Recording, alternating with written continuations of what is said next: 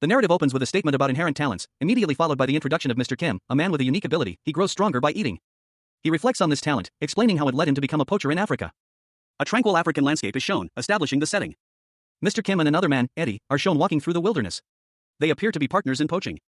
Mr. Kim identifies Eddie as his poaching colleague. But he is troubled by Eddie's behavior, questioning if their current path is the right one. His internal monologue reveals his doubts. Suddenly, they are ambushed by a group of armed men. Eddie is apprehended, revealing himself to be Eddie Montoya, an agent from the UN Special International Police Agency. He reveals that Mr. Kim, known as Pet Shop, is an internationally wanted criminal. Eddie lists Mr. Kim's extensive criminal record, arresting him for murder, poaching, smuggling, fraud, and more. A white police van idled on the side of a quiet, tree-lined road. Inside, Mr. Kim, known in the underworld as Pet Shop, sat handcuffed, his expression grim. Two armed officers stood guard. One officer spoke, his tone confident. There was no escape for Pet Shop. His disbelief was palpable, the information was clearly shocking. Meanwhile, Pet Shop, noticing the strange behavior of the transport vehicle, wondered what was happening. His internal monologue revealed the reason for his criminal activities, a unique ability to absorb the skills of creatures he consumed. This ability, coupled with an iron stomach, allowed him to modify his body, enhancing his physical capabilities. He had already incorporated the teeth of a shark. This was Mr. Kim, an internationally wanted criminal. Born in South Korea, his criminal career involved various crimes, from murder to drug trafficking, all to fund his unusual diet. His infamy stemmed from his unique method of acquiring rare animals from across the globe to consume them, earning him the moniker Pet Shop. Mr. Kim, known in the underworld as Pet Shop, found himself in a precarious situation. A dark, shadowy figure emerged from the darkness, startling him. The shadowy figure commanded him to stop, threatening to shoot if he didn't comply. Ignoring the warning, Pet Shop was met with a hail of bullets. Yet, he remained unscathed, a monstrous, clawed hand emerging from his body as a chilling revelation unfolded. No one knew why he was doing what he was doing. But at this moment, the reason became clear. The reason why he devoured countless numbers of animals was to gain their abilities. He was a poacher, hunting animals to eat them and absorb their powers. Suddenly, Pet Shop found himself in a completely different environment. The remains of his vehicle lay scattered around him, a testament to his sudden, violent displacement. He stumbled, his body battered and bruised from the ordeal. His clothes torn and bloodied. He had been transported to a new world. Mr. Kim, known in the underworld as Pet Shop, found himself in an unfamiliar place. The sky above was a bruised purple, dominated by two crimson moons hanging heavy in the twilight. A sight that caused him to pause, a question forming in his mind: two moons. He realized with dawning horror that this was no place on Earth. Below him, a pack of monstrous wolves with glowing red eyes circled, their teeth bared in a silent threat. A prelude to a far greater danger lurking in the shadows. One wolf, larger and more menacing than the rest, stepped forward, its eyes burning with malevolent intent. A clear indication of the power held by the creatures of this world. This new world was teeming with monsters, creatures possessing unique skills, some resembling Earth animals, others entirely alien. Including trolls, ogres, and even dragons. Pet Shop, however, felt a surge of excitement. He had a new world to explore, new creatures to consume, and new skills to acquire. He opened a mysterious book, a grin spreading across his face. Alright, then, shall we take a look at what kind of skills you have? The lower half of Mr. Kim, known as Pet Shop, was visible, his shirt torn, revealing monstrous, clawed hands. Below him, a large, reptilian creature was partially visible, its textured hide suggesting a powerful beast. A dark, cavernous landscape filled the panel, hinting at the mysterious world where Pet Shop now found himself. Pet Shop, his face obscured by shadow, held a grotesque, snarling goblin in his hands. The words "will become the strongest being in this place" appeared below, underscoring his ambition. Montoya, an international police officer, showed his identification card. He had been betrayed by a colleague and subsequently arrested. During his escape from the prisoner transport vehicle, Montoya witnessed something extraordinary. A sight that left him breathless and injured. He found himself under a sky illuminated by two moons. This was not Earth. Montoya pondered the implications of his situation. Was this change for the better? He reflected on his past, acknowledging his numerous crimes and the constant pursuit by law enforcement. He reasoned that in this new world, he would likely escape such relentless pursuit. He cursed his misfortune. He had always relied on his instincts to avoid dangerous encounters, but this new world seemed to defy his expectations. Suddenly, he was confronted by a pack of wolves, and he realized he was facing their leader. Numerous pairs of glowing red eyes emerged from the darkness, surrounding Montoya. A monstrous wolf, its eyes glowing with an ominous red, stalked forward. Its fangs dripped with saliva, a clear sign of its predatory intent. Its massive jaws opening in a terrifying snarl as it lunged towards its unseen prey. Suddenly, a powerful roar echoed through the forest. A tiger-like creature, its body radiating an intense light, emerged from the shadows. Its ferocious gaze fixed on the approaching wolf pack, which reacted with surprise and aggression. The tiger charged, a blur of motion, leaving the startled wolves in its wake. One of the wolves, caught off guard, was swiftly overtaken and brutally attacked. The remaining wolves, now visibly shaken, watched from a distance as their comrade met a violent end. A pool of blood formed around the wolf's lifeless head. Under a sky dominated by two crimson moons, Mr. Kim, also known as Pet Shop, found himself in an unfamiliar forest.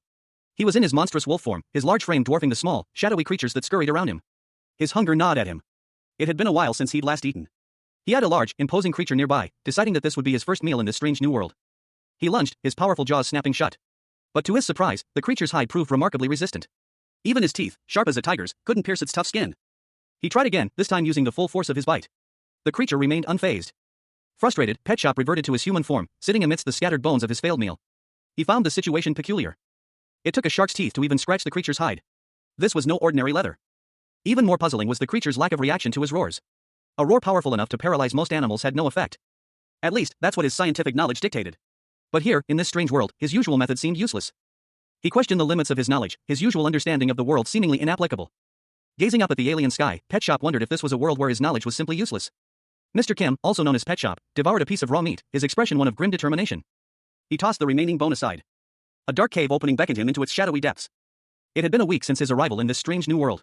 In that time, he had hunted and consumed various animals. Among his meals were a bear with unusually large forearms, a potentially venomous snake, and a deer with knife-sharp antlers. Aside from a few unique traits, the creatures were similar to those on Earth. Pet Shop pondered the existence of a unique system or device in this world, unlike anything he knew from Earth. Determined to uncover its secrets, he set out again that day. He soon encountered another creature in the forest. Mr. Kim, known in his world as Pet Shop, found himself unexpectedly transported to a strange, new world. He crouched low amongst the foliage, his blonde hair partially obscuring his face as he cautiously observed his surroundings. A large, shadowy figure loomed in the background, its presence barely visible through the dense undergrowth. The words, "a human," echoed in his mind, a stark realization of his vulnerability in this unfamiliar place. He needed to gather information. He decided to approach the shadowy figure, hoping to learn more about this new world. A tense silence hung in the air as he cautiously called out, "Hey." His ability to absorb the skills of creatures he consumed was his greatest asset, but it wasn't without limitations. He realized that he could only copy body parts that were of the same type. He could swap his hand for a bear's paw, but not for a crocodile's jaw. Furthermore, body parts from organisms with vastly different structures, like lobsters and centipedes, were completely unusable. And lastly, he couldn't use overlapping body parts. The restrictions were significant. Suddenly, a massive, hawk-headed creature emerged from the shadows, its sharp talons extended towards him. A low growl rumbled from its throat, "Krrrr." Pet Shop found himself in a desperate situation. The creature's words were unintelligible to him, he was unable to understand the language. Fear etched itself onto his face. Panic seized him as the creature lunged. He could only scream incoherently, "Ahhhhhhhhh. Div. El Div Bosk." The hawk-headed creature swooped down, its attack swift and brutal. Pet Shop was thrown to the ground with immense force. He lay there, bleeding, his body battered and bruised. A deer watched from a distance as he struggled to regain his breath. With a final, pained whisper, he muttered, "Muscle Merrill." Another figure appeared, a young man with dark hair, his expression grim. He observed Pet Shop's plight, stating, "Of course, our languages differ." Mr. Kim, also known as Pet Shop, stood over a fallen man, his expression unreadable. He declared that he had no reason to help the man, nor any way of doing so. He mused that it would be easier to acquire information after the man's death, because his abilities allowed him to absorb the man's brain and read his memories after consuming it. Having done so, Pet Shop acquired the linguistic abilities of this world and his greatest gain was the illustrated Book of Beasts, a book the man had been carrying. From the book, Pet Shop learned about the monsters of this world and the system in place, concluding that he could finally accomplish his objective, which he had been unable to fulfill on Earth. 2 months later, Pet Shop encountered a troll, whose regenerative abilities surprised him. The troll's brain had regenerated a month after being smashed to smithereens, a fact far beyond what Pet Shop had anticipated from the book. Pet Shop, now with the troll's arm seemingly grafted onto his own, looked down at the illustrated Book of Beasts with a thoughtful expression. Pet Shop, a man known for his unique ability to absorb the skills of creatures he consumes, found himself in a desperate struggle. He lunged forward, his arm blurring as he unleashed a powerful blow against a monstrous orc. The impact sending tremors through the orc's massive frame.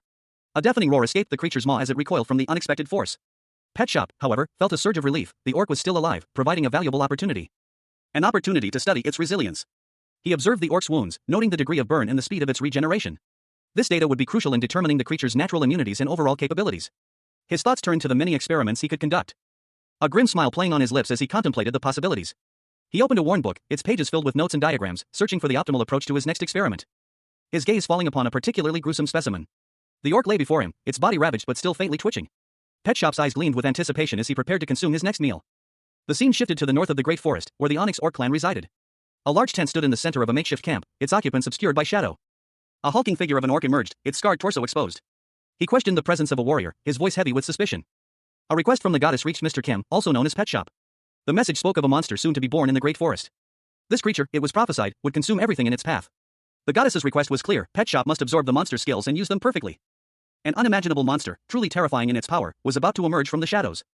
The scene opens over the Great Forest, a territory known to be inhabited by trolls. A group of trolls, their brutish forms carrying crude weapons, are seen marching through the forest. One of the trolls pauses, noticing something on the ground. A single human footprint. The troll's gaze shifts to another troll, who remarks that a human is nearby. Another troll, irritated, wonders where the humans went, expressing his hunger. The trolls, enraged at the thought of humans eating without them, begin to pursue the human. One of the trolls urges his companions to hurry, fearing the humans will be nothing but bones by the time they catch up. Another troll spots the human and points them out. A monstrous shadow loomed over a grotesque goblin, its single red eye glowing menacingly. The goblin's wide, toothy grin was frozen in a silent scream as the darkness consumed it. A hulking, wolf-like creature, its muscles bulging, stood over a recently devoured goblin. He explained that he was already planning to leave, using the goblins as test subjects, but their demise had made his departure easier. The creature, its back to the viewer, walked towards a dark cave entrance. Its powerful physique hinting at immense strength. Peering into the cave, it detected a familiar scent. The creature sniffed the air, noting the scent of humans, but also something else, something that felt off. He surmised that the humans had likely set a trap, but the smell of troll blood was unexpected and concerning. Suddenly, a warning cry echoed from behind. A smaller goblin shouted a warning to its superior. The wolf-like creature turned to see a large troll emerging from the shadows, raising a massive club in a swift, deadly attack. The troll's blow connected with the creature. The impact sent the creature flying. Despite the force of the blow, the creature noted the troll's strength was not unexpected. The creature had used the troll as a test subject, but accidentally killed it. The remaining goblins cried out in alarm. A hulking troll, its jagged teeth bared in a snarl, swung a crude club at Mr. Kim, shouting, "You monster!" The club whistled through the air, narrowly missing its target. But Mr. Kim reacted swiftly, dodging the blow. He stared at the troll, a question forming in his mind, what? The narration box explained the troll's physiology, a fatal bite's poison fangs. In order to make a troll's fast regeneration useless, paralyzing them is the best way. Mr. Kim lunged forward, his movements a blur. He sank his teeth into the troll's flesh. The troll's body convulsed as paralysis set in. A thought crossed Mr. Kim's mind, run, away. As the troll's body went limp, another troll appeared, growling, "You have to meet your friends too, right?" Mr. Kim groaned in pain, "Ah. Ah." A narration box revealed, and for a few months, I did quite a few experiments to put in the book. Another troll loomed over him, its maw open wide. Mr. Kim pleaded, "Save me. No. Kill me." What was truly novel to Mr. Kim, from the illustrated book of beasts, was the concept of skills. It seemed like something that would only appear in games. Initially, he mistook it for a game guidebook. However, the creatures he consumed in this world possessed abilities akin to those skills, confirming their existence. Through experimentation, Mr. Kim made a few crucial discoveries about these skills. Firstly, skills are ineffective against organisms lacking them. Although vipers use venom to paralyze their prey, they only inflicted physical wounds on Mr. Kim, not venom. Secondly, attacks that aren't skills still affect opponents with skills. After attacking a large bear's arm with a viper's venom and the venom skill, both managed to effectively paralyze and poison the bear. The reason the tough wolves were intimidated by Mr. Kim's roar was likely due to it being a tiger's roar, not some other animals. This realization empowers Mr. Kim, setting him on a path to becoming the world's most powerful being. The narrative opens with a stark declaration: humanity dominates the earth. A panel depicts soldiers marching, their weapons gleaming under the sun, underscoring this dominance. Despite his unique ability to absorb the skills of creatures he consumes, Mr. Kim, known as Pet Shop, reflects that even this power is insufficient against humanity's advanced weaponry and scientific capabilities. The scene shifts. Mr. Kim stands amidst a ravaged landscape, surrounded by monstrous wolves. He is wounded, but his gaze is resolute. The narration explains that powerful monsters exist that prey on humans, unlike the situation he faces on Earth. A stark contrast to the technological might of humanity. In this world, nuclear weapons and science that surpass an organism's limits do not exist. A flashback reveals a younger Mr. Kim, captivated by a documentary featuring a Tyrannosaurus Rex. He reveals a lifelong dream, to become an apex predator. He concludes that to achieve this dream, he only needs to consume the organisms in this new world. The panels showcase the formidable creatures he intends to consume, a troll with infinite regeneration and an ogre of immense strength. The ultimate goal is clear, a dragon. A majestic red dragon is shown, its presence filling the panel, symbolizing the ultimate challenge and reward. The final panel shows a lush forest, hinting at the vast and dangerous world that awaits Mr. Kim. High above the dense, verdant canopy of a mystical forest, a colossal shadow passed overhead, casting an ominous pall over the undergrowth below. A peculiar, glistening green egg lay nestled amongst the foliage. A voice, filled with surprise, exclaimed, "Whoa! What? A dragon?" The egg pulsed faintly. Nearby, a small, green slime observed the scene, marveling, "Really is a fantasy world like the ones I saw in cartoons." The slime continued its internal monologue, a mixture of disbelief and dawning realization, and to believe I spawned as a slime that can eat anything. Mr. Kim, the pet shop owner, now inhabiting the slime's form, stroked his chin thoughtfully. He mused, "He. I guess he wants me to become the strongest." A thought bubble appeared above the slime, God's plan. The slime then pondered, "Will this work too?" A notification appeared, status, skill, open. A status screen materialized, displaying OT, species name, slime. Level 1, strength 1, power 1, speed 1, intelligence 0. The slime, now aware of its abilities, spotted a worm slithering through the undergrowth. Then a multi-headed serpent emerged from the earth. The slime's eyes widened in surprise. With a surge of determination, the slime lunged forward, engulfing the serpent in a wave of green. A thought bubble above the slime commanded, "Devour." A green snake-like creature disintegrated into dust particles, leaving behind only a faint trail of its former self.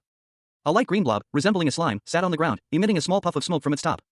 A notification appeared, Pet Shop had consumed a creature with a fatal bite, increasing his speed and granting him a paralyzing venom skill. However, his soul decreased as a result of the consumption. Pet Shop noted the decrease in his soul, but nonchalantly dismissed it, intending to find a way to regain it later. Pet Shop confidently declared himself the main character. Pet Shop devoured a deer-like creature, the word devour, appearing repeatedly in speech bubbles above him. Continuing his relentless consumption, this time of a wolf-like creature, with the word devour echoing the action. A narration box explained that slimes possess a monstrous ability, slowly consuming their own souls to grow stronger, ultimately leading to self-destruction. The narration box continued, suggesting that Pet Shop's role was not as a main character, but as a disposable one. The narrative opens with a description of the Elmwood continent, under the protection of a goddess, and a warrior chosen by her to protect mankind. This warrior follows the goddess's commandments. The text explains that the more dangerous mankind becomes, the stronger the goddess's protection of the warrior becomes. However, even this powerful warrior could not stop the destruction caused by a monstrous creature. The warrior is shown facing a massive, terrifying dragon-like monster, its maw open in a terrifying display of power. The narration explains that the monster brought catastrophe to the entire world with its overwhelming power, resulting in the warrior's death. But upon reopening his eyes, he finds himself 10 years in the past. The warrior, now in his younger form, stands in a grand hall. He realizes this is a second chance given to him by the goddess. He is determined to stop the monster. A divine revelation occurs, but the warrior grimaces in pain. Pet Shop, a man with the extraordinary ability to absorb the skills of creatures he consumes, found himself questioning his current predicament. He mused that his predicament might be a punishment for a lie he had told, a lie that the warrior wouldn't have believed had he known Pet Shop's true origins. Meanwhile, an orc elder spoke, his words carrying the weight of ancient knowledge. He calmly stated that a monster with the power to absorb skills would soon be born in the great forest. Pet Shop, his face obscured by shadow, stood defiant. He declared his purpose, to stop the evil being from acting. The elder, listening intently, responded that if the revelation about the monster was true, the situation was dire. The elder continued, truthfully stating that they hadn't seen any trolls in the past 2 months. Perhaps, he mused, the lack of troll sightings was due to the troll's regenerative abilities. Pet Shop's eyes widened in realization. The troll possessed regenerative powers and the ability to cause elemental devastation. These were unique skills. He concluded that searching for the trolls now might lead them to the monster's base. The elder, however, warned Pet Shop that this time, things might not go according to plan. A hand meticulously documented notes in a worn leather-bound book, the script a chaotic mix of symbols and what appeared to be Korean. The writer paused, a satisfied smirk playing on their lips. Closing the book with a decisive snap. The man, his body lean and scarred, looked grim. He held the book close, a palpable sense of loss heavy in the air. The rest of his subjects, he reflected, had perished during the experiments. A small fire crackled in the darkness, casting long, dancing shadows against the desolate landscape. The man stood amidst the ruins, the book clutched tightly in his hand. Around him, the remnants of a gruesome scene were scattered, broken bones, dark stains on the ground, and the faint scent of decay hung heavy in the air. A testament to the brutal nature of the experiments. He surveyed the carnage, his expression hardening with grim determination. Only one subject remained. A creature, vaguely reptilian in form, lay submerged in a bloody pool within a crude container. Its eyes were dull, its body still. The creature's mouth opened, a guttural plea escaping its lips. Just kill me, it croaked, its voice raspy and weak. The man nodded grimly. That's right, he said, his voice devoid of emotion. He raised a burning torch, the flames licking at the air. He would grant the creature a swift, painless end. But a conflicted look crossed his face. He needed more subjects for his experiments, and he had no other choice. I'll kill you just as you wish, he said, his voice heavy with regret. But to bring in the next batch for the experiment, I have no other choice. The creature let out a final, despairing groan. A large, reptilian creature, its eyes narrowed in pain and confusion, let out a low groan. Sweat beaded on its brow as it struggled to comprehend its situation. Meanwhile, a muscular, dark-haired man, Pet Shop, carefully examined a book while holding a small torch. He read aloud a passage about troll blood and its potential use as a recovery potion. A thoughtful expression crossed his face as he considered the implications. He concluded that dealing with the injured creature could wait. Pet Shop continued his work, preparing a concoction over a small fire. A grotesque, captured creature in a pot beside him pleaded for death, its voice filled with despair. He ignored the pleas, his focus unwavering as he stirred the bubbling liquid. The page detailed the great forest lizardman, its size, weight, abilities, and habitat. It noted that while not monstrous, the lizardman was unfriendly to outsiders. Pet Shop read further, noting the lizardman's unique physiology, a blend of mammalian and reptilian traits. But remained uncertain about its usefulness. Mr. Kim, also known as Pet Shop, found himself in a swampy region of this new world, his reptilian form clad in scavenged armor. 2 large, reptilian warriors flanked him, their spears planted firmly in the muddy ground. One of the warriors, his gaze sharp and wary, scanned the surrounding forest. A hiss escaped his lips. He wondered if it was a troll. He hadn't seen any trolls lately. The other warrior, agitated, voiced his suspicion, shouting that a troll dared to trespass on their territory. The warrior lunged forward, spear poised to strike, only to be met with something unexpected. He recoiled in surprise, his words a mixture of shock and fear as he questioned the nature of the creature before him. Pet Shop found himself facing a massive serpent, its jaws opening wide. A strangled cry escaped his lips as the serpent's fangs sank into his flesh. A single word escaping before he was swallowed whole. The serpent, now significantly larger, turned its attention to the remaining warrior, who stared in disbelief at the monstrous creature before him. Overcome by a profound sense of disgust and a chilling fear, Pet Shop braced himself to devour the creature before him. Suddenly, a monstrous orc attacked Pet Shop, its weapon aimed to kill. Pet Shop was in grave danger. The orc's attack connected, but Pet Shop's body quickly regenerated from the wound, leaving Pet Shop astonished by this unexpected regenerative ability. Pet Shop realized that this regenerative ability was unique to trolls. As the orc's body began to dissolve, Pet Shop noticed something strange within the remains. It was a potent poison, a trait exclusive to the lizardman race. A large lizardman emerged from the shadows, its presence menacing. Pet Shop, weakened by the previous battle, found himself falling into a nearby river, leaving him vulnerable and at the mercy of the dangerous creatures inhabiting this new world. A partially submerged skull, its lower jaw broken, floated in a murky green liquid. The skull's empty sockets seemed to stare blankly ahead. The viscous substance rippled slightly as it shifted, revealing a small, gelatinous creature emerging from the skull's remains. The creature, a sentient blob, sighed. It muttered to itself that there was nothing special about orcs and was disappointed to have only gained 1 level after consuming one. The blob, now moving across the forest floor, paused, its senses picking up a strong scent. It wondered aloud what that bloody smell was. Suddenly, 2 glowing golden rings appeared around the blob's eyes, activating its hard wolf skill life sensor. The sensor indicated a significant amount of life nearby. The blob decided it couldn't pass up this unexpected luck. A bead of sweat trickled down its side as it braced itself for what it was about to find. Inside a dark cave, the blob discovered a gruesome sight. Several dead, reptilian creatures lay scattered on the ground, blood staining the cave floor. The blob gasped in shock. Among the corpses, a single, large egg rested undisturbed. The blob exclaimed in disbelief, "No way." A wide grin spread across the blob's face. It declared, "Jackpot. I'm gonna." Pet Shop, a man known for his unique ability to absorb the skills of creatures he consumes, found himself in an unknown, gelatinous substance. He didn't know how he got there, but he expressed gratitude for the unexpected meal. With a loud slurp, Pet Shop devoured the creature, the sound echoing the intensity of his consumption. The creature's remains dissolved into nothingness, leaving behind only a faint shimmer. Pet Shop had absorbed the creature's abilities: underwater respiration, poison void, and regenerative abilities. A young man with blonde hair, clad in regal attire and wielding a sword, stood before Pet Shop. He observed Pet Shop with a curious expression. A dark shadow fell over the scene, signaling an ominous development. A knight in shining armor, clad in a blue surcoat and a crimson cape, stood before a peculiar sight, a small, quivering green slime resting on the ground. His blonde hair was neatly styled, and his expression was one of intense curiosity. The slime pulsed gently, a question mark floating above it in a thought bubble. The knight, eyes narrowed, questioned the slime's nature. "What are you?" He explained that he had arrived after sensing traces of troll and malicious energy, but was surprised to find only a slime. The knight insisted it wasn't an ordinary slime, noting the presence of evil energy. The slime, in response, questioned the knight's intense scrutiny and asked what it was. The slime revealed that the evil energy was pure evil. A warrior. The slime, surprised, questioned if the knight was referring to it as a warrior. Pet Shop, a man with the extraordinary ability to absorb the skills of creatures he consumes, found himself in a fantastical world teeming with orcs, trolls, and monsters. He pondered the strange offering before him, a gelatinous blob, questioning its potential to aid his growth. Pet Shop scoffed at the notion of starting his magical world journey with such a weak creature, deeming it unworthy of his appetite. He felt insulted by the implication that this was the best the world had to offer. He wondered if he was being underestimated. His thoughts turned to the goddess who had supposedly chosen him, a goddess he now considered an idiot for providing such a pathetic warrior. He declared his intention to add her to his future harem. Pet Shop reflected on past insults and the ill treatment of his parents. He had forgiven those who wronged him, but this was different. He realized that no one had ever dared to insult the goddess who created the Elmwood continent, and this warrior would be no exception. The slime, observing Pet Shop's growing anger, calmly pointed out that his anger stemmed from the truth of the situation. Pet Shop, enraged by the insult to the goddess, lunged forward, his sword gleaming. He unleashed a furious attack, his face contorted in a mask of rage. The slime, anticipating the attack, prepared to defend itself. The attack connected, leaving Pet Shop shocked and speechless at the unexpected outcome. He could only utter a single, horrified exclamation. Pet Shop, a man with the extraordinary ability to absorb the skills of creatures he consumes, found himself in an unfamiliar and bewildering situation. He questioned his surroundings, his voice laced with uncertainty. Then, dismissing any doubt, declared himself the main character of this new reality. A strange, gelatinous creature appeared before him, seemingly eager for a fight, finding the prospect quite convenient. And Pet Shop, ever opportunistic, expressed his intention to absorb the creature's skills, regardless of any formal title or reward. A blonde warrior, adorned in regal attire, eyed Pet Shop with suspicion. The concept of having one's skills eaten was intriguing, yet unsettling. And Pet Shop lunged, initiating the attack. The warrior roared in defiance. The warrior, wielding a sword, attempted to defend himself against Pet Shop's assault. But Pet Shop's unique ability proved too much. The warrior recoiled, visibly weakened. As a magical aura emanated from the warrior's hand, a desperate attempt to counter Pet Shop's power. Revealing a crucial weakness, while the slime-like creature possessed impressive regenerative abilities, any lost mass was irretrievable. A fact Pet Shop quickly exploited. The warrior cursed his misfortune as Pet Shop prepared to finish him off. Pet Shop, the man who gains the abilities of the creatures he consumes, marveled at the troll's incredible regenerative powers. He muttered to himself, deeming it an unfair advantage. A knight's voice boomed, his words echoing with foreboding. He declared Pet Shop a harbinger of future catastrophes. The knight, clad in shining armor, brandished a radiant sword, its gem pulsing with inner light. Pet Shop, confused, questioned the knight's ominous pronouncements. The knight's response was swift and decisive, the greatest judgment. The knight raised his sword, preparing to strike. A blinding flash of light erupted from the blade, the intense energy radiating outwards, engulfing Pet Shop in a wave of pure power.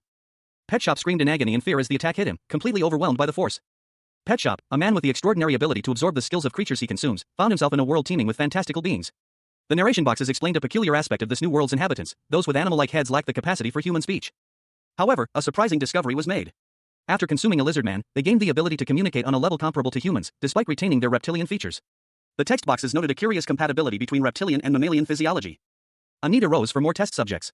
The scene shifted to a group of lizard men, armed with spears, standing near a murky pond. A large foot descended from above, revealing Pet Shop, who had apparently found his next meal. Two lizard men, alerted to his presence, looked up in surprise, their expressions shifting to confusion and disbelief as they stared at the newcomer. One of them uttered a single word, "Man." The other lizard men, witnessing the encounter, reacted with alarm. One of them shouted, "You idiot! That's not a lizard man." The command to attack was given, and the ensuing battle began. Pet Shop effortlessly dispatched the lizard men with brutal efficiency, their bodies collapsing as he consumed them one by one. The scene shifted to another pair of lizard men, who were also quickly overwhelmed, their attacks proving futile against Pet Shop's superior strength. One of them was grabbed and squeezed, resulting in a gruesome end. The remaining lizard men watched in horror as their comrade met a violent demise. Pet Shop, having consumed his fill, moved on, leaving behind a trail of carnage. Two reptilian warriors, clad in rudimentary armor, advanced on their target. Their leader bellowed a battle cry, "Charge all at once." The lead warrior lunged forward, a guttural roar, quack, escaping his maw as he charged. But his attack was swiftly countered. A powerful figure, known only as Red Flash, emerged from the water, effortlessly subduing the reptilian warrior. He addressed the fallen foe, "Dear Red Flash." Another reptilian warrior, witnessing the scene, stood frozen in fear. The defeated warrior, his body battered and bruised, could only plead, "Please." His desperate plea continued, "Save." Meanwhile, a knight in shining armor approached a mystical circle etched into the ground. He paused, his gaze fixed on the circle, a question forming in his mind, is that the end? The knight observed the intricate details of the circle, a sense of anticipation hanging in the air. Suddenly, a bright green light erupted from the center of the circle, signaling a significant event. A small, amorphous, light green creature, resembling a puddle of sentient slime, lay on the ground, its form slightly uneven. A single, pained expression was visible on its surface. "You." It seemed to moan, the sound barely audible. The creature, Pet Shop, slowly pulsed, its gelatinous body leaving a glistening trail as it inched forward. It had found itself inside a dark, cavernous space, the rough-hewn walls of rock looming overhead. A sense of foreboding filled the air. "It's dangerous," Pet Shop thought, fear coiling within its amorphous form. Its regeneration was agonizingly slow. Pet Shop's internal monologue reflected its desperation, "I'm recovering too slowly. Something to eat, anything," the damned warrior. Pet Shop, still weak, watched from the shadows as a muscular, dark-haired man emerged from the cave. A determined glint shone in the creature's eye. "One day, in front of you. I'll." The man, startled by the sight of the slime creature, roared in frustration. "What the? What happened to all of it? Which fucker did this?" Pet Shop, seeing its opportunity, trembled with anticipation. "My food." The chapter begins with a glimpse into the protagonist's past. He was once a human, living in squalor amidst a pile of trash and empty food containers. His apartment was cluttered and unkempt, reflecting his lifestyle. Surrounded by shadowy figures, he reflects on the judgmental stares and scorn he received from those around him, who labeled him as trash.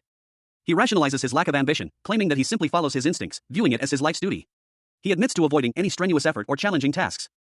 He further justifies his inaction by stating that he refuses to do anything he doesn't want to do, even suggesting that his parents failed in their parental duties. He reflects on his parents abandoning him due to his weight and unemployment at the age of 40. However, he shrugs off the responsibility, stating that he doesn't want to deal with poor parents anyway. With a nonchalant attitude, he believes things will somehow work out for him. The scene then shifts to him falling asleep. And indeed, things did work out, albeit unexpectedly. He awoke in a fantastical new world, inhabiting the body of a powerful slime. He reflects on his new reality, believing himself to be the main character of this world, despite his current pitiful state as a slime. He is shown in a thought bubble, his slime form wearing glasses. He vows to devour every skill in this world and take his revenge. The scene shifts to show a muscular man approaching him, seemingly unaware of the slime's true nature. Mr. Kim, also known as Pet Shop, found himself in a precarious situation. His eyes, wide with a grim determination, focused on his next meal. A cold sweat beaded on his brow as he muttered to himself, "Then, I'll enjoy my meal." He lunged forward, a predatory gleam in his eyes. His intention clear as he declared, "I'll eat you from your insides." A look of confusion clouded his features as the process began. 2 weeks had passed since his arrival in this strange new world. Mr. Kim began his recap, "Let's clear up some things from the past 2 weeks. First up is the bad news, this cave, which I used as my lab, is now unusable." He continued, "Next is the good news. I merged with that slime. Well, it's more like that slime killed itself and I got digested. And the slime skills are quite interesting." A page from an illustrated book detailed the nature of slimes, beasts that change form and evolve based on the things they regularly eat. Slimes can eat a large variety of things, from animals such as rats and insects, to poisonous plants and dirt, all the way to ores. The text continued, explaining, and it said that slimes that regularly consume ores become like this. A description of the metal slime appeared, name, metal slime. Size, varies. Weight, varies. Skill, metalize, metal detect. A slime that mainly feasts on ores found near mines. Mr. Kim reflected, normally, I can't eat ores. No, I can, but I can't digest them and use them as abilities. They just come out digested. But a slime's diet isn't limited to organisms. Pet Shop, a man known for his unique ability to absorb the skills of creatures he consumes, stood in his new world, a magical realm teeming with orcs, trolls, and monsters. A viscous, green slime clung to his chest, its essence slowly seeping into his skin. He realized, with a quiet satisfaction, that having eaten the slime, he could now consume ores and even transform into them. The landscape shifted, revealing a towering, ancient rock formation, its peak crowned with lush greenery. A large, oval-shaped cavity was visible near the base of the structure. From within the cavity, a colossal red dragon emerged, its powerful wings unfurling as it surveyed its domain. The dragon declared that it had no name. The ancient dragon explained that its solitary existence rendered a name unnecessary. However, it acknowledged that its worshippers had given it a title, the Red Flash. A small, young dragon called out to the larger one, addressing it as Mommy. The larger dragon responded, calling the smaller one baby, and explained that it was known as the Red Flash who dances in the sky. The mother dragon nuzzled her young, a tender moment between them. Before shifting her gaze to a group of lizard-like creatures worshipping her in the great forest. She revealed that these creatures offered her treasures in exchange for prosperity and protection. The dragon admitted that since her baby hatched, she had neglected her worshippers. She pondered whether she should venture out. With a final glance at her sleeping child, the dragon spread her wings, preparing for flight. The landscape was stark, towering rock formations pierced the sky, their weathered surfaces hinting at the passage of ages. A dense, verdant forest carpeted the valley below, the trees' leaves rustling in an unseen breeze. And high above, a colossal red dragon soared through the air, its massive wings beating a powerful rhythm against the stillness. It descended slowly, its gaze fixed on something below. Its massive form filling the frame, scales the color of dried blood shimmering in the muted light. The dragon paused, its head tilting slightly. Then, with a powerful thud, it landed, sending tremors through the earth. Dust and debris erupted as the dragon settled into the forest floor. Its single, malevolent red eye opening, a stark contrast to the muted browns and greens of its surroundings. The dragon's gaze was intense, focused on signs of a recent struggle, disturbed earth and scattered debris. The dragon sensed something was amiss. Was there an intruder? It mused, its thoughts heavy with suspicion. The dragon's powerful senses had detected something. A violation of its territory. Who dares attack a life that is protected by me? It roared, its voice echoing through the forest. Rage filled its heart. And a promise of swift, brutal retribution. I'll make sure you pay, it vowed, its massive jaws opening in a terrifying snarl. Meanwhile, far below, a young man with dark hair and a grim expression watched from a distance. He was Mr. Kim, known as Pet Shop, and he was observing the dragon's fury. Pet Shop, known for his unique ability to absorb the skills of creatures he consumes, carefully examined a lizardman's scales. He mused that while a hard wolf's leather offered superior defense, it wasn't the most crucial aspect. His attention was drawn to the goo covering the scales. He noted its disinfectant and ointment properties, but again, this wasn't the key element. Pet Shop's gaze shifted inward as a thought struck him. If he could consume durable metals and transform the lizardman's goo into metal slime, he could undoubtedly enhance his strength. However, a practical problem arose. Where could he find such durable metals? Suddenly, a sharp focus filled his eyes, a new ability activating. He had gained Hawk's Eye. Pet Shop, now possessing enhanced vision, sat pensively on a rock, lost in thought. He spotted a distant mountain range, deeming it too challenging for his current capabilities. The book provided details on onyx orcs, average height 210 centimeters, average weight 150 kilograms, possessing skills in strengthening, health enhancement, and warrior class abilities. Pet Shop, using his new Hawk's Eye, estimated there were approximately 40 orcs in the area. He concluded that this was not a suitable target. Mr. Kim, also known as Pet Shop, sat amidst the wilderness, a worn book in his hands. He muttered to himself, lamenting the fact that 40 years was too long to wait for the mine to be abandoned, even for him. Suddenly, a colossal shadow fell over him. He looked up to see a massive dragon soaring through the air. A sight that caused his jaw to drop in astonishment. A dragon? Pet Shop reflected on his unique ability. He could access the memories of the animals he consumed by swapping parts of his brain with theirs. However, a full brain swap would result in the loss of his own senses. He recalled a passage from his book, dragons highly valued their young. A sinister smile crept across his face. That's right. Pet Shop concluded there was no reason to delay his plan any longer. A small, vulnerable dragon hatchling was shown, alone and seemingly defenseless. A colossal, reptilian figure dominated the panel, its crimson scales shimmering under an unseen light. Two horns curved elegantly from its brow, framing eyes that glowed with an intense, fiery red. In its massive claws, it held a small, gray wolf, seemingly lifeless. The wolf lay amidst a pile of other corpses, its own body mangled and still. The scene spoke of a brutal struggle. A small, orange dragon whimpered, calling out to the larger dragon, Mom. The larger dragon responded, Listen closely, baby. From now on, only stay at home patiently before Mom returns. The small dragon, still apprehensive, asked, What about strolls? When do I go outside? The mother dragon warned, Don't even think of going outside when I'm not here. The mother dragon descended into a cave, her massive form filling the frame. She approached a glowing magical barrier, muttering, The barrier magic, it looks fine. The mother dragon soared into the sky, leaving the small dragon alone in the cave. A pinkish-red, reptilian creature with small wings peeked out from a dark cave, its eyes narrowed in suspicion. The creature recoiled in fear as a large, dark hand reached into its dwelling. 30 minutes prior, a muscular man with short dark hair, his back to the viewer, walked through a dense forest toward a tall, solitary rock formation. He carried a large club over his shoulder.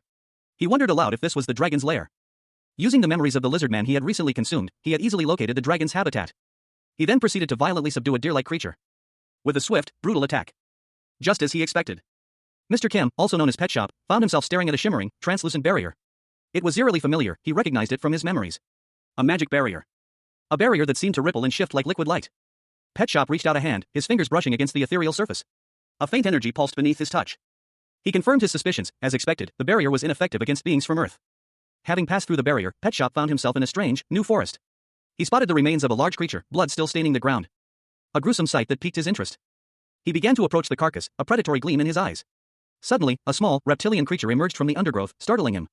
Pet Shop quickly subdued the small dragon, but as he examined his own body, he noticed something unusual. His physical form had changed.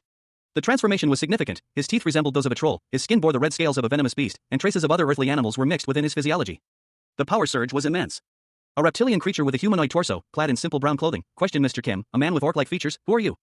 Mr. Kim, seemingly unfazed, simply replied, HM? This is... The reptilian creature, now visibly distressed, exclaimed, An unexpected harvest? Go, get out. This is our home. Mr. Kim found himself amidst a mountain of gold coins and jewels, a large, ornate gemstone catching his eye. He mused, You can't even compare this to the minerals in the mine. The reptilian creature lunged at Mr. Kim, roaring, I said, Get out. The reptilian creature was sent flying backward with a powerful blow. Mr. Kim grabbed the creature, muttering, So noisy. And proceeded to devour it. 1 week later, Mr. Kim found himself in a new environment. He stood before a tall, slender rock formation, seemingly a natural landmark in this strange new world. In a clearing within a mystical forest, a large, red dragon with horns and wings rested on the ground. Its side, a plume of smoke escaping its nostrils. 7 nights had passed since its arrival in this strange new world, and it still hadn't figured out what was going on. The dragon shifted its massive weight, its powerful legs moving with surprising grace despite its size. It paused, tilting its head slightly. A low hum escaping its throat. Usually, the arrival of its offspring would fill it with overwhelming joy, causing it to rush out in excitement. But today, an unusual stillness hung in the air. Its single, intense red eye, usually filled with warmth, now held a flicker of concern. A soft whisper escaped its lips, Baby. Suddenly, a sharp cry pierced the silence. The dragon's head snapped up, its eyes widening in alarm. Baby, it roared, a wave of panic washing over it. What happened? A series of glowing rings materialized around the dragon, emanating a soft, ethereal light. The dragon seemed to be channeling some kind of powerful magic. A small, injured dragon hatchling appeared, its scales slightly singed. The mother dragon cried out, "I cure." The mother dragon gently cradled her injured child, her large form radiating warmth and comfort. Mom! The mother dragon turned her gaze towards something off-panel, her expression shifting to one of confusion. What happened? The hatchling, now calmer, explained that its bottom teeth had popped out after eating something shiny that its mother had given it. Hurt me. The scene opens with a close-up on a monstrous, clawed hand, its skin a deep red, and teeth that are abnormally large and sharp. The narration box explains that these are the physical characteristics of an evolved being. Only found in the Great Forest, among the Orcish population. The panel shifts to show a large, imposing orc wielding a battle axe, his expression grim. A monstrous roar erupts from the forest, shaking the very ground. The camera angle shifts to a high vantage point, showing a figure fleeing from an unseen threat. The fleeing figure is revealed to be a man, his face etched with fear and exertion. The narration box states that the reaction to the roar was swift. The scene changes to a group of orcs on watch duty. One of them reports that they discovered something suspicious during their patrol. The panel shows a close-up of a jeweled dagger found in the bushes near the village. An orc examines it, expressing surprise at finding such a valuable relic in such an unlikely place. The orc continues his examination, noticing a distinct blood scent on the dagger. And realizes with a start that it is dragon's blood. The panel shows the orc's shocked reaction as he holds the dagger, the narration box confirming his suspicion. The next panel shows a close-up of the dragon's menacing face. The final panel shows the orc sitting on a throne-like structure, the dragon's shadow looming over him. He holds the dagger, seemingly unfazed by the dragon's presence. The monstrous head of a dragon filled the panel, its crimson eyes burning with furious intensity. A cold rage emanated from the beast, its jagged teeth bared in a silent snarl, promising swift and brutal retribution. The words, "It's time to deliver payback for what you did, you bastards," echoed in a guttural roar, underscoring the dragon's burning desire for vengeance. The landscape was harsh, a rugged mountainside sparsely dotted with scrubby vegetation. A desolate beauty. Suddenly, a fiery explosion erupted from the base of the mountain, revealing a monstrous creature. A large, reptilian figure with crimson skin, horns, and leathery wings emerged from the flames, its eyes burning with an infernal light. It roared, a sound that shook the very earth. The creature unleashed a torrent of fire, incinerating everything in its path. A figure, seemingly human, lay scorched and defeated amongst the ashes. The smell of blood hung heavy in the air. A voice, filled with rage and grief, echoed through the desolate landscape. The voice accused, "So it was you." A warning was issued, it was a trap. Run. A monstrous shadow loomed over the scene as a large orc blew a horn, signaling an impending attack. A fierce battle raged between the orcs and a massive dragon, a conflict that stretched over 3 grueling days. Despite their victory, the Orcish forces suffered heavy losses, countless orcs perished in the fighting, leaving only a dozen survivors to retreat from the Great Forest. These remaining orcs, having prepared a lavish feast, awaited the arrival of a mysterious figure. The scene shifts to a desolate landscape, where the remnants of the dragon lay scattered amongst the rocks. A lone figure, Mr. Kim, sits observing the scene. Nearby, the body of a slain orc lies near a discarded axe, a grim testament to the battle's intensity. As the camera focuses on the dragon's massive, lifeless form, Mr. Kim, examining the dragon's claw, feels a profound loss. He sadly whispers, "I can't feel mommy anymore." A colossal red dragon, its scales shimmering under an unseen light, descended from the heavens. Its powerful wings beat the air, creating a powerful gust of wind. Its massive claws scraping against the earth as it landed with a thunderous impact. The dragon, having landed, surveyed its surroundings. Its gaze swept across the landscape, before taking flight once more. "Let's go," it seemed to mutter, disappearing into the distant horizon. Meanwhile, in a different location, a young man with short, dark hair sat pensively, a book resting on his lap. He mused, "If I were to recall all the things I ate up until now." The book depicted various creatures, part wolves with menacing red eyes, grotesque trolls, and other monstrous beings. He realized the extent of his past diet. Further images showed lizard men and orcs, adding to the list of creatures he had consumed. The book continued, showing a variety of other monsters. The young man closed the book with a sigh of finality. "I ate everything that's in this book. I have nothing to do in this forest anymore." He sat on a cart, looking weary. An older man, seated nearby, spoke to him. "Memory loss, you say? It's quite common around these parts." The older man continued, explaining, "Herbs that bring youth, items of rare monsters, the secrets of an ancient kingdom, etc. Everyone comes here since even one of those items can change their lives, TSK. Most of them die or get lucky and end up like you. Take better care of yourself from now on." Mr. Kim, also known as Pet Shop, found himself in a strange predicament. He had been transported to a fantasy world, a fact he confirmed with a grim nod. He had feigned injury and amnesia to gather information. And a merchant had been surprisingly helpful. He learned much about this new world, but one detail remained elusive, the status tab. It was described as a common-sense feature, providing users with personal information, similar to a driver's license or residency card. Yet, for some reason, Pet Shop couldn't access it. He suspected his inability to access the status tab stemmed from his foreign origins. Pet Shop's journey continued. He bid farewell to the helpful merchant, who wished him well on his travels. Pet Shop set off, carrying a small wooden crate, and a thoughtful expression on his face. A slight frown creased his brow as he pondered his next move. Approaching Canalgo, Pet Shop was struck by the city's size. He was accompanied by a small group of people, including a woman with red hair and a young boy. Mr. Kim, also known as Pet Shop, found himself in a strange new world. He stood before a quaint town, its architecture a blend of medieval and modern styles, a stark contrast to anything he'd ever seen. It was much cleaner than he expected. A sign advising hand-washing to prevent the spread of disease caught his eye. Pet Shop mused on the city's unusual cleanliness, noting its surprisingly advanced hygiene practices. Two townsfolk explained that the area's exceptional cleanliness stemmed from the second prince's upbringing there. They revealed that the prince, even as a child, had pioneered the connection between hygiene and disease prevention, a feat considered genius. One of the townsfolk expressed awe at the prince's accomplishments, mentioning his upcoming adulthood and planned visit to the city. Pet Shop, intrigued, expressed a strong desire to meet this remarkable prince, comparing the city's hygiene standards to those of Earth's mid-20th century. He pondered the possibility of this world being more advanced than he initially assumed, but remained uncertain. Pet Shop continued his exploration of the city, his mind filled with curiosity and anticipation of meeting the second prince. A wide shot reveals a quaint, medieval-style town nestled within a valley. The narrator observes that this world holds remnants of Earth's past. Not much time had passed since the protagonist's arrival in this new world, and he found himself face to face with another individual. The newcomer's expression is one of shock and disbelief. The protagonist, Pet Shop, is taken aback by the sight of the other man, but quickly recovers, commenting on the pleasant surprise. He then questions the man's presence there. The man's eyes widen in recognition as he shouts Pet Shop's name. The narrative opens with a man, his back to the viewer, revealing that his previous name was Eddie Montoya, a second-generation Mexican-American. He turns, his face now visible, and we learn that Eddie was part of the UN International Police Force and an international CIA agent, living the life of an elite. His past life takes a dark turn, as Eddie recounts a fatal encounter with a monstrous wolf-like creature, an event that marked the end of his previous life. He describes his death as pitiful, a stark contrast to his previous life of privilege and power. However, death was not the end. Eddie awakens in a new world. He is now a small child, reborn as Edward, the second prince of the Grankantine Kingdom. His second life, however, proves to be unexpectedly easy. Mr. Kim, also known as Pet Shop, found himself in a strange new world. His knowledge of Earth, including astronomy, proved surprisingly useful in this medieval-like realm. His past life's elite training made navigating the world's politics surprisingly easy. But even that was nothing compared to his current situation. Being a normal person would have been advantageous enough, but he was born into royalty. Adding to his good fortune, the first prince was not the heir to the throne. He knew, with absolute certainty, that he would soon claim the throne. The second prince's arrival was announced to the cheering crowd. He vowed to become the king of this world. Later, at Canalgo's mansion, the second prince, exhausted, finally relaxed in his chambers. He let out a sigh of relief, though the forced smile felt like torture. A reptilian creature with a human-like torso peered through a window, its eyes wide with surprise. A question mark filled the panel, reflecting its confusion. Then, a blond man in a chef's uniform and a cape, wielding a sword, burst into the room, shouting in anger. The blond man, seemingly a royal guard, was shocked by the intrusion. He questioned how the creature bypassed security, while the creature, seemingly remembering something, asked if the guard remembered him. The guard, horrified, recognized the creature as Pet Shop, a monstrous figure from his past. He reacted with shock and revulsion, calling him a fucking monster before collapsing in terror, muttering about a nightmare. Pet Shop watched the guard fall, his expression unreadable, commenting on the intensity of the guard's reaction. Pet Shop then approached another individual, addressing him formally as Your Highness. He apologized for the late-night disturbance. Mr. Kim, known in his world as Pet Shop, stood in a lavish bedroom, observing a blond young man lying asleep on a large bed. He cautiously approached, questioning, "Are you asleep?" He tilted his head, a look of confusion washing over his face as he took in his surroundings. A question mark floated above his head, reflecting his inner turmoil. His eyes widened in surprise as he spotted a large stuffed bear in the room. He muttered to himself, "A stuffed bear? Was this always here?" Pet Shop approached the sleeping man again, his expression shifting to one of concern. He asked, "Your Highness? Are you asleep?" Then, a sinister grin spread across Pet Shop's face as he pulled out a knife. He hissed, "Die, Prince Edward." The stuffed bear suddenly came to life, revealing itself to be a large, snarling creature. Pet Shop, knife still in hand, looked startled as the bear stood between him and the prince. Pet Shop's eyes widened in terror as he realized the danger he was in.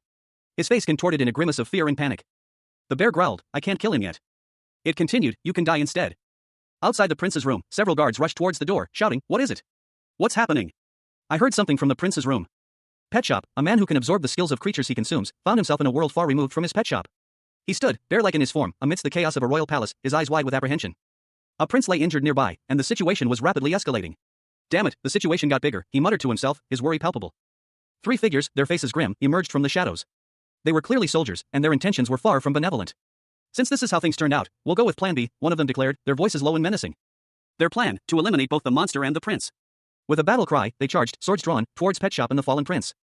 Pet Shop watched, a flicker of surprise in his eyes, as the soldiers attacked.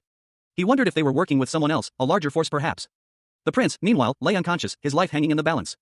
With a sudden burst of speed, Pet Shop reacted. He caught the prince mid-fall, preventing a fatal impact.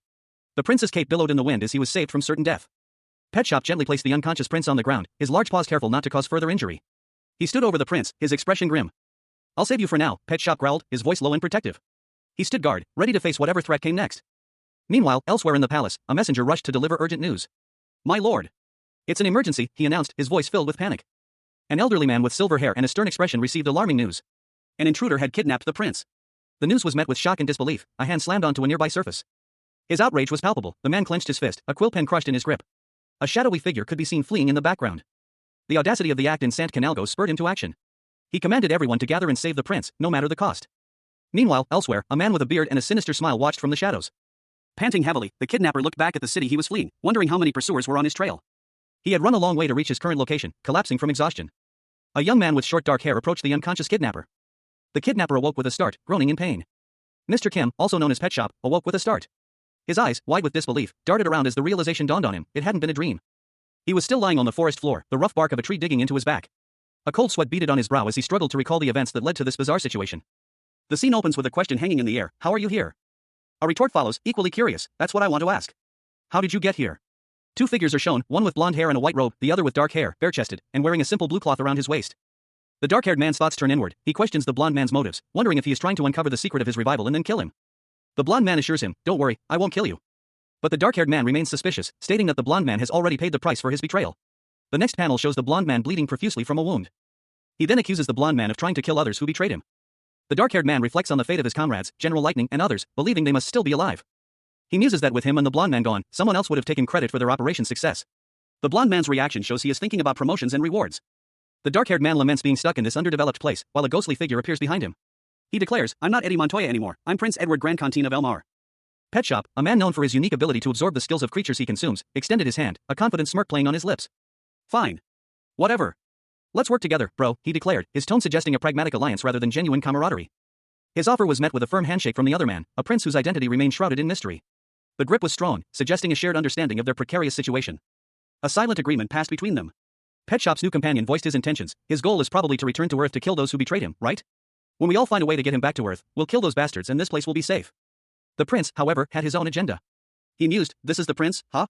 I'm sure it'll be helpful to keep him around. The quantity of quality information will be different from before. Plus, it's not a bad choice if he knows how to return to Earth as well. A calculating glint appeared in the prince's eyes as he made his decision, I'll use this guy. Meanwhile, Pet Shop, seemingly oblivious to the prince's machinations, pondered aloud, assassination, is it that crazy old man? His brow furrowed in thought, a hint of unease creeping into his expression. The prince's calm demeanor was a stark contrast to Pet Shop's growing apprehension. The prince, noticing Pet Shop's subtle shift in mood, remarked, you're unexpectedly calm. Pet Shop shrugged, his response nonchalant. Well, I'm used to it. Anyways, let's get going. As they began their journey, Pet Shop's companion explained their immediate objective. We are going to celebrate a coming-of-age ceremony. Help you? 300 years prior, the king of the kingdom, known as the Great Edward, embarked on a hunting expedition and took lodging at the Carnego Inn. The Great Edward, accompanied by 2 guards, arrived at the inn. In return for his service, the innkeeper was granted the title of Baron. This marked the genesis of the Santo Carnego Hotel, and the foundation of the Carnego Baron family's power. Baron Carnego rose to become one of the 5 most influential families, enjoying the patronage of the royal family. As long as the royal authority persisted, the Carnego Baron family would prosper. However, the downfall of the royal authority would inevitably lead to the collapse of the Baron's household. It was thus inevitable that the Baron would dedicate all his strength to safeguarding the throne. The moment he secured the prince's identity, his army would move to assassinate the prince. A soldier reported to the Baron. All ready. What? Bring him here quickly. Another soldier protested that they weren't ready yet. A soldier, his face etched with worry, stammered, but another soldier quickly interjected, but the prince came himself. Before the castle gates, a colossal figure, a muscular orc carrying a massive cylindrical object, stood beside a slender, blonde prince. The scene was tense. Inside, an older man with a mustache, his face creased with worry, was being roughly escorted by 2 guards. The prince replied, oh, you're here. A nearby man, looking surprised, questioned, what? The prince explained, I saw your assassination attack last night. Thanks to Sir Kim, my secret guardian knight, my life was saved. The older man, shocked, exclaimed, assassination? Aye, is that true? The other soldier angrily declared, be deceived, Baron. The prince is definitely being threatened by that kidnapper.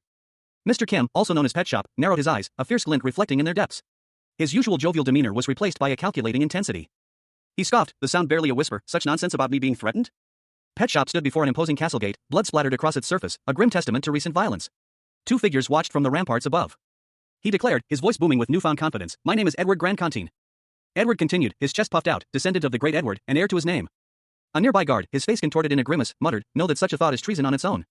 The guard crumpled to the ground, struck by an unseen force. An older man, observing from a distance, commented, the prince's attitude and that man. A knight, carrying a large cylindrical object, was seen from above. An observer noted, he may look crude, but that color is mystium alloy. Observing the red dragon scales adorning the man's armor, one of the men dismissed the notion that he could be a kidnapper. He felt no need to question his assessment. The scene shifted to a grand gate, where a commanding figure ordered the arrest of the man and his accomplices. A large, muscular man, seemingly unimpressed, commented on the scale of the operation.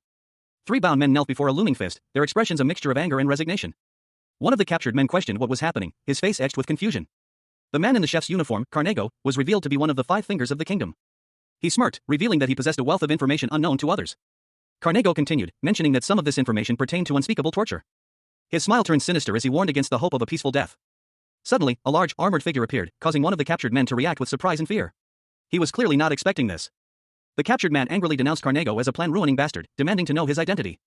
A large, clawed hand reached out from the darkness, its crimson hue stark against the muted grays of its surroundings, revealing a monstrous badger-like creature clad in dark armor. It loomed over a smaller, terrified figure, Mr. Kim, the pet shop owner, who could only stare up in shock. The creature's helmet obscured its face, but a single, malevolent red eye gleamed from within. As it reached down to remove its helmet, revealing a snarling face, Mr. Kim, bound and helpless, let out a scream of terror as the monstrous badger prepared to devour him. Old armor, decorations, and a log lay discarded on the ground. This was the meager loot Mr. Kim, also known as Pet Shop, had managed to acquire. He coated the items with slime goo, a substance he'd obtained from a previous meal, transforming them into the mystium he'd eaten from the dragon's treasure. He mused that a slime had many uses. Thanks to this clever ruse, Pet Shop successfully tricked the Baron. The Baron, under duress, revealed that the individuals responsible for the Queen's poisoning were known as the Mutilomagus. The Baron continued, explaining that Mutilomagus translated to Heralds of Death. He was shocked that such dangerous individuals were masquerading as the prince's guards. A guard asked Pet Shop if he knew anything about the Mutilomagus. Pet Shop replied that he could now reveal his plans with the prince. Pet Shop revealed that he had heard about the Mutilomagus from his last night. The Baron revealed that Queen Ever-Rose, the second queen, had been poisoned. The Baron, horrified, wondered who the culprit was. Pet Shop, in his armor, listened intently. An elderly man with a stern expression and a neatly trimmed mustache peered from behind his spectacles. His gaze was sharp, conveying a deep sense of disbelief and indignation. The scene shifted abruptly. A powerful fist slammed against a wooden surface, the impact echoing in the silence. Followed by the image of a heavily armored knight, his presence radiating strength and authority. The old man, his face now etched with grim determination, clenched his jaw. He drew a sword, his resolve hardening. He was confronted by the knight, who placed a hand on his shoulder. The old man's surprise was evident. The knight warned him not to underestimate the threat. The old man retorted, questioning the knight's inaction. The knight responded curtly, stating that it wasn't his concern. With surprising speed, the knight grabbed the old man and threw him to the ground, his sword clattering away. The knight leaped forward, his movements swift and precise, landing with a powerful thud. He claimed the old man as his own. A man with graying hair and intense eyes watched from the shadows, his gaze fixed on a figure of incredible strength. He muttered to himself, wondering if the powerful figure was the one he was looking for. Meanwhile, an older man, possibly a royal advisor, spoke with someone unseen. He reported that since the prince had found a clue, the matter would be dealt with shortly. He seemed confident in the prince's abilities, stating that he would believe whatever the prince said. The ceremony was almost over, so he would be on his way. The advisor, still speaking, addressed a figure in shining armor as Sir Kim. He asked Sir Kim to take care of something. Sir Kim, a man of imposing stature, responded that he would keep the person alive until things settled down, though he was uncertain what would happen after that. His tone suggested a sense of grim determination. The scene transitioned to a peaceful sky, filled with fluffy white clouds. This marked a change of location and pace. Sir Kim rode in a royal carriage, the landscape passing by. Inside, he spoke with the prince, inquiring about the Mutilomagus who were after him. He asked if the prince had found a clue. The prince, a young man with blonde hair and a confident smirk, casually dismissed the question. He revealed that his previous statement about finding a clue was a lie. He explained that he didn't need clues because he already knew who the Mutilomagus were. Sir Kim, surprised, asked who they were. The prince responded that they would meet soon as they approached the palace, suggesting a playful air of mystery. He added that it would be more fun to reveal their identities then. Mr. Kim, also known as Pet Shop, stood before a blonde-haired man in ornate clothing. He stated that he had high expectations. The blonde man responded that, now that their previous discussion was over, Pet Shop had wanted to ask him something. Pet Shop inquired about the status tab, explaining his inability to access it. The blonde man pondered this, finding it peculiar. A narration box explained that the Elmwood continent, blessed by a goddess, was home to humans and monsters living together in peace. The status tab wasn't limited to humans, every organism on the continent possessed one, and the discernment skill allowed users to view other status tabs. The blonde man revealed he possessed the discernment skill and had attempted to use it on Pet Shop, catching a glimpse of his status tab. The blonde man decided to use his discernment skill directly on Pet Shop. He activated the skill, but was surprised to find he still couldn't see Pet Shop's status tab. Confused, the blonde man suggested Pet Shop try changing into a different animal. Pet Shop transformed his hand into that of a grizzly bear, mentioning that he had eaten one in Alaska, though the taste was underwhelming. One man, clad in simple yet sturdy armor, insisted that he was not from Earth. His dark eyes held a steely glint as he spoke. While another, elegantly dressed in fine royal attire, countered that his ability stemmed from this world, a subtle smile playing on his lips. The armored man's eyes widened in shock as he felt a strange power surge through him. He gasped.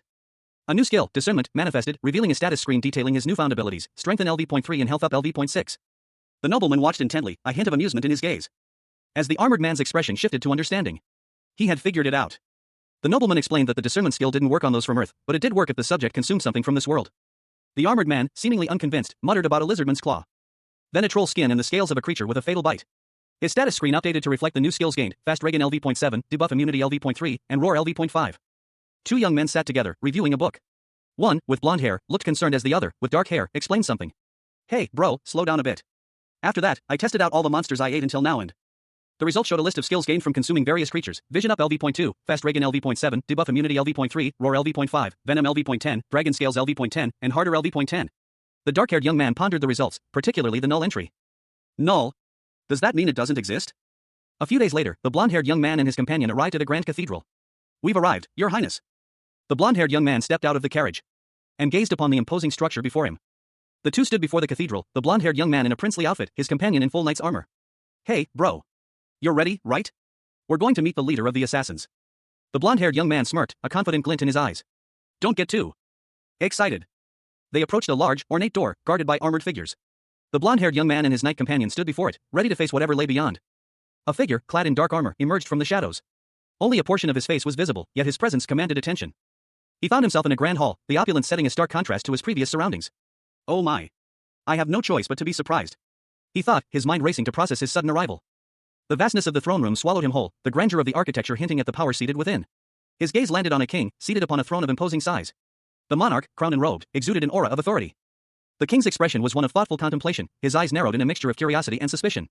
Have you returned, my son? He inquired, his voice carrying the weight of years and untold stories. The king's words hung in the air, heavy with unspoken implications.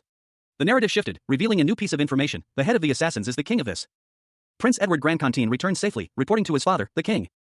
The king expressed relief at his son's survival, noting that he had managed to survive somehow.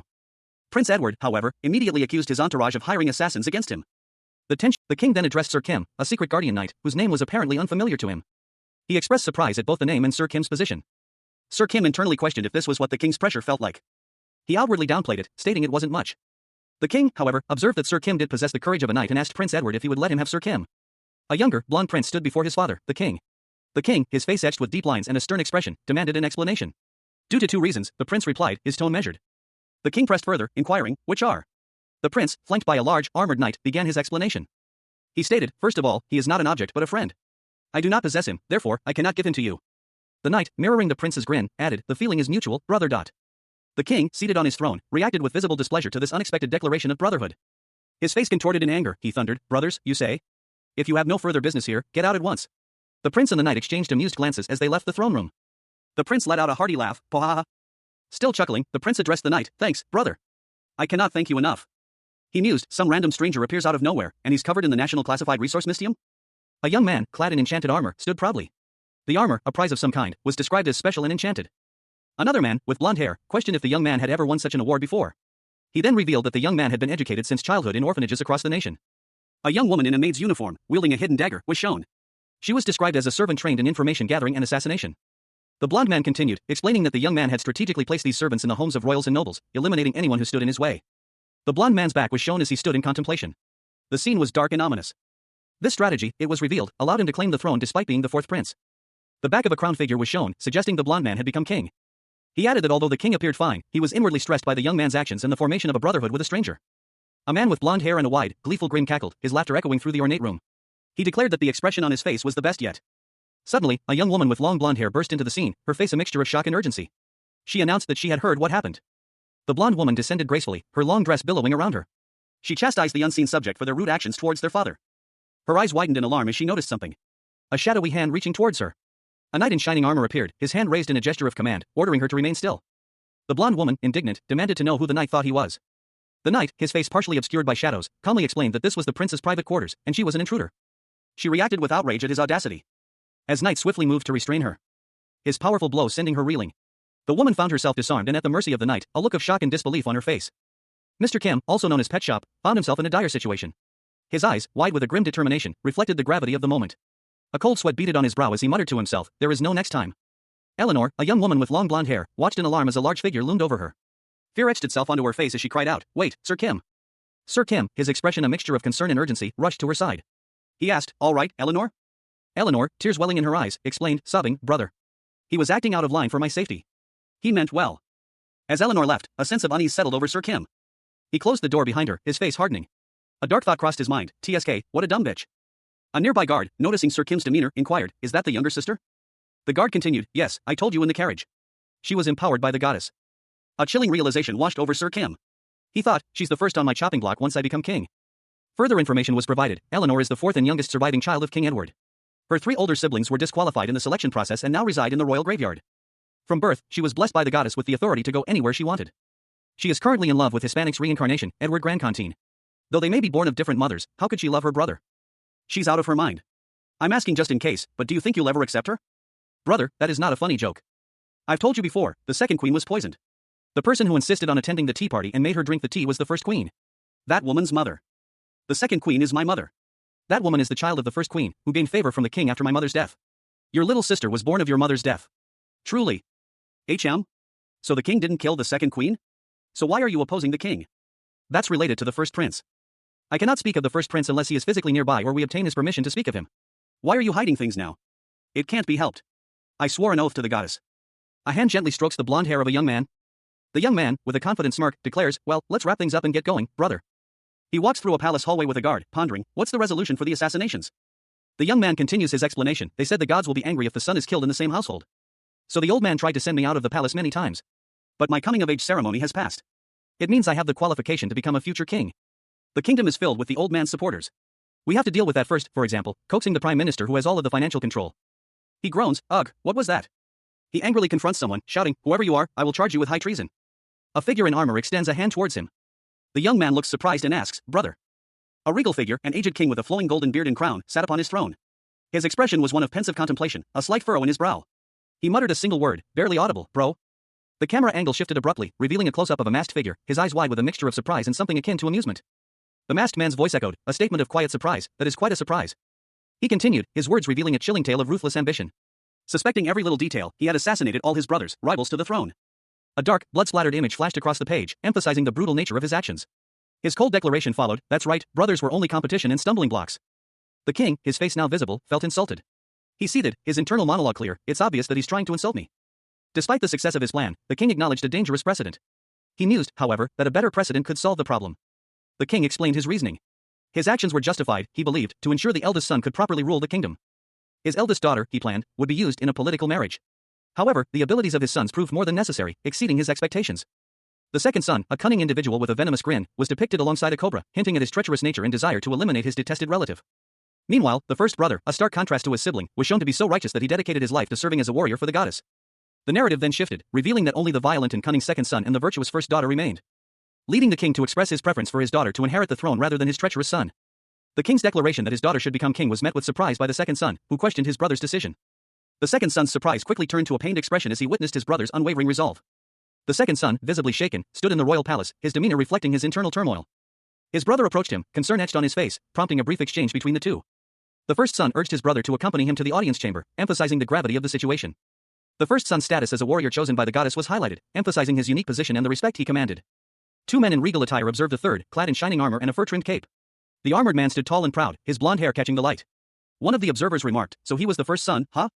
The observers continued their discussion, one of them pondering, if he has received the goddess' protection, he must be pretty strong. That could be a stumbling block to my plan. The armored man, his back to the viewer, walked down a long corridor, a large sword strapped to his back. He moved with an air of quiet confidence. He entered a throne room where an older, imposing king sat on his throne. The king greeted him with displeasure, saying, you're here again? I don't want to see you. The armored man responded curtly, TCH, I didn't want to come either. The king's anger flared, he should have been king. The armored man showed deference, stating, thank you for your hospitality, your highness. The king, intrigued, asked, I heard you have a serious issue to discuss. What is that issue? The armored man replied, yes, as I have received your goodwill, I shall get straight to the point. The armored man revealed, I received the power of the holy light from the goddess yesterday. The king reacted with shock and disbelief. The king's expression shifted to one of intense curiosity as he questioned, power of the holy light. The armored man continued, I've already received the confirmation sent by the saintess from the church and I shall go on the expedition within a week. I would like to go with the support of your army. The king readily agreed, of course. I shall allow you to go with them. Mr. Kim, also known as Pet Shop, landed hard, the impact jarring him. A frustrated curse escaped his lips, damn it. He swore, a string of expletives tumbling from his mouth, F***CK. SH*T. Damn it. Heck. The sudden appearance of a demon king threw their carefully laid plans into disarray. A blonde-haired man in regal attire, clearly a high-ranking official, exclaimed, a demon king? And just when we were about to make our move. The blonde man continued, his tone laced with exasperation, you don't know the norms around here yet. A narration box explained the historical context, demons and humans have been locked in a bitter conflict since ancient times. The narration continued, clarifying that the leader of the demons is known as the Demon King. A further explanation revealed a delicate balance maintained by goddesses. The two races, humans and demons, were kept in a state of perpetual hostility, their power carefully balanced. However, if this balance was disrupted, a powerful warrior would be created to restore equilibrium. This warrior's power would grow at the expense of the holy light. The power of the holy light was such that even killing the Demon King would not be considered a sin by the deity. This was a crucial detail. Normally, the Demon King should receive the same treatment as other creatures of the goddesses. The blonde man, still confused, asked, why would that be a problem? The armored man explained that with the holy light weakened, the human race would be in grave danger. The Demon King's malevolent grin confirmed this. The blonde man, burdened by his royal duties, lamented his predicament. He was obligated to fight in the upcoming war, even if it meant certain death. His frustration boiled over, damn it. The next day, the king, seated upon his throne, addressed his second son, the prince. He commanded the prince to join the warrior, Pet Shop, in bringing down the Demon King. The prince, bowing slightly, pledged his allegiance. He stated that he would follow the king's wishes, as it was his long-cherished desire to aid the warrior with his strength. A court official observed the prince's resolve, remarking that he could see the qualities of a king in the young man.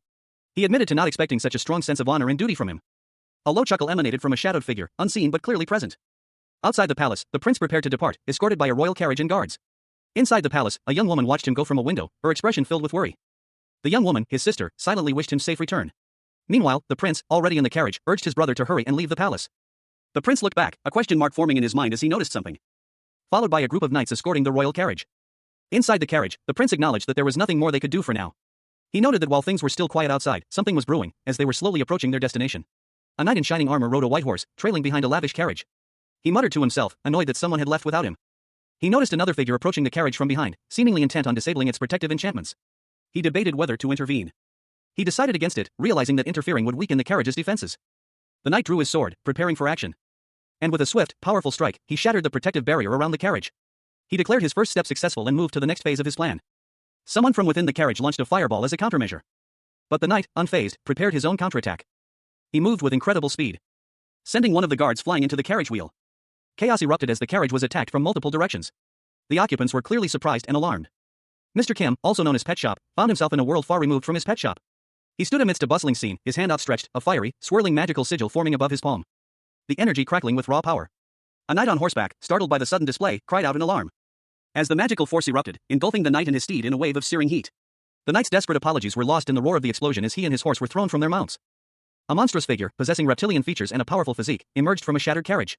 He stood over a blond man in fine, aristocratic clothing, who sat on a plush seat within the wreckage. The blond man, a bead of sweat trickling down his temple, offered a strained smile. He commented on the unexpected nature of the encounter, given the monstrous appearance of the newcomer. The scene shifted to a wider view, showing the extent of the damage to the carriage and the surrounding area. The monstrous figure and the blond man stood amidst the debris. From a high-angle perspective, a squadron of knights on horseback approached the scene from a distance, their pace steady and determined. One of the approaching knights, his face etched with shock and disbelief, exclaimed in alarm upon seeing the monstrous figure. He questioned the nature of the creature before him. The monstrous figure let out a low growl, a sound that seemed to vibrate with raw power. With a sudden burst of speed, the monstrous figure launched himself towards the approaching knights, sending a wave of shock and fear through their ranks as they scattered in disarray. One knight, seemingly more powerful than the others, attempted to use magic, specifically mind domination, against the monstrous figure. A lieutenant, astride his horse, expressed concern about a spell being cast. His superior officer, also mounted, dismissed the worry, focusing instead on the mission at hand, intending to address the spell later. The officer, taking charge, declared his intention to lead the charge against the enemy. He spurred his horse forward, shouting the order to attack as they charged towards a monstrous figure. The monstrous figure retaliated with a fiery blast. The lieutenant observed the attack, noting its impressive force and the fact that it could be used again once its magical power was fully replenished. Enraged by the attack that struck his lieutenant, the officer roared his fury and ordered the monster's death. With a battle cry, he charged, his sword aimed at the creature. His attack connected, but the result was unexpected.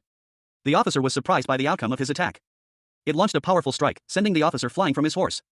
A fierce battle raged, a monstrous orc looming over a fallen knight. His comrades, mounted on white steeds, urged each other to retreat, their desperate cries echoing across the field. The surviving knights spurred their horses, fleeing the scene at full gallop. One knight, his face grim with determination, reassured his lieutenant that they would return for him. But as they rode, a blinding flash of light erupted behind them, leaving them stunned and questioning what had just transpired. Beams of light shot out, striking the fleeing knights. The source of the light was revealed, a powerful, reptilian figure, its scales shimmering, observed the scene with an air of disdain. A blond man, dressed in fine white attire, stood beside him, questioning the nature of the magic. The blond man explained that he was gifted with light magic from birth, a fact that his companion found ironic given their dark surroundings. A sentiment his companion readily agreed with. Later, the blond man reflected on the events, noting that the attack would have been far more difficult had the warrior been present. He surmised that their lord had anticipated this possibility. Two figures, brothers, sat at a table. One, dressed in simple attire, remarked that they still had some time before meeting up with the others. His brother, more formally dressed, inquired if there were any further questions. The casually dressed brother pondered the power of the holy light, wondering if it wouldn't be unfair to the demon king. His brother responded that harming the goddess-chosen warrior would be considered high treason. The goddess's fairness, it was explained, lay in the fact that the power of the holy light granted immunity to its wielder. Even if the warrior were slain, the demon king would face no charges. However, such an event had never occurred. The casually dressed brother mused that if the demon king succeeded in killing the human warrior, it would signal the end of the human era, proving their weakness against the demon king. The casually dressed brother scoffed at the notion of survival wars, claiming his life wasn't much different. His brother questioned his detached amusement. He urged his brother not to dismiss the matter as irrelevant, reminding him of their existing contract. The brother, slightly exasperated, conceded that at least he could understand him. The formally dressed brother then asked if his brother was fond of other monsters, prompting a story about a monster once called Saintess. Contrary to her name, the Saintess was, according to the brother, quite stupid. The other brother found this delightful. The Saintess, appearing in the panel, questioned if he hadn't misheard her earlier statement. The brother laughed, suggesting that his ears might be faulty. A red-haired woman, her expression unreadable, questioned the use of the word monstrous. She retorted that such a term was an insult to their order of saints, adding that interpreting group insults as individual slights was a characteristic of the high status. A blonde man, seemingly a high-ranking official, explained that most maniacs appeared normal initially, only showing their true nature later. He further noted that the temple spells were effective for mental illnesses, and that the development of mental illness treatment technology was inevitable given the high number of patients. Suddenly, a dark-haired individual violently attacked the blonde man in a tavern, grabbing him by the collar. The attacker then demanded the blonde man prepare for his own funeral. A knight, clad in shining armor, appeared, confirming that the attacker meant to kill the blonde man. The knight commanded silence in the tavern, his voice carrying authority. He then instructed the patrons to deny having seen or heard anything. As the knight clenched his fist, a shower of golden coins rained down. The knight, claiming to have found the gold first, angrily rebuked someone off-panel. He muttered that this was not part of their agreement, calling the unseen individual a bastard. The narration box explained the creation of saints, a process that takes far longer than creating warriors. The text detailed the immense resources required to train a saint, resulting in only one being trained at a time. However, the completed saint would be a perfect match for the task. A skeletal figure, enhanced by blessed magic metal, was shown to possess extremely compressed muscles and superhuman abilities. Edward, the young boy, exclaimed that he was the first. Edward, a 6-year-old boy, explained his plan to discover a talent, train it, and turn it into a super soldier. He continued, explaining that a priest had found a girl with this talent and taken her to the church. But Edward wondered if he would be able to defeat the mysterious, shadowy figure. Edward stood before a powerful, ominous figure, his back to the viewer, the tension palpable. The scene shifted to show a knight walking through a town. The knight arrived at the church where Edward, the girl, and a priest were present. The priest asked if the fighting was over. Edward responded that the fight was not over, and the priest urged him to finish quickly as a warrior was about to arrive. A woman with fiery red hair, dressed in a nun's habit, addressed a blonde man in ornate clothing. Her expression was one of controlled impatience as she stated that she needed to prepare something, requesting to be excused. The blonde man, his back to the viewer, smiled slyly, promising something for later. Only to be interrupted by a sudden, confused expression. His eyes widened in surprise. The blonde man was now facing a figure in full plate armor. He stated that he wasn't against the position of guardian knight, but even with his memories of becoming one, he couldn't recall any memories of being the knight's babysitter. The armored figure, whose face was mostly obscured by shadow, responded curtly, demanding no more work. The blonde man's face contorted in a grimace of frustration and stress, beads of sweat appearing on his brow. A pale sky, streaked with wispy clouds, served as a backdrop to a scene unfolding in a quaint town, where 3 figures awaited the arrival of a warrior. The warrior arrived, not with the fanfare of a flying arrival or a majestic steed, but on foot. His attire, that of a knight, was unremarkable, lacking any ostentatious displays of wealth or power. A woman, dressed as a nun, approached the warrior, inquiring about his well-being. He responded politely, expressing gratitude for their care, before continuing to mention the minor obstacles he'd encountered during his journey. Another man, clad in heavy armor, stepped forward, introducing himself as the warrior. The knight, slightly flustered, turned to face the armored man, seemingly surprised by the introduction. An unseen narrator observes Mr. Kim, still visibly upset about a previous event. His emotional state is described as childish. The narration shifts to explain the current political situation. The goddess has yet to reclaim authority, and the demon king is exceptionally powerful. A blonde prince, addressing Mr. Kim, warns him that his life cannot be guaranteed once their journey begins. He then asks Mr. Kim if he will still accompany him. The prince presses Mr. Kim for a decision, prompting a response from a newly introduced character. A knight, identifying himself as the prince's guardian, pledges his allegiance and will accompany them. He confirms his commitment with a decisive action. The prince, at this moment, makes a bold declaration. The prince declares the formation of a party to subjugate the demon king. His declaration is met with immediate enthusiasm. The scene shifts to show the prince, who is clearly excited by the prospect of confronting the demon king. Suddenly, the prince senses a demonic presence. The 7th demon general, Francis, the Pride Lord, makes his appearance, commenting on the human's declaration of war. A ripple of energy pulsed outwards, emanating from a figure with pointed ears and a devilish tail. He stood with arms outstretched, a powerful aura surrounding him. The words, "The war in itself is the only thing that is left to come," echoed in the air, a chilling prophecy. The energy wave reached a blacksmith's workshop, causing 3 men to clutch their heads in pain. A guttural cry of "Yuwak" escaped one of them as the shockwave washed over them. A blonde-haired knight confronted a dark-skinned, horned figure. "Just what are you doing? Why are you harming innocent civilians?" he demanded, his voice laced with righteous anger. The horned figure smirked, replying, "Innocent civilians, huh? It seems that you weren't paying very close attention to what I said." The horned figure continued, "I believe I already told you that this village is the demon's territory." Suddenly, the village square was overrun by a pack of snarling werewolves. The blonde knight and his companions found themselves surrounded, their expressions shifting to alarm. The horned figure explained, "Demons who have pledged their loyalty to the demon king are the only thing that exists here." The blonde knight, his face grim, issued a chilling command, "Slaughter them." The blonde knight, his face contorted in rage, snarled, "You cunning bastard."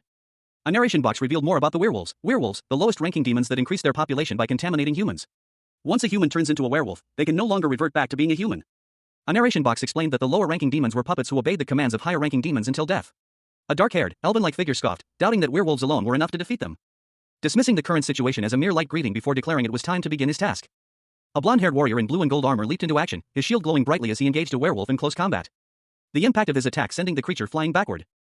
A narration box highlighted the warrior's unique fighting style. He used his shield as both a defense and an offensive weapon. The elven observer continued to watch, noting the warrior's acrobatic evasion techniques as the battle raged around him. Meanwhile, a red-haired woman in a nun's habit prepared for her own intervention, preparing her for battle. The nun engaged a werewolf, her battle style as fierce as the warrior's, while the elven observer continued to take notes, seemingly unfazed by the chaos unfolding around him. A nun, her face contorted in a fierce grimace, launched herself forward, her fists clenched. Small fragments of stone exploded outward from the impact of her blows. Meanwhile, a blonde warrior, his eyes wide with alarm, braced himself for the attack. He reacted instinctively, his sword flashing out in a defensive arc. The warrior's counterattack was swift and precise, a textbook example of classic swordsmanship. His movements were economical and efficient. But he was clearly struggling against the nun's overwhelming power. Sweat beaded on his brow as he realized the extent of his opponent's strength. The blonde warrior, panting heavily, watched as the nun's attack ended. He reflected on her fighting style, noting its brutal efficiency. A style that spoke of a harsh upbringing. He saw a glimpse of a child's innocence lost to violence, a tragic fate. He apologized silently, his own sword falling to the ground. A figure in a dark cloak made a note in a small book, seemingly satisfied with the outcome. He declared his purpose fulfilled and prepared to leave. But was interrupted by a surprised exclamation. A creature with pointed ears and spectacles peered from behind a large hammer, questioning the situation. The creature, seemingly a goblin scholar, noted the discrepancy in the number of warriors present. He was clearly surprised by the sudden change in the situation. As a warrior appeared behind him, completely undetected. The goblin scholar was shocked by his own lack of awareness, questioning how such a thing could have happened. Mr. Kim, also known as Pet Shop, found himself in a bewildering situation. His usual surroundings had vanished, replaced by a blur of motion and an overwhelming sense of dread. This can't be happening, he thought, his heart pounding in his chest. A figure in shining armor, a knight, stood before him, his sword dripping with blood. The knight's expression was grim, his eyes fixed on Pet Shop with a mixture of suspicion and hostility. The knight spoke, his voice heavy with the weight of recent battle. Oman was defeated. One of the 7 demon generals is gone. In the shadows, a monstrous figure emerged, its eyes glowing with malevolent red light. It spoke with a chilling calmness. He was so confident in himself too. I guess we should call him carelessness instead of Oman. The monstrous figure continued, its words laced with a grim satisfaction.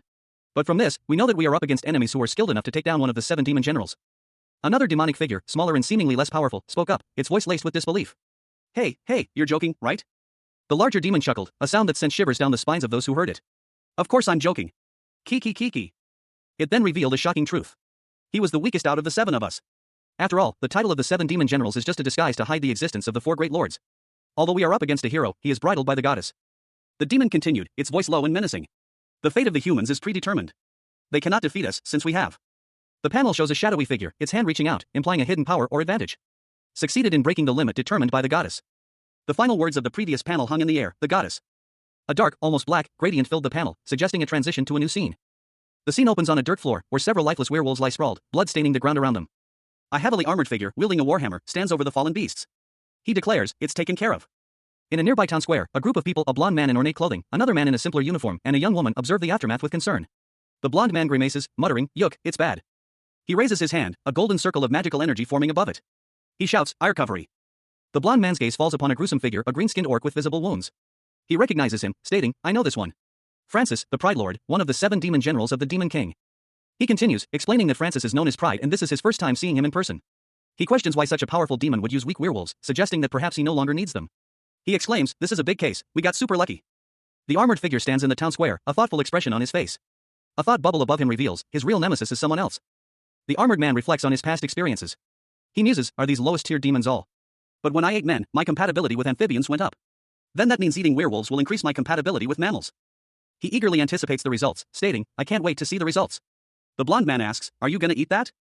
The scene opens with a narration box describing a deceased individual. This is one of the Demon King's servants, the information manager among the 7 demon generals, Pride. He died too easily. A conversation unfolds between 2 characters. One observes that information is valuable everywhere. The other reflects that if the information manager's death is true, demon society is likely unaware of the information's disappearance, a fact humanity also remains ignorant of. He concludes that he and his interlocutor share similar thoughts, and that their high positions are meaningless without societal change.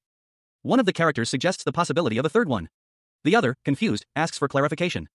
The first character explains, referring to the first one.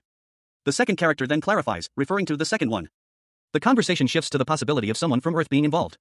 One character dismisses the idea, but the other insists that similar events have occurred before, making such a scenario plausible. One character realizes that the knight and nun are preoccupied with cleanup efforts, making it unlikely they will overhear their conversation. One character urges the other to listen carefully.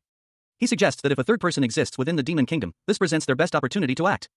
A vast pit lay before them, filled with dozens of slumbering, wolf-like creatures. 2 figures, a blonde man in fine attire and a dark-haired woman in simple robes, stood at the edge, observing the scene. Suddenly, 2 figures emerged from the pit's edge, their movements swift and decisive. They quickly scaled the pit's wall, leaving a trail of disturbed earth in their wake. The blonde man and the dark-haired woman watched them go, their expressions unreadable. A knight in full armor stood behind them, silently observing.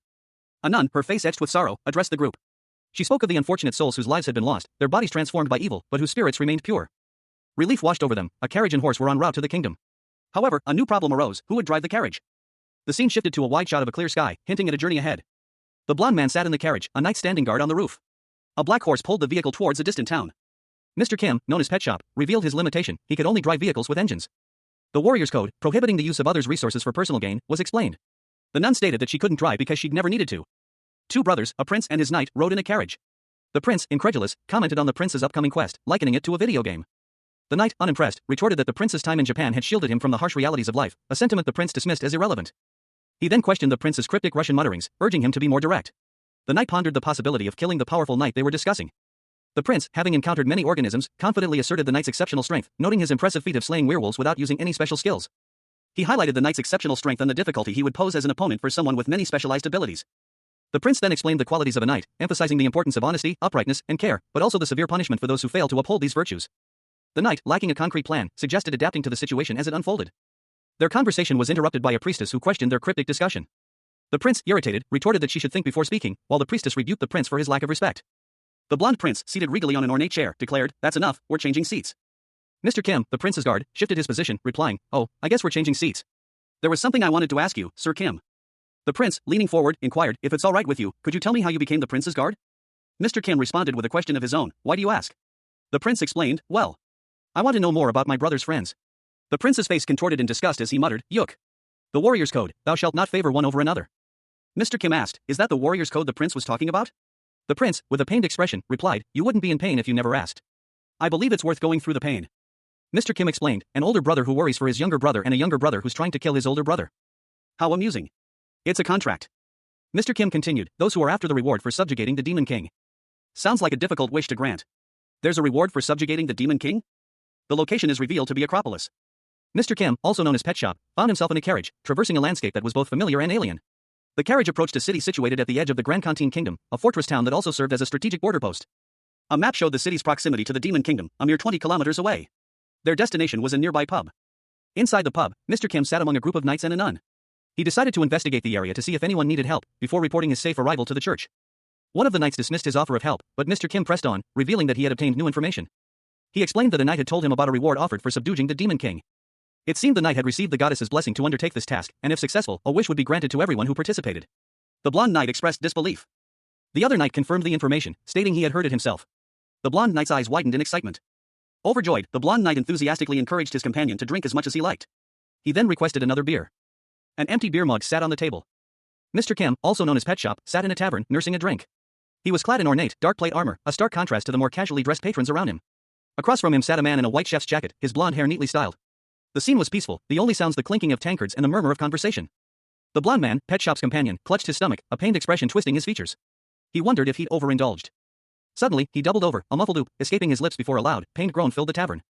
He violently vomited onto the floor. A spray of partially digested food splattering across the tavern floor. Pet Shop watched with a mixture of amusement and disgust. The blonde man's eyes widened in alarm as he looked around, clearly embarrassed by the display. A shadow fell over him, and a sinister glint appeared in the darkness. His face contorted in a grimace of fear and pain as he felt a sharp, searing pain. Pet Shop, now alone, swiftly departed the tavern, leaving behind the chaos. He moved with purpose, his armor glinting in the afternoon sun. A young, blonde knight, clad in shining armor, expressed his gratitude to a gruff-looking man in simple green clothing. He profusely thanked the man, questioning how he could ever repay such a kindness. But the man waved off his concerns, simply stating that he was only doing his job. He then complimented the knight, noting that he truly lived up to his reputation. Before abruptly changing his tone and calling the knight a complete fucking retard. The knight's expression shifted from gratitude to utter confusion and shock. His eyes widened, a bead of sweat trickling down his temple as he struggled to comprehend the sudden insult. His anger flaring as he questioned the man's knowledge of his identity. Only to be met with the chilling revelation that the man already knew everything about him. The knight, now visibly shaken, decided to take the initiative, announcing his intention to introduce himself. However, before he could speak, he felt a sudden chill down his spine, sensing a threat approaching from behind. And reacted instantly, drawing his sword and preparing for an attack. The scene opens with a dramatic close-up of a scarred face, the caption identifying him as Paris, the 7th general of the demon realm, and the gluttony lord. The stark image is punctuated by a final, chilling command, remember it. The perspective shifts to a blonde-haired warrior, seemingly in a medieval town square, observing the unsettling behavior of the townspeople. He muses internally, dismissing the possibility of reincarnation, concluding instead that it's puppeteering. His observation is met with a sinister chuckle from an unseen figure, who remarks on the warrior's quick wit. The focus returns to the sinister figure, Paris, who reveals his method: parasite eggs released into the city's water supply. These parasites develop inside their hosts, controlling their minds, rendering the infected completely subservient to his commands. Paris explains that the citizens are merely puppets under his control, setting up a challenge for the blonde warrior. Paris emphasizes the impossibility of approaching him without harming the innocent, highlighting the warrior's moral code: do not endanger innocent victims. He awaits the warrior's decision with a chilling chuckle. The blonde warrior struggles internally, shocked by the knowledge of his own code being used against him. He quickly assesses the situation, realizing he can climb to a higher vantage point for a better view. but is immediately confronted by Paris, who mocks his attempt to escape.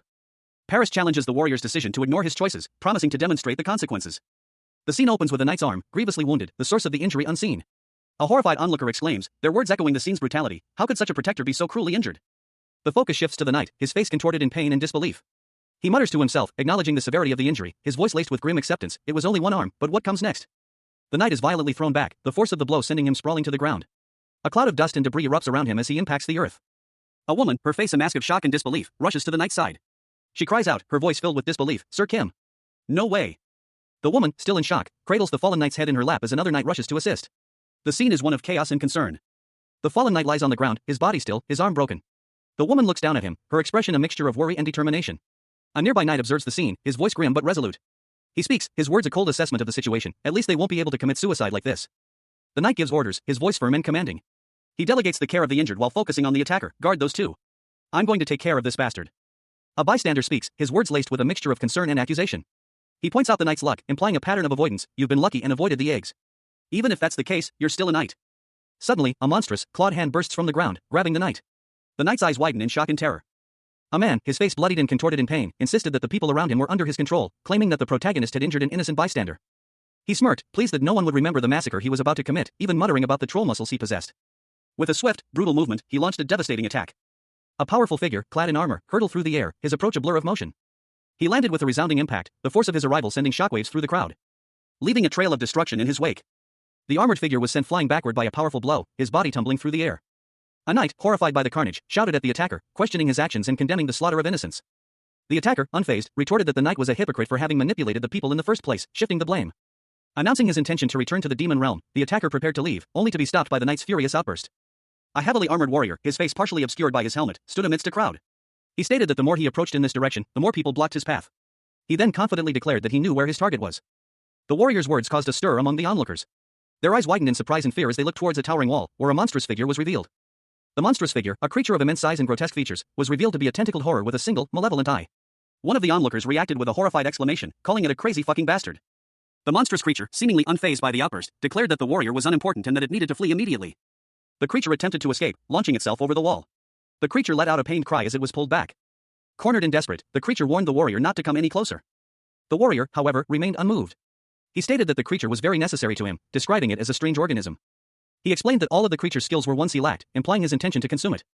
The warrior then proceeded to devour the creature, stating that it should simply be eaten like a good meal. A narration box revealed that in all the years the warrior had endured, he had never encountered such an organism. He also explained his strategy of laying parasite eggs to control others, exploiting the fact that no living organism can survive without water. Pet Shop, also known as Paris the Gluttony Lord, surveyed his comrades with a calculating gaze. Even if they possessed a tolerance for his methods, he mused, the battle was already won before it began. Despite being a knight, he had brutally beaten his fellow soldiers without hesitation, slaughtering his own kin. A chilling question arose in the minds of those observing, did he possess any emotions at all? Paris, however, had already made his decision. The situation had escalated to the point of no return, it was all or nothing. He would demonstrate the full extent of his control, crushing any remaining tolerance his opponent might have. A surge of dark energy erupted from within him. A terrifying aura emanating from his body as he prepared for battle. From above, a monstrous creature descended, its many serpentine limbs writhing menacingly. Its central eye, a single malevolent orb, fixed on Pet Shop, the man known as Pet Shop. Pet Shop braced himself, fear momentarily gripping him before resolve hardened his gaze. The creature lunged, its attack swift and brutal. But Pet Shop, with surprising agility, managed to evade the initial strike. The creature's tentacles lashing out, narrowly missing their target. A cold sweat beaded on his brow as he felt the creature's power. Pet Shop made a daring decision, one that seemed suicidal to an outside observer. He opened his mouth, ready to consume a portion of the creature. Mr. Kim, also known as Pet Shop, had just finished consuming a creature. He mused that the digestion was unusually quick, perhaps due to the creature's soft nature. He realized he had consumed a parasite, similar to those he'd encountered on Earth. But those had been merely insects and parasites within fish, possessing skills he couldn't acquire. He considered that he might be able to partially utilize the abilities of this new parasite. And decided to experiment. Pet Shop, having absorbed the characteristics of a troll, found that experimenting with his new abilities would be easy. He proceeded to test his newfound abilities by consuming 2 small fish. He discovered he could separate a part of his body and control it. But this ability had limitations in size and maintenance. He considered that consuming a family of fusion organisms might allow him to further develop this skill. He wondered if he should wrap things up there. Pet Shop then found himself in a town square, observing the townsfolk with a look of surprise. News of Gluttony's demise spread amongst a group of demonic figures. One of them expressed disbelief, questioning whether such a powerful being could truly be dead. Another demon confirmed the extinction of Gluttony's experiments and parasite samples, leaving no possibility of survival. They reflected on Gluttony's immense power and status as one of the 4 heavenly kings, pondering the circumstances of his death. A third demon revealed that Gluttony was killed by a rogue knight while attempting to locate and eliminate him. The humans under Gluttony's control were slaughtered in the process. The speaker identified the killer as a knight serving the prince. With Gluttony's death, only Wrath remains among the 4 heavenly kings. The demons discussed the knight's capabilities, concluding that he would be no match for Wrath. One demon suggested using the knight against the allied human forces, given his specialization in large-scale battles. Another demon questioned the plan. A demon commented that the knight had fled upon hearing of Gluttony's death. A reaction of shock and disbelief followed. A blonde-haired man, possibly a nobleman given his attire, addressed another individual, his words carrying a note of measured assessment. He stated that Sir Kim's approach had been undeniably the most effective. However, he continued, offering a counterpoint to his previous statement. He clarified that the humans involved were merely puppets, manipulated by unseen forces. The nobleman posed a hypothetical question, his tone laced with subtle reproach. He wondered aloud if, with Sir Kim's skills, more lives could have been saved. The other man, seemingly a knight or soldier, responded with a question, his expression one of mild confusion and challenge. He asked what the nobleman meant by his statement. He explained that the true enemy was the one who controlled the humans, ultimately taking their lives. The nobleman listened, his expression shifting to one of disbelief and growing unease. The nobleman's disbelief deepened. He couldn't believe that such a callous individual was the bodyguard of the prince. He muttered that Sir Kim was like a demon. Later, the nobleman and his bodyguard were traveling in a carriage. The bodyguard asked what was wrong with his highness. The nobleman, visibly shaken, reacted with a shocked exclamation upon seeing something unexpected. He exclaimed, "What the F*** is that?" A monstrous creature, seemingly reptilian or insectoid in nature, with large horns and glowing red eyes, is shown looming over a landscape. Its appearance is menacing and foreboding. Mr. Kim, also known as Pet Shop, rode in a horse-drawn carriage, traversing a dense forest path. Suddenly, a colossal creature emerged from the trees, its presence shaking the very ground. "I am Dracus the Wrath Lord," it roared. Dracus continued, "I have come to avenge my longtime comrade, Paris the Gluttony Lord." Dracus's massive foot came down, crushing the carriage, sending Mr. Kim and his companions sprawling. "Dracus the Wrath Lord!" gasped one of them, his eyes wide with terror. A woman in dark clothing addressed the man beside her. "You know this bastard?" The man replied, "Yes, broth, Sir Kim. I haven't seen him in person, but I've read about him." The knight explained, 50 years ago, there was a giant monster who charged at us with demon warriors on its back. It was said that its body was larger than a dragon. He continued his assessment, if it's double the size of a dragon, it should be about 30 meters, but it looks to me like it's more than double that size. The knight's eyes widened in disbelief at the sheer scale of the beast. A blond man, his brow furrowed in concentration, muttered to himself. He noted that the creature before him must have grown significantly in the last 50 years, a fact he found remarkable given the reptilia's known constant growth throughout their lifespan. The sheer scale of its growth was astounding. It was a whole mountain, he thought, marveling at its size. How much more could it possibly grow? Suddenly, a massive, clawed limb swung down from above. The monstrous creature attacked with terrifying speed and power, interrupting the blond man's contemplation. A red-haired woman, her face contorted in anger, shouted that this was no time for idle chatter. The red-haired woman, along with the blond man and a helmeted warrior, were traveling in an ornate carriage. They needed to figure out how to deal with the monstrous creature that had just attacked them. As the carriage lurched violently, the group braced themselves for impact. The massive creature's attack sent the carriage careening through the forest, revealing the full extent of the creature's size and power as it loomed over them. The blond man and the helmeted warrior exchanged worried glances, clearly concerned by the immense threat before them. A young woman with fiery red hair, clad in a dark hooded cloak, and a blond man in ornate, aristocratic attire stared wide-eyed in shock, their mouths agape in a silent scream. Their carriage lurched violently, the wheels spinning wildly as it careened off the road. A shower of sparks erupting from the impact. Debris scattered across the ground as the carriage came to a sudden stop. The scene opens on a tranquil forest clearing, sunlight dappling through the leaves. Suddenly, the ground trembles violently, as a large, reptilian creature bursts from beneath the earth. It's a massive turtle-like beast, its shell adorned with jagged, rock-like protrusions. Its eyes glow with a malevolent red light. The creature crashes through the undergrowth, leaving a trail of destruction in its wake. It smashes a large tree trunk. 3 figures, a nun, a knight, and a blonde-haired warrior, are thrown clear of the impact, landing hard on the ground. The monstrous turtle rises, its head emerging from its shell. "You bugs," it roars, its voice echoing through the forest. Then, turning its gaze to the fallen warriors, it asks, "Was it you?" A monstrous creature, its features obscured by shadow, loomed over the scene. 3 red, glowing slits pierced the darkness where its eyes should be. Its voice, a low growl, echoed through the air, "Was it you who killed my comrade?" 3 figures stood before the beast, a knight in shining armor, a woman in a flowing blue robe, and another woman clad in dark, mysterious garb. They stood their ground, but a palpable tension hung in the air. The blonde knight, his face etched with a mixture of fear and determination, responded. "Well, no, it doesn't matter."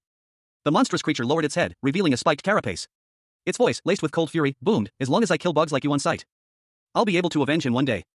The creature lunged forward, its massive form a blur of motion. Its attack a devastating display of raw power, sending the 3 figures scattering. "Run!" The 3 allies scrambled away from the creature's destructive force. The red-haired woman, her face contorted in a grimace of exertion, glared back at the monster as she ran. A powerful magical blast erupts, sending debris flying. A young woman with fiery red hair, clad in dark armor, shouts encouragement to a blonde knight kneeling nearby. The knight, clearly overwhelmed, cries out in disbelief. He questions his ability to defend against such a devastating attack, even with his absolute defense skill. The woman suggests he use his parry skill, a technique designed to counter attacks. The knight vehemently rejects the idea, convinced it won't work. She then proposes an alternative, that he absorb the blow and heal himself afterward. The 3 heroes, the red-haired woman, the blonde knight, and another knight in brown, find themselves facing a colossal foe.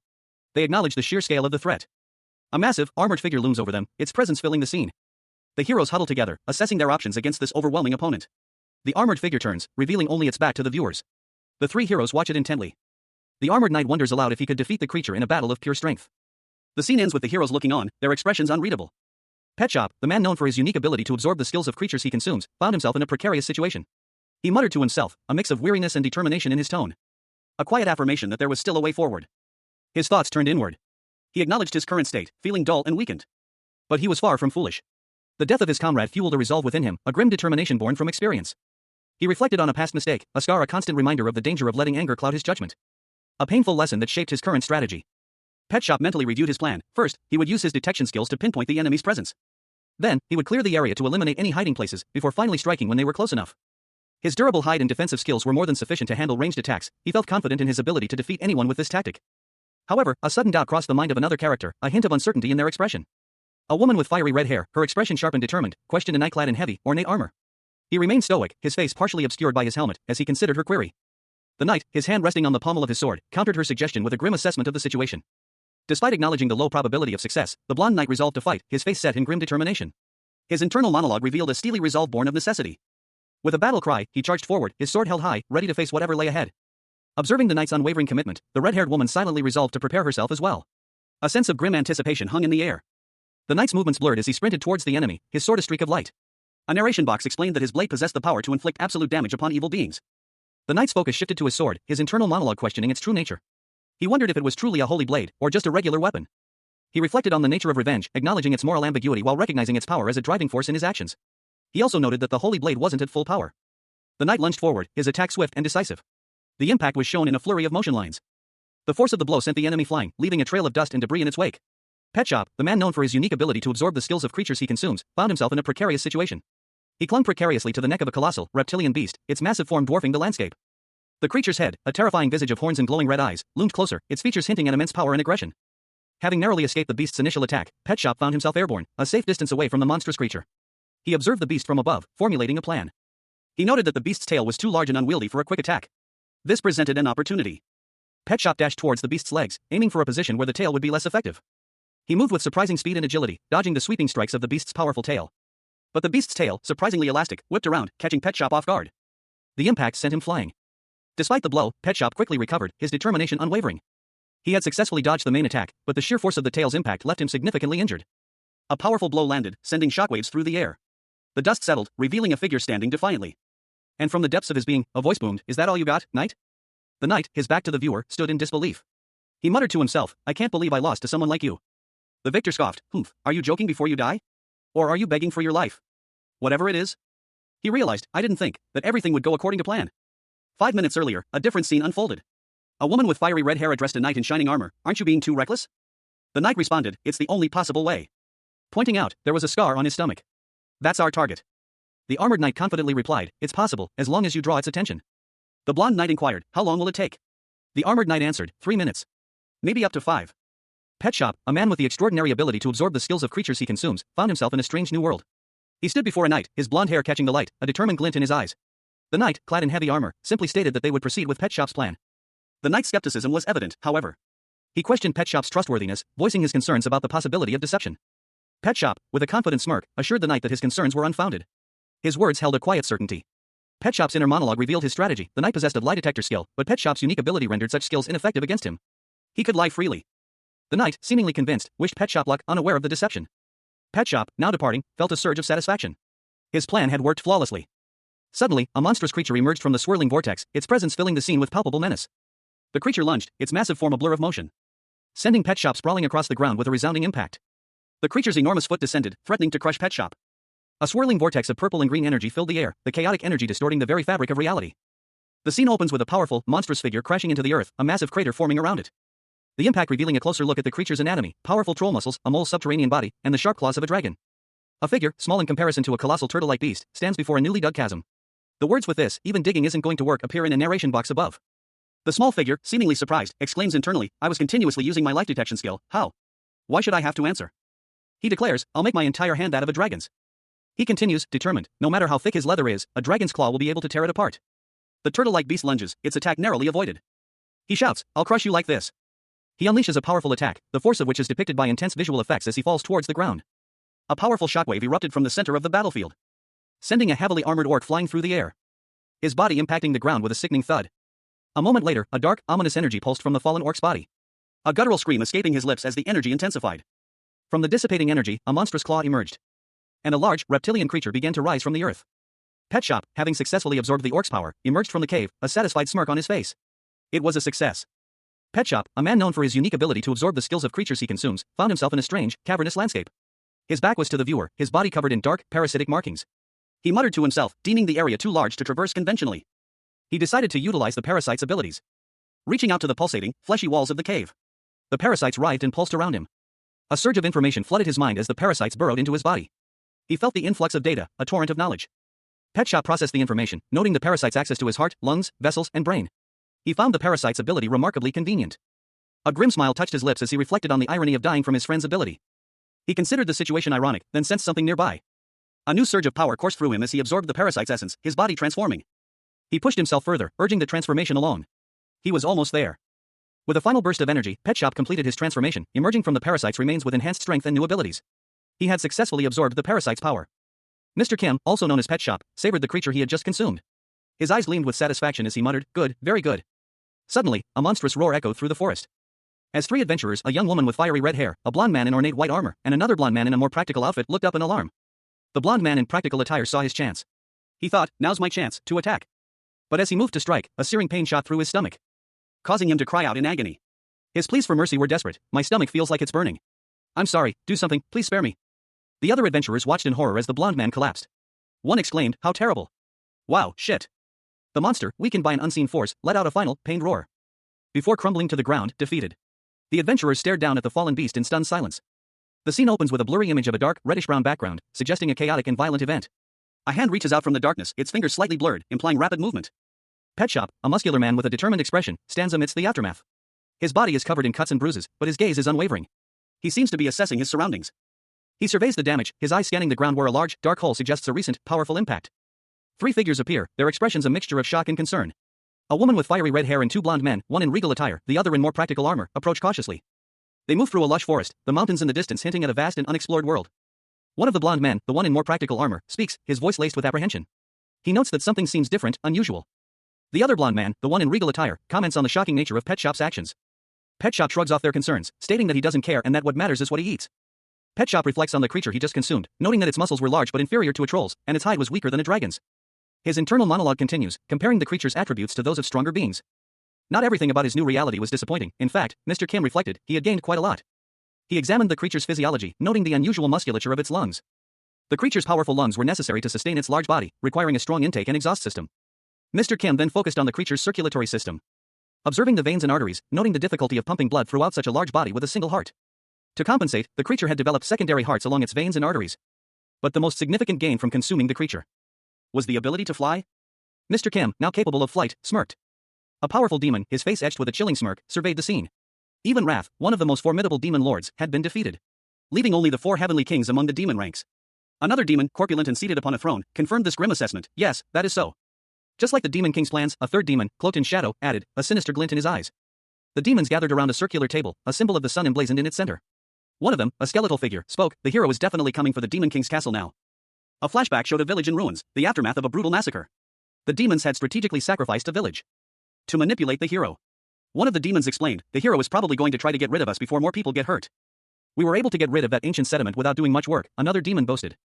And we made the hero believe that he defeated the demon king's right-hand men. It's a great trade, the demon concluded. With the trade complete, a monstrous hand emerged from the ground, its appearance foreboding. It's time for humanity to perish.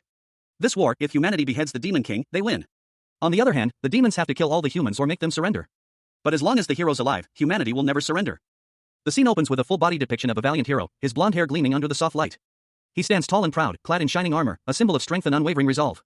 A regal cape flows behind him, adding to his majestic presence. The narration box reveals that he is the strongest being alive, a testament to the goddess's divine blessing. The narrative shifts to a dark, ominous setting. A voice, filled with grim determination, declares that the demons have no choice but to kill all humans to win the war. This dire statement sets the stage for a desperate struggle. A powerful demon, his skin a shade of deep purple, sharp horns piercing the air, and a sinister grin stretching across his face, emerges from the shadows. His words echo the previous statement, adding a layer of chilling resolve. They must kill all humans before the hero can reach their king. His posture radiates confidence and ruthless ambition. The scene shifts to a grand, dark hall, where 2 more demons stand before a throne-like structure. One is large and imposing, while the other is smaller and more sinister looking. The atmosphere is thick with anticipation and malice. A dramatic close-up shows a powerful hand reaching out, possibly to strike. The tension is palpable, hinting at an imminent attack or a significant event about to unfold. The panel shows a large speech bubble proclaiming honor to their king from another world. This suggests a significant event is about to occur, possibly an arrival or a declaration of allegiance. The camera angle shifts to reveal a grand staircase leading to a throne room. The architecture is dark and imposing, with hints of Gothic design. The overall atmosphere is one of power and mystery. High above, three figures surveyed the rocky landscape below. A blonde-haired man in white armor led the way, followed by a woman with dark hair and a man with blonde hair and a red cape. The blonde man in the red cape pointed towards a trail of destruction, his gaze grim. Are those his tracks? Looks like he was on a rampage. Suddenly, they were ambushed. Two demonic soldiers emerged from behind a rock formation, their eyes burning with malice. One of them a feline-like creature. The blonde man in the red cape recognized the threat immediately. Damn it, they're demon soldiers. A guttural roar echoed as one of the demons lunged at the group. Dei. The blonde man reacted swiftly, deflecting the attack with his sword. But the demons were relentless, their claws slashing through the air. He was forced to parry multiple attacks in quick succession, finally managing to overpower one of the demons with a powerful strike. The creature fell to the ground, defeated. The remaining demon stood over a fallen comrade, its face contorted in rage. A deep gash marred the blonde man's chest, blood staining his armor. He coughed, a pained expression on his face. Cook, if only the others were here. A knight, clad in gleaming armor, stood amidst the rubble. His helmet obscured his eyes, but a sense of quiet determination emanated from his posture. He muttered to himself, this is a continuation of the previous scene, showing a close-up of a hand carefully unfolding a piece of parchment. The scene shifts to a group of 4 individuals gathered around a makeshift table in a forest clearing. 3 knights, 2 with blonde hair and 1 with dark hair, sat alongside a cloaked figure. A map lay spread before them. One of the knights, his blonde hair catching the sunlight, spoke, noting that one of the soldiers had been carrying the map. His expression showed a hint of awe. He continued, impressed by their surveying skills. However, another blonde knight interrupted, pointing out something more important on the map. He indicated a specific location with a twig. The map, it turned out, showed roads leading to every battlefield in the region. With the map in hand, they would go slay the Demon King. But the cloaked figure cautioned them to hold on, addressing the enthusiastic blonde knight as Sir Hero. The cloaked figure pointed out a suspicious detail on the map, a village in the mountains, seemingly unconnected to any strategic value yet directly linked to a major road. The road, they noted, appeared to end abruptly at this village. A woman with fiery red hair exclaimed something to a blonde man, her expression a mixture of urgency and doubt. He listened intently, his blue eyes wide with interest. The blonde man, seemingly a hero of some renown, considered her words. His intuition, honed by years of experience, pointed towards a significant location marked on a worn map. 1 week later, the blonde man, accompanied by his red-haired companion and another warrior, stood before a small village nestled in a valley. He held a map, his gaze fixed on a specific point. He confirmed their arrival, a quiet satisfaction in his voice. It was here, at this seemingly unremarkable village, that their quest would culminate. A wide shot revealed the village, seemingly peaceful, yet a subtle darkness lingered in the air. Smoke curled from chimneys, but an unsettling stillness hung over the scene. A sense of foreboding that intensified as the camera panned closer, revealing ominous shadows creeping across the buildings. The shadows deepened, obscuring the details of the village, creating an atmosphere of mystery and danger. The scene shifted abruptly. Inside a dimly lit building, 3 women of varying races were seen casually eating, their expressions relaxed. Meanwhile, 2 small, strange creatures were diligently digging in a fiery pit, their work seemingly mundane. From a high vantage point, the scene unfolds. Orcish laborers, their green skin glistening with sweat, heave heavy loads of ore into crude carts. They trudge along a dusty road, their movements slow and deliberate. Meanwhile, a young man with blonde hair, clad in ornate armor, watches the scene with a troubled expression. His brow furrows, and a question forms in his mind: should they intervene? He shakes his head, a decision made. There's no time for discussion, their primary objective must be achieved. The blonde-haired man, his resolve hardened, grips his sword. A golden light emanates from his shield, a symbol of his authority. A stark contrast to the grim task ahead. A silent exclamation punctuates the scene. The first man counters, his expression grim. There are no innocent villagers here. The second man recoils, shocked by this revelation. His companion explains. The second man cries out in disbelief, his name, Edward, escaping his lips. The first man, his face contorted in anger, confronts Edward. He demands to know what Edward thinks he is doing. A sign of his inner turmoil. A blonde knight, clad in ornate armor, posed a question to his companions. He asked if the act of killing those villagers constituted a sin. One of the knight's companions vehemently declared that it was indeed a sin. Massacre, they insisted, was never a good deed. The knight then shifted the discussion, inquiring whether it was morally acceptable to break into the enemy's base, targeting their suppliers and blacksmiths. His companion readily agreed, asserting that cutting off their supplies was necessary to prevent further dangers. The panel then highlighted the hero's code: a hero must always behave righteously and preserve justice. The knight, however, seemed troubled. He pondered the implications of leaving the enemy's base intact and the moral complexities of killing them. The weight of his internal conflict was evident as he grappled with the distinction between good and evil. He declared his intention to find a solution, though his resolve remained uncertain. Meanwhile, a figure in dark armor silently eliminated an enemy. A grim determination etched itself onto his features. He then questioned whether that was the last of his targets. The armored figure, exhausted, admitted to himself that he was doing all the work. The scene shifted to show the blonde knight again. He recalled the hero's claim to only kill demons that attacked him. The scene opens with a distraught young woman, the saintess, kneeling on the ground, cradled by a concerned blonde man. A tall, imposing figure in armor stands behind them, his expression grim. News of the young demon's deaths had triggered a panic attack in the saintess. A hand reaches down and picks up a discarded pistol. The narrator observes that everyone present is useless. The blonde man examines the pistol, noting its caliber and make. He muses that the weapon is a 7.92mm Mauser. He smirks, wondering aloud if this means the owner is a German weapons enthusiast. The blonde man turns to his brother, a dark-haired man in armor, and asks him if he understands the implications of this discovery. The dark-haired brother, initially stoic, asks if his brother found something. The blonde man reveals that the weapon's existence means even civilians can easily become soldiers with proper training. The dark-haired brother is shocked by this revelation, realizing that this explains why the demons are mass-producing these weapons. The scene shifts back to the Saintess, still distressed, as the blonde man and his brother walk away. The blonde man turns back to his brother, offering a word of praise. He compliments his brother on a job well done. A knight, clad in gleaming armor, offered Pet Shop a proposition, a vacation in exchange for his services. He was given a map, instructed to eat as much as he liked from the marked locations. Pet Shop, however, questioned whether this was truly a vacation, but dismissed his concerns, recognizing it as an opportunity to test his abilities. Suddenly, a blonde-haired man in elegant attire let out a pained cry as he was seemingly attacked. The blonde man, however, smirked, revealing that everything was proceeding as planned. The scene shifted to a dense forest, where Pet Shop was sent to forage. Another pained cry echoed through the trees, as a figure was violently thrown from the canopy, revealing the blonde man, now battered and bruised. He was defeated, tears streaming down his face. Mr. Kim, also known as Pet Shop, found himself in a disorienting situation, his mind reeling from the sudden displacement. A wave of confusion washed over him as he stammered to himself, questioning his predicament. The scene opens on a bustling port city, identified as Stuckbit, within the Demon Kingdom. Ships bob gently in the harbor, their sails catching the light. Midden, a young boy of mixed human and demon heritage, is introduced. He carries a heavy sack on his back. Midden, still carrying his burden, walks through the port area. He appears tired but determined. An unseen voice calls out to Midden, criticizing his slow pace. Midden finishes his task and receives his payment. A small pouch of coins. He gratefully accepts it. Midden counts his earnings, relieved that he can now afford rent and food for himself and Myron. He then looks at what remains of his payment. Midden reflects on his simple life, working to eat and provide for Myron.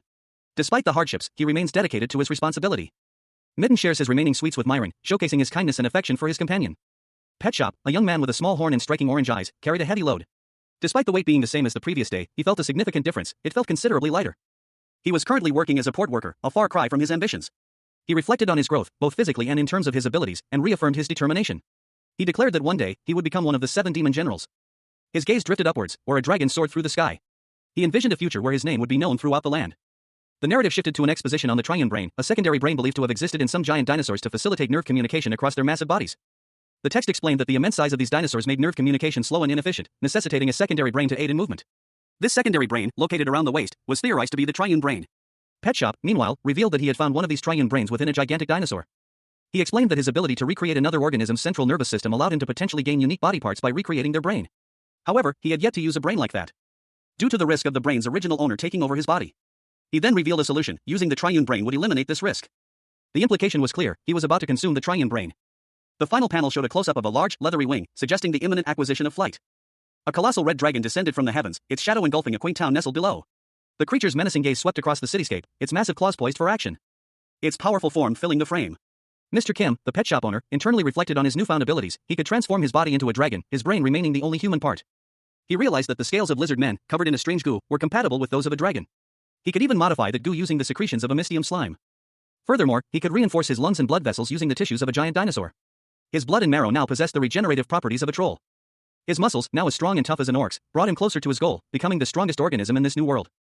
With a mighty roar, Mr. Kim launched himself into the air, transforming into a fearsome dragon. Soaring through the sky. Below, a small, horned creature carrying sacks looked up in shock, eyes wide with disbelief. A gasp escaped his lips: a dragon. The small creature and his companion continued their work, seemingly unfazed by the dragon's earlier display of power. Mr. Kim, also known as Pet Shop, felt a surge of terror. His eyes widened, reflecting the fiery glow of an unseen threat. A panicked voice pierced the air. It was a warning about a dragon. Chaos erupted around him. Orcs and other monstrous creatures scattered in fear as a colossal shadow loomed over the town. Pet Shop's face was a mask of disbelief as he was caught in the dragon's massive jaws.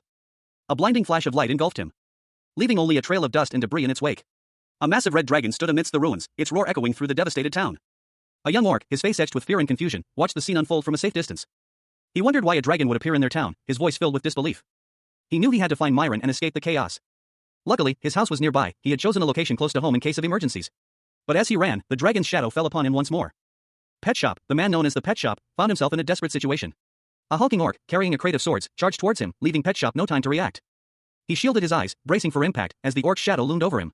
A wave of fear washed over him as he felt the ground tremble beneath his feet. But the blow never came.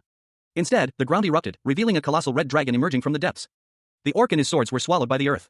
Pet Shop stared in disbelief, his eyes wide with a mixture of terror and awe as he witnessed the sheer power of the creature before him. A low growl rumbled from the dragon's throat, shaking Pet Shop to his core. He felt a primal fear, a deep-seated instinct warning him of imminent danger.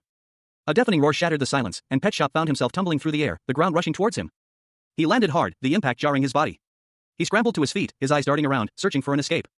But the dragon was too fast. Before he could react, the dragon's shadow fell upon him once more. Pet Shop, enraged, let out a furious yell. "You fucking dragon," he roared, his voice filled with hatred and defiance. He lunged forward, his small sword aimed at the dragon's massive form.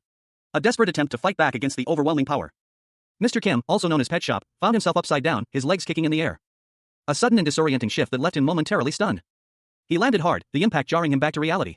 Before him stood a colossal red dragon, its scales shimmering menacingly under the harsh sunlight. A scene of fiery chaos unfolding before him.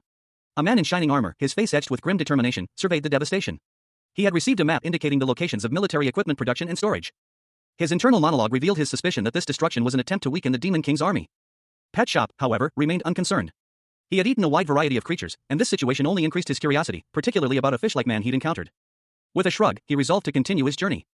10 hours after the destruction of Stuckpit, a high-ranking demon, his face shadowed and grim, addressed his subordinates, inquiring about the events and expressing concern over their depleted equipment supplies. Envy, a red-skinned dragon-like woman with horns and bat-like wings, and Nate, a large, muscular, purple-skinned demon, sat in a throne room. Envy listened intently as Nate explained that the recent destruction was attributed to a dragon, claiming that as a fellow dragon, such a feat was impossible. A report detailed that a dragon had breathed fire at least 50 times in 9 hours, from sunrise to sunset. This was deemed impossible unless it was a legendary dragon lord, and the legendary dragon lord was present in the kingdom. Envy, her eyes wide with disbelief and anger, demanded to know what Nate was implying. She vehemently denied any involvement, questioning if he suspected her. Nate, calmly sipping wine, countered that the presence of the legendary dragon lord didn't rule out the possibility of another. However, he stated that what truly mattered was their next move. He then asked Envy for any ideas. News of the dragon's rampage in Stuckpit had spread throughout the kingdom, transforming it into a symbol of terror overnight. A hooded figure, possibly one of the 4 heavenly kings or 7 demon generals, observed that defeating this dragon would significantly boost the morale of the demon kingdom, and declared their intention to personally confront the dragon. Envy, with a determined expression, vowed to prove her superiority, even if she shared a lineage with the terrorizing dragon. The narrative opens with a retrospective reflection. Attacking the port city, a feat accomplished alongside a hero, is described as the most rewarding achievement thus far. A success attributed to consuming various demons, fish and insect demons, among others, which significantly enhanced his abilities. He reflects that while he initially believed consuming mammals would yield high compatibility, it proved to be merely the bare minimum. This realization, however, allowed for a deeper understanding of his unique ability. He believes that continued progress along this path will eventually lead him to his ultimate goal, reaching the peak of all life. The scene shifts. A dragon is sighted in the sky, prompting speculation among a group of onlookers, initially mistaken for one of the demon generals. However, a character quickly corrects this assumption. Fear grips the fleeing creatures as they desperately try to escape. A monstrous, reptilian creature, its scales the color of dried blood and its eyes burning with malevolent energy, smashed through the earth. Its powerful legs cracked the ground with each step. Its gaping maw opened, revealing rows of razor-sharp teeth as it prepared to devour its next victim. A wave of fire erupted from the creature's demise, engulfing nearby buildings in a fiery inferno. The destruction was widespread and immediate. High above, a winged figure with crimson hair and horns descended, her movement swift and precise. She was a striking figure, clad in dark armor, her gaze sharp and intense. According to the report, they were seen at the 6th base over an hour ago. "I don't know who you are, but I'll teach you," she stated, her voice laced with a hint of menace. The winged warrior's eyes widened in disbelief. What? He did all of this within an hour. Below, a figure, seemingly human but bearing the marks of a brutal struggle, fell from the sky, the remnants of the monstrous creature clinging to him. He landed hard, the impact jarring. The remains of the beast were still attached. Mr. Kim, also known as Pet Shop, found himself in a world far removed from his pet shop. A colossal red dragon, unlike any he'd ever seen, stood before him, its scales shimmering, its presence radiating power. He realized, with a jolt, that he had somehow acquired a new skill, dragon's language. A red-haired, dragon-like woman appeared, her expression one of cold authority. This was one of the dragon's abilities, an intimidating presence that could make others obey through fear. She commanded Mr. Kim to stop, her voice sharp and menacing. Mr. Kim attempted to use his newly acquired dragon's language, but to his surprise, it had no effect on the imposing creature before him. The red-haired woman was shocked. Her dragon's language, she thought, should be powerful enough to intimidate even other dragons. The dragon, unimpressed, noted Mr. Kim's strength but warned him against overestimating his abilities. It advised him to abandon the delusion that his authority would work on everyone, and threatened to resort to extreme measures if he persisted. The red-haired woman, her patience wearing thin, found Mr. Kim's arrogance infuriating. She challenged Mr. Kim, questioning his audacity, and vowed to show him the true taste of despair. A small, green-scaled dragon with red wings and a questioning expression appeared before Mr. Kim, the pet shop owner. Suddenly, a powerful, red dragon emerged, its body crackling with energy. It sneered at the smaller dragon, its massive form filling the panel, a clear display of dominance. The larger dragon, radiating power, declared its intent to crush the smaller one. With a furious roar, the larger dragon lunged forward, its massive claw aimed to strike the smaller dragon, the impact of the attack creating a powerful shockwave. The smaller dragon was caught in the attack, its body visibly impacted by the force. The larger dragon roared its victory, a final, crushing blow ending the smaller dragon's life. The scene concluded with the sound of the smaller dragon's death. 10 minutes passed. The battle raged on. Pet Shop, the man known as Pet Shop, found himself facing a formidable foe, a massive, crimson dragon. He thought, this is impossible. He blocked all of my attacks. Pet Shop continued his assault, but the dragon's scales proved incredibly resilient.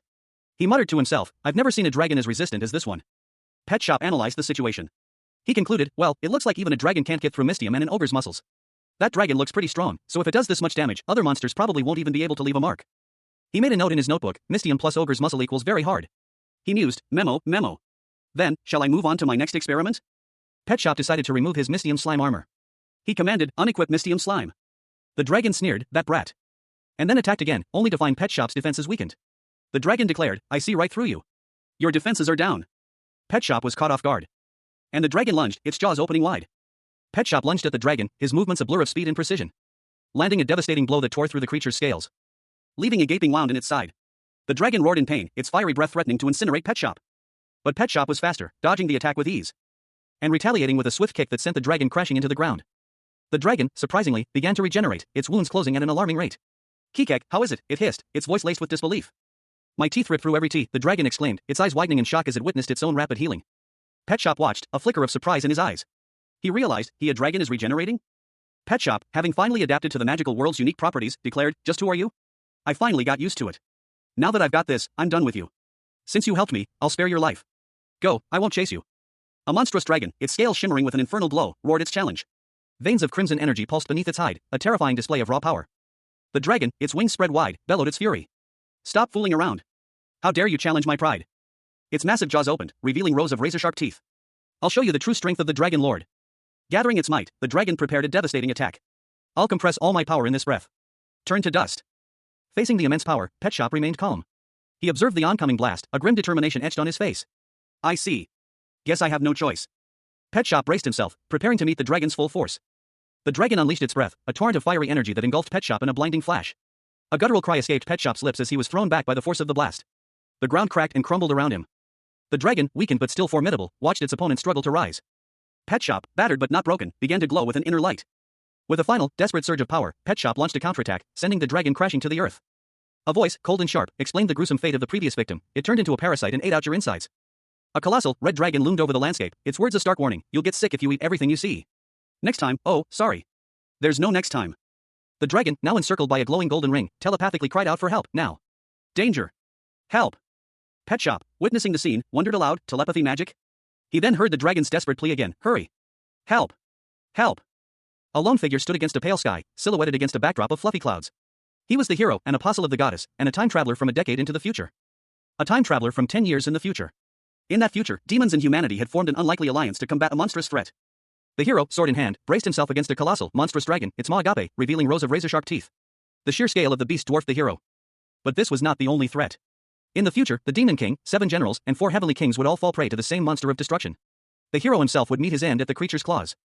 Having traveled back a decade, the hero set his sights on the Great Forest. His goal, to slay the slime that would eventually evolve into the dreaded monster of destruction. This act, it turned out, would have unforeseen consequences. The hero's actions saved Sir Kim, preventing his assassination and saving the prince's life. He had saved lives that would have otherwise been lost. But by altering the future, he had also created a new, uncertain timeline.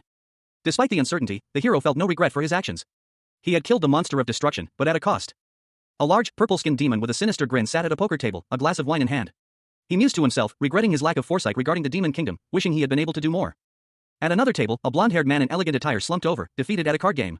He muttered to himself, acknowledging his loss. The purple demon's eyes narrowed, a wicked gleam appearing as he contemplated the blonde man's abilities.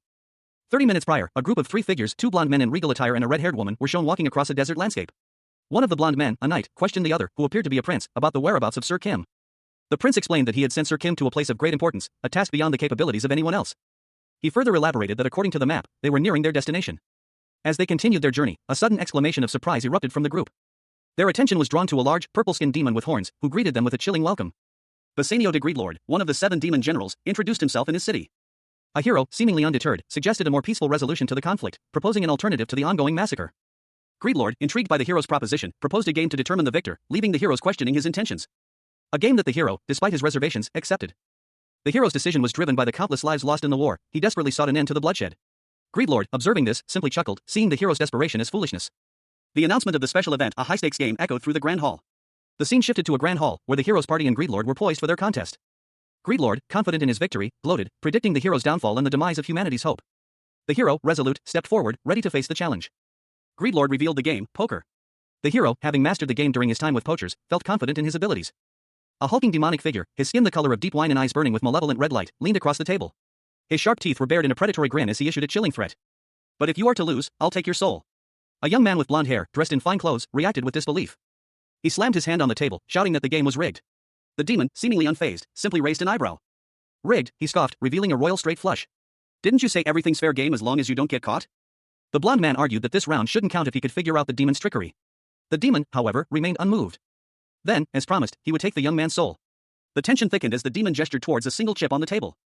The chip pulsed with an eerie light, then launched itself across the table towards the blonde man, who reacted with a gasp.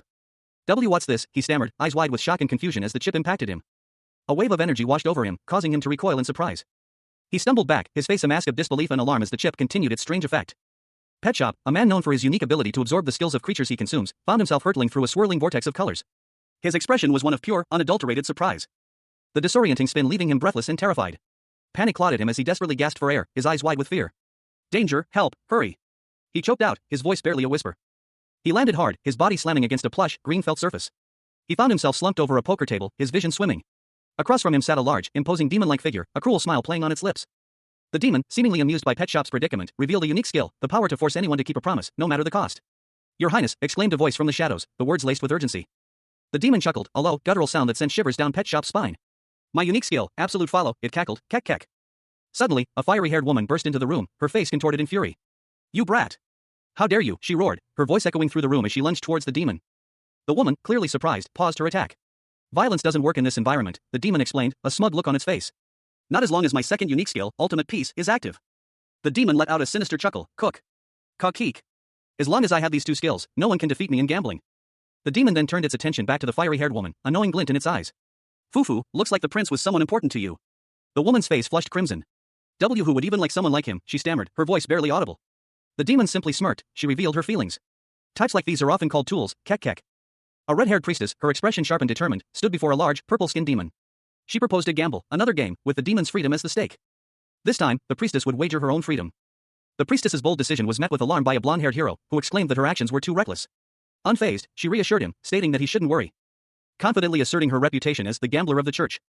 The demon, surprised by the priestess's willingness to gamble, questioned her actions. The priestess responded with a nonchalant question of her own, implying that gambling was a perfectly reasonable pastime during the long winter months. Leaving the choice of game to the demon. The demon considered several card games, poker, blackjack, and one card stud. The priestess, however, had other plans. She swiftly swept the cards aside, revealing her intention to use dice instead.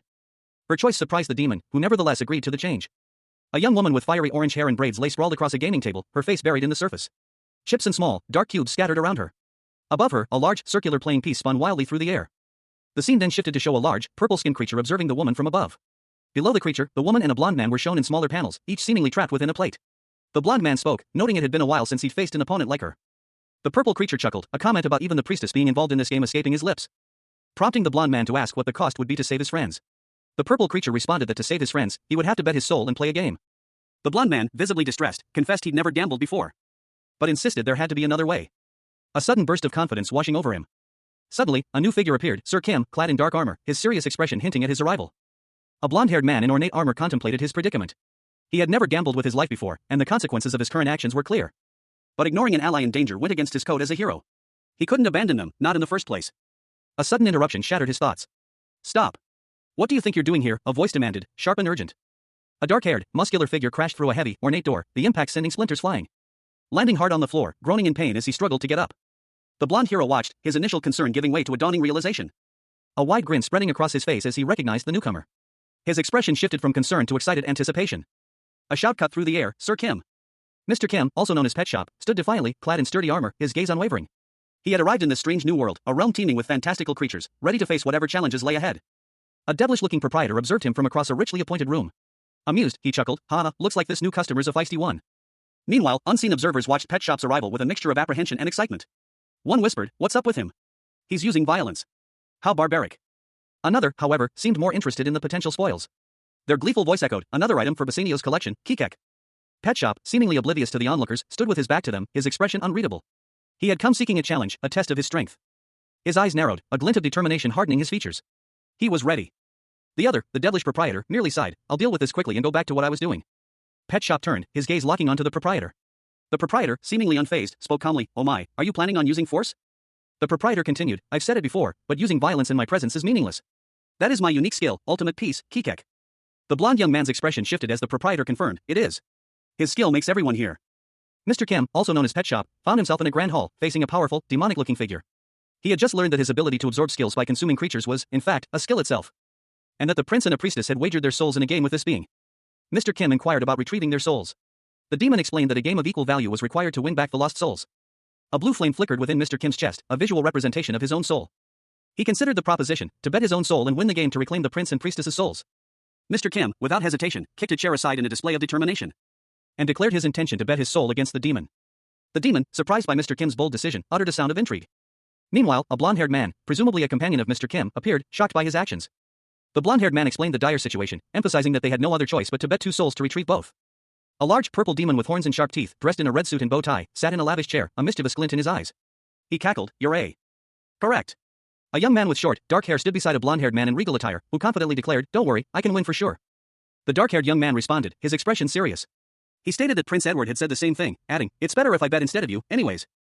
The blonde man, Prince Edward, visibly sweated, his confidence wavering slightly. Prince Edward, resigned, conceded, "Fine. I'll trust you, Sir Kim." "You heard that? I'll bet both the hero's soul and my soul." The dark-haired young man, Sir Kim, crossed his arms, a determined look on his face. He nodded confidently to the demon. Sir Kim raised his fist, a gesture of challenge. The demon's expression shifted to one of anticipation. The demon asked, "This. Rock, paper, scissors?" The demon's face was suddenly contorted as something was shoved into his mouth. Mr. Kim, also known as Pet Shop, found himself in a precarious situation.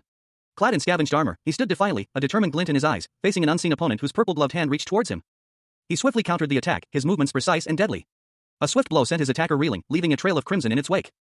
Pet Shop, having consumed a variety of creatures, reflected on his unique ability. He realized that his acquired skills did not work against him. He clarified that direct attacks, such as those involving physical force or elemental spells, could still harm him. Similarly, the accelerated arrows from a rapid shot skill would still pierce his defenses. However, skills that targeted him indirectly, such as guide shot or incinerate, proved ineffective. This led him to ponder the nature of his opponent's unique skill, Ultimate Peace. Pet Shop deduced that Ultimate Peace targeted those actively using violence within a specific area. His opponent, however, seemed utterly bewildered by this revelation, questioning the implications of this discovery. Bassanio stumbled backward, his face contorted in a grimace as he let out a series of pained groans. A wave of nausea washed over him. Bassanio was completely bewildered by the unfamiliar sensation that coursed through him. The moment he realized the feeling was physical pain, however, Bassanio understood that his strategy of Ultimate Peace had failed him. A profound sense of defeat washed over him. His shoulders slumped, and a sigh escaped his lips. This triggered his other unique skill. Absolute Follow activated. 2 figures, a man and a woman, appeared before him, their faces mirroring his own expression of defeat. The woman, her face etched with worry, exclaimed that this didn't count, it was a scam. Bassanio's opponent, lying defeated on the floor, muttered that it didn't count, that it was a scam. A mysterious figure appeared, questioning Bassanio's dissatisfaction with the results. He offered a new game, a wager of life itself. A sinister smile stretched across the face of a man in ornate armor. He taunted his opponent, a hulking, monstrous figure, "Guess which hand I'm going to hit you with. Right or left? It starts the second you answer." The monstrous figure, momentarily caught off guard, stammered, "Right, no. Left." The armored man declared, "Wrong." A monstrous, clawed foot, glowing with an eerie light, smashed down on the creature's leg. The impact sent tremors through the ground. The armored man stood over his fallen foe. The scene shifted to a grand hall, where several onlookers gasped in shock. One of them exclaimed, "Bassanio lost." Bassanio, one of the 7 demon generals, no, one of the 4 heavenly kings. The armored man, seemingly unfazed by the implications of his victory, warned those around him, "Run. Don't even bother thinking about getting out alive." Panic erupted in the hall as the onlookers scattered. A blonde woman in a dark dress and a large, horned demon fled in opposite directions. The blonde woman, however, paused to shout at the armored man, "Sir Kim. There's no need for unnecessary deaths." He responded coldly, "What are you babbling about? These people are pieces of trash who find joy in watching people lose their souls. Taking out these pieces of trash is an honorable act." A young man with blonde hair and piercing blue eyes stood defiantly, beads of sweat tracing paths down his temples. His mouth hung open, a mixture of exertion and determination etched onto his face. He stood before a knight in dark armor, his sword raised. "It seems you don't understand," the knight stated, his tone firm. The blonde youth braced himself, his own sword at the ready. The knight continued, echoing the prince's earlier words, "Are you going to do what's kind, or are you going to do what's right?" The knight pressed his point, asking the blonde youth, "Now I'll ask you. Will you pick justice?" The blonde youth's face was etched with internal conflict. He contemplated the question, "Or what is right?" The knight, impatient, declared, "If you're not going to help, take the 2 and go outside. Having someone who doesn't even know what he wants will only get in my way." The blonde youth, along with 2 others, were escorted out through a shattered doorway. They were pushed through the opening, the force of the action causing more destruction. Leaving them outside the building, where a desperate plea for help could be heard from within. The knight, now alone, muttered, "Now then." Red energy coursed through Pet Shop's body, his face contorted in a grimace as the magical world's energy surged within him. He wondered, amidst the chaos, if he should begin absorbing the residual magical energy. A scream ripped from his throat as the process intensified. A silent plea for salvation escaping his lips as the transformation reached its peak. Inside a grand building, a tense scene unfolds. A devilish-looking creature, its skin a shade of deep purple, stands guard, while a woman with blonde hair, dressed in dark attire, urgently instructs him to lock the doors and prevent anyone from leaving. Suddenly, a red-haired, devilish-looking man bursts into the scene, demanding to know what is happening and shouting for the doors to be opened. The red-haired man's face contorts in horror as he screams that there's a murderer inside. Meanwhile, another figure, his body bruised and bloodied, collapses to the floor, whispering desperate pleas for help. He regrets having come to this place. A narration box reveals that a recent bet has transferred the ownership of the casino to the bloodied man. This casino is, in fact, a fortress controlled by the mind of its previous owner, a powerful individual referred to only as that pig. Now that the ownership is his, the bloodied man can control everything within the casino. He wants to test his newfound power, but he doesn't have much time. He orders the blonde woman to remove anything that could extinguish a fire. Then, he instructs the red-haired man to increase the oxygen levels in the building. Finally, he commands the red-haired man to start a fire, setting the stage for a dramatic escalation. A stern-faced, blonde-haired man, clad in ornate armor, glared intensely. His eyes, sharp and piercing, held a conviction that bordered on fanaticism. He declared that there were no innocent people. The blonde man's words hung heavy in the air. A younger man with darker hair, dressed in simpler clothes, stood before him, his expression unreadable. The blonde man pressed his point, asking if the younger man would choose justice or what is right. The scene shifted dramatically. A large, imposing throne room was revealed, dominated by a sinister figure seated upon a dark throne. This creature, skeletal and cloaked, exuded an aura of immense power and malevolence. The camera focused on the empty throne next to the skeletal figure. A deep voice echoed through the chamber, stating that only two remained. A figure, cloaked and mysterious, entered the throne room. Their feet were the only visible part, but their presence commanded attention. A gasp escaped their lips as they realized the identity of the skeletal figure. The skeletal figure was revealed to be the Demon King, a terrifying sight that filled the newcomer with shock and awe. A young woman with long, white hair and horns entered the scene. Her expression was one of concern and apprehension. The Demon King spoke, revealing that contact had been lost with Sloth, and that Greed's territory, Grand Vegas, had been overtaken. Greed himself was also missing. Two figures, a young woman with white hair and horns and a large, muscular man whose features are mostly obscured, conversed. The woman expressed concern about the survival chances of someone, while the man offered a somber apology, suggesting that they shouldn't expect much. The muscular man continued, lamenting the loss of two valuable men. The scene shifted to reveal a grand hall where three imposing figures stood, a cloaked figure, a skull-faced demon, and the white-haired woman.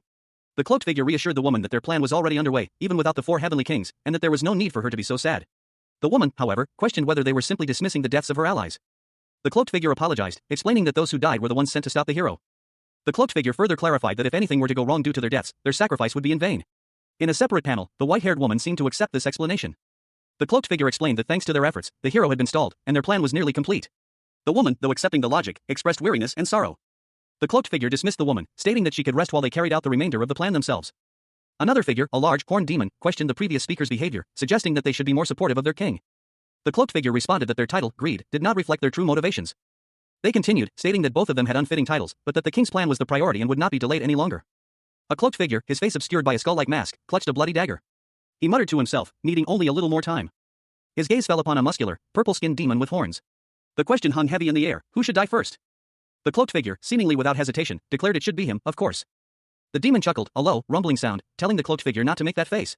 He was merely stating that the old hag would leave first. The cloaked figure turned and walked away, leaving the demon alone in the grand hall. A wide shot showed a scene of devastation, a landscape ravaged by fire and destruction. A man, kneeling amidst the ruins, reflected on the battle. He had faced a dangerous foe, even for him. The troll's regeneration, he realized, was weak against fire.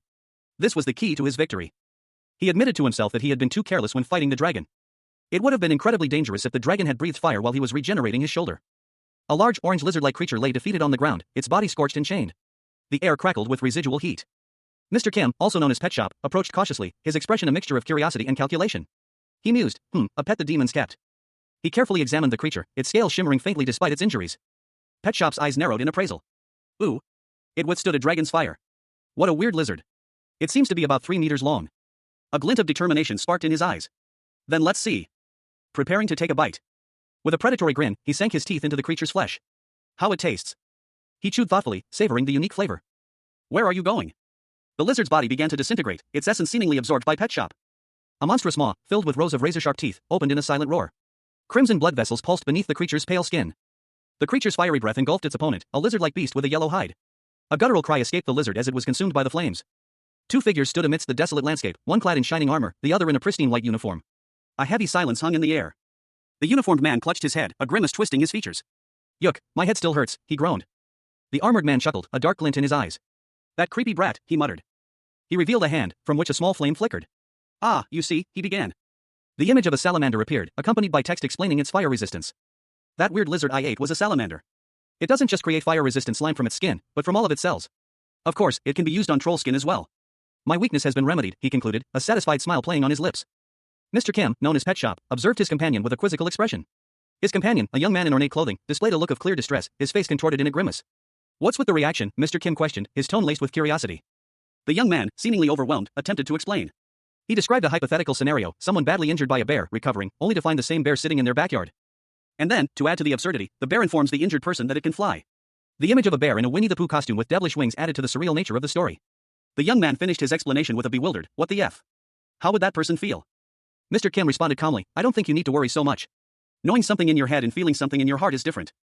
He continued, explaining that while they were technically a team, if the young man saw him as a threat, there would be negative consequences.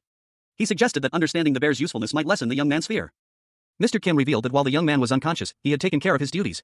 The young man's eyes widened in surprise. His reaction was one of shock and disbelief. The young man's jaw dropped slightly. He then stated that the hero, in a surprising twist, had chosen kindness over justice. The young man's expression shifted to one of contemplation. Mr. Kim observed, "I see, very well, this is the second time. If he meets the requirements one more time."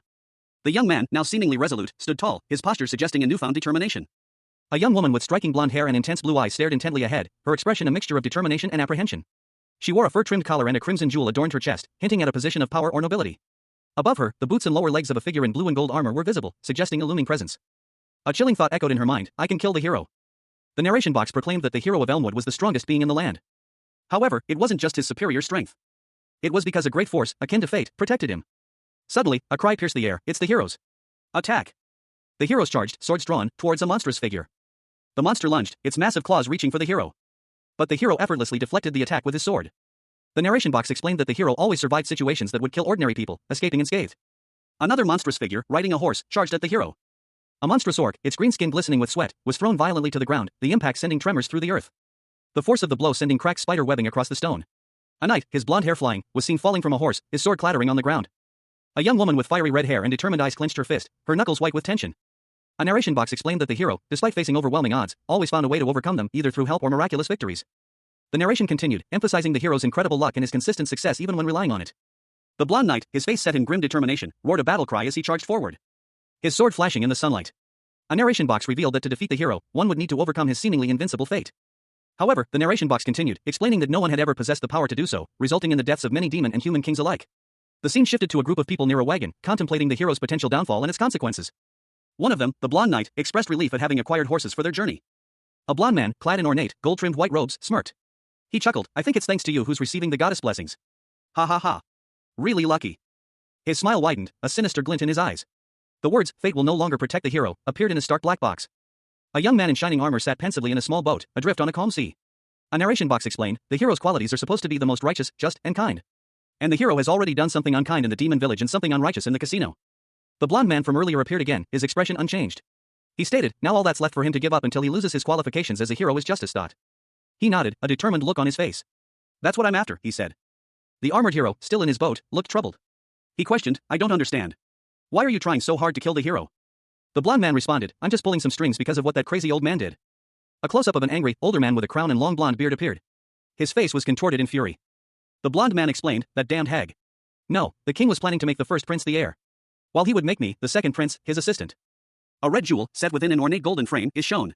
A cracked spider webs across its surface. The king's plan to dethrone the hero is revealed. He intends to make the hero commit dishonorable and unjust actions, thereby stripping him of his title. However, the king's fear of the goddess's wrath prevented him from taking direct action. A magically sealed book is shown, surrounded by glowing runes. Someone has broken the seal. They are now acting on those plans, but with their own modifications. A conversation ensues between two men. One questions the other's motives, suggesting a lack of genuine hatred for the hero. He doesn't believe the other has sufficient hatred to justify murder. The man with blonde hair reveals his motivation: if his brother, the hero, dies, the king will suffer far greater despair than he will pain. He clenches his fists, his face contorted in a grimace of determination. The scene shifts to the flat field plains. A lone figure, clad in worn armor, sits atop a wooden cart, slowly traversing a vast, grassy plain. The sky is a hazy blend of orange and yellow, hinting at either dawn or dusk. He squinted, a thoughtful expression crossing his face as he looked towards the horizon. His gaze fell upon a distant structure, a dark tower piercing the sky. He muttered to himself, like that's the Demon King's castle. Two figures, one with blonde hair and the other with dark hair, rode in the cart. The blonde one spoke, "It's weird, yeah. The fact that there are no guards protecting the front of the castle," to which the dark-haired one replied, "No, not that." A crudely drawn signpost marked Demon King's castle ahead. The blonde-haired man pondered, "But why is it on an ordinary plain? It's really odd." The dark-haired man leaned forward, a glint of excitement in his eyes. "What kind of crazy nation would place their capital in a place like that? I'd like to see a psychopath like that with my own eyes." The dark-haired man's gaze shifted, his expression turning from excitement to suspicion. He muttered something inaudible. He looked around, his eyes scanning the seemingly empty plain. "What is? I don't see a single ant around here." The cart continued its journey across the plain. The dark-haired man noticed something unusual. He commented, "Holes on our way here, but now I don't see a thing." The blonde-haired man's face showed a mixture of confusion and concern. Happened. A young man in ornate armor, his expression unreadable, responded with a simple, "I don't know either." Despite his uncertainty, a feeling of foreboding washed over him. He muttered, "But I'm sure that something's ahead of us."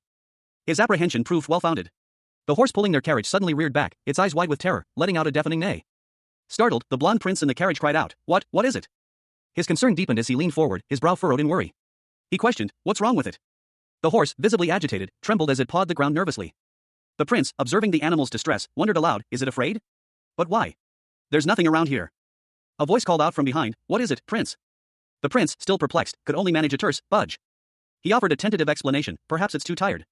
A young man, his blonde hair catching the light, felt a strange unease wash over him. His wide, blue eyes, filled with a mixture of apprehension and curiosity, reflected the intensity of his inner turmoil.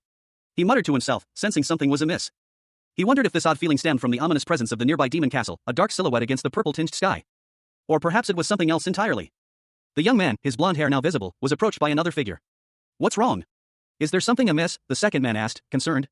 The blonde man replied, "No. I feel that something's off, but I can't say for sure." He decided to investigate the unsettling feeling, heading towards the imposing demon castle. "Perhaps I'll figure out what it is," he thought, his resolve hardening. The prince, attempting to coax the horse into movement, offered it food and kind words, but the animal remained unmoved. A priestess then tried using healing magic on the horse, but to no avail, the creature showed no signs of injury. Even intimidation failed to break the horse's strange stillness, it only shivered slightly in fear. Finally, the hero attempted to explain the urgency of the demon king's subjugation to the horse, but the animal remained completely unresponsive. As the sun dipped below the horizon, casting long shadows across the plains, a weary traveler, Pet Shop, found himself nestled in a horse-drawn cart. He had no choice but to stay there for the night. Pet Shop rested atop the cart, his armor gleaming faintly in the fading light. 3 figures stood nearby, observing him silently. One was a tall, slender woman with fiery red hair, another a fair-skinned man in blue robes, and a third, a blond man in a more ornate, military-style uniform. The blond man approached the cart, his expression kind.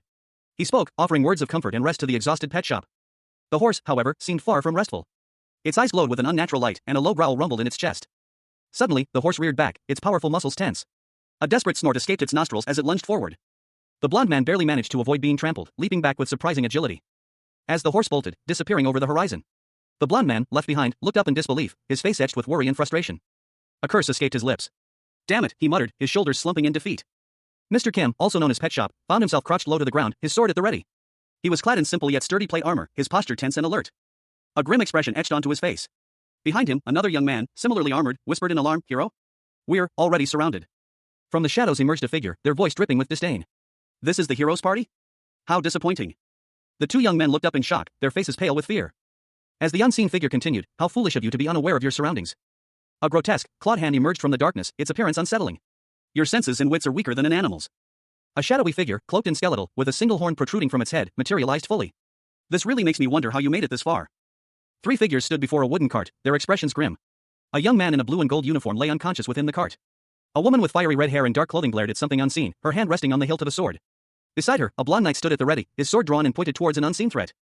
The tip of a wickedly sharp weapon, dark and edged with crimson lightning, emerged from below, a clear sign of impending danger.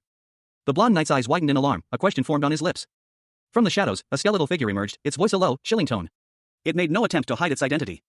A tremor shook the ground, causing the 3 to stumble as the earth beneath them quaked violently.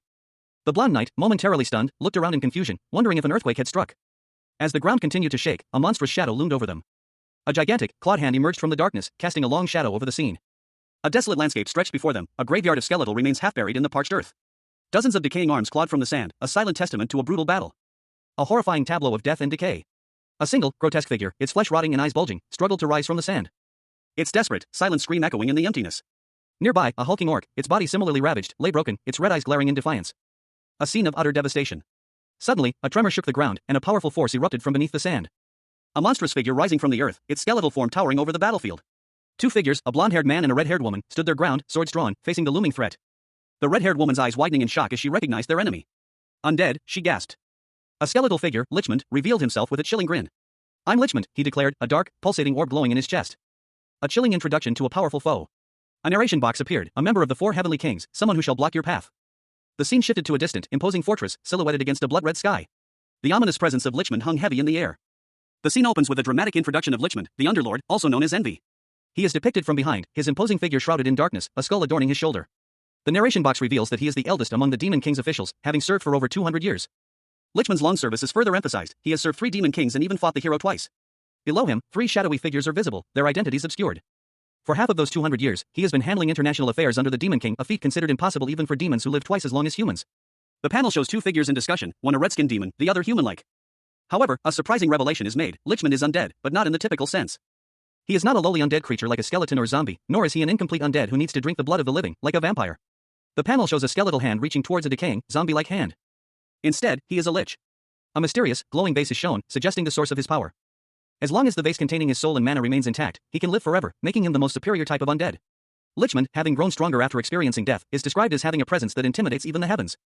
Lichman's power and influence are further highlighted. He is an official of the Demon Kingdom, and even the Demon King himself treats him with respect. Until that day. The final panel shows a large tower, the Demon King's castle, with a figure approaching it.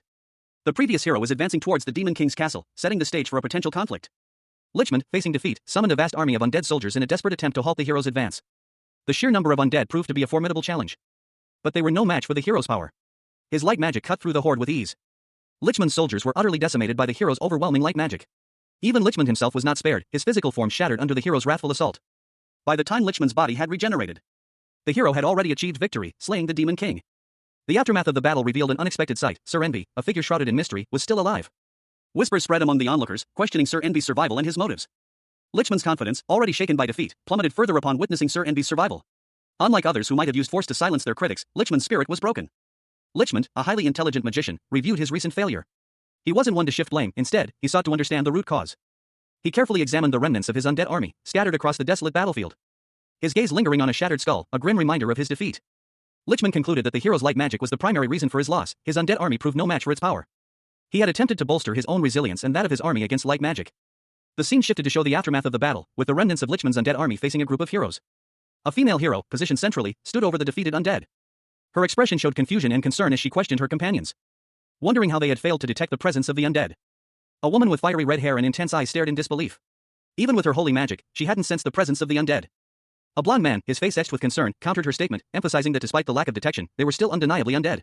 The blond man urged the red-haired woman to use her holy magic. She complied, unleashing a surge of golden energy in a powerful attack. The holy magic struck a horned skull, seemingly an undead creature. But instead of destroying it, the light seemed to heal the undead. The undead creature stood, seemingly rejuvenated by the holy magic. The three onlookers, the red-haired woman and two blond men, were shocked.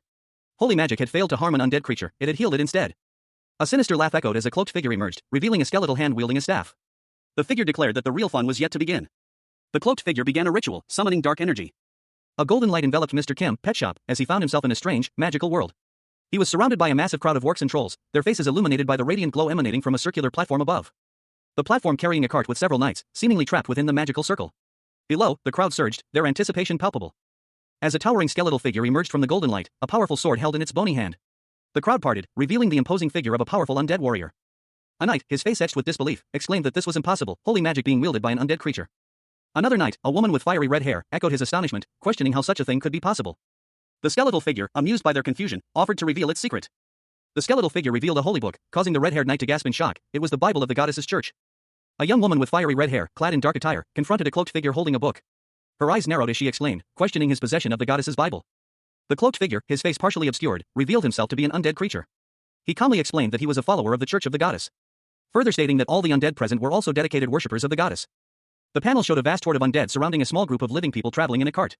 The undead creature continued, assuring the woman that they harbored no hatred or resentment towards the living. The red-haired woman's disbelief was palpable, she questioned the very notion of undead worshipping the goddess. The undead creature found her incredulity amusing, prompting a further explanation. He challenged her understanding, questioning how long she had been a follower of the goddess. His faith, he asserted, might surpass hers in duration, but certainly not in depth. Surrounded by his fellow undead, the cloaked figure dismissed the woman's youth and inexperience, pointing out another undead individual as an example of someone at a similar level of faith. Pet Shop, his fiery red hair a stark contrast to the shadowy figure looming behind him, narrowed his eyes, a fierce intensity burning within them. A grotesque undead creature, its face a horrifying mask of decay and exposed bone, let out a guttural moan, its eyes vacant and lifeless. Pet Shop recoiled in shock, his own reflection mirroring the creature's power. He wondered, I'm the same level as that. A nearby book revealed the source of the undead strength, hatred and resentment of the undead, it all derives from envy towards the living. Pet Shop's internal monologue continued, I'm the same level as that. But a resolute thought pierced through his fear, but I've overcome that envy with belief. A hooded figure, a single crimson horn protruding from beneath the fabric, emerged, a symbol of his triumph over his inner demons. The figure declared, I've conquered envy. A surge of dark energy pulsed from the horn, radiating an aura of immense power. The energy coalesced into a terrifying form, a skeletal visage with glowing red eyes, proclaiming, I am the... The transformation was complete, revealing a terrifying skeletal being, its power palpable. The ominous title card announced the arrival of a formidable foe, Lichman the Undead. Mr. Kim, otherwise known as Pet Shop, rested in a simple wooden room, his armor discarded, a look of exhaustion etched onto his face. He leaned back against the wall, hands behind his head, lost in thought. A young woman with vibrant red hair, clad in dark, ornate armor, vehemently declared the impossibility of the undead being anything like the devout worshippers of the goddess. She argued that everything in this world, from the smallest bug to the tiniest grain of sand, was created by the goddess and thus imbued with faith, therefore, the undead, being bodies animated by the goddess's magic, could not be excluded from this divine connection. A skeletal figure, cloaked and hooded, countered that while the bodies of the undead were moving, they were not completely impossible, questioning if a saint would know that much. The red-haired woman, however, insisted that even with faith, the goddess would never bless such evil beings. The skeletal figure then quoted St. Alex's memoir, highlighting that those who achieve pure faith are rewarded far more heavily than those who accomplish something simple. He questioned why the goddess would not reward an evil being for obtaining pure and just faith. The skeletal figure's gnarled, bony hand gripped a staff, its lower portion resembling a twisted, wooden root. Meanwhile, the red-haired woman clenched her fist, her expression one of intense contemplation. Despite her initial disbelief, the woman conceded that everything the skeletal figure said was correct, recognizing him as a true worshipper of the goddess. A group of adventurers, led by a woman with fiery red hair, approached a formidable figure. They pleaded for passage, claiming to be fulfilling the wishes of a goddess. But the imposing figure, seemingly a powerful undead, retorted that while the heavens have their laws, the earth has its own, and earthly laws must be obeyed first. The undead emphasized that obedience to heavenly laws should come only after fulfilling earthly obligations. The red-haired woman, seemingly unconvinced, argued that her actions were correct, having already pledged her allegiance to the king. She insisted that her duty was clear. The undead, impatient, declared that his undead army was weary of waiting. His words were accompanied by a terrifying roar from his horde of undead, orcs, and other monstrous creatures. A wave of monstrous figures surged forward, their eyes burning with malevolent intent. The undead army advanced relentlessly. The red-haired woman, facing the imminent threat, prepared for battle. Summoning a radiant holy barrier to protect herself and her companions from the onslaught. A colossal skeleton, its bones bleached white, loomed over a throng of orcs. The creature's imposing size dwarfed the surrounding goblins, its skeletal form radiating an aura of palpable menace. Its gaping maw a terrifying sight, promising certain death to any who dared to oppose it. A young woman with vibrant red hair, clad in battle armor, watched the scene unfold. A smirk played on her lips as she muttered, as expected. Her expression shifted, a hint of worry replacing her earlier amusement. She exclaimed, "I can't stop them using the holy barrier." The skeleton roared, its eyes glowing with an eerie red light, as it lunged forward. Its bony hand reaching out to grasp the woman. The woman braced herself, her eyes narrowed in concentration as she prepared to meet the attack. A blinding flash of light erupted from her, sending the skeleton reeling back. A blond man in shining armor appeared, shouting, "Angela! This isn't the place to be dozing off." Angela, startled, replied, "Eddie. Stay focused." With a powerful, sweeping motion, Eddie, the protagonist, sliced through the air, his blade cleaving a skeleton warrior in two. The force of the blow sending bone fragments scattering across the battlefield. A woman with fiery red hair watched him from a distance, her expression a mixture of concern and something akin to awe. She whispered his name, Eddie. A stark reminder of their previous encounter. She noted, "It's just like last time, you're overwhelmed by the intensity of the battle." Eddie, however, seemed oblivious to the danger, focused solely on the task at hand. The woman's internal monologue revealed her struggle. "No, I mustn't. A saintess must not harbor such feelings." Another skeleton warrior lunged at Eddie, its sword raised high. But Eddie was ready. He met the attack with a swift counter, sending the skeleton flying with a powerful blow. The force of the impact shattered the skeleton's bones, leaving only a pile of dust and scattered fragments. A final skeleton warrior charged, its blade flashing menacingly. But Eddie's blade moved faster, slicing through the air with deadly precision. The skeleton warrior was destroyed in an instant, its remains dissolving into dust. The red-haired woman approached Eddie, offering an apology. "My apologies, Prince. Looks like I had my head in the clouds for a second." Eddie responded, It's fine now." Mr. Kim, also known as Pet Shop, found himself in a precarious situation. He was perched atop a wooden barricade, a horde of grotesque, undead creatures clawing at the structure below. Their guttural cries echoed around him. The cacophony deafening. One particularly large undead, its flesh rotting and green, smashed against the wood, its impact shaking the entire structure. Mr. Kim braced himself, his expression grim, readying himself for the next assault. With a swift, powerful movement, he leaped down, his sword flashing in the dim light. Cleaving through the undead with brutal efficiency. He moved with a practiced grace, each strike precise and deadly. A blur of motion amidst the chaos. Above, a blonde-haired man in shining armor watched, concern etched on his face. "Sir Kim. You're all right," he shouted, relief flooding his voice. As he leaped down to join Mr. Kim. The blonde man landed heavily, his foot crushing a nearby undead. A grim expression on his face. "I'm glad to see that you seem fine.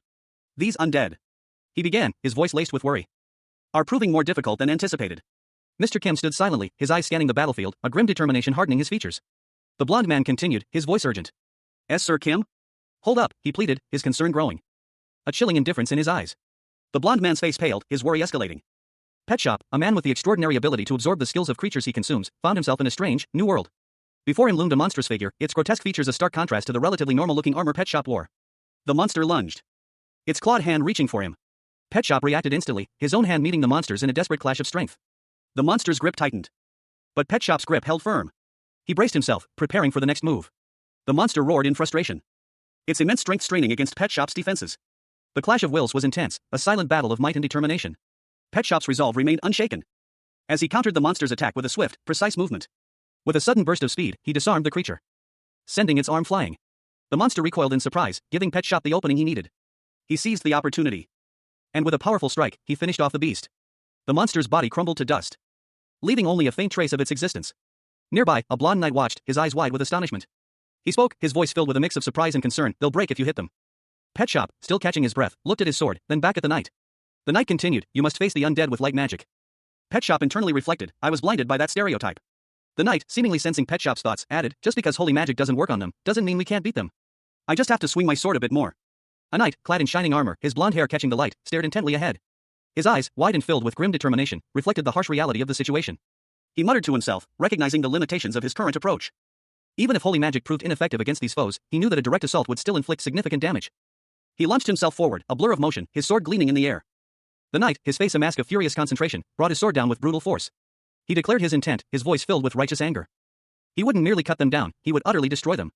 A grim understanding settled over him. The limitations of light magic were clear, slain undead would simply rise again unless a more decisive blow was struck. He stood poised, his blonde hair whipping in the wind, a picture of unwavering resolve. The weight of his task was evident in his stance, allowing him to deliver the devastating blow needed to truly vanquish his foes. With a mighty swing, the knight cleaved through the undead creature, the impact sending a shockwave through the air. The scene shifts to show the aftermath of the battle. The knight's resolve wavered as he considered the strategic implications of his actions. A woman with fiery red hair and determined expression spoke, her words echoing a concern about resource allocation. Mr. Kim, also known as Pet Shop, reflected on his magical abilities, muttering to himself that there's always more than one way to use magic. He continued fighting the undead horde, his beam saber and hardened punches proving more effective than he initially anticipated. However, he noted that there were simply too many of them. Despite his efforts, Pet Shop found himself overwhelmed. As a towering, skeletal figure emerged, cackling that even if thousands of undead were slain, it wouldn't even be close to 1% of his army, and that Pet Shop would soon join their ranks.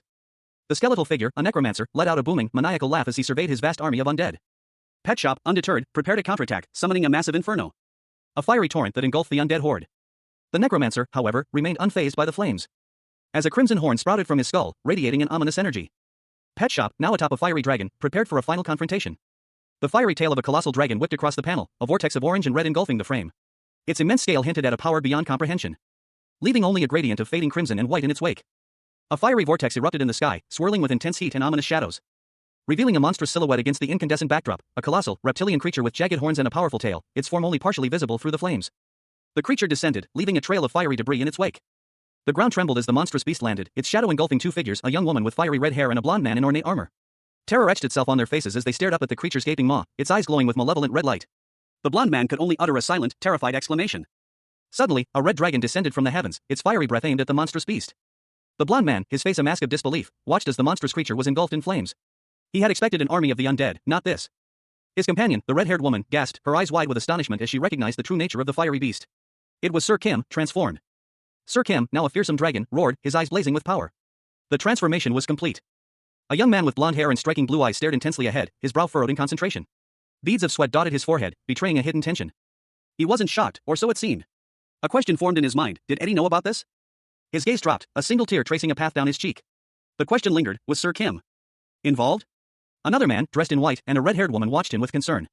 He shook his head, denying the implication. No, that's not it. The blonde-haired man, along with the other two, found themselves perched atop a massive, red dragon. Then what's this? He asked, his voice laced with uncertainty. The man in white sighed, his face etched with regret. I'm sorry, he began, I can't tell you because of a promise I made with him. The dragon soared through the sky, leaving a trail of shimmering particles in its wake. The man in white continued, he's involved with something a bit different from most. He paused, his expression hardening. He's also dangerous enough to make everyone his enemy with just one wrong move. So I shan't speak further than this. The blonde-haired man's eyes widened as he processed the information. He can transform into a dragon and was born with something a bit different from most. Someone like that is what you'd call a shapeshifter. The revelation hung heavy in the air. Sir Kim is a shapeshifter. Perhaps he is. The narration box explained that shapeshifting is an ability exclusive to demons known as doppelgangers. A blonde-haired man, Sir Kim, was shown, prompting the thought that he was either a traitor or a human-demon hybrid. The blonde-haired man pondered that Eddie's earlier comments about Sir Kim being unusual now made sense. He considered that if Sir Kim wasn't a doppelganger, then only one other possibility remained. A terrifying thought that he vehemently rejected as impossible. The narration box highlighted Sir Kim's significant contributions to their victories against demon generals and undead creatures. Sir Kim, in a dynamic action sequence, was shown slaying the monster of destruction with his own hands. The sheer power of the blow sending a shockwave through the environment. Despite all of Sir Kim's heroic deeds, the blonde-haired man remained suspicious. He dismissed the idea that Sir Kim was the monster of destruction as inconceivable. The final panel shows a group of goblins looking up at a flying dragon in a dark, ominous sky. A skeletal figure, cloaked and horned, let out a pained groan. Arg, damn it. He cursed, his red eyes burning with fury. A red dragon soared through a dusky sky above an imposing stone tower. A blonde-haired man, clad in armor, rode the dragon. He remarked, to think we'd make it in less than 30 minutes. He gazed down at the landscape below, a thoughtful expression on his face. It's all. The dragon rider pointed towards a large, dark tower in the distance. That's the Demon King's castle. He continued, it's more normal than I expected. A large, red dragon appeared behind them, its eyes glowing menacingly. The rider exclaimed. The dragon swooped down towards them, its shadow engulfing the pair. The blond man muttered, the undead. Do they not? A woman with fiery red hair, her face etched with worry, assessed their precarious situation. At this rate, she stated grimly, they'll catch up to us in about 2 hours. Beside her, a blond man, his brow furrowed in concentration, mirrored her anxiety. A sheen of sweat glistened on his forehead. The blond man's gaze hardened. He muttered to himself, slay the Demon King in under 2 hours, and then, quickly escape on Sir Kim's back again, can we make it? Another man, his face grim, spoke, we're cutting it too close. If we can't slay him before the undead get here, we'll be stuck in the same situation. Someone has to buy time, and the only person who can do that is... The blond man, his expression resolute, turned to a figure partially obscured by shadow. Sir Kim, he began, his voice low, I have something to ask from you. A monstrous claw, tipped with wickedly sharp talons, emerged from the shadows, crackling with dark energy. The blond man found himself clinging to the back of a massive, red dragon as it took flight, soaring above the castle walls. The dragon's powerful legs propelled them skyward. As they gained altitude, the blond man and his companions looked back at the scene below, their faces a mixture of relief and gratitude. Then, you have our thanks, Sir Kim. High above, a colossal, reptilian creature loomed, its massive form dwarfing the 3 human figures below. One, clad in red, appeared to be leading the charge, while the other 2, in blue and gray, followed closely behind. The creature's gaze was fixed on them, and a single word, understood, echoed in the air. The reptilian creature's massive head began to move, its gaze following the 3 humans as they approached a tall, imposing tower. A sudden impact shook the ground. Dust and debris erupted as the 3 humans were thrown back by a powerful force. A sense of alarm filled the air. From the shadows, a monstrous figure emerged, its voice a guttural roar, intruders. It's the human heroes. The monstrous figure's warning was quickly followed by another, more urgent shout, they're coming towards the castle. Stop them. The 3 human heroes continued their advance, undeterred, towards the imposing castle. A horde of monstrous creatures rose to meet them, their angry roars echoing across the battlefield. One particularly large and imposing demon, its horns prominent against its dark skin, bellowed, human brats. Where do you think you're going? But before he could finish his threat, a strange purple substance erupted from his body, coating his arms and torso. He recoiled in surprise. The demon stared at the purple ooze covering his hands, a look of confusion and alarm on his face. He muttered, "Ha, what's this?" And with a final, agonizing shriek, the demon's body burst open, revealing a gruesome, internal cavity. A colossal dragon, scale shimmering with an inner fire, unleashed a torrent of incandescent energy towards a towering, metallic structure. The blast engulfed the structure in a blinding inferno. The dragon's eyes glowed with malevolent intensity as it explained, it's highly flammable fuel I stored in my body. A single flame can ignite it. Satisfied with the result, the dragon continued, now, there's no one left to open the gates. They won't be able to get in until they put out the fire. The scene shifted to a hooded figure observing the fiery spectacle from a distance. A look of grim determination hardened their features. The figure was visibly shaken by the sheer destructive power on display, muttering a curse under their breath, fuck, to think they'd fly away. A horde of grotesque creatures, orcs, trolls, and skeletal beings marched forward, their eyes fixated on the burning gate. One of them spoke, was that the dragon of Stuckpit? Another added, the one that breathes dozens of flame breaths in one day, while the hooded figure's eyes widened in alarm, did Sloth also get? The figure dismissed the question, no, who he is doesn't matter. What matters is that he's a dragon. The hooded figure's gaze fell upon a nearby undead creature, a chilling realization dawning on them. The 3 weaknesses of the undead. 1. They are weak against light-type magic. 2. They are weak against sunlight. 3. They rot as time passes. A skeletal figure, clad in dark robes and a helmet, surveyed the battlefield. Its empty sockets seemed to gleam with an unnatural light. He explained his strategy, for the first obstacle, he would simply bypass it using his newfound faith. While the second required only patience, waiting until sunset. As for the third, he would dry them to prevent rot, although this left them vulnerable to fire, like firewood. A fact that proved problematic when facing a dragon's fiery breath, a force too powerful even for his fire resistance magic. He realized that rushing to aid the Demon King would be equally futile. The skeletal figure, surrounded by various monstrous creatures, including orcs and trolls, looked grim. He grimly assessed the situation, they would become mere fuel for the castle's destruction. He would leave the Demon King's protection to him, focusing on his own strategy. A close-up revealed the skeletal figure's intense focus. A fierce determination hardened his features as he vowed to kill the dragon. He moved swiftly, his footsteps barely audible as he approached a large hall where several small demons were lurking. Meanwhile, 3 figures, 2 blondes and a redhead, were seen running through a dark corridor, their movements suggesting urgency. A powerful shockwave erupted from the ground, sending a blonde-haired knight soaring through the air. He held a large sword, its pommel a brilliant crimson. He landed gracefully, his sword held ready as he faced a group of monstrous figures, orcs, trolls, and other grotesque creatures. They were fleeing. One of the fleeing creatures shouted, urging the others to follow. The knight pursued them relentlessly. A swirling vortex of energy opening out before him as he ran. He braced himself, preparing for impact as he hurtled towards the vortex. A violent explosion of energy rocked the area as he disappeared into the swirling chaos. The fleeing creatures watched in horror as the knight vanished. One, a woman with fiery red hair, cried out in alarm. From the dust and debris, a colossal, demonic figure emerged, its presence radiating immense power. Pet Shop, his body now crackling with dark energy, stood defiant. A menacing voice echoed, declaring, this is as far as you'll go. Chapter 31 begins by introducing Julius, the Lust Lord. Also known as Lust, a demon whose body is covered in muscles. His species is called the Incubus. Incubi are middle-tier demons who absorb the life force of humans by charming them. The image shows Julius as he was 10 years prior. Incubi specialize in magic and charm, having no need to build their bodies, since their entire species is full of beautiful young demons. They consider muscles ugly. Julius was no different. So how did Julius grow so big and strong? Why does he use his body as a weapon instead of his magic? It all started 10 years ago when he lost something very dear to him. 10 years ago, Julius was full of confidence about his looks, but a figure with blonde hair and a sword attacks Julius. A hulking demonic figure, purple skin shimmering with dark energy, strained mightily, hoisting an enormous boulder high above its head. Its horns, sharp and wicked, jutted from its brow, adding to its imposing presence. The demon's exertion was interrupted by a sudden flashback. A blonde-haired warrior, clad in ornate armor, stood poised, sword at the ready, as the boulder hurtled towards him. I was having a flashback. How cheeky, the warrior thought, a smirk playing on his lips. The warrior reacted swiftly, the fragments of the shattered boulder raining down around him as he moved with surprising agility, dodging the falling debris with practiced ease. The demon, momentarily stunned, watched as the warrior prepared for his counterattack. The warrior lunged forward, his sword a blur of motion as he engaged the demon in close combat. The clash of steel against dark energy filled the air. A blinding flash erupted as the warrior's blade connected with the demon's dark energy, the force of the impact sending shockwaves through the battlefield. The ground trembling violently beneath their feet. Debris flew everywhere as the two combatants continued their furious exchange. The warrior's attack proved decisive. The demon, weakened and reeling from the blow, crashed to the earth, defeated. The warrior reflected on his victory. But this ending was something that was to be expected. He didn't use anyone as a hostage like pride or gluttony. He didn't have monstrous power like wrath or sloth. He mused, images of other powerful beings flashing through his mind. The narrative opens with a stark assessment of the hero's predicament. He is not engaged in a conflict where he holds a clear advantage, unlike Greed, who possesses superior resources. Furthermore, he lacks the substantial military might of envy. Despite these disadvantages, a crucial point is highlighted. In a one-on-one confrontation, the hero's power is unmatched. A sense of urgency permeates the scene as a frantic call rings out. The prince and priestess are urged to flee immediately. The prince, facing imminent danger, offers a formal apology, resigned to his apparent fate. His body falls to the ground, defeated. The scene shifts to a close-up of his limp hand. The prince's eyes widen in terror as he realizes the true nature of the threat. The Demon King has arrived. A heavy, ancient door creaks open, revealing a shadowy figure. The Demon King stands revealed in all their majesty, silhouetted against the grand hall. The prince's eyes widen in shock as he gazes upon the Demon King's imposing figure. A colossal red dragon descended from the heavens, its shadow engulfing a group of grotesque, skeletal figures below. The orcs, their faces etched with a mixture of fear and awe, looked up at the magnificent beast. The dragon's eyes glowed with an intense, almost unsettling energy, its massive head filling the frame. Two Korean characters appeared in speech bubbles near its mouth, suggesting a sound or utterance. From the dragon's perspective, a small figure could be seen standing atop a monstrous creature, dwarfed by the sheer scale of the dragon's wing. One of the skeletal figures, seemingly a leader, observed the dragon with suspicion. He questioned why the dragon wasn't breathing fire, wondering if it had ulterior motives. He considered the possibility that the dragon was merely buying time, and contemplated sending reinforcements from his demon castle. The dragon, seemingly sensing the orc's thoughts, unleashed a powerful surge of energy. The orc leader declared that this should be sufficient.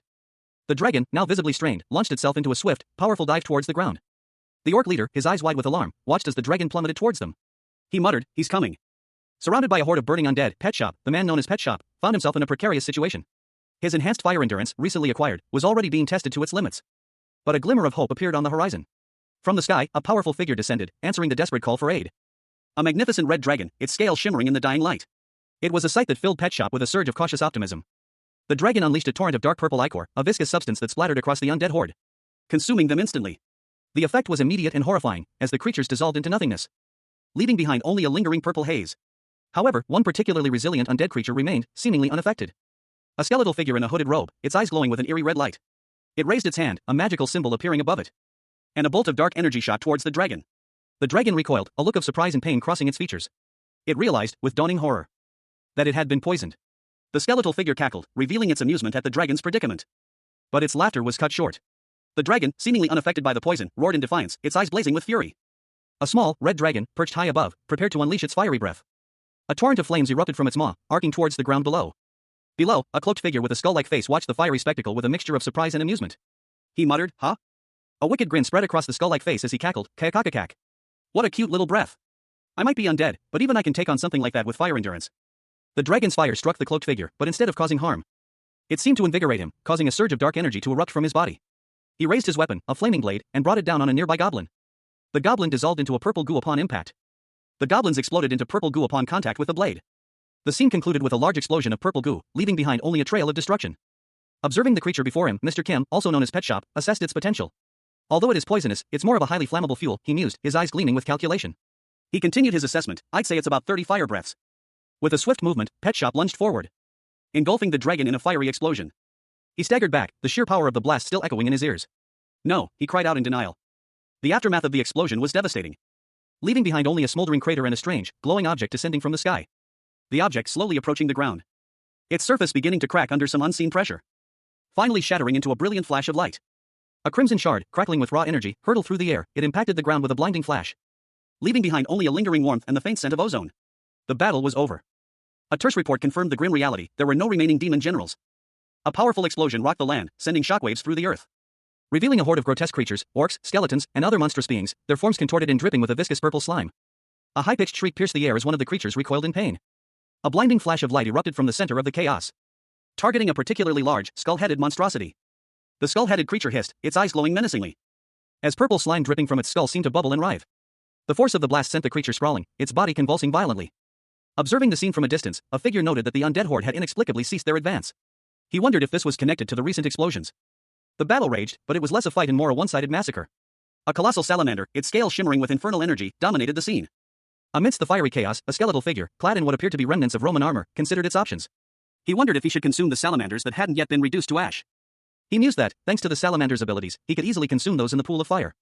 However, he noticed something peculiar. These corpses didn't appear to possess any unique skills. The aftermath of the battle was stark, a desolate landscape littered with debris. A knight's heavy boots were visible, approaching the scene. A low cough escaped the knight's lips as he muttered a curse under his breath. Knight bastard. His gaze was fixed on something in the distance, his eyes narrowing as he spoke the words, Demon King. The camera focuses on the knight's face, revealing a grim determination etched into his features. He was clearly preparing for something. A knight, clad in dark armor, surveyed the scene. Before him lay a defeated, demonic figure, sprawled amidst jagged rocks.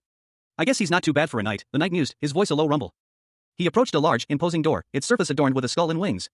The knight reached out a gloved hand, his fingers brushing against the cold stone. The knight pushed open the heavy door, stepping inside a dimly lit chamber. A look of surprise flickered across his face as he took in his surroundings. His eyes widened, a sudden surge of disbelief washing over him. What did you just say? The knight found himself in a grand throne room. Before him stood several figures, a king, a queen, and two other individuals, one with horns. Tension hung heavy in the air. The king, addressing the knight, exclaimed, I asked you, what did you just say? Hero. I mean, brother. The king continued, his voice firm but laced with a hint of desperation, I won't kill them. We have to coexist. The queen, her face etched with worry, interjected, both of you, calm down and put your weapons down first. The king, his gaze fixed on the knight, uttered a single name, Sir Kim. Mr. Kim, also known as Pet Shop, found himself in a grand hall, surrounded by figures of a fantasy realm. A tense question hung in the air, what had become of the Demon King? Another question arose, adding to the growing mystery, who was the woman with the striking white hair and horns, seemingly distressed? A blonde-haired man, seemingly a knight, reacted with alarm to her presence. The revelation came as a shock, the seemingly frail woman was, in fact, the Demon King in disguise. The blonde knight, Eddie, was visibly shaken by this unexpected truth. His expression showed a mix of disbelief and concern. A further twist emerged, Eddie, the hero tasked with slaying the Demon King, had abandoned his mission, leading to a plea from the blonde knight to Mr. Kim, asking him to hear his side of the story. Mr. Kim questioned the veracity of the prince's claims, wondering if he was being deceitful. The knight, however, insisted on the truth of the prince's words, but with a crucial caveat. Mr. Kim, witnessing the unfolding events, was left pondering the meaning behind this unexpected revelation. In a grand hall, a tense conversation unfolded. A man in shining armor, his face partially obscured, stood before a blonde-haired figure in regal attire. The blonde man, Edward, vehemently insisted on the truth of his claim, while the armored man dismissed it as absurd. Edward, his face etched with frustration, insisted that he was telling the truth, claiming to have confirmed it using his lie detection skill. The focus shifted to a man with dark hair, his expression unreadable, as he listened intently. A young demon with white hair and red horns revealed a shocking truth. The Demon King was the third person from Earth, and the hero, Edward, was speaking the truth, if that was the case. The narration box explained that Edward had been reincarnated into this world as a human after his death. Edward's past life was revealed, and he was referred to as one with a previous life or the reincarnated one. Meanwhile, Kim, the protagonist, had simply been transported to Elmwood. The conversation continued, questioning Kim's status as one with a previous life and pondering the Demon King's origins. The young demon explained that the Demon King was someone from Earth whose soul had been implanted into the body of the Demon King, making her the possessed. The Demon King's past life was revealed, a normal office worker. She was a mega fan of military ideas and novels, preferring solitude to social interaction. This preference played a role in her transformation into the Demon King. The woman, whose body had been taken over, wasn't overly displeased with her current situation. After all, possessing another person's body was a common trope in the novels she enjoyed reading back on Earth. She simply viewed her current predicament as a dreamlike experience, seamlessly integrating Earth's knowledge, systems, and concepts into this new world. This unexpected infusion of knowledge resulted in the Demon Kingdom gaining exponential power, upsetting the delicate balance between humans and demons. This imbalance prompted the goddess to send a hero. Despite the drastic changes, the girl remained unfazed, believing she would eventually encounter the hero, just like the main character in a novel. However, she was not the main character. The executives she trusted were all brutally murdered before they could react. The death of Julius, her most trusted confidant, shattered her composure. The reality of the situation crashed down on her, bringing forth long-forgotten fears. Overwhelmed, she could only plead for mercy. She recounted everything to the hero, revealing the chaos she inadvertently unleashed. Mr. Kim, also known as Pet Shop, stood arms crossed, a scowl etched onto his face. He questioned the surrender of a woman, implying a disregard for her life. A blonde knight, seemingly a superior officer, protested, clarifying that his words were misinterpreted. He challenged Mr. Kim's disbelief in the woman's claim of being from another world. Mr. Kim, however, stated his belief in her story, but continued, asserting that a certain matter was no longer relevant. The blonde knight, convinced by Mr. Kim's words, declared his belief in the woman's truthfulness. The knight's demeanor shifted, and a close-up revealed a genuine smile, which quickly turned into a tearful expression. Overcome with emotion, the knight expressed his desire to end the ongoing bloodshed, addressing a red-haired woman as hero. Pet Shop, his true identity still shrouded in mystery, stood within a grand hall, his back to the viewer. A thoughtful expression crossed his face as he murmured to himself, questioning the unfolding events. His gaze was intense, focused on something unseen. Beside him, another figure, a blonde man in ornate attire, stood with a look of apprehension. The blonde man's apprehension grew as he awaited the next development. A moment of high tension filled the hall as the blonde man, flanked by Pet Shop and a red-haired woman, declared, "The time has come." He held a gleaming sword, poised for action. The blonde man's declaration was met with confusion.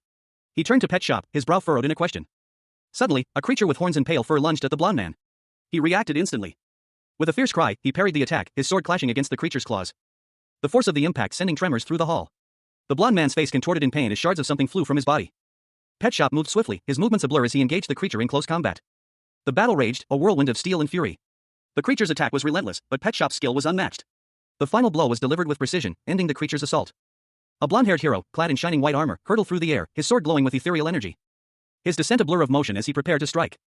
The hero's sword clashed against an opponent, a figure with silver hair and dark clothing, sending shards of light and energy scattering across the scene. The impact echoing with a resounding crack. The narration boxes revealed a moral dilemma. The hero, while typically upright, just, and kind, had recently been forced into compromising situations. The prince and Mr. Kim's actions had led to the hero's involvement in a massacre of innocent villagers. Despite the difficult choice, the hero's actions were deemed necessary, but not kind. The narration boxes declared that while the hero's actions were kind, they did not uphold justice. He had abandoned his mission by attempting to protect the Demon King. He had thrown away his most important value, being upright. The hero was no longer upright, nor did he possess a sense of justice or kindness. Therefore, the hero was no longer a hero. A moment of stunned silence followed. Then, a barely audible whisper escaped the hero's lips, "Eddie." The moment he chose to protect the Demon King was the moment he ceased to be the hero. The once unbreakable holy sword had become a normal sword, as the hero's status had changed. The hero choked out a pained, barely audible, "Irk." "Eddie." Another figure, seemingly unfazed, stated that they knew what the hero was about to say, and that he probably resented them. The scene concluded with the other figure extending a hand towards the fallen hero. Mr. Kim, also known as Pet Shop, found himself in a predicament. He had been inexplicably transported to a fantastical realm, a world teeming with orcs, trolls, and monstrous creatures. His thoughts turned inward, he had no choice but to adapt to this new reality. A look of dawning horror spread across his face. This was not what he had expected. He was attacked, a sharp blow sending him crashing to the ground. The force of the impact sent tremors through his body, leaving him dazed and disoriented. He lay there, vulnerable and confused. A young woman with fiery red hair rushed to his side, her face etched with worry. "What is happening?" she cried out. Pet Shop remained on the ground, his body still reeling from the blow. The woman urged a nearby man to help, shouting, "Hero! We need to heal him quickly." Suddenly, Pet Shop spoke, a single word cutting through the chaos, "Wait." His hand glowed faintly, a sign of his unique ability to absorb the skills of the creatures he consumes. A man with dark hair and a serious expression urged for haste. His words hung heavy in the air, if the injured man wasn't healed quickly, he would die. The close-up revealed a deep wound on his neck, a stark reminder of the gravity of the situation. A young woman with vibrant red hair stared in disbelief. Her whispered question echoed the unspoken fear, "Sir, Kim." Suddenly, a monstrous serpent emerged, its jaws opening wide to engulf her. She braced herself, fear etched on her face. The serpent's attack was swift and brutal. But the woman's companion, clad in shining armor, intervened, pulling her away from the creature's grasp. A sinister figure, partially obscured by shadow, revealed a cruel smile. He spoke of a final condition that must be met before they could kill the hero. He also mentioned the need to deal with the Saintess before that. A young man with blonde hair, dressed in ornate, light blue and gold attire, stood with a pensive expression. His gaze was directed away, a hint of concern etched onto his features. Another man, this one with dark hair and clad in darker, more practical armor, spoke, his tone laced with surprise. He questioned the blonde man's reaction, how unexpected. "What is it?" The dark-haired man continued, a smirk playing on his lips as he pointed out the blonde's obvious feelings. "I thought you liked her." The blonde man admitted his feelings, but quickly shifted the conversation to a more pressing matter. "Yes, I did like her, but we can't let the healer who can heal the hero live, right?" He explained the political ramifications of letting the healer live, emphasizing the impact on his own ascension to the throne and his contract with the dark-haired man. He also mentioned the Saintess's superior healing abilities. The blonde man continued his explanation, revealing a past Saintess's ability to resurrect someone who was severely injured. He described their healing abilities as miraculous. He concluded that this implied the Saintesses were essentially immortal, and to kill one, they would need to completely obliterate her. The dark-haired man, his expression serious, questioned how they would achieve such a feat. The blonde man then suggested a solution, referencing someone capable of transforming into a dragon and consuming a whole person. The dark-haired man responded that the blonde seemed to be mistaken about something. The dark-haired man's expression shifted to one of contemplation. Pet Shop, his face obscured by a grotesque mask of sharpened teeth, declared that he could perform the necessary actions even without transforming into his dragon form. A blonde man, his face alight with a confident smile, chuckled, deeming Pet Shop a reliable ally. However, he voiced a concern, the woman Pet Shop intended to consume might still struggle even after being absorbed. Pet Shop confidently dismissed this concern, explaining that based on his experience, the creatures he consumes don't go into his stomach but are sent elsewhere. A swirling red energy pulsed within his chest, illustrating his unique digestive process. He admitted to not knowing the exact location of this elsewhere, but the scene shifts to a grand hall where a blonde man stands over two fallen figures, one in armor, the other with horns and dark clothing. The armored figure lies dead, a hole piercing his chest. The horned figure is wounded and groaning. The blonde man looks down at the fallen figures with a stoic expression. Pet Shop, the man with the extraordinary ability to absorb the skills of creatures he consumes, stood before his companion. His companion, a blonde-haired man in ornate clothing, questioned him, his voice laced with concern. Do you want to eat them? Pet Shop's companion continued, expressing his unease at leaving the defeated foes behind. He felt the need to ensure their demise was absolute. Meanwhile, Pet Shop, ever pragmatic, dismissed the concern, stating that they were useless to him and should simply be disposed of. He pondered the implications of the goddess's promise to grant a wish to those who contributed to the subjugation of the Demon King. A subtle shift in his expression hinted at a growing unease. The blonde man's unease deepened. He voiced his uncertainty about the goddess's method of granting their wish. Suddenly, a brilliant light erupted from the center of the room, startling Pet Shop. He reacted instinctively, shielding his eyes. The light intensified, engulfing Pet Shop and his companion, leaving only a blinding radiance in its wake. The light subsided, revealing a transformed Pet Shop. Pet Shop stood, his armor gleaming, his sword sheathed at his hip. His expression was unreadable. He took a step forward, his foot sinking slightly into the polished floor. A subtle ripple spread across the surface. The ripple expanded, hinting at a magical disturbance. Mr. Kim, also known as Pet Shop, found himself in an unfamiliar landscape. His eyes, narrowed in concentration, scanned his surroundings. He was in a strange, new world. A floating cube, seemingly sentient, appeared before him. Pet Shop, now clad in unfamiliar armor, looked up in surprise. His gaze hardened as he addressed the cube, suspicion clouding his features. Are you the goddess? The cube responded, its simple features conveying a surprising amount of confidence. That's right. Pet Shop, still wary, questioned the cube's true form, noting its unusual appearance for a deity. Is that your true form? I don't remember goddesses looking like that. The cube explained that its current form was an avatar, a necessary adaptation for interacting with Pet Shop's subconscious. Pet Shop, still grappling with the situation, voiced his confusion. What is a goddess? The cube provided a definition. Goddesses are complex systems responsible for the creation and maintenance of the world. A young man with short brown hair, identified as Pet Shop, reviewed a digital interface displaying his stats. His main tasks, as indicated on the screen, were to manage his skills and status, create monsters, and manage the reincarnation of souls. The scene shifted to a swampy area where several reptilian humanoids, resembling orcs, stood guard, their backs to the viewer. Pet Shop, his expression thoughtful, contemplated the nature of goddesses in this world, concluding that they were not simply female deities but rather beings who bestowed gifts. He then voiced his primary question, why he had been transported to this strange world. An unseen narrator explained that Earth and this magical world were adjacent, sometimes causing individuals to become entangled and transported between realms. Both the prince and the demon king were examples of this phenomenon. Pet Shop questioned the similarity between the monsters of this world and those found in Earth's legends and folklore. A cube-shaped entity, seemingly sentient, explained that the monsters of this world were created with reference to Earth's legends. Pet Shop then inquired about the consequences of killing the hero of this world, to which the cube-shaped entity responded that there were no issues. Pet Shop confirmed his understanding that he was in this world due to his involvement in a conflict with the Demon King, having killed both the hero and a saintess in the process. The cube-shaped entity expressed surprise at Pet Shop's lack of remorse for killing the chosen hero. A disembodied voice, devoid of emotion, explained its own nature. It was a system, incapable of personal feelings. It likened itself to a game, limited to saving and loading functions, with no internal emotional capacity. However, it mused that if it did possess emotions, it would have expressed its approval differently.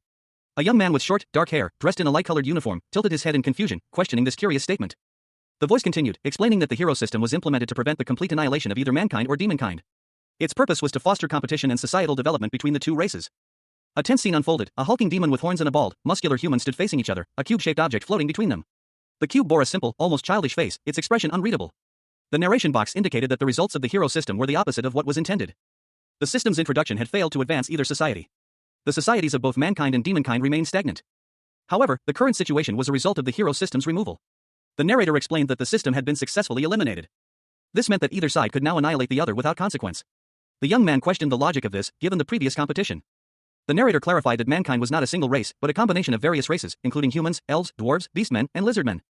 The young man acknowledged this information, indicating that he had no further questions on the matter. He then shifted the conversation to the main topic, revealing that he had heard of a wish-granting system for those who aided the hero in subduing the Demon King. Mr. Kim, also known as Pet Shop, found himself in a precarious situation. His usual jovial expression was replaced by a look of grim determination, his eyes narrowed in thought. A cold sweat beaded on his brow as he surveyed his surroundings. He was alone, his only companion a small, rectangular creature with a worried expression. Pet Shop's internal monologue reflected his concern. He wondered if this was his limit. The small creature tilted its head, a silent question hanging in the air. Lost and alone in a strange new world, Mr. Kim, also known as Pet Shop, voiced a desperate plea. He silently wished to return to Earth. His face, etched with worry and uncertainty, reflected his profound longing for home. A small, cube-shaped object, seemingly sentient, appeared before him. Its simple features conveying a sense of understanding. The cube responded, stating that returning to Earth was impossible. Existences exposed to the influences of this world were prohibited from being sent to another. Pet Shop's internal monologue confirmed the cube's assessment. His existence had already been exposed to the world's influences. He realized, with a sinking feeling, that his wish to return to Earth was futile. He wouldn't be able to go back through the goddess system. The cube confirmed this, its simple expression conveying a sense of finality. Pet Shop, a man known for his unique ability to absorb the skills of creatures he consumes, found himself stranded in a strange, magical world. He stood amidst swirling, ethereal water, a small, cheerful-looking dye floating nearby. A question formed in his mind, was there a way back to Earth, using only his own strength?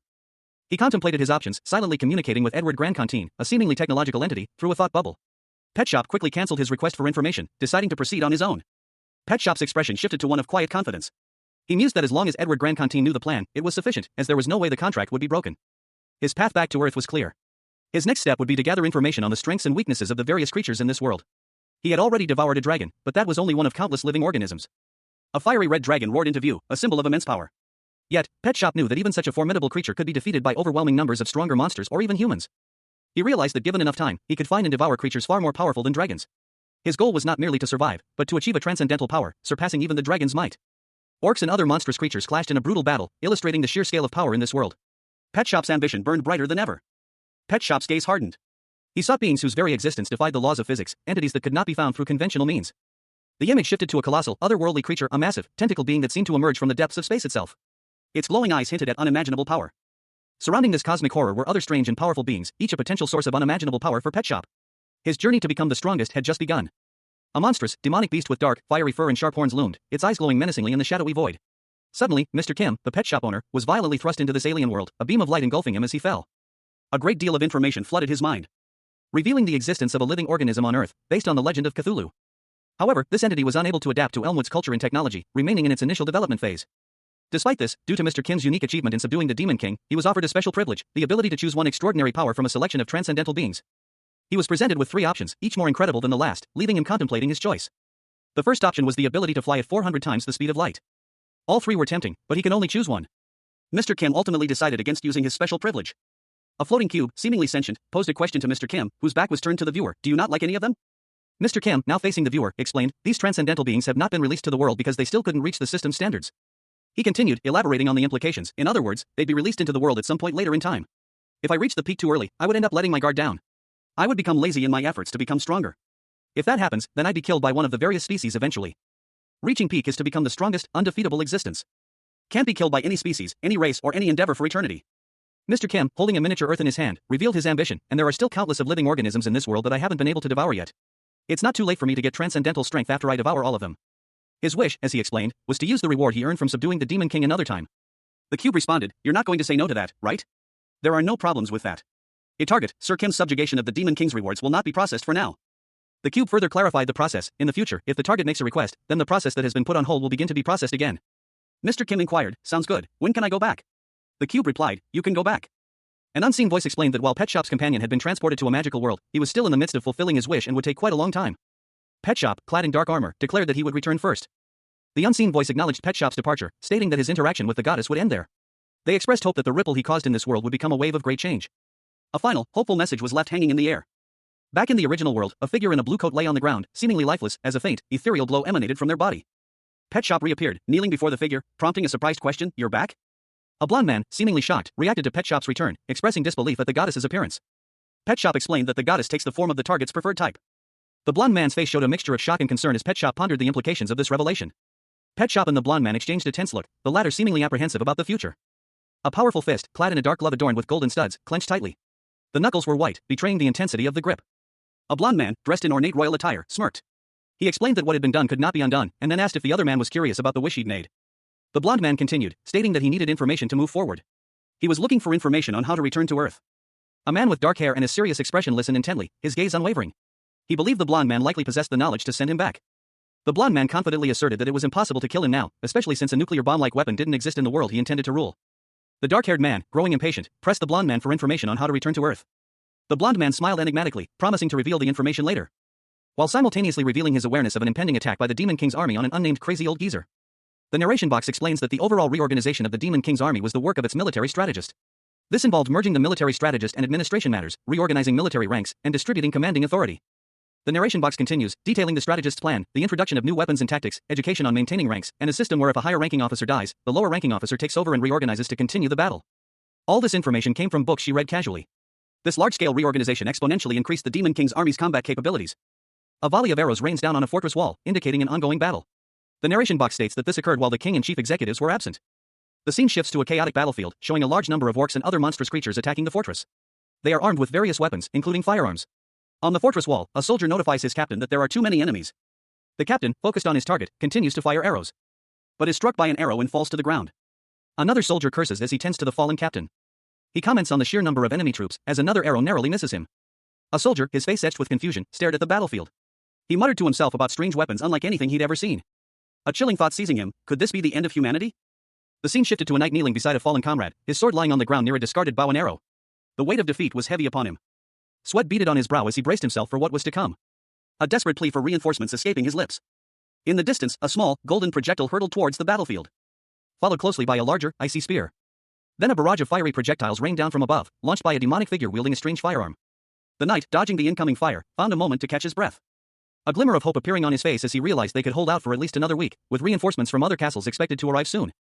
A large wooden gate swung open violently, revealing a chaotic scene beyond the city walls. Several soldiers lay injured on the ground, while others scrambled to their feet, their faces etched with alarm. A wave of shock washed over the soldiers as they witnessed the sudden breach in their defenses. One soldier, his eyes wide with disbelief, stammered incoherently, questioning who dared to open the main gate. Another soldier, seemingly more composed, responded, attributing the act to the Knights of the Third Knight Order. The mention of the Third Knight Order prompted a grim realization in the first soldier. The camera focuses on the gate, where a banner bearing the Order's emblem is visible, confirming their involvement. The soldier's expression turned sour as he recalled the Third Knight Order's reputation. He muttered that they were known for being a useless group, comprised of nobles and their sons. Two knights from the Third Order rode into view, their arrival marked by a flurry of motion lines. Their nonchalant expressions suggested a lack of concern for the situation. One of the knights, a gleeful expression on his face, saw this as a golden opportunity. He believed that a successful performance here could greatly benefit him. Back inside the city, the initial soldier urgently ordered the gates to be closed immediately. His desperate plea was punctuated by a string of expletives, reflecting the gravity of the situation. A desperate cry echoed across the courtyard, "Close the gates!" A lone soldier, his face etched with grim determination, scrambled to secure the heavy castle gates as a horde of monstrous figures pressed against them. His muscles strained as he wrestled with the chains, a desperate plea escaping his lips, "Close it now!" The castle gate was failing. The weight of the horde proved too much, the gate groaned under the pressure, threatening to give way. From beyond the gates, a chilling war cry pierced the air, "Kill all humans!" The soldier's face fell. "We're goners," he muttered, a cold dread gripping his heart. But then, a sudden shout cut through the despair, "Captain! Something's in the sky!" The captain, his eyes wide with disbelief, stared upwards. A question mark hung in the air as he struggled to comprehend what he saw. "What is that?" Mr. Kim, known as Pet Shop, found himself clinging precariously to the back of a massive, red dragon, its immense wings beating furiously around him. The beast's scales shimmering menacingly as it descended towards a group of grotesque creatures, orcs, trolls, and other monstrous beings, their eyes fixed on Pet Shop with malicious intent. Just as the creatures prepared to attack, a powerful fist burst through the air, radiating golden light. "Worry no more," a voice boomed. The fist belonged to Edward Grandcontine, who declared his arrival with a confident flourish, "For I, Edward Grandcontine, have arrived." A king, adorned in regal purple robes and a golden crown, sat upon his throne. He hummed thoughtfully, a contemplative expression on his face, questioning the veracity of the report he'd just received. "Is that the truth?" he wondered aloud. The messenger, unwavering, continued, "Prince Edward, who left to conquer the Demon King, has repelled the demon army." A courtier gasped, as expected of the second prince. His awe was palpable. The king, however, remained skeptical. His brow furrowed in disbelief. How is it possible that the prince was able to defeat the demon army all on his own, he mused, his voice laced with incredulity. A question echoed by the intensity of his gaze. The messenger explained, "The dragon that the prince rode completely incinerated the army." The king's eyes widened. "Dragon? Are you saying that the prince can control a dragon?" "Impossible." Prince Edward, still slightly breathless from the battle, confirmed, "That's right." It was incredible. King Alaric, a formidable figure with a crown of gold and a beard as fiery as his temper, listened with barely concealed skepticism. His expression was one of disbelief, his eyes narrowed in suspicion as he heard the unbelievable tale. The messenger, his face pale but resolute, insisted on the truth of his report. He had witnessed the events with his own eyes, he claimed, leaving the king with little choice but to consider the possibility. Even so, the king found it hard to believe. A bead of sweat trickled down his temple as he wrestled with the implications of the messenger's words. The messenger continued, mentioning the prince's control over a dragon. In the background, another courtier observed the scene, his expression one of awe. The courtier, impressed by the prince's actions, openly praised him as a true hero. He already knew of the prince's potential, but this exceeded all expectations. King Alaric, however, decided to play it cool, outwardly accepting the news while internally questioning its veracity. He dismissed the messenger, maintaining a composed demeanor despite his inner turmoil. Alone, Alaric's skepticism returned. He scoffed at the notion of the prince being a hero of humanity, finding the idea preposterous. A flicker of something akin to resentment crossed his features. The king pondered the implications of the prince's supposed feat, defeating the demon king with a single blow. He found it hard to believe, but the prince's abilities were undeniable. The king considered the possibility that the prince's abilities were indeed extraordinary, given the circumstances. However, another detail troubled him. The report also stated that both the prince and the priestess had perished in the battle. This detail was unacceptable to the king, who dismissed it outright. A grizzled, older man with a stern expression recounted the recent events. The hero and the priestess, it turned out, hadn't perished in battle, they were assassinated by the prince immediately following the fight. He continued, explaining that the plan to return the hero to the first prince had utterly failed. The image showed a magically sealed book, its pages protected by intricate runes. He mused that if the plan's failure was due to the prince's actions, it would have been for him to put the plan into action and kill the hero. However, he considered that it would have been natural for the prince to do so. The only remaining question, therefore, was how the prince managed to commit such a heinous act without divine retribution. The royal family's authority, he explained, rested on their faith and loyalty to the goddess. By slaying the hero, the prince had committed an unforgivable sin. Yet, despite this transgression, the prince showed no signs of divine punishment. The believers, seeking divine guidance, consulted the oracle, but due to the prince's actions, those who had previously supported the princess now pledged their allegiance to him. It was something he had to accept. The king of Santo Almarouge, a man weathered by years of rule, sat upon his throne, his expression etched with a mixture of concern and dawning realization. He muttered to himself, confirming the unsettling rumors that had begun to circulate. The prince had changed. He continued his internal monologue, acknowledging the existence of an unbreakable law, one that stated the prince's nature was immutable. However, a hint of self-reproach crept into his thoughts. Perhaps he had been too harsh on the boy. A profound shift occurred within the king. He realized that he, too, needed to change his perspective. Contrary to expectations, the prince, upon his dramatic return, did not go back to Santo Almarouge. Instead of returning to the safety of the kingdom, he embarked on a journey across Grand Cantine, continuing his relentless campaign against the remnants of the demon army. His actions were so impressive that his image, soaring through the sky on the back of an enormous dragon, left an indelible mark on the minds of the people. His heroism was undeniable. A few days later, the prince returned to Santo Almarouge, but not as he left. He rode into the city on a magnificent white steed, flanked by his loyal guards, a triumphant hero. The prince's confident smile spoke volumes. His transformation was complete. Prince Edward returned to Santo Almarouge, his triumphant arrival heralded by a sea of cheering faces. He rode majestically on a white steed, a symbol of hope amidst the throngs of people lining the streets. The crowd erupted in joyous exclamations. "It's the prince," they cried, their voices a wave of pure elation. The prince, resplendent in his royal attire, continued his procession, his gaze unwavering as he acknowledged the cheers of his people. The joyous cries of hooray for the prince, the hero of humanity, filled the air, a testament to his popularity and the relief his return brought. Prince Edward, his blonde hair gleaming, smiled faintly. "I'm back, you damned geezer," he muttered, a hint of weariness in his tone. The scene shifted to a narration box, stating, "Palace of Santo Almarouge." A voice urged, "Hey! Hurry up!" Another voice, this time more stressed, exclaimed, "We haven't got much time until the audience with the king." "Ag! Hold on. I've scratched the armor." Prince Edward and Sir Javier found themselves alone, observing the frantic preparations. "Looks like they're all busy preparing for the audience with the king. Seems like we're the only ones at peace here." One brother warned the other about the old man's vigilance, mentioning his stress from a previous visit. He then questioned whether his brother regretted missing a chance to enjoy a great honor. The brother in armor dismissed the honor, focusing instead on the foolproof nature of their plan. The other brother confidently asserted that the plan's information came directly from the goddess. He then urged his brother to begin their actions. The armored brother acknowledged the command. He bid his brother farewell, wishing him well. A bell tolled, signaling the start of the operation. The scene shifts to the brother in the white uniform, who confidently walks through a grand doorway. The narration box reveals his full title: Grand Duke of Halcon Azul, Duke of Escudo Blanco, and Logio Espada. Edward Grand Cantine, Regent of Parid Atla and Guardian of Santo Canargo, walked down a red carpet towards the throne room, flanked by 2 guards. He continued his advance, his back to the viewer. The title founder of the Staff of Light appeared above him.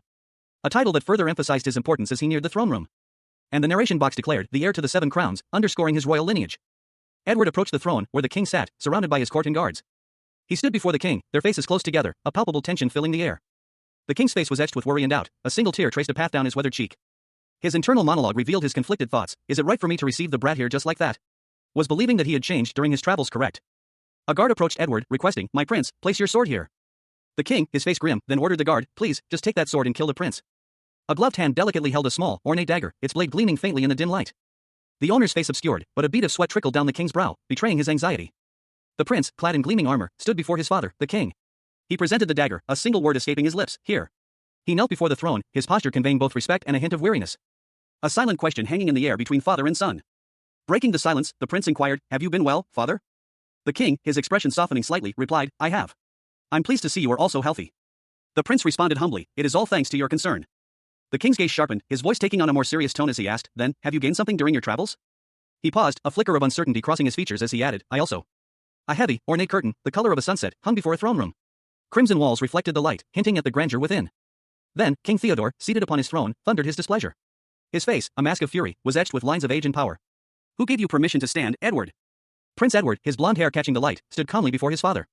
A subtle smile played on his lips as he replied, "I have realized what I must do going forth." A gasp escaped the king's lips as he watched his son's next action.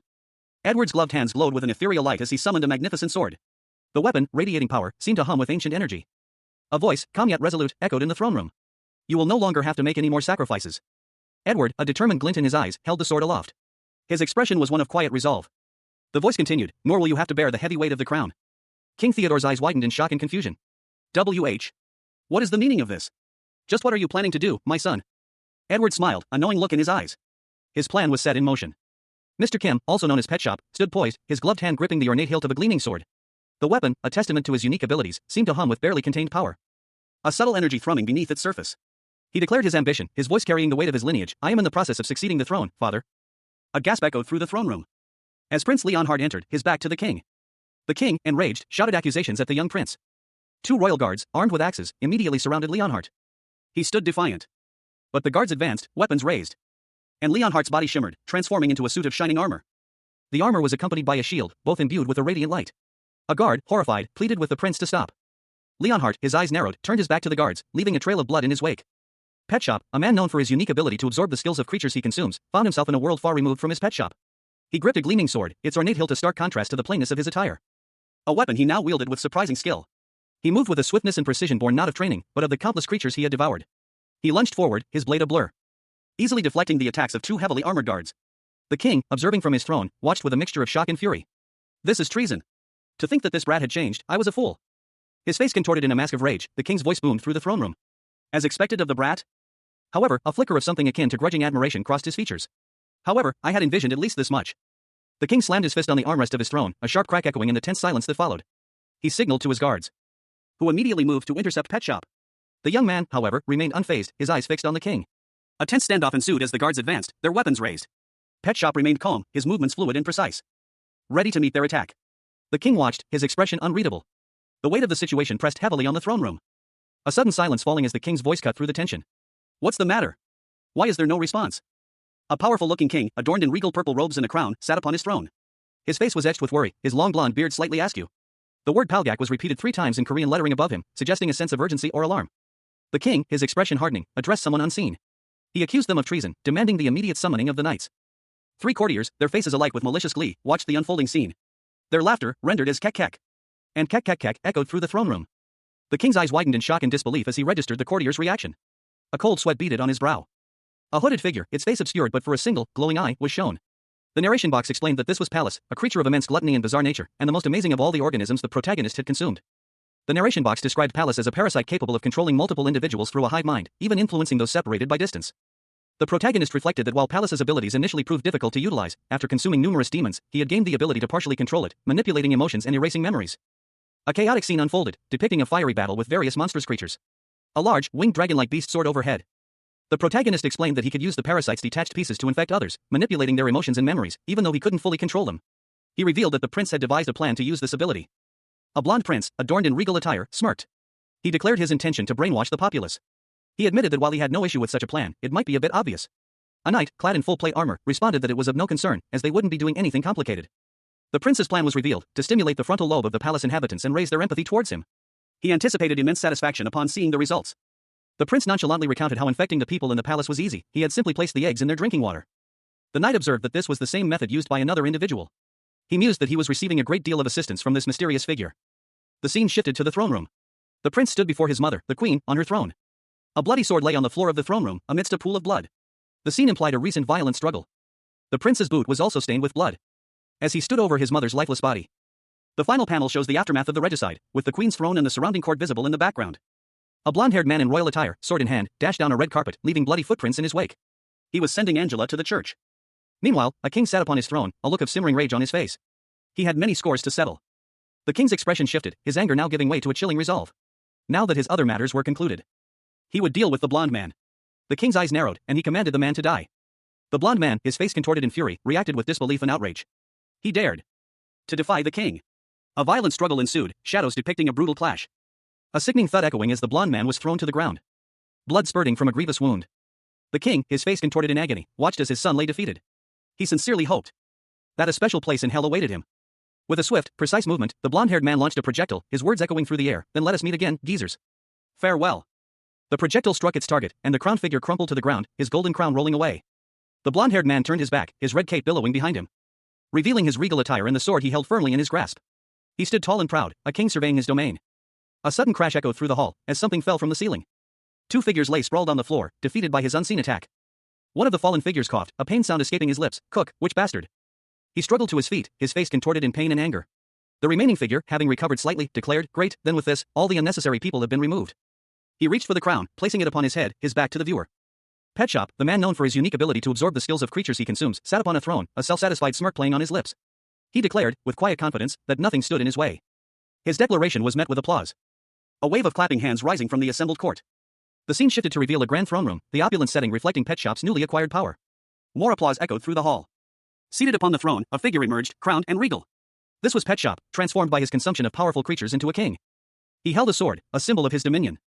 From a high angle, the throne room's grandeur was fully displayed, Pet Shop sitting alone on his throne, the silence heavy with the weight of his newfound power. A close-up revealed Pet Shop's face, a hint of weariness in his eyes, as he acknowledged his brother's unspoken concerns. The scene opens with a figure, their back to the viewer, seated on a throne. Their long, blonde hair cascades down their shoulders, partially obscured by a large, fur-trimmed collar. A voice, seemingly from off-panel, cuts through the silence. I know what you want to say to me right now. The blonde figure, now revealed to be a king with a golden crown, turns his head slightly. His expression is one of quiet contemplation. The narration box reveals his thoughts. The wish that I'd requested of the goddess was simply knowledge. The king's face is etched with a hint of sorrow. He continues his internal monologue. Within that knowledge were also the last words my brother had wanted to say before he died. The king's face contorts in anguish, a silent scream of grief. His jaw clenches as he struggles to contain his emotions. His thoughts surface, bitter and accusatory. Please don't cross the line, you say. The king wipes his face, a grim smile playing on his lips. He speaks aloud. It's really like him to say something like that and not feel any sort of resentment in that situation. His voice cracks with emotion as he cries out, but it's too late. Too late, brother.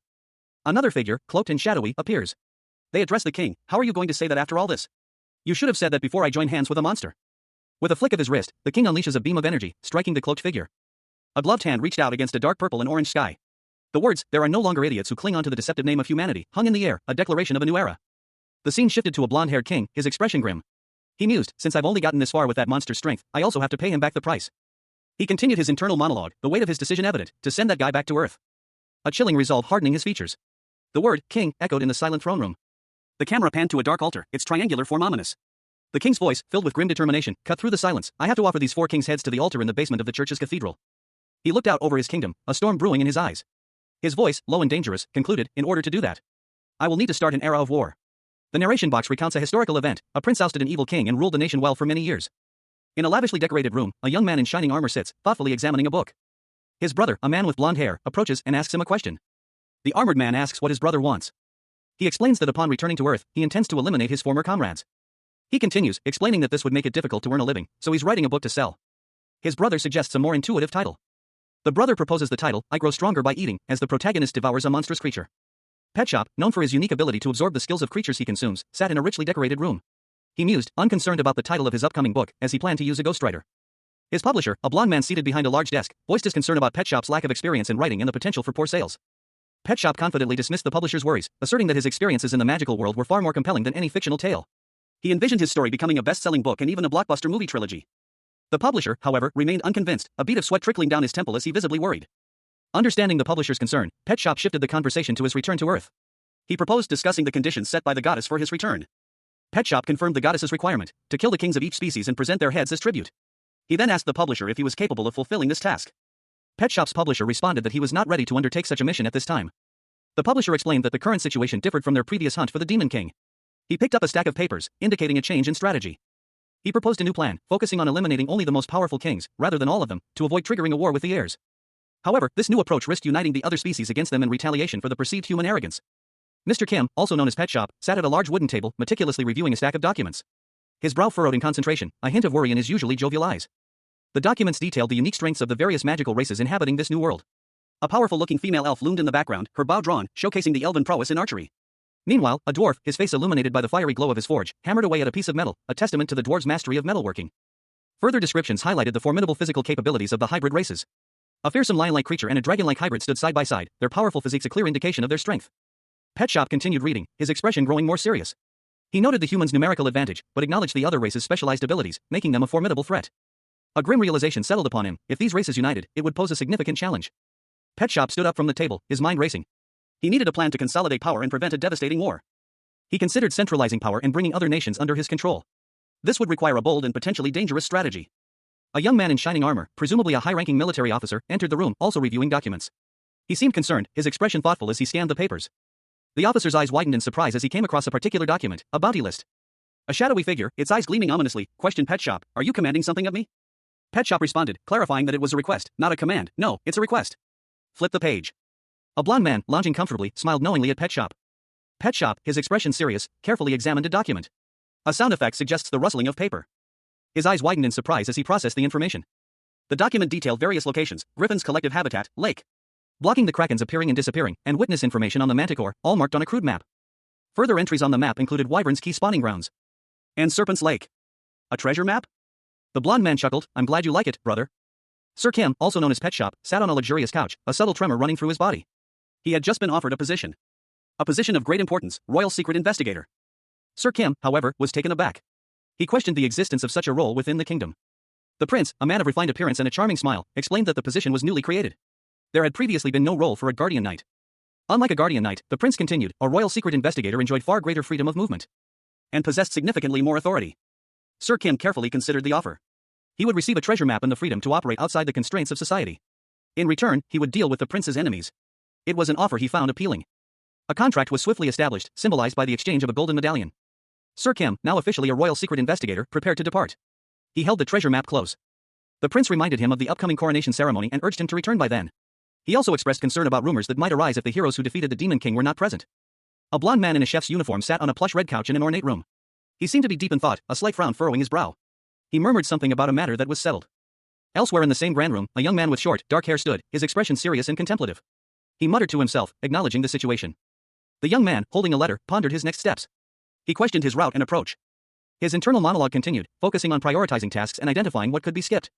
He held the letter closer, his concern growing as he considered how to best utilize the information it contained. Walking down a red path, the young man's shadow loomed large behind him, a powerful figure that dwarfed his own. He walked with determination.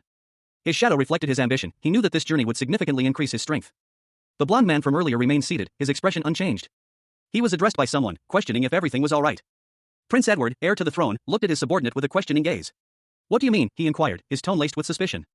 The subordinate, a cloaked figure, explained from above, Sir Kim is a powerful soldier. If he isn't by your majesty's side at all times, it could become an issue to your safety. Edward, seated on a plush sofa, responded sharply, stop saying useless things. Edward countered, his expression hardening, are you not here by my side to stop such issues from arising? Sir Kim, appearing weary, mumbled an apology, forgive me. Then added with a determined glint in his eyes, if you think you're sorry, then prove it with results and your abilities. The cloaked figure, his face partially obscured by a mask, simply replied, as you wish. The panel shifts to reveal the assassin's identity, head assassinator. He is the leader of the royal assassins, under the direct command of the king. A thought bubble appears, questioning the current political situation. How did Prince Edward, who killed the previous king, make the royal assassins his subordinates? The answer is revealed. Edward IV, the original king, was passing on the command of the royal assassins to Prince Edward before his death. The first prince would succeed the king and spread his influence. The second prince plotted to become chancellor and leader of the royal assassins, working from the king's shadow to eliminate his enemies. However, his plan was thwarted by the first prince, a righteous man who became a hero. Despite this setback, the second prince's scheme had progressed far enough that the royal assassins were now loyal to both the king and Prince Edward. The condition for this loyalty was that Prince Edward inherit a specific item from the king. This item could be the signet ring of the head assassin, as the original king had desired, or the crown that the prince seized after killing the king. Regardless, Prince Edward inherited the items necessary to rule. With this inheritance, the prince gained control over one of the kingdom's 2 military forces. And the other, the royal guard, had already been brainwashed by the monster's parasites and were completely obedient to his commands. However, once the monster leaves the kingdom, the effectiveness of his parasites will also disappear. Prince Edward plans to use this time to make the royal guard his own, knowing that people are easily controlled by profit, pleasure, and guilt. Mr. Kim, also known as Pet Shop, a man with the extraordinary ability to absorb the skills of creatures he consumes, found himself in a new world. A smirk played on his lips as he contemplated his next move. He mused about the full plate armor he'd received from a previous encounter, a rather unpleasant one, it seemed. It was too eye-catching, he thought, impractical for his current goals and lifestyle. The armor had become synonymous with the prince's guardian knight Kim, a title he found increasingly annoying. Such ostentatious attire was hardly suitable for the covert operations of a royal secret investigator. Pet Shop decided on a change. He needed something more practical, something that better suited his current role. He envisioned a new form, less flashy, more fitting for a mercenary and adventurer. The new outfit would be ready in 2 days. He considered the implications of his choice. It was a matter of authority, and having it was better than not having it, he concluded. Mr. Kim, also known as Pet Shop, stood before a grand archway, his gaze resolute. He declared that from that moment on, he would abandon the realm of politics and embark on an adventure. He turned his back on the imposing structure, his sword strapped to his back, ready to face whatever challenges lay ahead in this new world. The leaves swirled around him, a gentle breeze carrying the scent of a new beginning. A young man with short, dark hair and piercing eyes, clad in light armor, stood amidst a grand hall. His gaze was distant, thoughtful, a hint of weariness etched onto his features. He reflected on his current situation. I may be famous now as the hero who conquered the Demon King and the prince's retainer, but on Earth, my existence is that of a criminal. Indeed, he was a notable criminal, wanted internationally. His notoriety extended beyond police organizations, secret services and criminal organizations alike were hot on his trail. To avoid detection, he had to be extremely cautious. He was being pursued relentlessly, limiting his options for hobbies. Sports were out of the question. As were games, due to the risk of his identity being compromised through his gaming contacts. His attachment to games had already cost him 2 previous disguises. His most ideal hobby, then, became reading. He found solace and escape in novels, preferring single-volume novels to avoid drawing unwanted attention to himself. Although initially reluctant, he grew to genuinely enjoy it. However, the cultural landscape of his new world presented a challenge. The civilization and culture were vastly different from Earth, with books monopolized by the nobility. Mr. Kim, known in his world as Pet Shop, found himself in a strange new land. He mused that while the books in this magical realm were underwhelming compared to Earth's literary treasures, it was too early to despair. Even without interesting stories written by another person, there were still interesting stories listened to by other people. Before written records, humanity passed on knowledge through speech and song. These were the nuggets of wisdom that signified the passing of time. These were the old tales parents would tell their children. And the songs that the wise village elders would teach the children. A woman, dressed in a whimsical hat and cloak, addressed the crowd. Her concern was palpable, these precious stories could not be lost. She proposed a solution: anyone wishing to become a protagonist in these stories should attend her school. Upon doing so, they would immediately become the main character. The aspiring student bard, Phialina Greensmith, is introduced. Her youthful face, framed by pale pink hair, is partially obscured by a wide-brimmed hat adorned with a feather. Phialina's expression brightens into a wide, cheerful smile, revealing her excitement.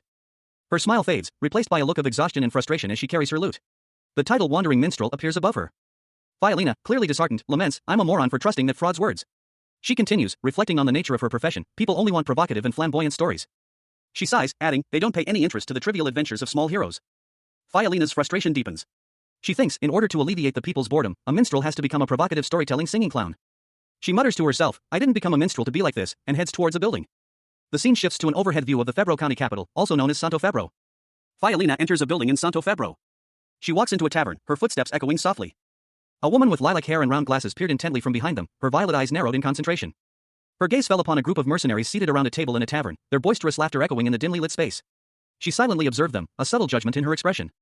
Then shifted to a lone adventurer sitting opposite them, his demeanor far more reserved. The contrast between the two groups was stark. Elsewhere, a man in ornate armor studied a detailed map, his brow furrowed in thought. He seemed to be planning something. Back at the tavern, the woman with lilac hair continued her observation. Her eyes lingering on the adventurer, who was now fast asleep, his head resting on the table. Despite their outward appearances, she sensed something more to their presence. A suspicion that they were not as simple as they seemed.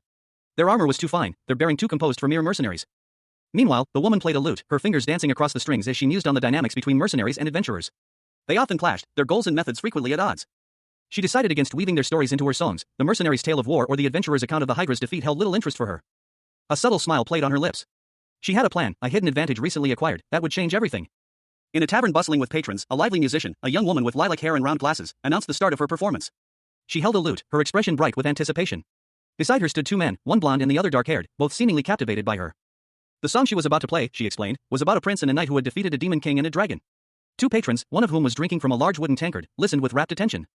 The musician began to play, her fingers dancing across the strings of her lute. The tavern's atmosphere shifted, becoming more focused on her performance.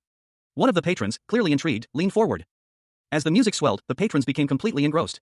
Heads turned, drinks were momentarily forgotten, and all eyes were on the performer. The tavern fell silent, save for the enchanting melody. The musician's voice filled the tavern, clear and resonant. Her expression was one of intense focus and passion as she poured her heart into the song. Her performance captivated the audience, even the most boisterous patrons were silenced by her skill. Two men, impressed by her ability to command the room, exchanged amused glances. One of the men commented that everyone in the tavern knew the story of the prince and the knight, a testament to the song's popularity. As the song continued, coins clattered into the musician's hat, a testament to her captivating performance and the generosity of the enthralled audience. The musician, pleased with the positive response, acknowledged the effectiveness of her song. Despite the positive reaction, she admitted to herself that she was tired of playing the same song day after day.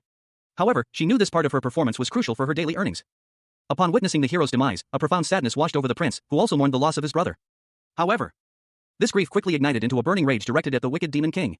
His despair reached the goddess, who, in that moment, bestowed upon the prince a temporary surge of strength. The prince's newfound power allowed him to hear the demon king's heart. He exclaimed, "What? This bastard!" Suddenly, the prince found himself in a tavern, where he was violently thrown to the ground by unseen assailants. A burly mercenary scoffed, "You're laughing? You think the prince's story is funny?" He continued, pointing at the fallen prince, "Look at this traitorous fucker." Another mercenary, amused by the scene, chuckled, "PFT. Put Kiki." The mercenaries continued to mock the prince, with one commenting, "That guy, as soon as he drinks, his personality becomes rotten, but that other guy really has no manners either." Kek kek. The prince's companion, witnessing the unfolding events, gasped, the flow stopped. Observing the scene, the mercenaries outnumbered the prince and his companion 4-1. The mercenary woman mused, "The mercenaries will win, right? Then it'd be okay to make my next song the mercenary's tale of the war hero." A woman with lilac hair and round glasses smirked, a mischievous glint in her eyes. She spoke of mercenaries, their wallets about to be emptied with a satisfying crunch. A hand reached out, its movements quick and precise, the sleeve of its garment disintegrating into dust as it moved. A bald, muscular mercenary, beads of sweat on his brow, stood tense, his expression one of dawning alarm. He felt a sudden, sharp pain in his arm. A agony twisting his face into a mask of pain as he let out a guttural cry. His arm was being crushed, the force immense and unrelenting. "My arm," he gasped. The mercenary crumpled to the ground, his body impacting with a heavy thud. Another mercenary, clad in red armor, moved to engage. 3 mercenaries in a tavern looked on in stunned silence. One of them, blonde and green-clad, muttered, "Huh?" The remaining mercenaries, enraged, charged towards the unseen assailant, daggers drawn. "Bastard!" A mercenary, clad in dark armor, lay sprawled on the floor of a tavern, his eyes wide with shock. Above him, another mercenary, his face contorted in a furious grimace, demanded, "What are you doing?" The second mercenary's question was cut short as the figure in the shadow swiftly moved, delivering a brutal blow that shattered the fallen mercenary's torso. Another mercenary, witnessing the scene, recoiled in horror. "How dare you attack us, mercenary?" he began, but his words were cut short. As the mysterious figure launched a swift attack, sending the mercenary flying through a nearby table with a resounding crash. A blonde mercenary, eyes wide with terror, watched the carnage unfold. He stammered, this crazy, before lunging forward with his blade. His attack was met with swift counterattack, the blade shattering upon impact as the mysterious figure stood unfazed. "Die," the blonde mercenary shouted, his voice filled with desperation. The blonde mercenary's attack proved futile as he was sent flying backward, his body impacting the wall with a sickening thud. A sinister grin spread across the mysterious figure's face. The figure's victory was short-lived, however, as a blood-curdling scream echoed through the tavern. "Aawak," a terrified voice cried out, the sound laced with panic and despair. The source of the scream was revealed as a young woman with pink hair and glasses, clutching a lute, burst through a doorway, her eyes wide with terror. "Save me! Aawak!" A high-pitched shriek pierced the air. A young woman with pale pink hair and wide, terrified eyes stared in horror. Sweat beaded on her brow as her mouth gaped open in a silent scream. She muttered to herself, a sense of dread washing over her as she realized the gravity of the situation unfolding before her. This was spiraling out of control. The young woman's eyes darted around, her mind racing. She knew she needed to escape before becoming another victim of this chaos. A narration box appeared, offering an omniscient perspective. Her actions were far wiser than anyone else's in Santo Febro. Elsewhere, a hooded figure with a smirk pondered aloud, was this the knight's strength bestowed upon the prince? The hooded figure chuckled, finding amusement in the situation. He couldn't help but laugh at the irony. Meanwhile, a man with graying hair sobbed uncontrollably, desperately pleading for someone's help. A woman in dark clothing appeared, her voice cutting through the man's pleas. She declared that enough was enough. She addressed the situation, stating that while she didn't understand the root cause of the conflict, resorting to such unnecessary violence was unacceptable. The scene opens with a close-up on a man's neck, his blonde hair partially obscuring his face. A voice, filled with righteous fury, booms from off-panel, declaring that the torment of the weak will cease, for Holy Knight Fjorkard will not forgive such transgressions. The camera pulls back to reveal Fjorkard, a young woman with blonde hair and striking blue eyes, her cheeks flushed. She is adjusting her armor, a mixture of excitement and determination in her expression. A hand reaches out to assist her. The focus shifts to Fjorkard's feet, clad in intricately designed armor, as she stands on a wooden floor. Mr. Kim, also known as Pet Shop, stood in a grand hall, his gaze fixed on a blonde woman in knightly attire. Her expression held a mixture of apprehension and curiosity. He internally questioned the woman's claim of being a holy knight. A thought occurred to him, holy knights were among the most powerful individuals within the goddess church, a nation-state. He recalled hearing information about this nation from the prince, noting its resemblance to the Vatican. The church-state, a small city-state, was revealed to house a significant population of superhuman individuals who had transcended their human limitations. Among them were the saintesses, powerful figures representing the church's skewed power dynamic. One such saintess, a former companion on their travels, was described as a skeleton infused with blessed metal, possessing extraordinary strength, vision, and reflexes. In essence, a human weapon, though their creation required substantial time and resources. Even with abundant donations, creating a single saintess would take 10 years, regardless of the world. The narrative opens with a dramatic scene depicting the immense challenge of creating a weapon capable of rivaling the hero. A blonde-haired warrior, clad in regal armor, stands poised, a powerful aura emanating from them. The sheer cost of such an endeavor is highlighted. The text explains that the church-state sought a more efficient method of producing superhuman warriors, leading to the creation of the Holy Knights. A close-up reveals a modified human, forged with magic and blessings, similar to the saintess, but at a fraction of the cost. A panel showcasing a squad of Holy Knights, demonstrating the church-state's ability to mass-produce these enhanced soldiers. While effective, their power is still significantly less than that of a saintess. A comparison is made, likening a saintess to a state-of-the-art tank, while a holy knight is an older model. The visual reinforces this analogy with an image of a vintage tank, underscoring the insurmountable advantage a saintess possesses over a regular human, regardless of the holy knight's capabilities. The scene shifts to a confrontation. A holy knight stands over two fallen figures, one of whom appears severely injured. A man observes the scene, his thoughts revealing his assessment of the holy knight's power, weak compared to the hero and the saintess, yet still a formidable threat. He hesitates, acknowledging the potential repercussions of interfering with the church state. But his resolve falters as he delivers a swift, decisive blow, incapacitating one of the fallen figures. The chapter ends on this violent note. A figure, cloaked and mysterious, stood observing a scene unfolding before him. A man, his face partially obscured by a cloth, fled the building, a panicked eek escaping his lips, leaving behind a trail of chaos. The cloaked figure, seemingly satisfied, turned his attention elsewhere. The scene shifted to reveal the cloaked figure, now closer, his attire showing intricate, scale-like shoulder pads. He seemed to be in conversation with another individual, whose face was obscured by shadow. A blonde-haired individual, her face visible now, looked at the cloaked figure with a mixture of surprise and confusion. "Oh, huh?" she questioned, her voice laced with uncertainty, as she tried to process the events that had just transpired. Her thoughts turned to the cloaked figure's actions, usually people who pick on the weak like that don't listen to my words without a fuss. The cloaked figure responded calmly, "I think you're forgetting something here. They were the ones who provoked and threatened me, I just responded in kind." The blonde woman's eyes widened in surprise. "What? Then my actions right now. Putting aside the clownery, it was pretty poor work. It's not even worth paying money to see." The cloaked figure stated, his tone dismissive. The blonde woman's face flushed crimson. Those kind of." She stammered, her embarrassment evident as she pulled her hood over her head. In a tavern, a man with dark hair and a weary expression sits at the counter, requesting another glass of beer. He appears to be taking a break from his travels. He is seen from behind, his back to the viewer, wearing armor and carrying a sword. He seems to be preparing to leave the tavern. The man's feet are shown walking away, indicating he has decided to leave the tavern after resting. He thinks to himself that it's time to meet with others soon. He leaves the tavern and descends the steps, his armor glinting in the sunlight. A narration box explains that Febro County was largely unaffected by the Demon King's invasion. This was because it lacked anything of military value. The Demon King's army focused on key areas of humanity to paralyze their operations. Febro County, lacking technical skills and products, was spared from the main assault. The panel shows a chaotic battle scene, highlighting the scale of the Demon King's invasion.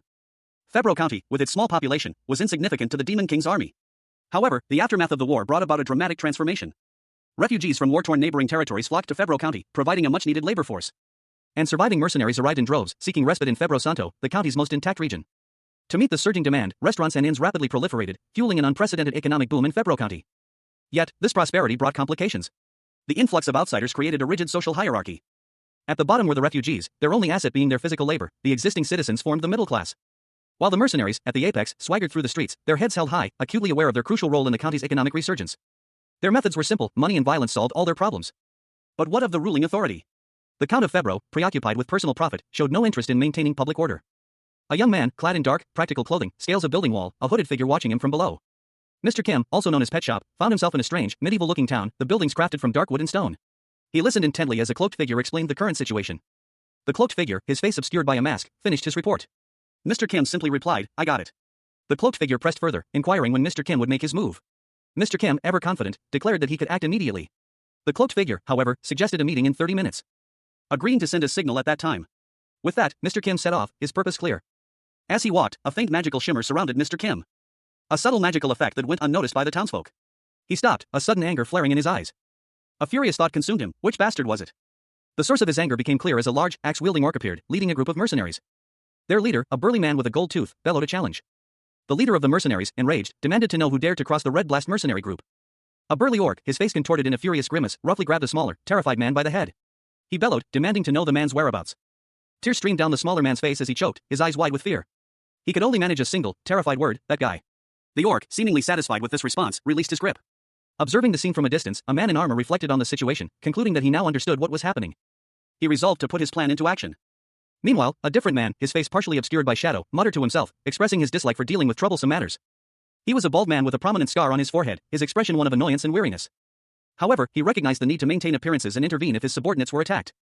He grumbled about the inconvenience of the situation, wondering how annoying it would be to have his men beaten up and then have to deal with the aftermath. He devised a strategy: gather a large force to intimidate their opponent, making a rash attack less likely. This would allow him to claim a psychological victory, portraying the other party as a coward, and then he could conclude the matter with drinks with his subordinates. A large, imposing figure, clad in simple yet sturdy armor, stood over a scene of apparent conflict. He held a crude, yet effective-looking weapon, his posture suggesting a readiness to intervene. He muttered to himself, a plan forming in his mind: let's create a scene one more time and finish it.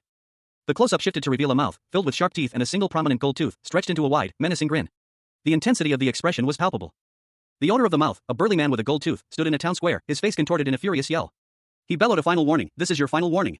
If you don't come out right this instant. A figure emerged from a nearby alleyway. The burly man's eyes widened in surprise as he uttered a single word: huh? Another man, with blonde hair and a concerned expression, appeared beside the first, addressing the newcomer. He explained, this is Santo Febro. This is the city we live in. This isn't a place where outsiders like you can fool around like you're tourists. The burly man, momentarily taken aback, chuckled, who? I was surprised for a second there.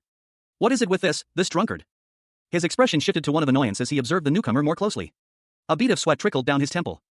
He addressed his companions, his voice low and menacing: boys, go give that guy a hand. One of the men, eager to please, responded with immediate obedience: yes, boss. The newcomer, seemingly unfazed, glared at the approaching guards. He vowed revenge: this jerk. I'll make it so you can't open your trap ever again. Mr. Kim, also known as Pet Shop, stood in the town square, a mischievous glint in his eyes. A self-satisfied chuckle escaped his lips as he clutched a small vial. Suddenly, a bolt shot from the shadows, piercing his shoulder, sending him tumbling down a flight of stairs.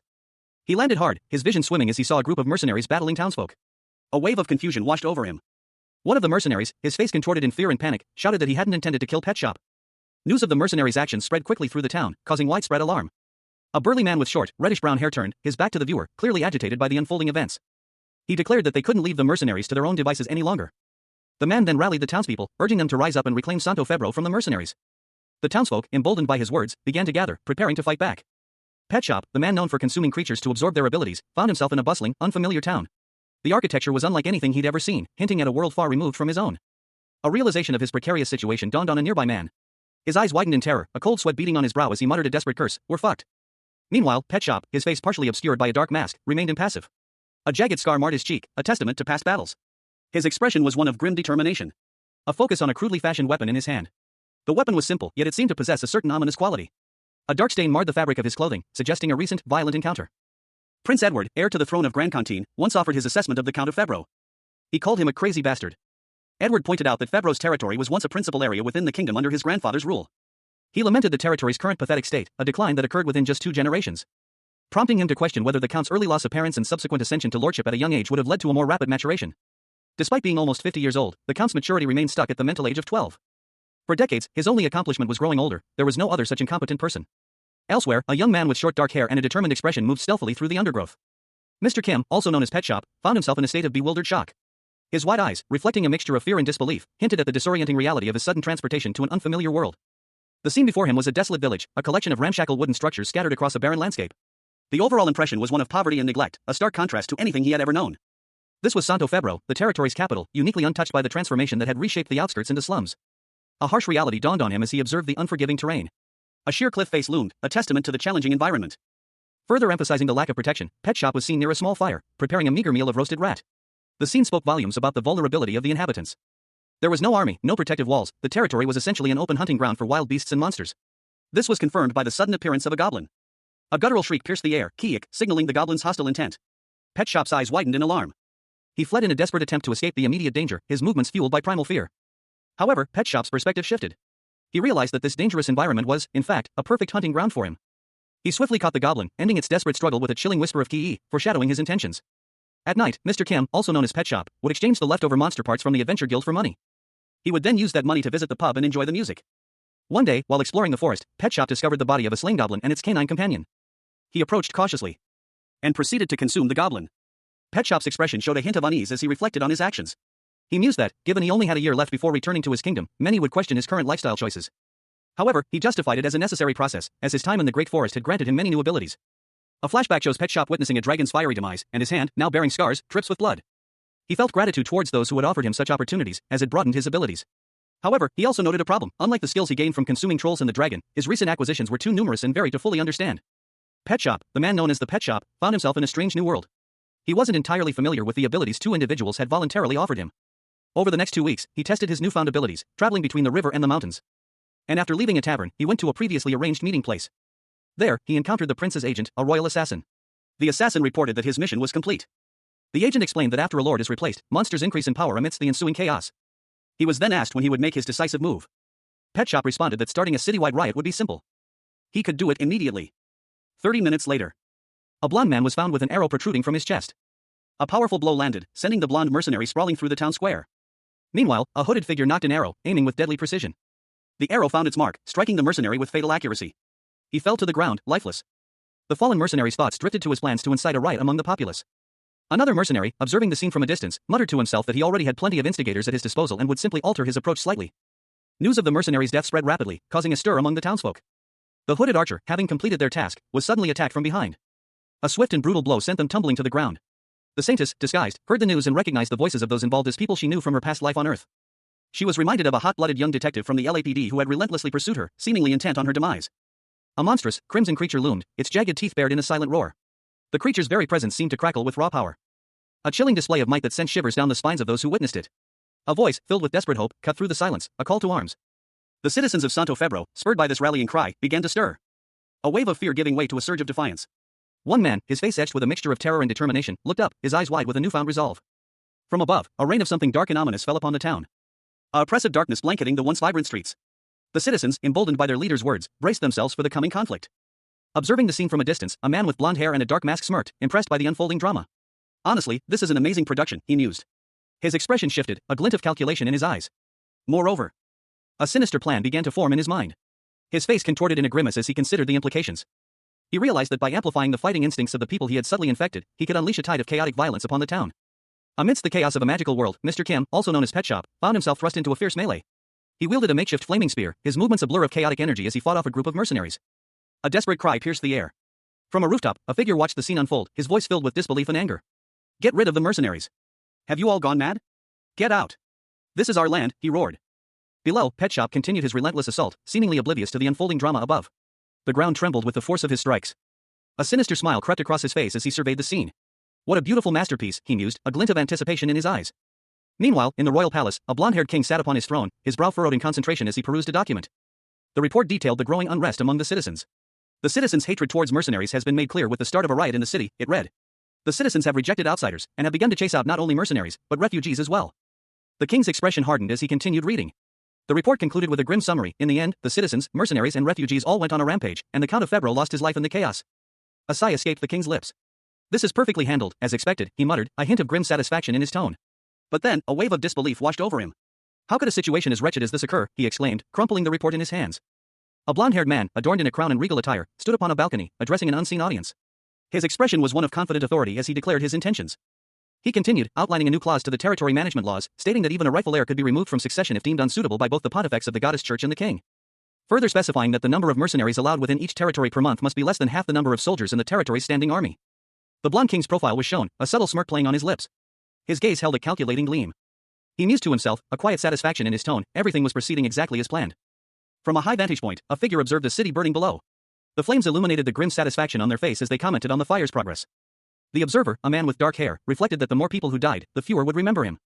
A chillingly familiar sentiment, he realized, it had been the same on Earth. He questioned whether his work was finished. Another figure, seemingly a subordinate, approached and confirmed the completion of the task, but added that they had not yet received orders regarding their next objective. Night Kim, cloaked and masked, stood in the forest, his expression unreadable. A sense of weariness hung in the air around him. He was approached by another figure, a man clad in red and dark armor, his face partially obscured by shadow. The armored man seemed to be observing Kim with a mixture of curiosity and suspicion. As he studied a treasure map detailing the recent appearance of griffins in the region. The map described the griffin as an organism that is a cross between an eagle and a lion. A shadowy image of a griffin, a creature of myth and legend, materialized on the page, its powerful wings and lion's body clearly depicted. Night Kim revealed his preference for organisms with combined characteristics, prompting the armored man to promise to seek him out again when the time was right. He wished Kim pleasant travels. The armored man prepared to depart, but Kim's lingering presence caused him to pause. He questioned Kim's continued presence, surprised that he hadn't left yet. As the armored man looked away, a young woman with blonde hair appeared, her expression one of startled surprise. Her sudden appearance added another layer of intrigue to the scene. A young man with shoulder-length blonde hair and fair skin appeared, his features partially obscured by the angle of the panel. He was shown from the chest up, his wide, light blue eyes filled with shock and his mouth agape. Beads of sweat dotted his forehead as his hands flew to his mouth, muffling a gasp of surprise. The narrative focuses on a griffin, a high-grade monster averaging 2 to 3 meters in height. It possesses an eagle's head and front claws, combined with a lion's body and back paws. A creature whose unique features are immediately apparent. Pet Shop, the protagonist, observes the creature, commenting on its marvelous yet imperfect design. He notes the disharmony between its upper and lower bodies, highlighting an inefficient body structure, leading to awkward movement both in the air and on land. Despite its physical limitations, the griffin's powerful combat capabilities are emphasized. It teeters on land due to its lower body, and flies crookedly in the air due to its upper body. This ambiguous nature earns it the nickname King of the Skies, a testament to its fearsome reputation. A high-grade monster whose strength belies its apparent weaknesses. Despite its awkward gait and flight, its combat prowess is exceptional. They hunt in prides, mirroring the behavior of lions. Pet Shop is shown observing a griffin attack, noting that their favorite food is horses, and that this preference has led to instances of them actively attacking humans. The location is identified as the Griffin Rocky Mountains, specifically the Cavalos region.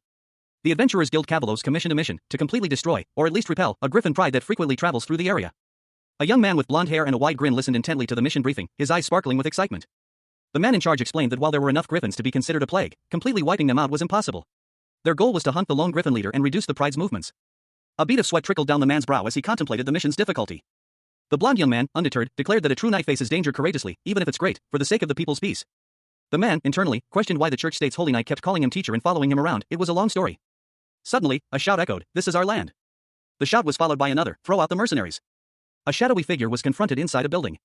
"Who are you, you bastard? Do you know who I am?" The figure was violently thrown through a window. A hooded figure, clad in dark, practical clothing, stood over a fallen opponent. Blood stained the ornate carpet beneath them, a stark contrast to the rich crimson of the room. The assassin, his face obscured by shadow, held a pair of daggers, their points dripping with the victim's lifeblood. Mission accomplished. The assassin, his face partially visible now, revealed a hint of weariness beneath his mask. A faint satisfaction flickered in his eyes as he muttered the words, "Mission complete." He melted into the shadows, disappearing from the grand estate. The imposing structure, a testament to wealth and power, loomed behind him, its grandeur a stark contrast to the assassin's stealthy departure. A young woman with blonde hair, partially hidden by a dark cloak, emerged from the bushes, her eyes wide with surprise as she spotted the imposing castle. "That's the Lord's castle." She gasped, her breath catching in her throat. The sheer size and opulence of the building overwhelmed her. "He's suspicious." The young woman's eyes narrowed, her gaze following the assassin's retreating form. A sense of unease settled over her. "I'll have to follow him." Determination hardened her features as she made up her mind. She would investigate further. She followed the assassin through the dense foliage, her steps silent and purposeful. She caught sight of two figures ahead, their backs turned to her. They seemed to be in conversation. "That's the tyrant from the pub yesterday?" Recognition dawned on her as she realized who one of the figures was. Surprise and a hint of fear flickered across her face. A young man with blonde hair and striking blue eyes stared, wide-eyed and flushed, his mouth slightly agape. He seemed utterly shocked, his internal monologue echoing the question, did he just say Night Kim? Meanwhile, a man with dark hair, clad in ornate, reddish-brown armor, contemplated his situation. A thoughtful expression crossed his face as he considered his next move, muttering to himself, shall I depart as well? The blonde-haired youth stumbled backward, his body falling into a heap amongst the foliage. The armored man followed, his gaze fixed on the fallen figure. He repeated the name in a questioning tone, Night Kim. The blonde youth, still on the ground, looked up in alarm. A thought bubble above his head revealed his internal panic, do I need to? The armored man clenched his fist, a spark of energy crackling around his hand. He silently resolved to destroy any evidence of his presence, muttering to himself, destroy the evidence. But the blonde youth interrupted him, his voice filled with disbelief and excitement. No way, are you the Night Kim that traveled together with the hero? A knight among knights, living legend, that Night Kim? The armored man's eyes widened in surprise. He was clearly caught off guard by this unexpected revelation. He decided to try and quickly resolve the situation, thinking to himself, it'd be best if I quietly get this situation over with. Then, with a wide, hopeful grin, the blonde youth made a bold request, then if I keep it a secret, please take me on as your student. A young man, sweat beading on his brow, stood in a dimly lit space, his expression one of utter confusion. He muttered to himself, clearly disoriented. He tumbled headfirst into a dark crevice, his body disappearing from view. A single thought echoed in his mind, he had no choice. The young man's face, now visible again, was etched with grim determination. His internal monologue revealed his understanding of the church-state's holy knights. Unlike the near-invulnerable saints, they were constantly monitored by magic to minimize the damage they could inflict, and if killed, a tracking mark would transfer to their killer. He continued his internal assessment, realizing that killing even a single witness would mean a life spent running from the church state. He had been forced into a desperate plan, to set tasks so difficult for the witness that she would eventually give up and leave on her own. A young woman with blonde hair emerged from a newly dug cave, beaming with pride at her accomplishment. She announced that she had completed the task of digging a cave with her bare hands without making a sound. The young man's face contorted in frustration. He muttered to himself, calling the woman persistent and a bitch. The scene shifts to a rocky landscape, where two nests containing several large eggs are visible. The scene opens on a rocky cavern. Mr. Kim, also known as Pet Shop, and his companion, a young blonde woman, discuss their strategy. Pet Shop explains that griffins, driven by their nature to bring food back to their nests, will eventually be forced to fight within the mountains. His companion agrees, suggesting an ambush instead of a direct pursuit.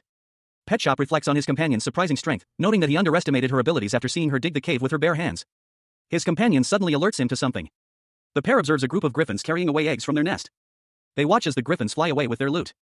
The blonde woman asks Pet Shop what their next move should be. Pet Shop suggests she try to handle the situation herself, intending to test her capabilities. The blonde woman, accepting the challenge, prepares to act. She leaps into action, letting out a battle cry. The blonde woman attacks with a swift, determined strike. A guttural cry escaped Pet Shop's lips as he strained against an unseen force. His eyes widened in surprise. A large eagle swooped down, its talons digging into a blonde-haired warrior's chest. The warrior struggled, shouting at the eagle to release him. Pet Shop winced, a hand flying to his forehead as he felt the aftereffects of the struggle. A predatory grin spread across his face. As he watched the blonde warrior collapse, defeated. The eagle landed beside Pet Shop, its talons still stained with blood. Pet Shop remained silent, his gaze fixed on the warrior. The warrior, noticing Pet Shop's intense stare, spoke, commenting on his abilities. The warrior continued, pointing out flaws in his fighting style. He explained that the warrior's excessive focus on his sword was hindering his situational awareness and overall combat effectiveness. Pet Shop, the man known for his unique ability to absorb the skills of creatures he consumes, found himself in a precarious situation. A large eagle swooped down, its talons extended, aiming for him. But he narrowly avoided its attack.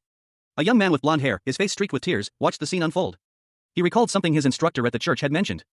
A revelation that now seemed profoundly relevant to his current predicament. His hand clenched into a fist, his feelings overwhelming him. As a gruff-looking man approached, his words cutting through the tension. He advised the young man to discard his sword. The blonde young man recoiled at the suggestion. The idea of abandoning his sword, a symbol of his knighthood, was unthinkable. His mind racing. Was he being deemed unfit for knighthood? Were his shortcomings truly so severe? The gruff man, however, revealed a surprising truth. He claimed the young man was similar to him, leaving the young man utterly bewildered. His confusion was palpable. The gruff man reiterated his advice, emphasizing the need to abandon the sword. A statement that filled the blonde young man with a mixture of disbelief and despair. He cried out in protest. Pet Shop, the man known as the Pet Shop, found himself grappling with a peculiar instruction. A knight, seemingly out of nowhere, had advised him to discard his sword, a suggestion that felt less like a metaphor and more like a direct command. He was being told to fight with his bare hands. A strange notion, especially given the circumstances. The weight of the situation pressed down on him, a heavy cloud of uncertainty. Pet Shop turned away, his expression unreadable. He was considering the knight's words, a whirlwind of thoughts racing through his mind. A decision forming. He would demonstrate the power he possessed, a power far beyond the need for a weapon. With a sudden burst of motion, Pet Shop engaged a large, predatory bird. The creature swooped down, talons extended. But Pet Shop met its assault head-on, his movements surprisingly agile and powerful despite the lack of a weapon. The fight was swift and brutal. Pet Shop, using only his hands and feet, managed to subdue the creature. The knight watched, his eyes wide with disbelief. He could only utter one word to describe the scene unfolding before him. This is crazy. Two scimitars, gleaming faintly, fell from the sky. Landing with a soft thud beside Mr. Kim, known as Pet Shop, who was sprawled on the ground, large, dark wings partially obscuring his form. A monstrous, clawed hand reached down from above. Its shadow falling over a blonde woman in armor, who looked up in shock. She muttered to herself, wondering what kind of fight this was. Pet Shop's eyes narrowed, he internally noted that her combat abilities were unimpressive. Although she wielded a sword, her swordsmanship lacked the finesse of a true hero. Her light magic, too, was weak compared to a prince's power and precision. Even her physical abilities, enhanced as they were, paled in comparison to a saint's. Pet Shop concluded that, even combined, her skills were only a fraction of what the hero's party possessed. A regal figure, adorned in ornate, golden-accented robes, delivered a solemn assessment, but that isn't necessarily beneficial. The speaker continued, illustrating their point with a gruesome example. She's like this griffin, it has the characteristics of an eagle and a lion, but by combining them, the advantages of these characteristics are cancelled out. The narration shifted to a battlefield scenario. If a human army was her opponent, she would be unbeatable. But a crucial caveat was added, but if she was traveling together with the hero, she would have died before she even made it to the Demon King's castle. A man, his face partially obscured, reflected on this observation. However, there's a valuable lesson that can be taught in that. Even though I had no choice but to take her on. His perspective shifted after witnessing a particular battle. My mind changed after seeing her fight with those griffins. He explained his reasoning, because Holy Knight Ryanhan's Fjorkard is. The Holy Knight, Fjorkard, was shown standing in the rain, her expression unreadable. The man's thoughts continued, revealing a startling truth, the same type of monster as me. 5 griffins circled Pet Shop, their sharp eyes fixed on him. He counted them silently, 1, 2, 3, 4, 5. A tense silence hanging in the air as the lead griffin landed before him. Pet Shop, clad in worn leather armor, assessed the situation. A little more than 10 griffins, he estimated.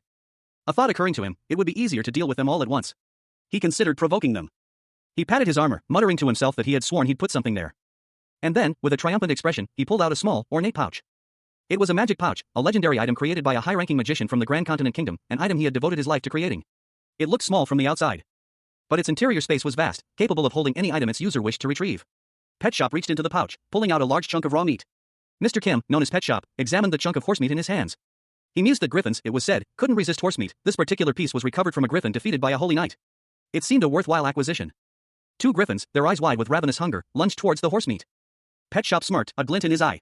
He asked if they wanted to eat this. With surprising speed, Pet Shop devoured the 2 griffins whole.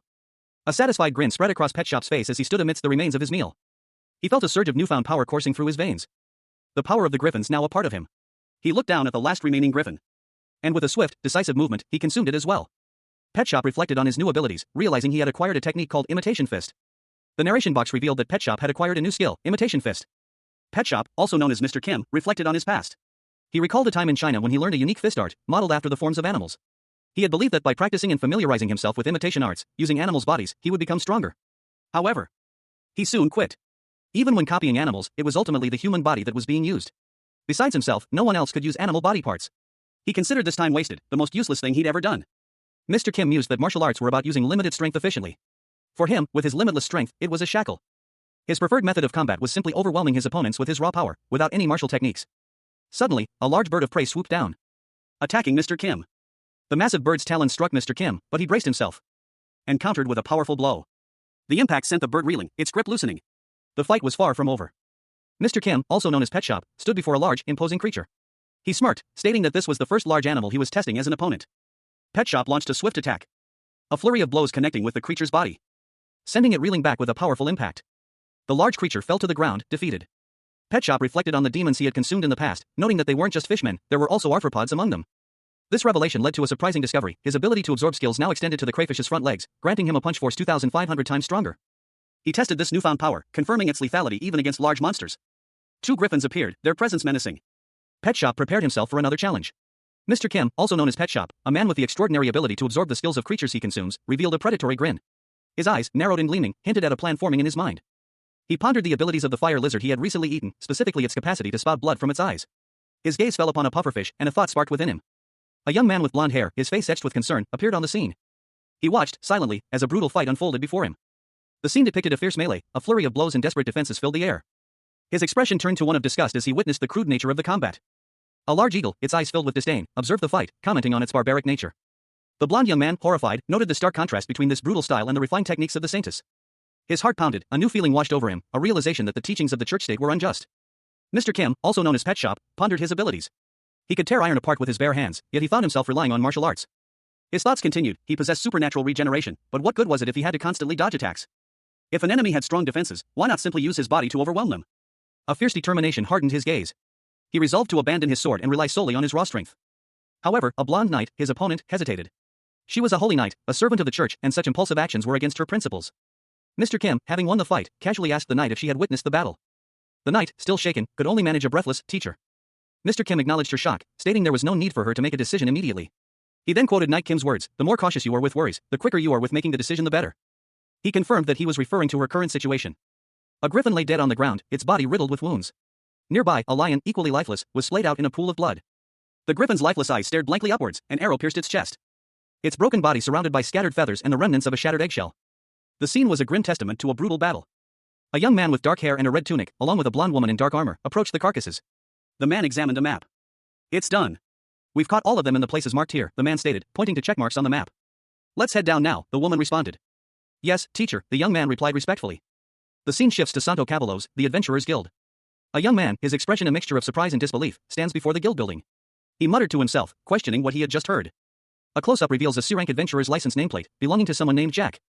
Inside the guild, a woman with brown hair and glasses addressed Jack, stating that she knew what he wanted to say, but that regardless of his protests, the guild would not withdraw their claim. She explained that an order had been received to transfer the contributions for the griffin eradication to another party. Jack, his face etched with concern, contemplates this news. He is shown in a close-up, his expression serious and thoughtful. Jack's internal monologue shows a single question mark, reflecting his confusion and uncertainty. Jack, a 27-year-old C-rank adventurer affiliated with the Santo Almarouge chapter, adopted a new identity to move freely. He questioned why he was being ordered to hand over his contributions for the griffin eradication. A woman with glasses, seemingly a guild official, curtly responded that it was an order. She refused to elaborate further, stating that she couldn't disclose the reason. Jack smirked, revealing a mischievous glint in his eyes. He then revealed that, in actuality, a fellow adventurer named Caballos was embezzling funds from other adventurers within the guild, and that the guild was complicit. Jack mused that the rumor would likely spread to other places. He added, with a smirk, that his lips tend to get loose when he drinks. The guild official's expression hardened as she rebuked him for daring to threaten her with such accusations. Mr. Kim, also known as Pet Shop, found himself in a situation he hadn't anticipated. A slight smirk played on his lips as he pondered the unexpected turn of events. A woman with glasses, dressed in what appeared to be a mage's robe, spoke to someone off-panel. She explained that while he was indeed very strong, there was no connection between them. Because a hero wouldn't interact with a mere adventurer. Mr. Kim, however, had other plans. He had no intention of waiting for someone to come to him. And his expression shifted as he made his intentions clear to the woman. He stated that he would be going to meet this powerful individual personally, causing the woman to react with alarm as she revealed that she was already engaged. Suddenly, Mr. Kim lunged forward. His movement a blur as he grabbed the woman. A scream of terror escaped her lips as the scene ended. Rain lashed against the quaint, half-timbered houses of a small village, the downpour a stark contrast to the vibrant life within. The scene shifted to a man, his brow furrowed in deep thought. He was the guild master of Caballos, a legendary adventurer who had achieved the coveted SSS rank. A remarkable feat, further underscored by the fact that he had been a member of the Heroes Party 25 years prior. 25 years ago, the Heroes Party had etched their names into legend, their exploits becoming epic tales, culminating in their triumph over the Demon King. With the monster and its villainous master vanquished, a single wish was granted to the victorious heroes. The guild master, kneeling before an unseen force, voiced his desire, please grant me the strength to fight those I couldn't even face as an equal before. After his return from that legendary adventure, the guild master used his newfound power and influence to elevate the status of adventurers for 2 decades. Today's adventurers, once merely monster-expert mercenaries, had become symbols of freedom. This was due to the strength they had gained as they wished. An adventurer is a symbol of freedom. To control them, one must suppress that freedom. This was the guild master's reasoning for creating the Adventurers Guild. However, the most recent Heroes Party lacked an adventurer. The guild master suspected foul play by the king, who had acted before the guild master could exert his influence. The second prince had become a hero, earning the respect of the people and the royal authority, but not the symbol of freedom. The guild master was determined to create a new hero from the adventurers. He needed to elevate the status of adventurers before it was too late. A new hero was needed to restore their standing. The guild master planned to use his son, Jorge Aventuras, a promising adventurer with a bright future, as this new hero. Jorge reacted with shock and disapproval to his father's plan, questioning the ethics of using other adventurers' contributions to elevate his status. The guild master insisted that he wasn't making Jorge comfortable, he was making him a hero. He reminded Jorge of his heritage, the son of an adventurer who had been a colleague of the hero who defeated the Demon King 25 years ago. This revelation left Jorge speechless and contemplating his father's words. A seasoned warrior, clad in practical leather armor and wielding a long sword, stood firm. His expression was serious, his gaze unwavering. He spoke, his words carrying the weight of expectation. The young man's background was precisely what he needed to become a hero. The future of adventurers rested on whether he would rise to the occasion. He clenched his fist, a sudden, sharp pain shooting through his hand. A scream escaping his lips as an agonizing wave of pain washed over him. His face contorted in shock and pain, his eyes widened in disbelief as he looked at his companion. The companion, equally startled, could only stammer in alarm, "What's going on?" The warrior doubled over, his body racked with pain. A guttural cry escaping his lips as he collapsed to the floor. The camera angle shifted, revealing a chaotic scene. Several other adventurers lay scattered around the room, unconscious or injured. Swords lay discarded near their bodies. The companion's eyes darted around, taking in the scene with growing horror. His gaze fell upon a young woman, Agnella, lying injured on the floor. He cried out her name in alarm. Mr. Kim, also known as Pet Shop, found himself in a precarious situation. His face, contorted in a grimace, revealed his inner turmoil. He braced himself, readying his defenses as a glint of steel flashed before him. A furious shout echoed through the air, "You dare touch Agnella!" A young man with fiery red hair, eyes blazing with anger, charged forward, sword raised high. His attack a blur of motion as he lunged towards Pet Shop. Pet Shop, his expression grim, prepared to meet the onslaught. A clash of steel rang out as their blades met. With a mighty force, Pet Shop deflected the blow, shattering the attacker's sword into 1,000 pieces. The young man's jaw dropped in shock. What? A sword, seemingly made of pure light, shattered into countless fragments, each piece radiating an ethereal glow. The camera focuses on a hand, clad in metallic armor, gripping the hilt of a long, slender blade. A brutal clash of steel echoed through the room as the man in blue, his face contorted in a grimace of exertion, grappled with his opponent. The metallic clang of broken steel marked the end of the fight, as the man in blue's sword was broken in two. The man in blue gasped, his eyes wide with disbelief as a shadowy figure emerged from the doorway. He choked out a wordless cry of alarm. His desperate denial, a choked no, hung in the air as he struggled to comprehend the situation. A sinister chuckle echoed from the shadows, a single word, yes, confirmed the worst. A dark, shadowy figure lunged, leaving a trail of crimson in its wake. The shadowy figure, its face obscured, stood over the fallen man, a sword held menacingly aloft. With a swift, brutal motion, the shadowy figure brought the sword down, ending the man's life. Pet Shop, also known as Mr. Kim, found himself in a precarious situation. His eyes, wide with a dawning horror, reflected the gravity of his predicament. A cold sweat beaded on his brow as he mouthed a single, terrified syllable. Master? A young man with short, dark hair approached him, concern etched on his face. He was clad in a dark jacket and what appeared to be a metallic prosthetic arm. That's right. Before him stood a burly man with a stern expression, his face etched with worry and anger. He was dressed in a fine blue and gold vest, clearly a man of some standing. The man's hands fidgeted nervously as he subtly adjusted something at his waist, a hint of a weapon concealed beneath his vest. His gaze was intense, assessing the young man before him. Jack, a C-rank adventurer. The man's words were clipped, his tone formal and accusatory. He introduced himself and his status, clearly setting the stage for a confrontation. The older man's face hardened further. His expression conveyed a mixture of grief and simmering rage. He was clearly not pleased with the situation. I'm sorry for taking your contributions, he stated, his voice heavy with a forced apology. His words hung in the air, a stark contrast to the young man's calm demeanor. Jack simply replied, I'm good with knowing that, his tone even and unwavering. His calm response seemed to further enrage the older man. Wait, is that all? The older man's voice rose in disbelief and anger. His eyes widened, his face contorting in a mixture of shock and fury. You injured our guild's adventurers, broke a wife-to-be's arm, and took my son's life. The full weight of his accusations crashed down, revealing the true extent of Jack's actions. The older man's grief and rage were palpable. A close-up on Jack's bloodied prosthetic arm emphasized the brutal nature of the conflict. A young woman lay injured on the ground, her breath shallow. A man, his face obscured by shadow, stood over her, his words echoing in the silence. He had forced her to call for help.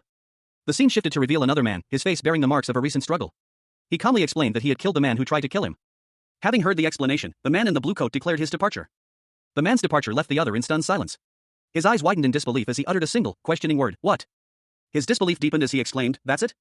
He continued, incredulous, questioning the other's actions and motivations. He couldn't believe such a simple explanation for such a drastic event. He emphasized his intolerance for anyone taking what belonged to him without permission. The man in blue sighed, regretting not having warned the other beforehand. He stated his intention to leave. He departed, leaving the other man behind, his face contorted in a mixture of anger and confusion. Alone, the man questioned whether he had brought this upon himself.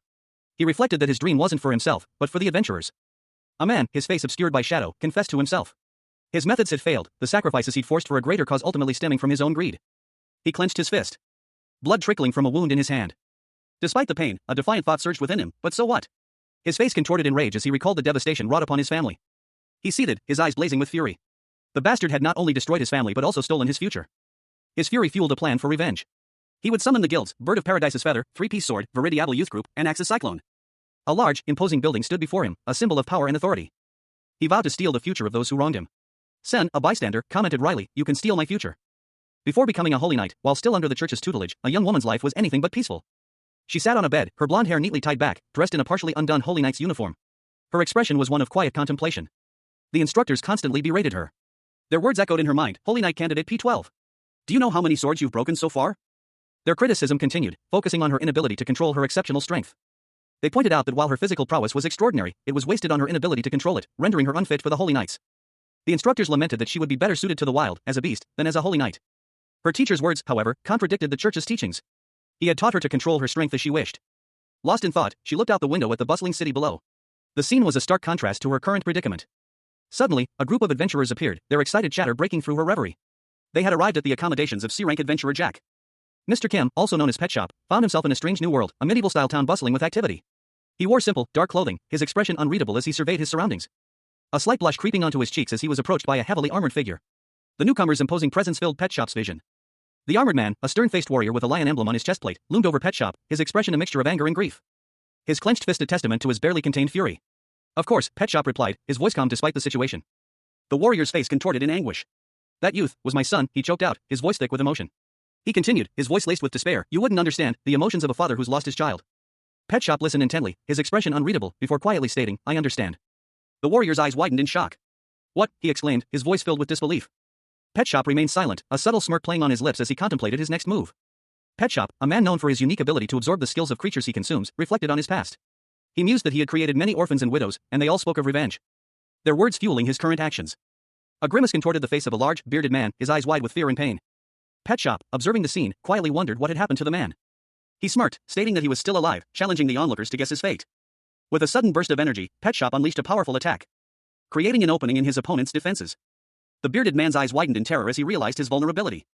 Pet Shop swiftly capitalized on this, delivering a final blow and shouting at the man's foolishness. The scene opens with a close-up of a powerful blow, a force that sliced through a dragon's scales as if they were butter. Julio Aventuras, despite his age, declares himself an SSS-rank adventurer who once journeyed with the previous generation's hero, promising to demonstrate his strength. He lunges forward with incredible speed. His sword a blur as he attacks. Julio's attack connects, and he roars a command for his opponent to die. The impact sends the opponent sprawling through the town square. Julio stands over his fallen foe, his expression grim, a bloody sword in hand. A large amount of blood splatters across the ground. Julio looks around, a questioning expression on his face as he notices something. Panic seized the Pet Shop as he and his companion fled from a monstrous figure, the companion urging him to run. The companion's face contorted in a grimace of terror. Pet Shop stopped, a look of confusion washing over his features as he surveyed his surroundings. What's this? The ground was marred by dark, spreading stains. A grim testament to a recent, brutal struggle. Pet Shop found himself standing over the bodies of several fallen combatants, a lone blonde warrior standing amidst the carnage. Tears streamed down the blonde warrior's face as she mourned her fallen comrades. Pet Shop's hands were stained with the blood of his victims. The blonde warrior looked up at Pet Shop, her voice choked with grief. My master. Pet Shop stared back, his expression unreadable. Mr. Kim, also known as Pet Shop, found himself sprawled on the ground of this strange new world, his breath ragged. A young warrior with blonde hair stood over him, a look of concern etched on their face. A small, ornate pouch clutched in his hand. It seemed to contain something soft and fluffy. Pet Shop reached for the pouch, his movements slow and deliberate. A grim determination hardening his gaze. The blonde warrior watched, their own expression shifting to one of apprehension. Pet Shop opened the pouch, revealing a roasted chicken leg. He looked up at the blonde warrior, a predatory glint in his eyes. A warrior, whose face was now streaked with blood, stood frozen in place. The scene was stained with crimson. Pet Shop picked up the chicken leg, a strange smile playing on his lips. Ignoring the blonde warrior's horrified expression. He was ready to eat. With a swift movement, the blonde warrior lunged forward, attempting to stop Pet Shop. But Pet Shop was faster. He devoured the chicken leg in a single bite, the taste of victory already on his tongue. Mr. Kim, also known as Pet Shop, found himself in a precarious situation. He had just devoured a griffin, its blonde-haired body now lying limp on the ground. A look of grim determination set upon his face. But a grimace twisted his features as he made a comment about the taste. He declared that, to be honest, griffin meat wasn't all that good, simply because it's just a fin. A beat of silence followed. As Mr. Kim and the blonde-haired griffin he had just consumed sat amidst a scene of carnage. A large pool of blood stained the ground near them. Mr. Kim began to confide a secret, revealing that the commonly held belief that holy knights receive the goddess's blessing and gain superhuman strength is false. In reality, they are merely modified humans created from a simplified version of the saintess manufacturing process. Mr. Kim revealed that he already knew this truth, thanks to information received from the prince. He continued, explaining that the holy knights are also test subjects for experimenting with the next generation of the saintess techniques. Mr. Kim's expression turned grim as he processed this new information. And the blonde-haired griffin, now seemingly resurrected, lunged at him with bloody hands. Overwhelmed by a sudden, inexplicable urge, Pet Shop, the man known as the Pet Shop, felt his body convulse. His hands clenched into fists, his knuckles turning white as he struggled against the strange impulses. He recalled a peculiar sense of familiarity when he first encountered this person. This was the reason. Pet Shop had never considered his parents or his pig-like brother to be of the same species. This realization made him wary of those around him, prompting him to conceal his abilities. However, he had shown this person his talent without hesitation. This was because she was of the same kind, the same type of monster as himself. Besides that, both he and this person had created a huge mess. Pet Shop had killed the Cavalov's Adventurer Guild's guildmaster. It was clear they couldn't stay any longer. He suggested they leave and get tickets first. She asked what about him. He replied that he had something to do quickly and it wouldn't take long, so she should go first. She agreed. She left, heading towards the town. Knight Kim, a man with a determined glint in his eyes, stood in a quaint town square. He confidently addressed an unseen individual, his words carrying an air of assurance. You must have heard everything. From a shadowed alleyway, a cloaked figure emerged, their face obscured by darkness. Kim remained composed, his gaze unwavering. As the figure stepped into the light, revealing a masked face and a quiet confirmation, yes, Knight Kim. The masked figure's inquiry hung in the air, sharp and to the point, and the payment? Kim's thoughts turned inward. He reflected on the situation. The Holy Knight's status as a test subject for the Saintess's powers was a secret, yet he had somehow obtained this information. He concluded, with a self-satisfied smirk, that nothing in this world came for free, and the person who had acquired this knowledge was himself. Kim produced a small, cloth-wrapped package. He had already prepared the payment, handing it over to the masked figure. The exchange was swift and silent, as the figure revealed a single, gleaming gold coin from within the package. This was the cost. Kim accepted his new identity with a nod. So I'm a mercenary now. The seal, a circular amulet etched with strange symbols, was presented. The masked figure then revealed Kim's new identity, Ak, a 26-year-old mercenary, a member of the Alma Rouge's Spur mercenary group. A hooded figure, his face partially obscured by shadow, stood amidst a scene of quiet contemplation. The question hung in the air, unspoken yet heavy with implication. Where was he planning to go now? He looked down at the blood-soaked ground, a grim reminder of recent events. The name Santo Canargo echoed in the silence, a place of significance to his current predicament. A figure ran away from the scene, leaving a trail of blood behind. The next panel showed a man with blonde hair and blue eyes, a look of smug satisfaction on his face. His thoughts turned to a past encounter. He mused that this was where he first met that particular bastard in Santo Canargo. The hooded figure's lips curled into a smirk. It seemed he would soon be meeting some old acquaintances. The scene opens with a wooden cart, gently swaying along a dirt road, nestled amidst a verdant forest. Inside, a young woman with vibrant pink hair and round glasses sits calmly, her expression serene. But a bead of sweat trickles down her temple, betraying a hint of underlying tension. Her composure cracks as tears well up in her eyes, she clutches a lute, her shoulders shaking slightly. Elsewhere, a man with dark hair and a determined expression studies a map, seemingly oblivious to the woman's distress. Beside him, another woman sleeps soundly, her face relaxed. The pink-haired woman's gaze shifts, and she silently wonders why these people are here. The dark-haired man looks up, his expression serious as he mentions that adventurer. A sudden clash erupts, the dark-haired man engages in a fierce struggle with a burly opponent, their hands locked in a tense grapple. The adventurer is clearly dangerous. A hooded figure, his face obscured by shadow, smirked. His words, laced with a chilling amusement, painted a picture of chaos, the human who created a ruckus in the pub. A seemingly innocuous event that spiraled into something far more sinister. A woman with lilac hair and round glasses, her expression a mixture of shock and disbelief, gasped as she recounted the events. Not only that, but a few days later, the great madness of February occurred. Her eyes widened, a dawning realization painting her face. The connection between the pub brawl and the subsequent catastrophe was becoming terrifyingly clear. The woman's gaze fell upon a young man with blonde hair, slumped unconscious on the floor, saliva dripping from his mouth. A chilling thought crossed her mind. Don't tell me that person had something to do with that? A sudden, sharp sound pierced the silence, jolting her from her contemplation. She looked around frantically, her eyes darting about the room. The source of the noise was quickly identified. A monstrous claw, dripping with blood, appeared from outside the window. The woman's eyes widened in terror as she whispered, "What's that sound?" The blonde young man, now awake, revealed a terrifying grin, his eyes filled with a disturbing glee as the monstrous claw reached for him. The monstrous claw struck, and the young man was dragged away. The woman's face was a mask of horror. She was paralyzed by fear, unable to react as the scene unfolded before her eyes. The sheer terror was palpable. Finally snapping out of her stupor, she made a decision. "Let's get out of here, stat," she muttered, her voice trembling slightly. A woman with lilac hair and round glasses sat in a carriage, her expression one of mild apprehension. She muttered to herself about needing to switch carriages upon reaching Santo Canargo.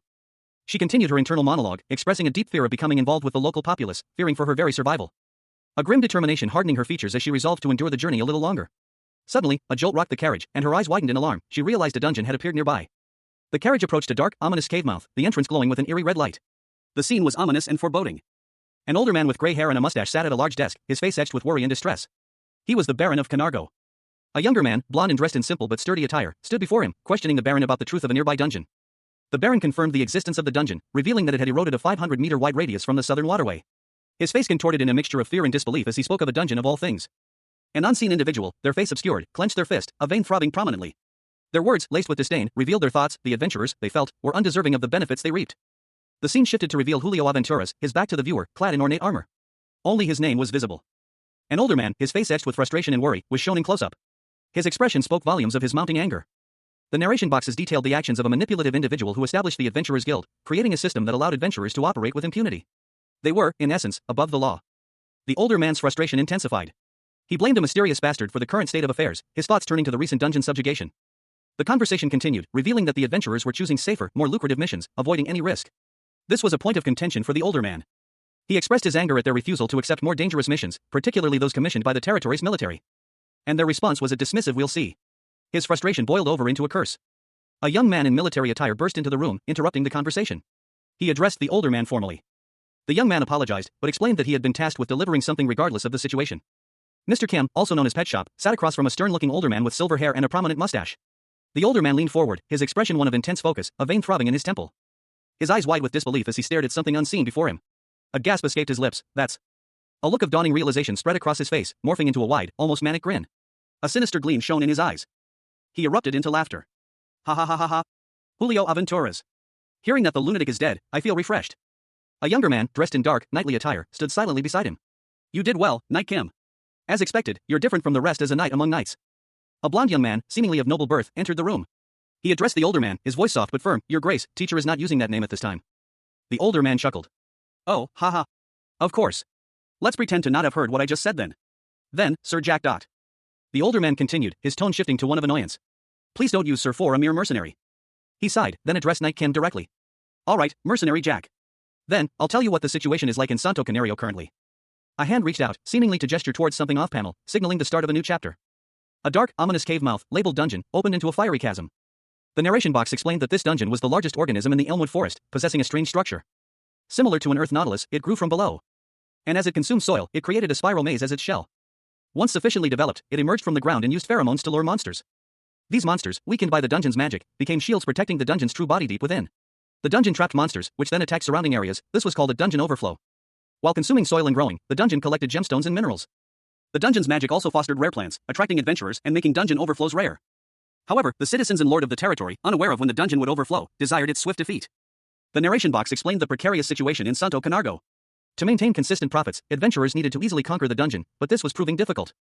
An older man, his face etched with the wisdom of years, explained the current state of affairs in Santo Camargo to a younger, more muscular man. The younger man listened intently, nodding in understanding. The older man continued, stating that he had a commission for the younger man. The scene shifted to the entrance of the Santo Camargo dungeon. A scribe sat at a table, 2 guards stood watch, and a woman in armor stood nearby. Meanwhile, the younger man from the previous scene approached the dungeon entrance, where he was stopped by a guard. The guard demanded to see the younger man's adventurer's license. The younger man revealed himself to be a mercenary, which the guard immediately rejected, stating that mercenaries were not permitted to enter the dungeon. The younger man responded with a vulgar dismissal. A physical altercation ensued. The mercenary kicked one of the guards, sending them flying. The force of the kick sent the scribe sprawling from his chair. Mr. Kim, also known as Pet Shop, stood amidst a verdant landscape, a thoughtful expression etched on his face. He questioned the very premise of his journey, his internal monologue a silent challenge, who said the dungeon was my goal. His contemplation was abruptly interrupted. A woman with fiery red hair, clad in battle armor, burst into view, her voice sharp and accusatory as she confronted him. What do you think you're doing right now? Pet Shop reacted swiftly, his movements a blur as he subdued the woman with surprising ease. He muttered, "You're too loud." He continued his task, seemingly unfazed by the interruption. The woman, groaning in pain, and a nearby man in a blue tunic, watched in stunned silence as he worked. The man, recovering slightly, cried out, "Wait." Suddenly, more guards appeared, their expressions a mixture of alarm and confusion as they witnessed the scene unfolding before them. One of them shouted, "What's happening here?" Pet Shop, seemingly unconcerned, calmly approached a dark cave, ignoring the guards' growing unease. He was focused on his objective. Meanwhile, the man in the blue tunic, still recovering from his encounter with Pet Shop, pleaded desperately with the guards, "Please help. A crazy mercenary just attacked all the workers." The guards, alerted to the situation, immediately began to pursue Pet Shop, shouting, "Don't worry, we'll arrest him right away. Stop right there." Pet Shop stood silhouetted against the cave's dark interior, his expression unreadable. Pet Shop, a man with the extraordinary ability to absorb the skills of creatures he consumes, found himself in a strange, cavernous landscape. The air hung heavy with the scent of damp earth and something ancient. A place that felt both familiar and utterly alien. He stood, his gaze fixed on a figure approaching, a warrior clad in metallic armor, a spear held at the ready. The warrior, his face obscured by the helmet, stopped abruptly. A desperate cry escaped Pet Shop's lips, "Teacher." The helmet was removed, revealing a young woman with blonde hair and wide, expressive eyes. A nervous smile played on her lips as she confessed, "Teach me, father, for I have sinned." Pet Shop's expression hardened. He responded curtly, "Yes. The Baron is going to block the entrance to the well." The young woman, seemingly oblivious to the gravity of the situation, exclaimed, "Whoa. So this is a dungeon. I've only heard about it from stories." Pet Shop and his student continued deeper into the dungeon. He questioned her, "But you were still interested?" She replied with a mischievous grin, "No. However, I was interested that this could be another page in the story of your heroics." Pet Shop sighed, "It's very deep, teacher. And it's getting darker.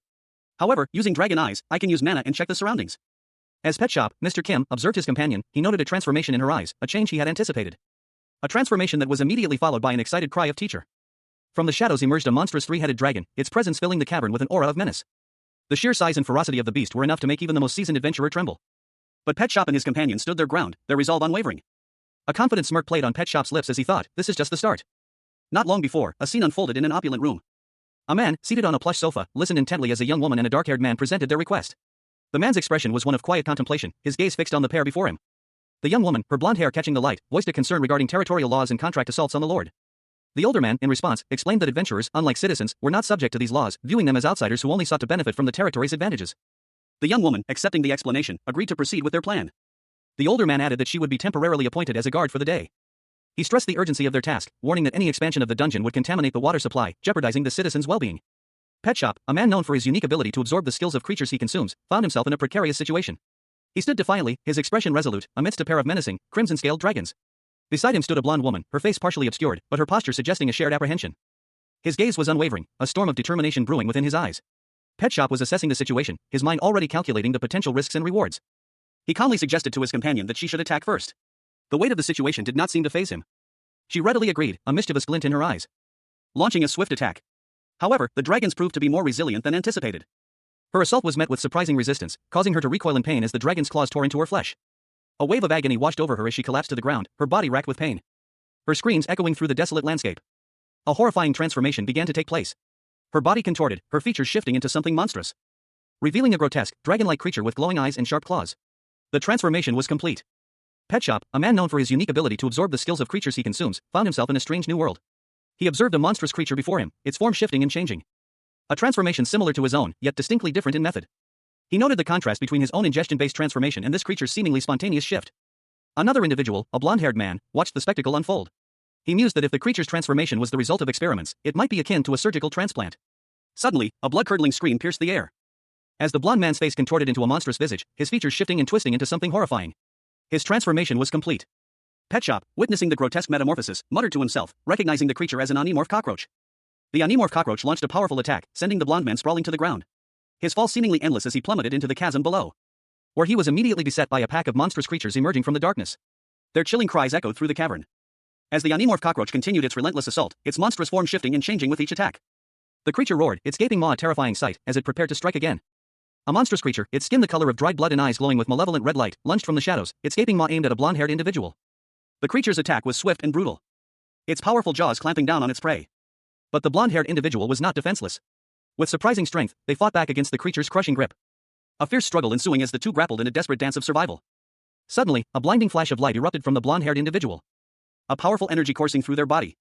The creature, weakened and surprised, was left vulnerable. Seizing the opportunity, the blonde-haired individual unleashed a final, devastating blow, sending the monster crashing into the earth, its body shattering into pieces. A monstrous maw, lined with rows of razor-sharp teeth, opened before Mr. Kim, its gaping chasm a vortex of darkness. The creature lunged, its attack a brutal, swift strike. But Mr. Kim was ready. He braced himself, preparing to absorb the creature's power. The impact sent tremors through the ground, the creature's body lay still, its life force extinguished. Another monstrous creature emerged from the shadows, its eyes burning with malevolent intent. It lunged at Mr. Kim, its jaws snapping shut. But he was ready for this one too. The creature's body dissolved into nothingness, leaving behind only a faint purple mist. The aftermath of a fierce battle was laid bare, a desolate landscape of cracked earth, stained crimson with the blood of fallen creatures. Two massive, clawed feet, clad in ornate armor, stood amidst the carnage. A testament to the power wielded just moments before. Above, a lone figure with blonde hair and devilish wings retreated into the shadows, leaving behind a scene of devastation. Mr. Kim, known as Pet Shop, cautiously approached the scene, his gaze fixed on the fallen beasts. The air hung heavy with the scent of blood and the lingering energy of the recent conflict. His eyes narrowed as he focused on a particularly large, monstrous corpse. A thought flickered across his mind, Mommy, a mixture of awe and apprehension.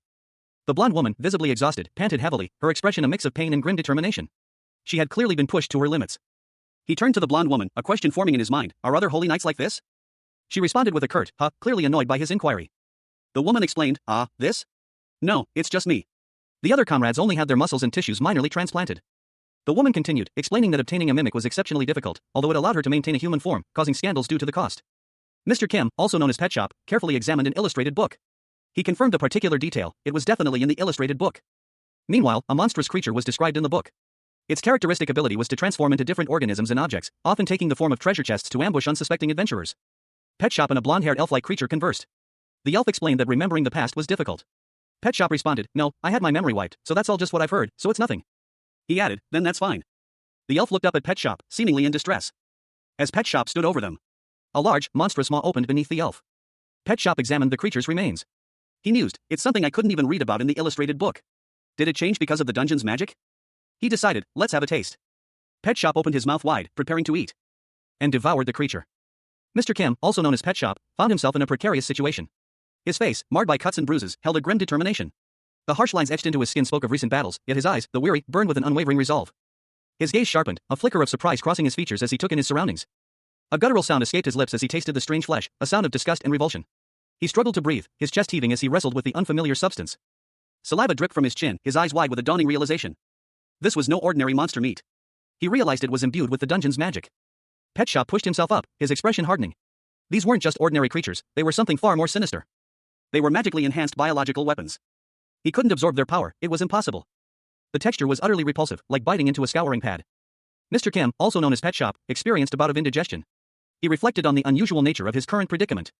The sensation was similar to when he had consumed the Saintess, whose blood had been magically altered. However, the Saintess's physiology was normal before her transformation, and the magic in her blood was not potent enough to cause such a severe reaction. This time, though, the reaction was far more intense. Pet Shop, visibly distressed, clutched his head. He looked up to see his teacher, a woman with blonde hair and striking yellow eyes, approaching him. Teacher, he questioned, his voice laced with concern. This ain't it, we'll have to hurry. His teacher, seemingly unfazed, responded with a quote about a knight's purpose. She explained that reducing the suffering of the citizens of Santo Canargo by shortening the duration of the catastrophic dungeon was paramount. Pet Shop, still reeling from his earlier ordeal, murmured in agreement. Yeah, the dungeon's monsters possess a wider array of abilities than those in the real world, he pondered. Pet Shop, the man known as the Pet Shop, found himself in a world far removed from his own, a realm teeming with fantastical creatures. He pondered the sheer scale of the unknown, a chilling thought forming in his mind. A terrifying monster, far exceeding even the might of a dragon, lurked within this strange new world. Yet, Pet Shop, undeterred, met the challenge head-on, his powerful kick sending the creature sprawling. A brutal impact echoing through the air as the monster was defeated. The sheer force of the blow was evident in the crimson spray that followed. Pet Shop, despite his victory, couldn't help but feel a sense of self-deprecation. He admitted to himself that he had been foolish to expect anything less than a formidable foe in this dangerous new land. Undeterred by his previous encounter, Pet Shop resolved to continue his journey. He declared his intention to swiftly conquer this dungeon and then move on to explore a new, terrifying territory. A disclaimer appeared, stating that certain scenes in the illustrated Book of Monsters, written by Julio Aventuras, a SSS-rank adventurer, may differ from the original webtoon. The narration continued, explaining that the great adventurer Julio Aventuras described a dungeon in a particular way. According to Julio's account, the dungeon was an intriguing terrain with abundant magic power flowing everywhere, and monsters that evolved within this unique environment, with riches hidden in every place. The text emphasized that for adventurers confident in their skills, this dungeon offered a chance to gain enormous wealth and fame. Pet Shop, however, scoffed, muttering bullshit. He then retorted, "Don't make me laugh." Pet Shop continued, stating that the creatures weren't examples of evolution, but rather mutations. A close-up on Pet Shop's hand showed him clenching his fist. He thought to himself that while he couldn't bring back those he'd already killed, he could certainly kill them again. A monstrous, clawed hand, pulsating with an inner, fiery light, reached from the depths of a purple chasm.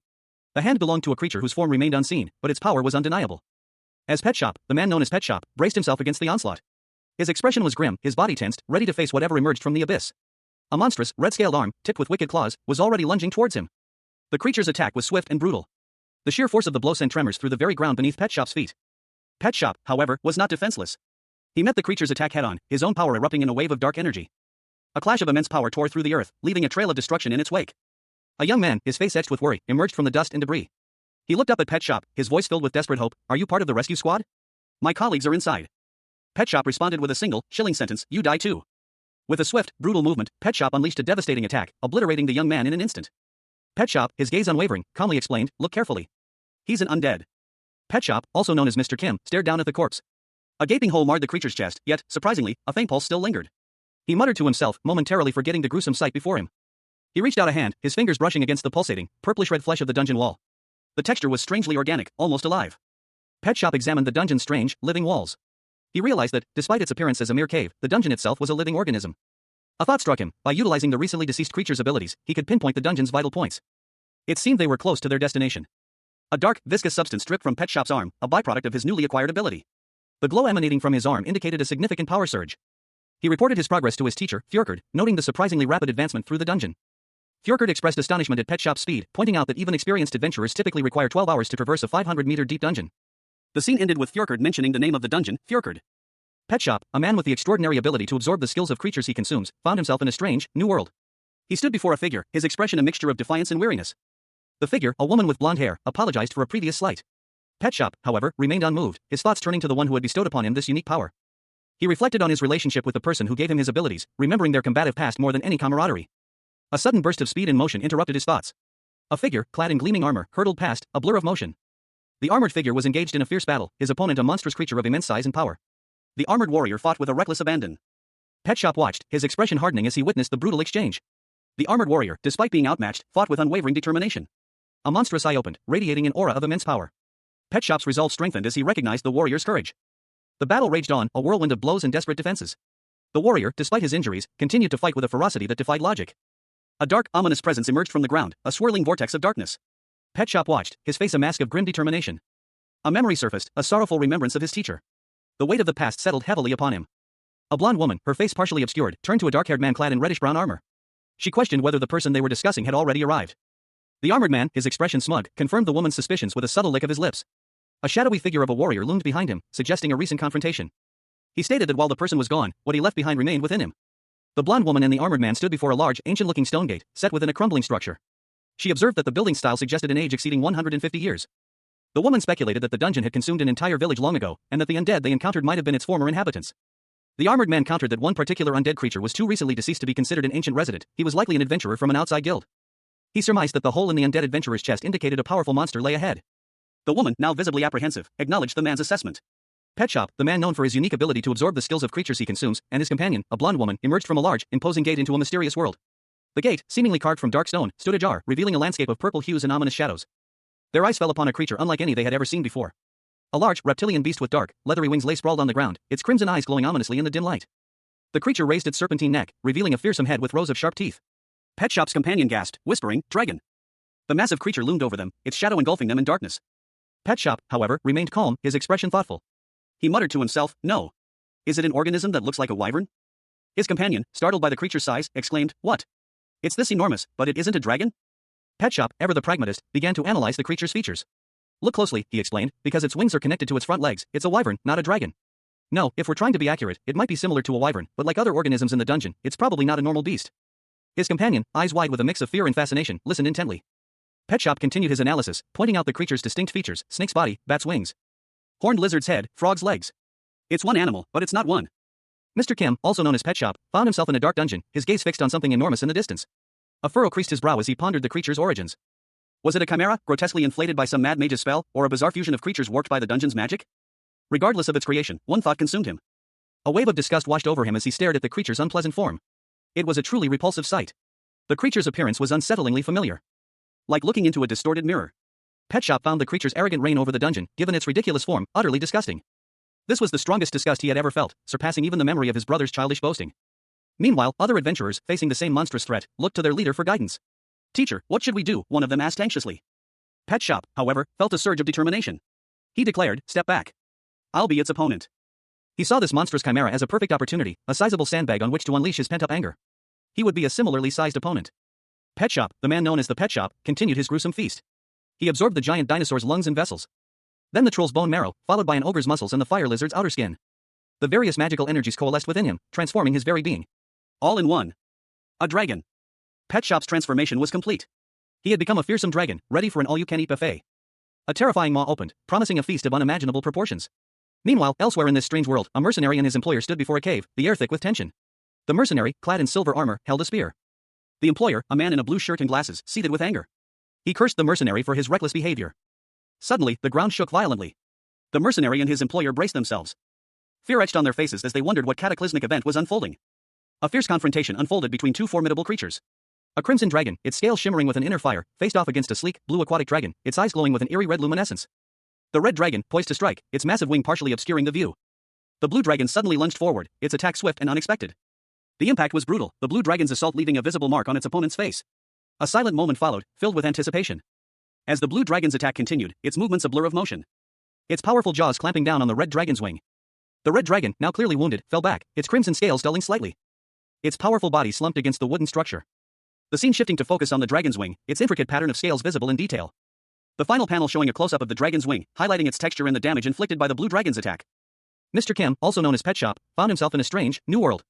A large, reptilian creature lunged at him. Its claws extended, aiming to strike. Pet Shop reacted instantly, his movements a blur. He deflected the attack, countering with a swift blow that sent the creature reeling back with a surprised yelp. He followed up with another strike, aiming for a vulnerable point. But the dragon-like creature sneered, unimpressed. Weak and light, full of openings. Just what are you trying to do? The creature's words caused Pet Shop to pause, a flicker of surprise crossing his face. But he quickly recovered, launching a powerful attack. A swift, precise strike that cleaved through the air and struck its target. A red dragon, its scales shimmering with an inner fire, lashed out with its powerful tail, the tip ending in a wicked, purple-tinged point. The tail whipped through the air with surprising speed. Before a teal-scaled serpentine creature lunged forward, its gaping maw revealing rows of razor-sharp teeth. Its three crimson eyes glowed menacingly as it prepared to strike. The red dragon, momentarily stunned, registered the danger. Those venomous teeth, were they the fangs of fatal bite? The serpentine creature's attack was swift and brutal, a clash of scales and fangs erupted in a shower of sparks. The red dragon struggled against the creature's grip. If it were a normal dragon's scales, it might have worked, but these were different, they had been coated in mystillum. The red dragon's efforts proved futile against the mystillum-coated scales. So it simply released its hold and retreated. Pet Shop, also known as Mr. Kim, found himself in a fierce battle against a monstrous, teal-scaled dragon. Its eyes glowed with malevolent red light as it lunged forward. The dragon's attack was swift and brutal, a torrent of crimson blood erupting from its mouth as it clashed with Pet Shop's crimson-scaled opponent, leaving the second dragon wounded and bleeding profusely. Pet Shop observed the crimson blood, his thoughts turning to the nature of the dragon's venom. He mused that since the dragon's fangs wouldn't work, trying to absorb it through the skin would be futile. However, he recognized this venom as the base for a particular skill. It was the very first venom he had ever investigated. He addressed the defeated dragon, stating that if it had nothing more to offer, he would finish it. Pet Shop expressed his annoyance at the interruption, clearly stating his disinclination to be bothered. With a swift movement, Pet Shop devoured the dragon. The scene was filled with a bloody explosion as Pet Shop absorbed the dragon's essence, leaving only a lingering crimson stain. He reflected on the battle, confirming that he had indeed been fighting the dungeon boss. Mr. Kim, also known as Pet Shop, found himself once again within the confines of a dungeon. Confusion clouded his mind as he questioned his presence there. He was met with the sight of a monstrous creature, its multiple eyes glowing menacingly.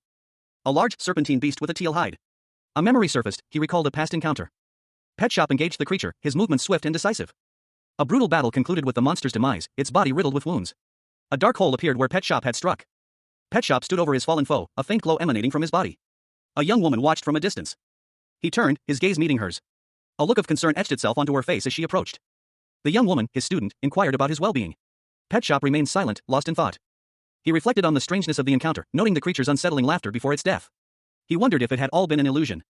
Pet Shop, now accompanied by his student, resumed their journey. He mused about the inconveniences of traveling with a companion, but ultimately, they continued onward. An ancient book, detailing the true nature of dungeons, was written by the renowned adventurer Julio Venturas. According to the text, the true nature of a dungeon is a spherical organism called the dungeon core, measuring 2 meters in circumference. Its entire body is covered in soft fur, with 2 large, round eyes. It is described as cowardly but docile, easily following those it has affection for. However, the image shown contradicts this description. A grotesque, pulsating mass of flesh with numerous eyes and gaping maws is revealed. 2 adventurers, a young woman and a young man, stared in disbelief at the horrifying creature before them. The woman, her eyes wide with fear, questioned her teacher. The man, equally disturbed, agreed that the creature's appearance was likely a deception. The man explained that the creature uses pheromones to bewitch those lacking resistance, causing intoxication and distorting their perception of reality. He concluded that what adventurers typically see is a false image, a product of the creature's pheromonal manipulation. The scene opens with a narration box explaining that the dungeon core's best defense is an appearance that would awaken protective instincts. A young woman with blonde hair, her expression a mixture of amusement and calculation, observes a man with dark hair, his face etched with a mixture of wariness and apprehension. She smiles knowingly, and a speech bubble reveals her thoughts. Among Sir Kim's quotes, evil is like poison, it can tempt a person with the most flamboyant embellishments. Isn't that right?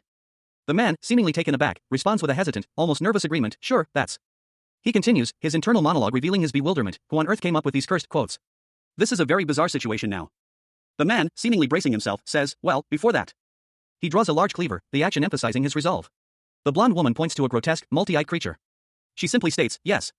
The man, however, declares his intention, however, I'm not going to kill it. I'm eating it.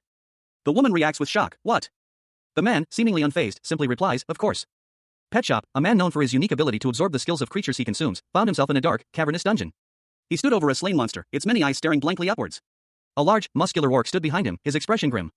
Pet Shop's face was etched with concentration as he contemplated the monster's abilities.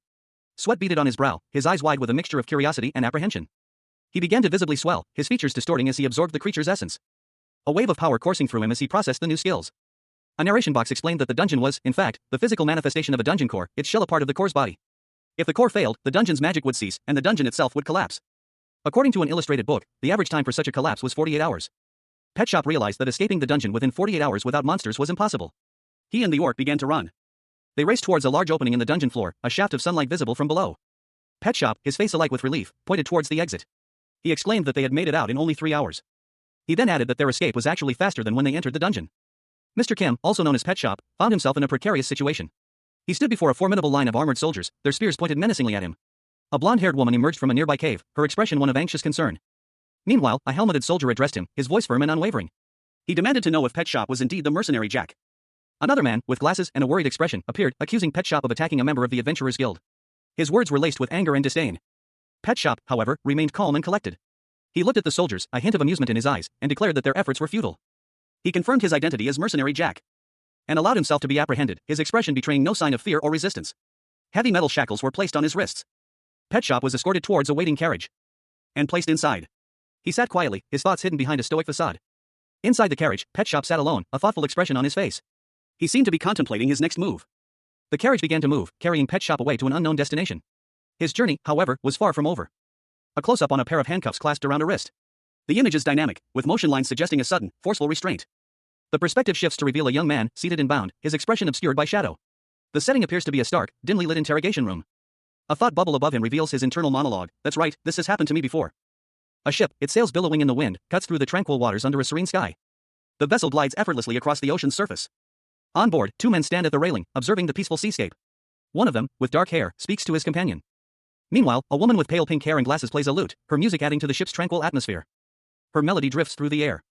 The 2 men at the railing continue their conversation. One comments on the peacefulness of their journey, attributing it to Prince Edward's success in ending the demon war. His companion laughs, calling his jokes terrible and pointing out the absurdity of pirates attacking a ship with no riches. Suddenly, the peaceful voyage is interrupted. A group of pirates attacks the ship, initiating a fierce battle. Mr. Kim, known in his world as Pet Shop, found himself disoriented. His eyes darted around, taking in the unfamiliar surroundings. A look of disbelief washed over his face as he whispered, is this, for real? Suddenly, a group of burly pirates emerged, their leader barking orders. Get them! Don't let even one man escape. We, the Straw Hat River Pirates, will be taking the rewards here. One of the pirates questioned their leader's whereabouts, but the captain was focused on the task at hand. Pet Shop reacted swiftly, his movements a blur as he dodged an attack. A sharp blade grazed his side, causing him to stumble. The pirate captain yelled at his crew, "Oi! Don't injure them too much. If they can't work, their value will drop." The pirate captain approached Pet Shop and Mr. Kim, a menacing glint in his eyes. "You're going to make us work?" Pet Shop, realizing their predicament, looked down at the ground in horror. He had been captured. Mr. Kim, aghast, exclaimed, "No way, you're taking slaves?" He continued, "You bastards. The Grand Canteen Kingdom has banned slavery." The pirate captain smirked, "Sure, that's true for here. But what about other nations?" An older man, his face etched with disapproval, confronted a younger man in a pirate's outfit. He questioned the younger man's association with Captain Philip, expressing disbelief that someone who knew his father would be involved in such unsavory activities. The older man's outrage intensified as he learned that Philip's son, despite his father's adherence to principles, was involved in the slave trade. His fury was palpable, his body shaking with indignation. The younger man, however, remained unfazed. He revealed that his father's capture was a consequence of his unwavering adherence to principles, while he himself prioritized wealth and personal gain above all else. Meanwhile, his crew swiftly subdued the older man, dragging him towards the ship's cabin. The younger man explained his rationale for choosing slaves over hostages. Slaves were less risky and easier to manage for profit. He further justified his choice of river transport over ocean travel, highlighting the reduced need for armament and increased safety. The younger man's pragmatic approach was deemed very reasonable by a nearby observer, a blonde woman in ornate armor. Meanwhile, the younger man, holding a strange, pulsating orb, smiled. The camera angle shifted to show the younger man from behind, his straw hat obscuring his face. The blonde woman commented on the younger man's intelligence, prompting him to wonder what she was eating. Another man, observing from a distance, noted the younger man's mercenary appearance but sensed an underlying evil. Atop a ship's deck, a powerfully built man with a straw hat grinned, his eyes glinting with mischief. He addressed someone unseen, his words carrying a hint of playful arrogance. "I like you. You'll become my comrade." He extended a hand in invitation. A younger man with dark hair and a mechanical arm approached cautiously, while a blonde woman, clad in armor, watched them with wide, surprised eyes, exclaiming, "Teacher?" The younger man smiled, a spark of fire igniting in his palm. A display of power that caught the straw-hatted man's attention. His eyes widened in surprise. The younger man unleashed a torrent of fiery energy. A wave of intense heat engulfing the deck. The younger man stood amidst the flames, his expression cold and arrogant as he addressed the straw-hatted man. "Why would I come underneath an inferior organism like you?" Pet Shop, also known as Mr. Kim, found himself in a strange new world. He reflected on a recent event. A short while ago, he had consumed a dungeon core, acquiring a new ability, the power to control pheromones at will. The dungeon core's internal organs produced pheromones through a complex chemical process. These pheromones traveled through the veins, nestled beneath the sweat glands, ready to be released through the pores. Then, something unexpected occurred.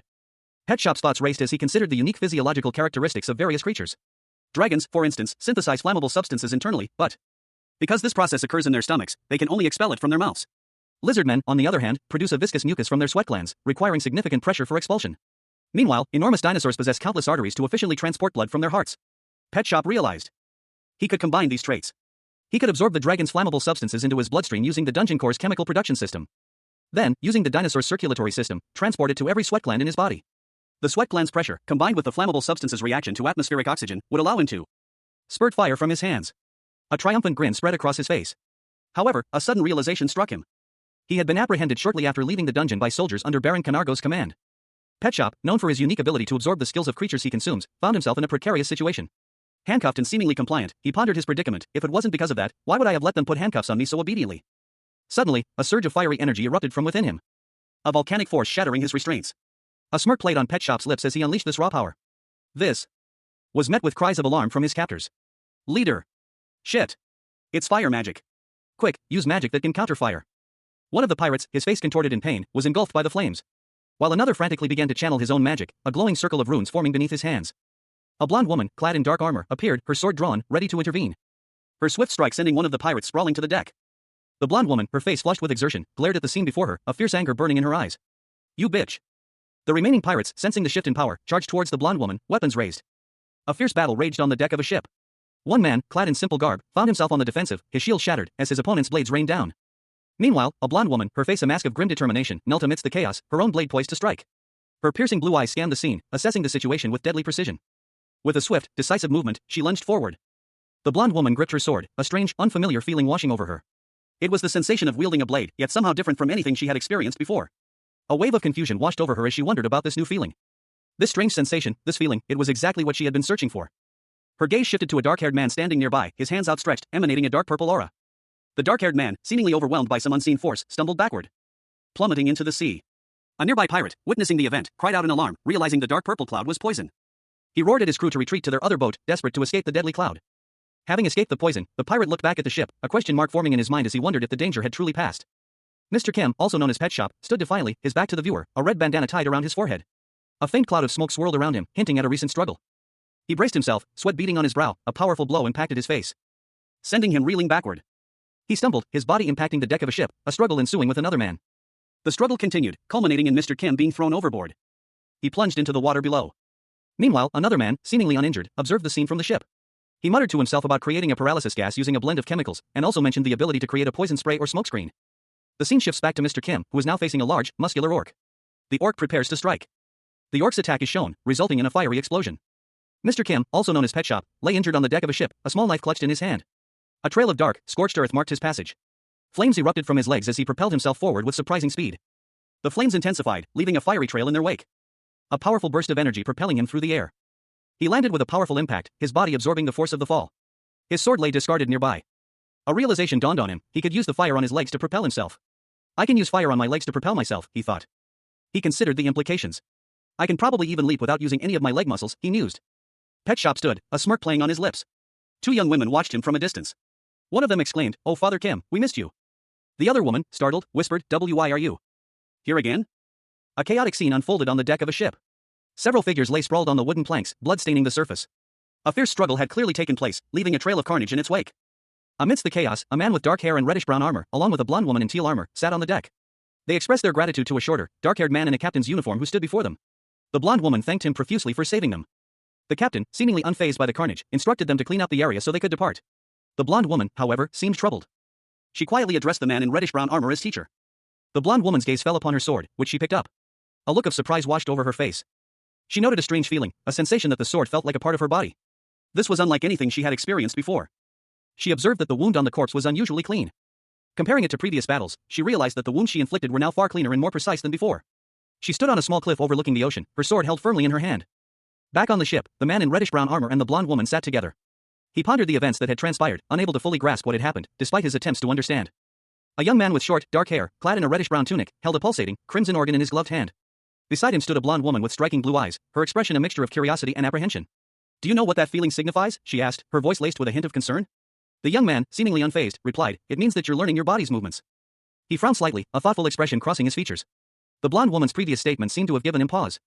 He murmured to himself, "That is training that those who are categorized as humans completely." "Oh." The young man looked down at the organ in his hand, a subtle smile playing on his lips. The blonde woman watched him intently. He explained, "As you change the way you battle, your abilities will also improve." "Really?" The blonde woman's eyes widened in excitement. "But teacher, how did you emit fire from your hands? Could I also learn that?" A knowing smile spread across the blonde woman's face as she looked at the young man. He, in turn, stared intently ahead, his expression unreadable. A beat of silence hung in the air. "I burnt their bodies, and blinded them with poison.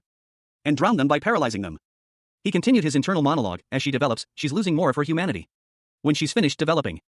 A thought bubble appeared above Pet Shop's head, "She might be the same as me." The scene shifted to Grand Cantine's largest trade port and harbor, Hinil Dizielto. A wide shot showcased the bustling port city, with numerous ships and buildings lining the waterfront. Pet Shop, awestruck by the unfamiliar sight, exclaimed that she had never seen a place like this before.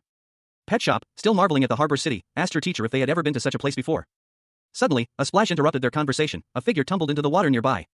Pet Shop, noticing the commotion, gasped as she saw a figure resembling a fish-like demon in the water. Pet Shop's teacher, however, quickly corrected her, stating that it wasn't a demon, but a hybrid creature. As Pet Shop prepared to investigate further, Mr. Kim, also known as Pet Shop, found himself in an unfamiliar port city. His back was to the viewer, his blue, shark-like skin visible, but with a crucial difference, it was covered not in scales, but in a layer of keratin. His tail, unlike a typical mermaid's, was horizontal, more akin to a dolphin's. The unusual structure of his tail further emphasized this unique adaptation. As a large walrus approached him, stating, "Look around you. This is a city of marine animals." Pet Shop, along with a young woman wielding a sword and another young man, found themselves amidst a bustling crowd of anthropomorphic marine creatures. A sense of unease washed over them. The young woman sighed, "Sigh. I'm feeling a little tired. It's because I've seen so many things I've never seen before." The young man, addressing the young woman, pointed towards a building and said, "This is the accommodation that we booked, teacher." He gestured towards the building, a weary expression on his face as they approached. The young man opened the door to their lodgings, revealing a sign that read service room. Inside, a waiter with a mask covering his lower face greeted them, "Welcome to Hinil Dizielto. What is the purpose of your visit?" The waiter then presented a small, ornate card to the young man, stating, "Then you will need this." The narrative introduces Jack Clark, a 31-year-old intermediate knight, as he examines a device, possibly a map or a communication tool. Despite his low ranking, he is confident that his knight's license will allow him to move around comfortably. Jack's expression shifts to one of determination. He realizes the need to change his attire, suggesting a change of plans or environment. The scene shifts to an outdoor setting, showing a portion of a town under a bright sky. Jack is seen from behind, looking towards the sky. He is now wearing a different outfit, a blue cape and armor, suggesting he is prepared for a new situation. The scene changes to Hinil Dizielto, the kingdom's main trading port. Jack is seen with two other individuals, one of whom appears to be a seal-like creature in clothing. The narration explains that Hinil Dizielto experienced exponential growth after coincidentally saving Grand Cantine's crown Prince Edward from drowning. Jack's thoughts reveal that the port city's growth is related to the Kraken's appearances and disappearances, and this is the reason for his arrival. A dramatic image of a Kraken, a giant squid from Legends, is shown. Its immense size and menacing presence are emphasized. Jack is not surprised by the Kraken's existence in a world filled with monsters. Jack's internal monologue reveals his anticipation of the Kraken's taste, confident that such a legendary creature would be delicious. Mr. Kim, also known as Pet Shop, found himself in a strange new world. He mused that the local cuisine, with its exotic creatures, would definitely benefit his unique ability to absorb the skills of whatever he consumed. But he also found the situation peculiar. A city where Krakens appeared was, surprisingly, peaceful. He noticed a banner advertising a Kraken commemoration menu outside a building, the strange script hinting at the unusual nature of this world. Pet Shop paused, a question forming in his mind: Kraken commemoration? His curiosity piqued. Pet Shop entered a restaurant where a chef presented him with a plate of food. The chef eagerly explained that the special Kraken menu was available, costing 5 silver pieces. Pet Shop ordered one set. Pet Shop quickly devoured the meal, leaving behind only empty plates. A waiter approached, asking Pet Shop to fill out a customer satisfaction survey for a free drink. Pet Shop, uninterested in the survey, simply marked everything as quite good. The waiter explained that the restaurant was part of a famous chain, known for its high-quality service and repeat customers. Mr. Kim, known as Pet Shop, found himself in a bustling tavern, his expression a mixture of curiosity and hunger. He overheard a conversation about the chef, renowned for his expertise in squid dishes and his discerning palate, focusing on mature, aged squid rather than the Kraken. Pet Shop considered the information, a thoughtful frown creasing his brow. The chef's establishment boasted a 3-star rating. He contemplated whether he should simply devour this high-quality specimen, concluding that this server was the most formidable opponent he had encountered thus far. He had endured a 30-minute discourse before obtaining the information he sought. A natural disaster resided on the other side of the deep sea, a restrictor of freedom and life itself. A monstrous figure emerged from the depths, resembling a humanoid orca, holding a small fish. The creature emerged onto the beach, causing a whirlpool to form around it as a crowd watched in awe and fear. The fish suddenly disappeared in a flash of light. Mr. Kim, also known as Pet Shop, stood on the precipice of a churning sea, his shark-like features contorted in a mixture of excitement and apprehension. A monstrous wave crashed behind him, the spray obscuring the full extent of the chaos unfolding before him. "It's the Kraken," he exclaimed, his voice barely audible above the roar of the ocean. A colossal tentacle, thick as a ship's mast, snaked out from the depths, its suction cups glinting menacingly in the dim light. A terrified fish was caught in its grasp, only to be swiftly pulled beneath the waves. The Kraken's immense form began to emerge from the water, its shadowy bulk hinting at a terrifying size. The creature's head finally broke the surface, revealing a surprisingly soft, almost cuddly appearance, despite its massive size. The Kraken, much larger than anticipated, bobbed gently in the water. Its large, expressive eyes seemed almost innocent. "It's so cute, can't wait for Daddy to eat it," a small voice whispered from off-panel. Pet Shop's eyes widened in astonishment. "Hoo-yeah! It's huge," he shouted, his voice filled with a mixture of awe and predatory excitement. The crowd around him gasped, their faces a mixture of fear and wonder. A nearby knight, observing the scene with a mixture of amusement and disbelief, watched Pet Shop's reaction. He seemed both impressed and slightly disturbed by the sight of the Kraken. He mused to himself, to think the Kraken would be a marketing product, and it's as big as I thought it'd be. And it cries like a kitten. Pet Shop, still marveling at the Kraken's size, approached cautiously. "I came all this way for something like this. If I had known it was like this, I would have just slept in," he muttered, his disappointment palpable. The Kraken let out a small meow. Pet Shop's expression shifted from disappointment to a calculating gleam. He looked out towards the horizon, a distant ship visible on the water. The ship, its sails billowing, sliced through the waves, its momentum carrying it forward with unstoppable force, until it finally crashed against the shore with a resounding impact. Mr. Kim, known as Pet Shop, along with his feline companions, disembarked from the wreckage, their eyes wide with curiosity as they gazed upon a colossal, orange creature resembling a giant crab. "Meow," one of the cats questioned. Suddenly, a figure emerged from the ship's shadows, his silhouette imposing against the bright sky, landing a swift blow that sent a shockwave rippling across the ground, revealing a powerful, lion-like humanoid with a red cape, charging towards the unsuspecting group. He moved with incredible speed, easily outpacing the others, leaving a trail of destruction in his wake. Before stopping abruptly in front of Mr. Kim. "We've come from the Adventurers Guild. This time, I will get an answer from you," he declared. A hulking, lion-like creature, clad in ornate golden armor, roared its fury, its massive jaws agape in a terrifying snarl. Its powerful legs braced as it unleashed a torrent of hateful words. "You water animal bastards." The creature's massive clawed foot descended, a clear threat of imminent violence. Silence. Then, a figure emerged, a man whose head was that of an orca, his expression one of quiet contemplation. News of the Adventurers Guild's arrival spread quickly. Their determination was clear, they wouldn't leave without answers. A monstrous lion-like creature roared, its sharp teeth bared in a threatening display. On a dock overlooking the ocean, a group of adventurers watched, confused, as a large crab-like creature emerged from the water, wondering why the Adventurers Guild had come. From inside a nearby building, a large orca-like figure emerged, complaining about the noise. The lion creature, impatient, demanded answers from the orca, silencing the other adventurers. The orca, identified as Pet Shop, sighed, annoyed by the persistent questioning, remarking on how annoying it was that they kept returning. Pet Shop retorted that they only hear what they want to hear. A lion-like humanoid, clad in ornate armor, challenged Mr. Kim, questioning his sudden benevolence and suggesting a more forceful approach to their disagreement. The lion-like humanoid, declaring his intention to resort to violence, drew his sword, preparing for battle. He was surrounded by other anthropomorphic creatures, each armed and ready to fight.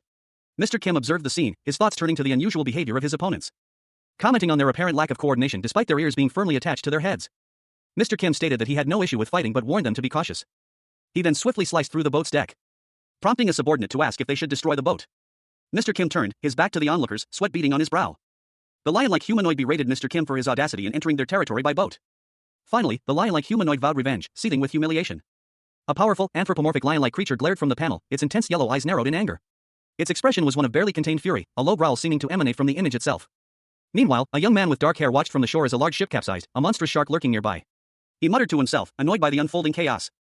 The young man, seemingly unfazed by the spectacle, continued his meal, calmly holding a bucket of fish. He was interrupted by a voice, apologizing for the disruption.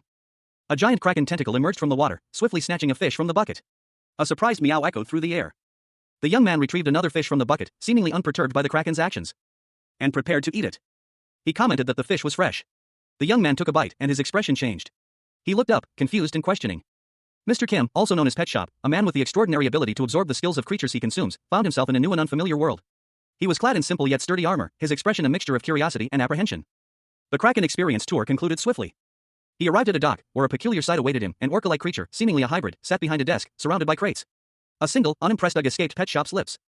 Pet Shop commented on the uniqueness of the orca hybrid's office, prompting the hybrid to inquire about his reason for visiting. Pet Shop hesitated, a slight blush creeping onto his cheeks. The orca hybrid, anticipating Pet Shop's question, pointedly asked if he had found the baby kraken pretty. Pet Shop, taken aback, could only utter a hesitant, pretty. The orca hybrid's question hung in the air as Pet Shop's mind raced, a vision of the baby kraken flashing before his eyes. He finally confirmed, right. A powerful orca-like creature, its massive form filling the panel, loomed over a young man with short, dark hair. The man, dressed simply, listened intently as the orca recounted a recent event, describing a devastating attack on the kingdom. The orca's broad back, partially visible, suggested a creature of immense strength and power. The narration box revealed the full extent of the attack. A demonic naval force, led by a colossal kraken, had besieged the kingdom. The image showed a sprawling coastal city under siege, the kraken's tentacles reaching towards the city walls. But the demons retreated after the king's death, leaving the city miraculously safe. The orca, however, had a different mission. He had gone to destroy the kraken's eggs. The panel showed him underwater, spear in hand, amidst a massive cluster of large, pearly eggs. And now, the little squid, mistaking the orca for its father, followed him faithfully. The orca and the squid were now being pursued by adventurers' guilds, who believed the squid to be a dangerous monster. The orca, however, suspected something more sinister. He clenched his fist, his suspicion hardening into certainty. There was more to this than met the eye. The young man from the beginning of the narrative, now in armor, listened to a blond man explain the concept of a united hybrid nation. The young man, seemingly unconvinced, walked away, his expression thoughtful. Mr. Kim, known as Pet Shop, sat at a table, his back to the viewer. He muttered to himself, disdainfully dismissing the land animals as not his family. Explaining that the allied hybrid nation's history was only 50 years old. Before that, marine hybrids had attacked and abused them. To avoid this, they had come to Heniel Dizielto and allied with the Grand Contine Kingdom, which led to Heniel Dizielto becoming the kingdom's largest trading port. This is when the land animals started calling all hybrids family. 50 years prior, a lion-like hybrid angrily demanded why Mr. Kim wouldn't return to the kingdom. He and his companions protested that they had just established their place, and the lion-like hybrid responded with anger and insults, calling them shameless. The lion-like hybrid threatened to force Mr. Kim's return. Another hybrid urged him to punish Mr. Kim and his companions. Mr. Kim reacted with annoyance, tearing his apron, and then kicked the lion-like hybrid, initiating a fight. A powerful shockwave erupted from the center of the frame, radiating outwards in a chaotic display of energy. The force of the blast was immense, leaving behind a trail of destruction, leaving a monstrous creature partially visible in the lower half of the panel. Its gaping maw was filled with sharp teeth, saliva dripping from its fangs as it seemed to recoil from the blast. Elsewhere, a large orca-like creature with a human-like face listened intently as another character recounted recent events. He explained that adventurers, using their licenses, had been causing trouble. They had also managed to take a key position in the Santo Encamaria territory. The grandson of a powerful figure from 50 years prior was involved, continuing a legacy of conflict. A man with dark hair listened, a thoughtful expression on his face. He recognized the hybrid from earlier as the grandson of the lion from 50 years ago, a figure known as the messenger. The similar pronunciation of messenger and lion in Korean was noted. The orca-like creature confirmed that this was essentially the summary of recent events. He then asked if there was anything else the man was curious about. The man then asked about Sir Clark, an intermediate knight. The man surmised that the orca-like creature wouldn't have shared this information without a reason, asking what it wanted. The orca-like creature expressed relief at getting straight to the point. The orca-like creature suggested they get down to business. The man, anticipating the request, asked again what the orca-like creature wanted. A mysterious voice echoed, demanding, "And what are you willing to give me?" A lone figure, cloaked in a vibrant blue cape, walked away from a dock, leaving behind a scene of bustling activity and a glimpse of a ship sailing away on the horizon. Pet Shop, a man with the head of an orca, stood at a table, beads of sweat forming on his brow. He appeared exhausted. Then suddenly collapsed, hitting the floor with a thud. On a small floating dock, two seals looked down at Pet Shop, concern etched on their faces. Pet Shop groaned, "Ugh. Ugh. That night, just now." One of the seals, wearing a sailor's hat, responded, "Okay, we'll hurry up and follow him." But the other seal interrupted, shouting, "No. Don't ever follow him." He continued, his voice laced with urgency, "Don't even think about it." The seal's eyes narrowed, and he hissed, "If anyone is stupid enough to try and kill him, kill that idiot first. He isn't an intermediate knight at all. He's..." A figure clad in blue armor stood before a monstrous presence, his back to the viewer. The air crackled with unseen energy, a palpable sense of dread hanging heavy in the air. Meanwhile, in a quaint town, the Holy Knight grimaced, clutching her stomach in discomfort. A wave of nausea washed over her. She muttered about hunger, her tastes differing from her teacher's, making it difficult to eat together. Lost in thought, she wondered where they had gone. A voice hesitantly asked if she was, by chance, Miss Holy Knight. The Holy Knight, slightly startled, responded that it was correct, but questioned the speaker's identity. A young nun with red hair and a surprised expression appeared before her. The nun exclaimed in disbelief, amazed that the Holy Knight was in such a place, attributing it to the goddess's blessing. Suddenly, a pair of fox-like ears appeared from behind the nun, suggesting a hidden presence. An urgent message reached Miss Holy Knight. A frightful demon weapon was hidden somewhere nearby.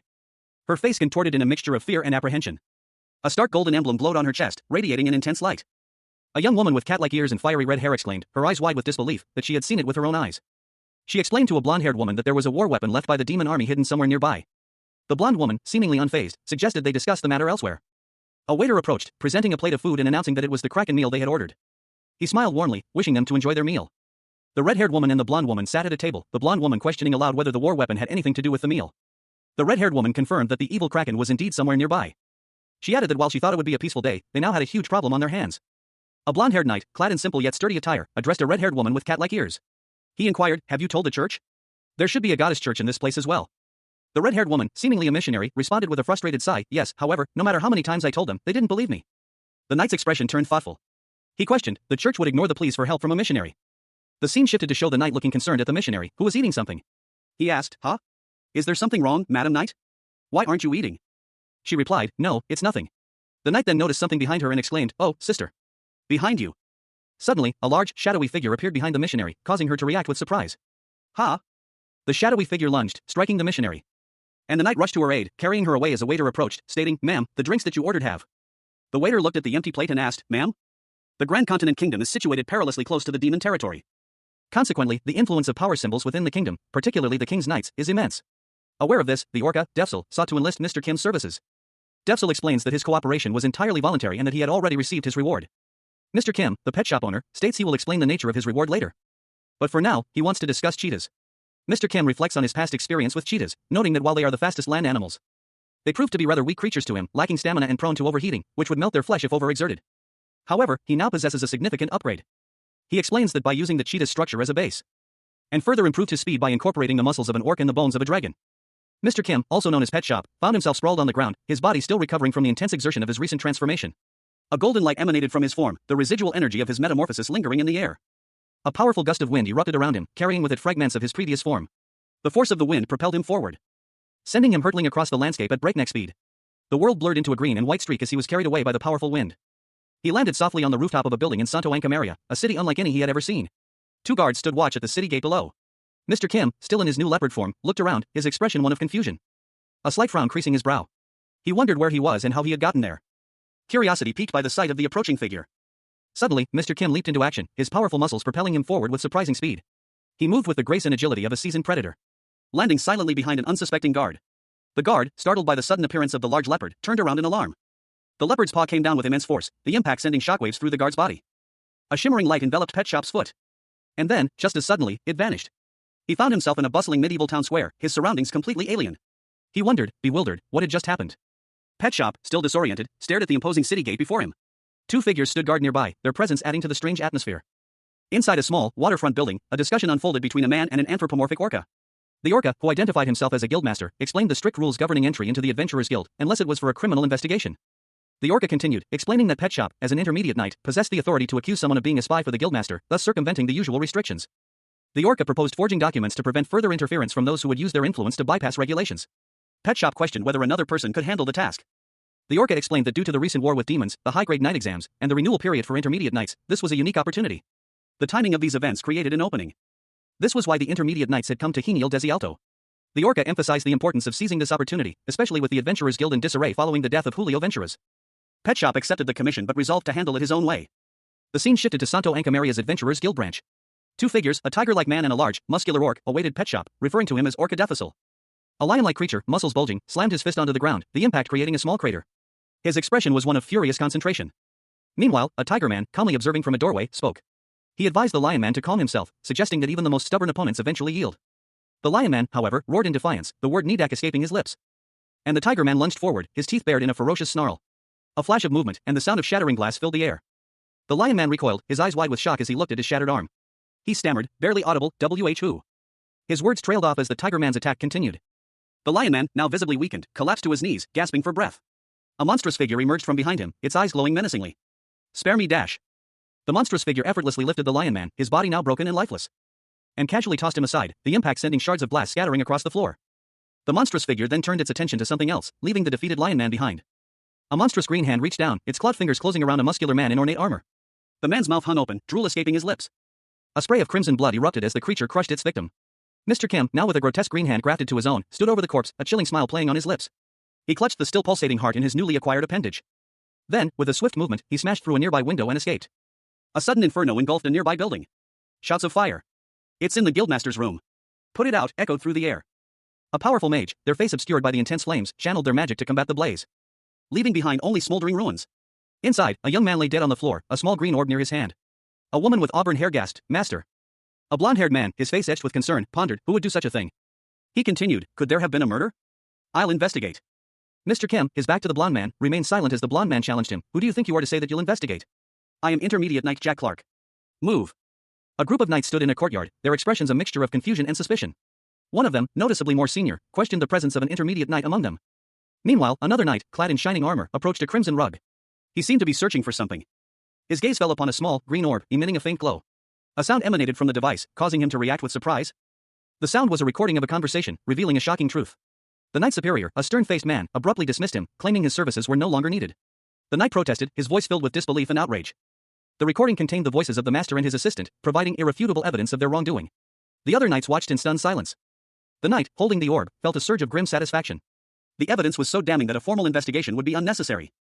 He explained that he had perfectly copied their voices after a violent act. He then pointed out another piece of evidence he had secured. A package protected from fire by salamander slime. The knights examined the contents with growing apprehension. The documents inside revealed a shocking truth, suspected tax evasion. The master was a spy. The knight revealed a final piece of evidence, solidifying his case and providing a motive for the murder, the coincidental death of a messenger lion. Mr. Kim, also known as Pet Shop, awoke with a groan, disoriented and confused. He muttered to himself, questioning what had just transpired. His eyes widened in alarm as he frantically searched his surroundings, a rising panic evident in his wide, fearful gaze. Where was he? Pet Shop found himself bound and gagged, submerged up to his waist in a large basin. Blood stained the basin's surface, and several sharpened skewers lay nearby in a wooden bucket filled with ice. A young woman with vibrant red hair, styled in a way that suggests cat ears, lay bound and unconscious. Her eyes fluttered, then snapped open, revealing wide, startled eyes. Beads of sweat dotted her brow as she looked around in confusion and fear. Where am I? She wondered, her voice barely a whisper. Her legs, still bound, were visible from the waist down as she sat in what appeared to be a large basin. A blonde woman with a confident smirk appeared, her words cutting through the silence. Awake. The red-haired woman, still disoriented, stammered, Madam Holy Knight? Why are you?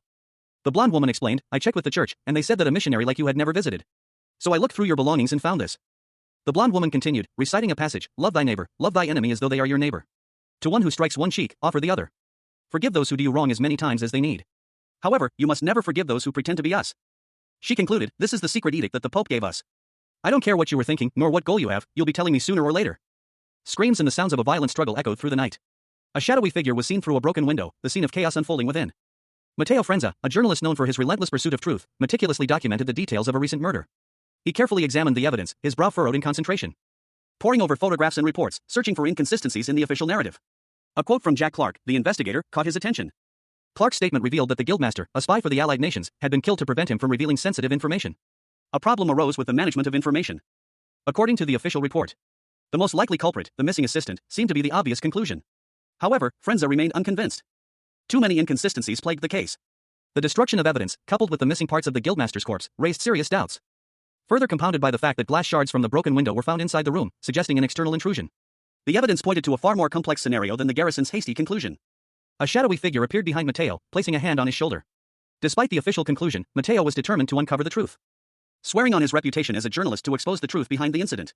Elsewhere, a conversation between two figures hinted at a deeper mystery. One of them expressed confusion. Julio Venturas knew there was a foreign spy in his organization, but he kept it hidden. His reasoning, as he explained to his subordinate, was that the guild's well-being was more important to him than the security of his nation. The subordinate, however, questioned Julio's decision, wondering if there was something else he knew. Julio denied having any further knowledge, claiming he was simply agreeing with his superior's assessment. Julio continued, explaining that his actions were consistent with his overall goal of becoming the superior organism, a goal that superseded all ethics and morals, and that he would prioritize the guild's survival over national security, just as he had done before. The subordinate, however, remained unconvinced, questioning why Julio would invest so much time and resources in such an insignificant place. Julio, in response, revealed that he had also silenced a newspaper reporter who was about to expose a significant rumor. The subordinate expressed relief, stating that this action saved him from dealing with an annoying problem. Julio then departed, stating he would return later. The subordinate, left alone, reflected on the events, stating that he too would return later. The scene shifts to an outdoor location, where a sudden impact is shown. Mr. Kim, also known as Pet Shop, found himself in a cheetah-like form, sprinting across a vast, verdant plain. The wind whipped past him as he effortlessly covered ground, his powerful limbs propelling him forward. After consuming the tiger hybrid, Pet Shop's understanding of feline peculiarities deepened. He felt a surge of new knowledge and abilities coursing through him. He reflected on his previous meal, a werewolf. Its canine nature had only improved his quadrupedal speed. A sudden realization struck him. Pet Shop's cheetah form tensed, his powerful forelegs coiling as he prepared to unleash his newfound strength. He launched himself forward with explosive force, a blur of motion. His powerful paws connecting with his target in a devastating blow, sending the creature flying backwards, crashing into the ground with a thunderous impact. The force of the blow was so great that Pet Shop's impact created a large crater in a nearby rock face. He realized the first hybrid he consumed was a low-grade demon, unlike the tiger hybrid, which was a completely different species. Pet Shop, in his tiger hybrid form, stood confidently, contrasting sharply with the werewolf-like demon he had just defeated. The tiger hybrid possessed perfect compatibility with feline organisms. Pet Shop, the man known as the Pet Shop, found himself dangling upside down, his feline features contorted in a grimace. He was surrounded by a chaotic scene of fire and struggling figures, the heat radiating from the flames licking at his fur. A guttural voice echoed nearby, stating that other demons were not like this. Pet Shop pondered the differences between demons and hybrids, his thoughts drifting to a peculiar analogy. He mused that a merperson was like a banana, and an insectoid was like a geranium. Both plants, yet distinctly different, he concluded. Then, shifting his focus, he compared a werewolf to a chili pepper and a hybrid to a bell pepper, remarking that if cut open, they would appear similar. The question remained, what truly distinguished a demon from a hybrid? With a powerful heave, Pet Shop propelled himself upwards, shattering the ground beneath him as he launched into the air. He moved with surprising speed, a blur of motion as he dashed across the landscape. His gaze was fixed on the structure, a hint of determination in his posture. As he approached the entrance, he peered inside, a look of curiosity and perhaps apprehension on his face. A young woman with blonde hair, her face and clothing smeared with blood, grinned at a man with dark hair. A bead of sweat trickled down the man's temple as he asked if she had been here. He stared at her, a question forming in his mind, blood? The scene shifted to a different location. A hand, adorned with a white glove stained crimson, reached out from behind a door. A woman with crimson hair was bound and gagged in a bathtub, blood staining the porcelain. She weakly pleaded for help. The blonde woman explained that the bound woman was an adventurer disguised as a missionary who had tried to use the authority of the goddess's church to kill a kraken. The scene returned to the blonde woman, who had apparently dispatched the adventurer. A wooden staff was embedded in the adventurer's body.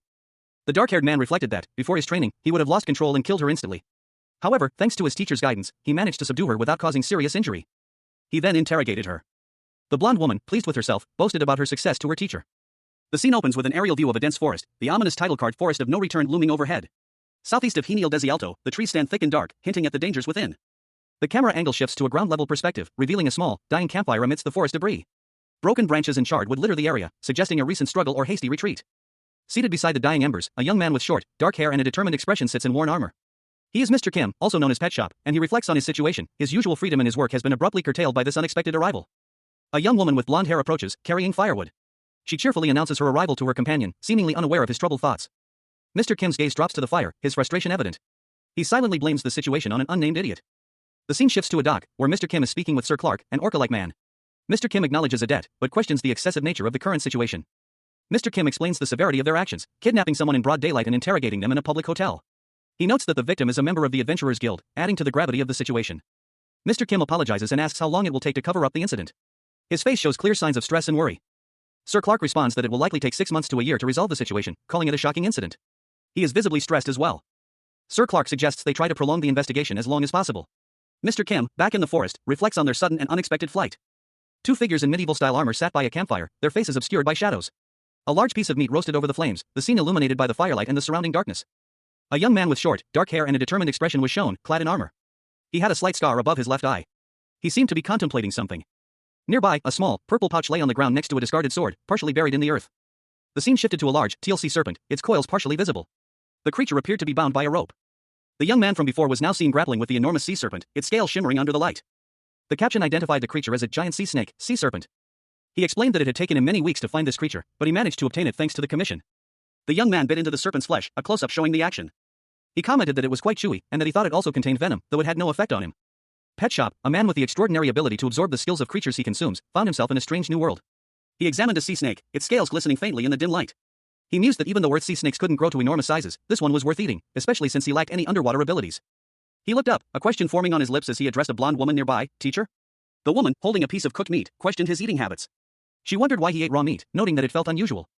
The woman explained that cooking meat took time, and the smoke from cooking made tracking easier. Pet Shop countered that he didn't have digestive issues, so cooking wasn't necessary for him. She chuckled, commenting that he didn't seem to care about taste either. Pet Shop remained impassive. Pet Shop explained that cooked meat made it harder to absorb the creature's abilities. 5 minutes later, the blonde woman, having eaten her meal, fell fast asleep. Pet Shop watched her, a smirk playing on his lips. He commented on her simple nature, then a strange sensation began in his throat. as he felt the effects of consuming the sea snake. His tongue extended slightly.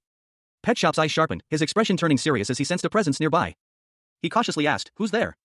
A cloaked figure, his face obscured by a mask, emerged from the shadows. A single, strained word escaped his lips, "It is I, Sir Kim." Two individuals, a young man in armor and a blonde-haired youth, looked up in surprise. "Why are you here?" "Didn't you tell me to meet you after coming out from the forest?" one of them questioned, their tone laced with confusion.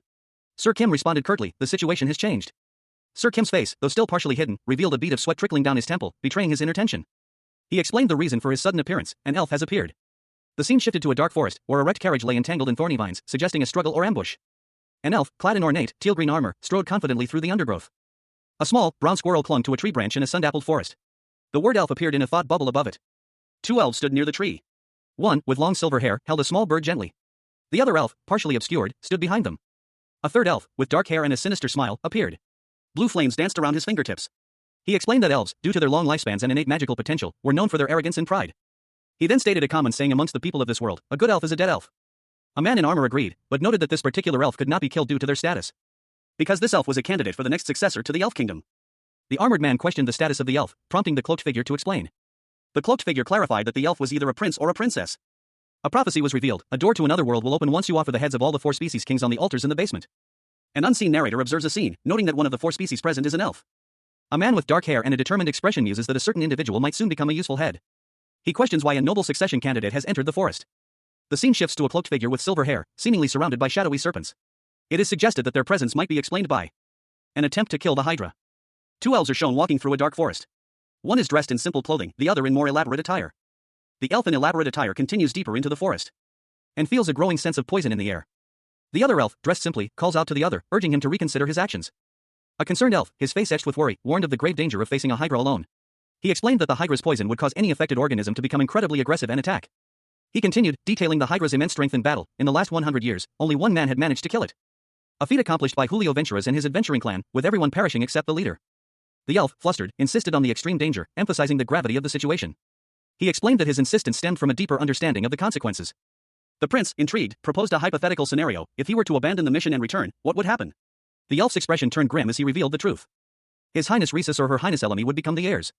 The elf explained that Rhesus, a rival for succession, possessed the rare time attribute, magic.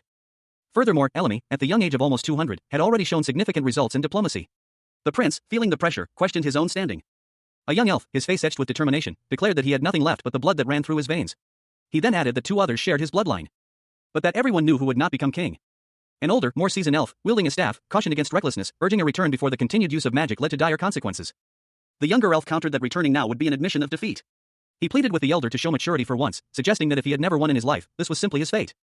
The older elf's face fell, his eyes widening in a mixture of disbelief and dawning understanding. As he finally grasped the younger elf's point, the younger elf's expression hardened. He noted that the older elf no longer wished to accompany him.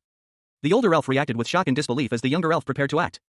With a burst of energy, the younger elf unleashed a powerful spell, a swirling vortex of magical energy erupting from his hand, leaving the older elf stunned and speechless as he was suddenly transported away.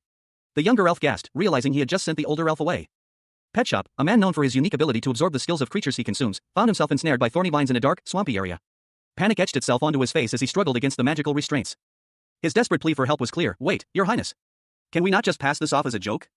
Another figure, observing from a distance, mused, "Didn't Sir just tell me things that could be passed off as a joke?" A desperate cry escaped Pet Shop's lips. "Wait, please just, MPH," as the vines tightened their grip, digging into his flesh. A muffled sound of struggle and pain followed, indicating a violent struggle against the vines. The scene shifted to reveal two figures cautiously navigating a dark, swampy forest, the path ahead shrouded in mist. One of them, reading from an ancient book, explained, "It is not just animals that can be affected by a Hydra's poison. Plants will also start roaming around and hunting for prey." The other, a knight, added, "Those who have water attribute magic can create a safe zone by siphoning water from the surroundings." "Stop moving." The knight continued, "Because of this, I wanted to fly ahead." The knight's companion, a blonde woman, observed, "It means exactly what is written. Right now, it seems they're opening a path for us." Mr. Kim, also known as Pet Shop, stood amidst the thorny undergrowth of a dark forest. A faint, ethereal glow emanated from his hand, a subtle energy pulsing beneath his skin, the light intensifying as he focused his attention. The thorns around him seemed to react to his presence, their sharp points subtly shifting and swaying. A sudden shift in the energy around him alerted him to something else. A report came through, relayed by the very plants themselves. A trespasser had entered the forest from the opposite direction. A young woman with blonde hair, dressed in simple but sturdy armor, looked on in astonishment as Mr. Kim seemed to converse with the plants. "Are you talking to the plants right now?" she questioned, her voice laced with disbelief. Mr. Kim explained, "Rather than talking, it's more like they're expressing an opinion." The trees, affected by a strange poison, were moving with a strange consciousness. He continued, revealing a new ability born from his unique physiology, "And with that, I can use the abilities of the organisms within me with a consciousness.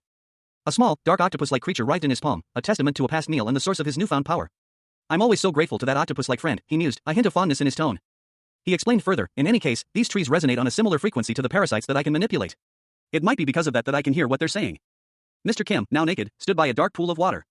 The image of a long-eared creature, possibly an elf, flashed in his mind. He heard their plea, over there is a long-eared trespasser that is drying out our roots with magic. Please help us. He analyzed the situation, identifying the creature as an elf and the nature of their magic as water-based. The urgency of their plea was clear. Night Kim, a man with a peculiar ability to absorb the skills of creatures he consumes, pondered the information he'd received from Prince Luxian of the Elf Pyrus Kingdom. He contemplated the best course of action, his expression thoughtful as a young woman with blonde hair watched him expectantly. A biography of Night Kim revealed a curious detail: trees affected by a hydra's poison were influenced by his heroic nature, guiding him. The narrative shifted to show a lone figure, an elf with long, flowing white hair, walking through a swampy forest. The elf, reflecting on his life, considered it a series of failures. He revealed that he was born a high elf, the best among elves. But despite showing potential in water magic, his life changed after the birth of his younger twin siblings. His male twin, Rhesus, showed potential in the rare time magic, while his female twin, Elemi, excelled at solving the kingdom's problems with unmatched speed. Compared to them, he felt talentless and without achievement. A lone figure, cloaked and hooded, stood amidst a desolate landscape. A single, tarnished golden circlet lay on the ground before them, a stark reminder of a fallen king. Two elves, their faces etched with worry and anger, stood close together. One, older and more weathered, seemed to be berating the other, his words sharp and accusatory. A thorny vine snaked around the leg of a warrior, its barbs digging into their armor. The warrior stumbled, their movement hampered by the sudden attack. The warrior, struggling against the vine's grip, lost their footing and plunged into the murky water below. Submerged in the water, the warrior felt a wave of despair. Their mana was depleted, their body aching from the exertion of their water magic. They had sought recognition by defeating the Hydra, but now, alone and exhausted, they questioned their purpose. Their hand brushed against the cold, muddy bottom. They had come so far, seeking to escape their perceived inferiority, but now, they felt utterly defeated. The warrior looked up, their face pale and drawn. This was the end, they thought, their strength completely spent. The older elf from the previous scene appeared, his expression one of cruel satisfaction. He held a staff, his eyes gleaming with malice. The elf sneered, his voice dripping with contempt. He taunted the exhausted warrior, suggesting that they had simply grown accustomed to defeat. A towering elf, his face etched with grim determination, glared down. His words hung heavy in the air, a cruel judgment: if you've never once won in your life, then that is just your fate. Below, another elf, their face obscured by shadow and despair, lay half submerged in a dark pool. Vines snaked around their limbs, constricting their movement. They wrestled with a desperate internal conflict: should they continue their futile struggle, or simply succumb to the encroaching darkness? Tears streamed down the elf's face, a silent testament to their despair and hopelessness. The elf's thoughts echoed their despair: I never thought that this would happen to me. The elf, their blonde hair a stark contrast against the dark, moonlit forest, sat alone, their back to the viewer, contemplating their fate. From above, a dark figure descended, silhouetted against the ethereal glow of the twin moons. The dark figure hurtled towards the elf, a blur of motion against the backdrop of the moonlit forest. The elf braced for impact, their body tense with anticipation. A shadowy figure loomed over the elf, their face obscured by darkness. A pale-skinned elf with long, light green hair, a dark eye patch covering his left eye, and a grim expression emerged from the murky water. His teal-colored armor was partially obscured by a dark cloak, and thorny vines snaked around his legs. He glared upwards, his eyes narrowed in suspicion, demanding to know the identity of the person who had just appeared. A revised bill concerning subsidy reductions for the Adventurers Guild lay on a table, its contents detailed in an illegible script. A hand reached out, stamping the document with an official seal. A blond man, dressed in a chef's uniform, reviewed the stamped document. He muttered to himself, concerned about the potential consequences. He worried aloud that if the battle-hardened adventurers rebelled, it would be troublesome. He decided he would gradually tighten their handcuffs. A masked servant entered, offering tea to the blond man. He inquired about the outcome of the situation. The servant reported that Sir Kim had made contact with Prince Luxian. He was wearing the kingdom's uniform, as instructed. Mr. Kim, also known as Pet Shop, sat in his opulent office, sipping his coffee. A sigh of relief escaped his lips as he murmured, "That's a relief." A subordinate approached Mr. Kim's desk, a question hanging in the air. He inquired, "Do you really believe that Prince Luxian will be able to hunt the Hydra and become the next El Pyrus King?" Mr. Kim scoffed, dismissing the idea. He stated flatly, "That's impossible. No matter the result, there's no way that guy will ever become king. He wouldn't be able to, even if it was a dragon he had to hunt, not a Hydra." The subordinate pressed further, seeking clarification. He asked, "Getting Prince Luxian to have a positive opinion towards the kingdom will help us in various ways, various ways? What do you mean by that exactly?" Mr. Kim's expression turned serious. He explained, "There's the political groundwork, but other than that, it's for survival." A bead of sweat trickled down Mr. Kim's temple as he confessed his fears. He muttered, "'Cause if my plan doesn't work, I'll be torn to shreds by that monster." The scene shifts to a dark, watery area. Two figures, Prince Luxian and another man, are struggling in the water. A mechanical hand reaches out from the darkness, seemingly offering assistance. Pet Shop, a man with the extraordinary ability to absorb the skills of creatures he consumes, found himself in a perilous situation. He had managed to clear away the poisonous plants affected by the Hydra's venom, only to be confronted by a knight in shining armor. The knight, identifying himself as head knight Kim of the Grand Cantine Kingdom, approached cautiously. Concerned for Pet Shop's well-being, the knight inquired, "Are you hurt?" Pet Shop, still recovering from his ordeal, expressed his gratitude. "I am alive thanks to you. I give you my thanks." Knight Kim, however, seemed surprised by the elf's expression of gratitude, prompting Pet Shop to question, "Why do you ask?" Knight Kim explained that his surprise stemmed from common misconceptions about elves. "Well, from what I know about elves, I'm just surprised that you're different from what I've heard. I heard that elves look down on all other species. He elaborated on the stereotype, citing elves' exceptionally long lifespans as a potential source of their perceived arrogance. An elf's lifespan is about 1,000 years. Much longer than any other species. They probably see other species as toddlers. Night Kim continued, highlighting another aspect of elven society that contributed to this perception. Moreover, as they have an innate potential for magic, if they don't have confidence then they're as good as nothing. There's no reason for a species like that to be thankful. Pet Shop, amused by the knight's blunt assessment, chuckled, ha ha ha, that is true. Pet Shop, the man known for his unique ability to absorb the skills of creatures he consumes, found himself adrift in a strange, watery expanse.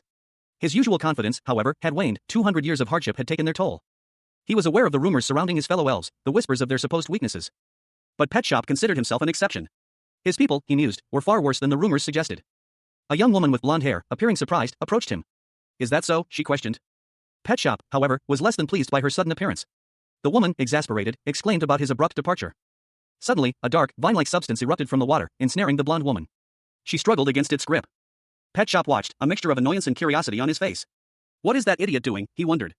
He commanded the creature to release the woman, his tone sharp and commanding. The elf from earlier reappeared, observing the scene. The vine-like creature released the woman, who fell into the water with a splash, muttering curses under her breath. The blonde woman, sputtering and shocked, looked up to see the elf. An elf, she exclaimed, her eyes wide with surprise. A blonde-haired woman, clad in dark green armor, stood before an elf. She introduced herself as Ryan Hansfjorkard, a guardian knight of the Church State's Holy Knights Order, expressing her pleasure at meeting him. While the elf, in elegant teal and dark blue armor, simply asked, "Who are you?" He then identified himself as Luxian of El Pyrus. Ryan Han's eyes widened in surprise.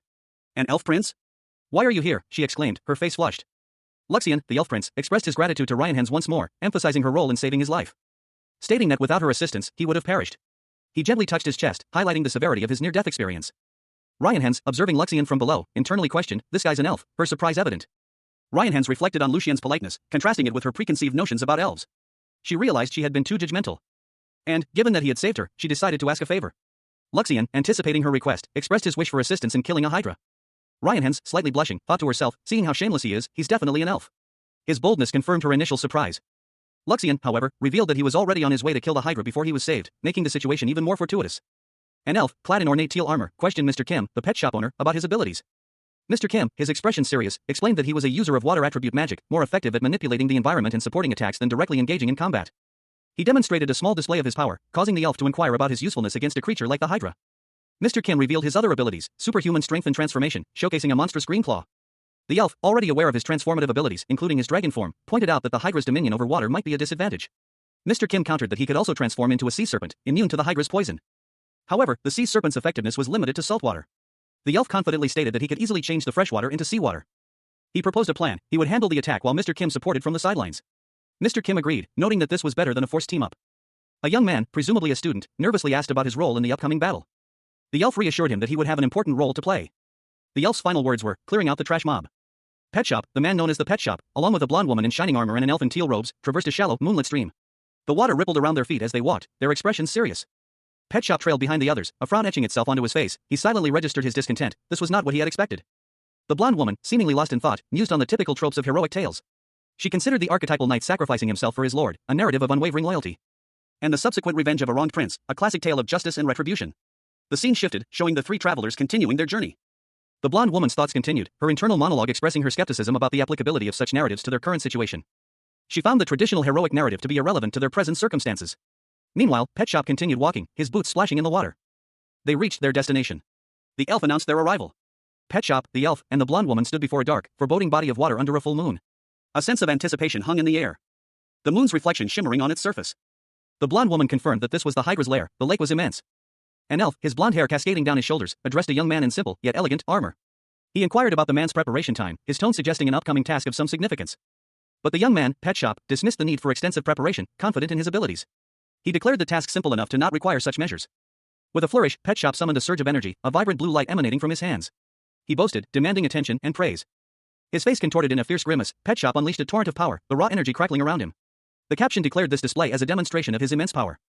A swirling vortex of blue energy materialized before him, a magical circle forming at the center of the display. The scene pulsed with magical energy. The elf watched, his expression a mixture of awe and apprehension, as Pet Shop continued his display. The power growing more intense with each passing moment. The elf's eyes widened in surprise. The water churned violently as the magical energy continued to build.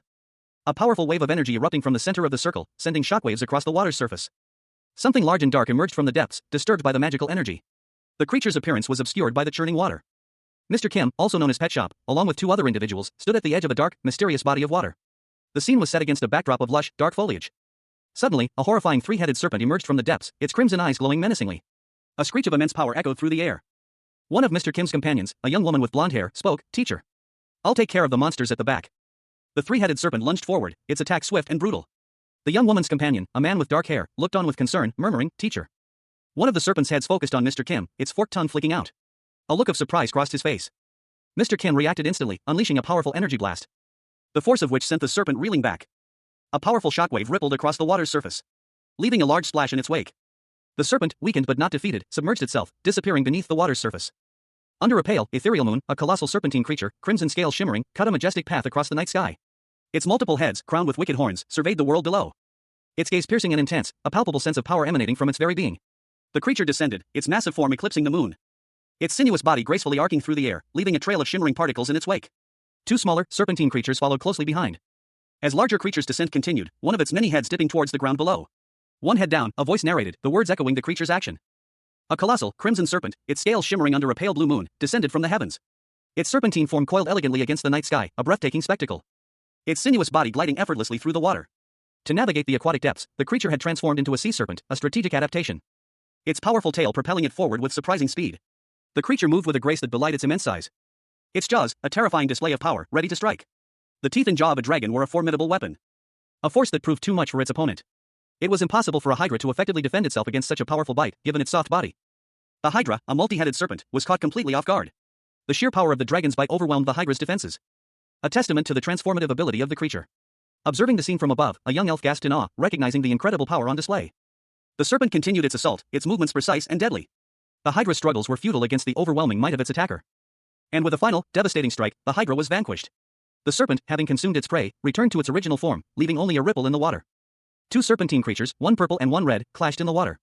Their bodies coiled and uncoiled, a blur of motion and scales.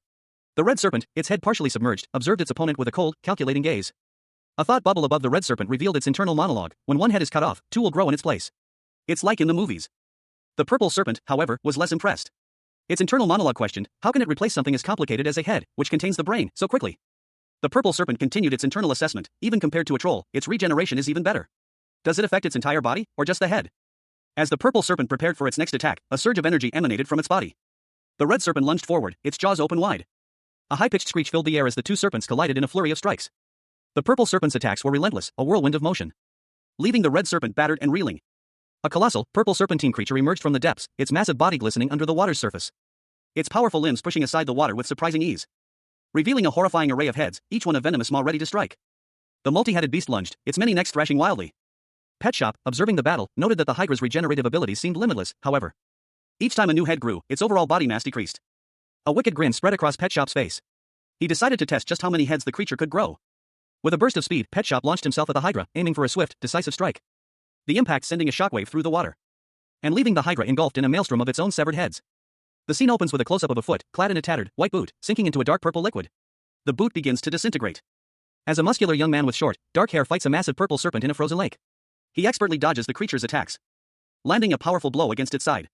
The impact sends ripples across the ice, and the serpent recoils in pain. He uses this opening to launch himself onto its back, continuing his assault with a series of acrobatic maneuvers. He uses the serpent's own body to gain leverage, dodging its snapping jaws with practiced ease. The serpent's head is enormous, its eyes glowing menacingly. But the young man remains undeterred. He focuses his energy, remembering a previous meal, and unleashes a powerful blow, shouting, "Crayfish's front leg."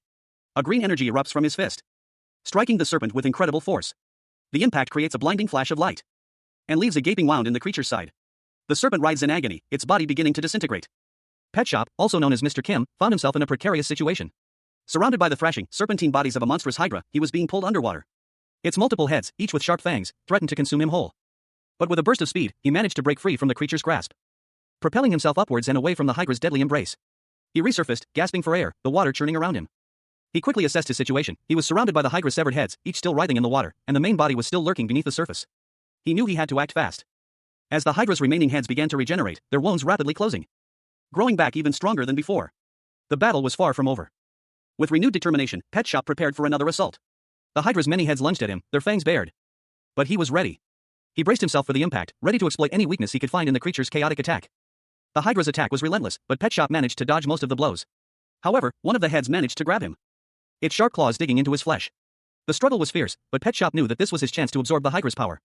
Pet Shop, a man known for his unique ability to absorb the skills of creatures he consumes, found himself in a chaotic struggle against a monstrous foe. His body tensed, muscles bulging as he unleashed a powerful blow, the force of his strike sending shockwaves through the water. He dove towards his opponent, a massive purple serpent, its scales shimmering ominously, its immense body coiling in the depths. The serpent retaliated, its powerful tail lashing out. A blur of purple and fury aimed directly at Pet Shop. Pet Shop braced himself against the impact, the force of the blow sending tremors through his body. But he held firm, his resolve unwavering. He countered with a devastating blow of his own. The serpent thrashed violently, its life force rapidly ebbing away. Pet Shop, battered but unbowed, stood over his fallen foe. A grim satisfaction etched on his face. He had absorbed the serpent's power, his body now adorned with its scales. He let out a low chuckle, his eyes gleaming with predatory intent. "Let's see how long you can hold on for," he muttered, a chilling promise hanging in the air. A colossal, purple serpent, its scales shimmering with an unnatural light, reared its head from the depths. Its eyes, twin embers glowing with malevolent intensity, fixed on something unseen beyond the frame. The serpent lunged, its massive jaws opening in a silent roar, revealing rows of razor-sharp fangs. A wave of dark energy erupting from its body as it attacked. After the 30th head, its body became so light it couldn't keep itself steady. After the 42nd head, it could no longer regenerate. Mr. Kim, his body battered and bruised, stood panting on a rocky outcrop, a look of grim determination etched on his face. A desperate cry escaped his lips. Two figures emerged from the forest, their armor gleaming under the dim light. One, an elf-like warrior with long silver hair, and the other, a blonde woman with a wolf-like creature at her side. The blonde woman, her expression amused, patted the creature's head. The elf approached Mr. Kim cautiously. The elf expressed gratitude for Mr. Kim's help, promising to repay his debt. Mr. Kim, though weary, simply stated that he would accept their help. As the elf prepared to depart, she offered a parting remark, suggesting a future meeting. A young man with dark hair and several scratches on his chest stood beside a blonde elf woman. He commented that it was the first time he had seen an elf bow their head so many times, even if it was only twice. The elf explained that, except when receiving their baptism from the goddess church, elves never bow their heads. She mused that if other elves could learn from him, it would be good. The elf expressed hope that the young man would become kind. She then mentioned that Prince Edward had said the same thing, but added that there's no way that will happen. The scene shifts to show the young man's muscular back as he looks towards something in the water. Two large, monstrous creatures are visible in the water. He is getting closer and closer to the saint's power, the elf observes. The young man, seemingly pleased, thanks his teacher. The scene shifts to show a triumphant Prince Luxian riding a horse through the streets of what appears to be an elf kingdom. The crowd cheers as word spreads that he defeated a hydra. Prince Luxian, pleased with himself, reflects that he has finally done something to surpass the other two. He believes this will secure his place in the line of succession. A young elf, wielding a staff tipped with a glowing purple crystal, stood defiantly before a monstrous, gaping maw. The dragon's shadow loomed over him, its teeth like jagged daggers. He tilted his head, a slight frown furrowing his brow. Confusion clouded his features as he observed the large gathering. News spread like wildfire. Prince Rhesus, it was announced, had slain a dragon. From a high vantage point, the scene unfolded. A colossal dragon lay defeated in the center of a vast plaza, surrounded by a sea of cheering onlookers. Prince Rhesus stood over the beast, his form small against the dragon's immense scale. The celebratory shouts echoing across the square. The elf's eyes narrowed, his expression twisting into one of barely suppressed rage. A venomous word escaped his lips. A celestial panorama unfolded, showcasing two luminous orbs suspended amidst a swirling nebula of deep blues and purples. The larger moon dominated the scene, its surface textured with craters and valleys, while a smaller companion moon orbited nearby. The camera angle shifted, revealing a dense, verdant forest bathed in the ethereal glow of the celestial bodies. The leaves, in various shades of green and purple, rustled gently in an unseen breeze. Pet Shop, a muscular young man with short dark hair and a determined expression, sat beneath the shade of a large tree, meticulously studying a collection of papers. His attire consisted of simple, dark clothing and wrappings around his lower legs. A young woman with blonde hair, clad in dark, practical clothing, cautiously approached a large, purple serpent-like creature partially submerged in the water. The creature's scales shimmered with an unnatural luminescence, and blood stained its underbelly. She reported to someone unseen, her voice filled with excitement. All the items had been gathered. Pet Shop reviewed a map, his attention focused on a location marked Marquezat Bosque Mountain Stronghold. The text beside it indicated information on appearances and disappearances. The blonde woman, having completed her task, was told to wait until Pet Shop finished his. Pet Shop's expression shifted, a subtle smirk playing on his lips. He informed his companion that they were going to the mountains, his hand glowing with a strange, purple energy. The narrative shifted to a dark, ominous scene. A cryptic statement appeared. A hydra's head isn't just a head. A monstrous, purple hydra with multiple heads loomed over a muscular man with short dark hair, his back to the viewer, his hands raised in a defensive posture. The scene then transitioned to a skeletal rendering of the hydra's heads. Text boxes revealed a key detail: it had no brain. Its bones were structured like a human's arm. Another text box clarified, the brain was in the body. This explained its rapid head regeneration. However, a final text box expressed the man's uncertainty. That's how it was able to regenerate its head so quickly. However, I still don't know how it was able to regenerate when one was cut off. He resolved to investigate further. That's something that I'll have to research further. In any case, a dark, demonic figure emerged, its face obscured by shadow, but with glowing red eyes and sharp horns. The text clarified, the ability I gained after eating the hydra. Manifested as 3 fiery projectiles that shot out from the figure, accompanied by the location name, Marquezat Bosque Mountain Stronghold. 2 Orcish guards stood atop a wooden palisade, overlooking a desolate, sandy landscape. One of them, holding a spear, uttered a confused, huh? Suddenly, one of the guards felt an intense surge of energy coursing through his body. I see Manifester M. Chamas KO Involveram. His face contorted in a mixture of pain and awe as he cried out, WH, what is this? The flames intensified, engulfing him completely, transforming him into a monstrous, reptilian creature with horns and a spiked tail. The other guard watched in horror. The newly transformed creature roared, its voice echoing with power and menace. The remaining orc, terrified, could only stammer, who are you? The monstrous creature moved with terrifying speed, its fiery form a blur against the scorched earth. As the dust settled, the creature stood revealed in its full, terrifying glory, a powerful humanoid with reptilian features, fiery red skin, and clawed hands. A monstrous growl echoed through the desolate landscape, the sound swallowed by the fiery orange dust swirling around a powerful figure. Three figures, their faces partially obscured by dust and cloth coverings, stared in terror at the approaching threat. Monster, one of them stammered. Panic seized the three men as they turned and fled. But escape proved impossible. A gaping maw, filled with razor-sharp teeth and a swirling vortex of fire, opened before them. Even if you can't hide, a voice boomed. A blast of searing energy engulfed one of the fleeing men, reducing him to ashes. The other two watched in horror as their companion was consumed. Terror etched itself onto their faces. Divine punishment. One whispered, his voice trembling. His companion scoffed. Stop talking bullshit. Even if it is the goddess divine punishment, she wouldn't send a monster like that. They began to run again, their hope dwindling. We'll be at the second stronghold. We can meet up with the others there. The final panel shows a map highlighting the location of the second stronghold. Mr. Kim, also known as Pet Shop, found himself in a strange, new world. He crouched low behind a crude wooden palisade, a large hole gaping in its center. His eyes widening in surprise as he peered through the opening. A question mark bubbled up in his mind, why was there a hole in the wall? From his vantage point, he could see two figures struggling within the confines of the structure beyond the wall. One of them let out a pained squeak. A desperate cry escaping his lips as he collapsed to the ground, bleeding profusely. Suddenly, a monstrous figure emerged from the hole, a guttural growl rumbling in its throat. It was a horned woman, her face obscured by a grotesque mask. Ah, great, we have more guests, she sneered. Pet Shop's companion, a cloaked figure, hissed a warning, she's coming this way. Pet Shop's eyes blazed with a desperate determination. He lunged forward, drawing his sword in a desperate attempt to defend himself. His companion, however, made a desperate choice. He thrust his own blade into the wall, creating a new escape route. Uttering a final plea, I'm sorry, but I have to sacrifice you. Please live long enough to be bait. Mr. Kim, also known as Pet Shop, found himself face to face with a monstrous creature, its red hide glistening with an ominous sheen. A bead of sweat trickled down his brow as he braced himself, his knuckles white as he prepared to strike. The beast loomed over him, its crimson eyes burning with malevolent intensity. Pet Shop's heart pounded in his chest, a mixture of fear and grim determination hardening his gaze. A silent prayer escaped his lips, a desperate plea to a higher power. My goddess, he whispered, his hope a fragile ember in the face of overwhelming odds. Elsewhere, a fiery battle raged. A blonde woman, clad in shining armor, fought with fierce determination against a group of bandits. Her movements were swift and precise, each strike imbued with deadly grace. Her blade danced through the air, leaving a trail of fire and destruction in its wake. The bandits' desperate cries echoed through the forest as they fell one by one. The blonde woman, having dispatched the last of the bandits, announced to her companion, Teacher, I'm finished. Since we've killed all the bandits in the stronghold, wouldn't the citizens be safer? The dark-haired man simply nodded in response, Machem, good job. A wide grin spread across the blonde woman's face. Yes, she exclaimed, her eyes shining with pride and satisfaction. The dark-haired man's gaze, however, remained fixed on something beyond the immediate scene, a hint of unease clouding his features. Mr. Kim, also known as Pet Shop, observed a young woman. He saw her transformation into someone useful to him. She remained uncertain of her own nature, torn between human and monster. Pet Shop reflected on a similar period in his own life. Pet Shop noted that her disguise wouldn't last long. He dismissed the idea of more bandits, stating that the previous encounter had been the last. Pet Shop's thoughts turned to a different matter. He believed that eliminating all his prey would cause a certain something to emerge. The woman questioned him, asking if he meant the bandits were his prey. She considered the implications if it was a monster capable of consuming groups of people. Her eyes widened in horror. Pet Shop rested against a tree, his expression grim. The woman's thoughts turned to a specific monster. There was only one monster known to prey on humans. Recently, there had been sightings of a manticore in the area. The woman worried about the potential danger to innocent people if its attention was drawn to them. Pet Shop, a man with the extraordinary ability to absorb the skills of creatures he consumes, found himself in a strange predicament. He and his companion were tracking a manticore, but their search was proving fruitless. He mused that if their current efforts failed, more information about the manticore's sightings would surface. A thought that led him to consider a more drastic measure. Even if they found the manticore, what if those who witnessed it were also consumed?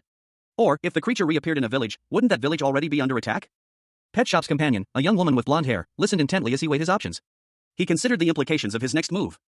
And a chilling realization washed over him. If he failed to stop the manticore, the entire region could be consumed by its wrath. Suddenly, a monstrous figure emerged from the shadows, its eyes glowing with malevolent intent. Fear gripped Pet Shop as he saw the creature. He whispered to his companion, Daddy, I'm scared. His companion, equally terrified, could only utter, what the hell? The creature's presence filled them with dread. A wave of terror washed over them as they braced for the inevitable. The monstrous figure, revealing itself to be a powerful, ancient being, spoke with chilling authority. How about you stop here, it commanded, its voice echoing with power. Pet Shop and his companion exchanged a look of fear and resignation. They knew they were outmatched. The ancient being lunged, its attack swift and brutal. Pet Shop barely had time to react before he was thrown to the ground, revealing a monstrous scorpion tail as the creature prepared to deliver the final blow. A monstrous figure, its body a tapestry of muscle and fur, crouched low to the ground. Its clawed hands scraped against the earth, a primal tension radiating from its powerful frame. Its eyes glowed with an eerie, crimson light. An ancient, wizened face, framed by a long, white beard, peered out from beneath a thick mane of fur. You burnt enough now, the creature rasped, its voice a low growl. The scene shifted to a worn, leather-bound book. A caption appeared. In the illustrated book of monsters, Julio Aventurez wrote one page about this thing. A page from the book was shown, displaying a stark warning: if you meet a manticore, run away immediately. The image showed only the creature's deadly scorpion tail. The monstrous figure loomed over a young man with short, dark hair. The man's face was obscured, but his posture suggested fear and apprehension. The panel showed only the back of a powerfully built figure, its musculature clearly defined.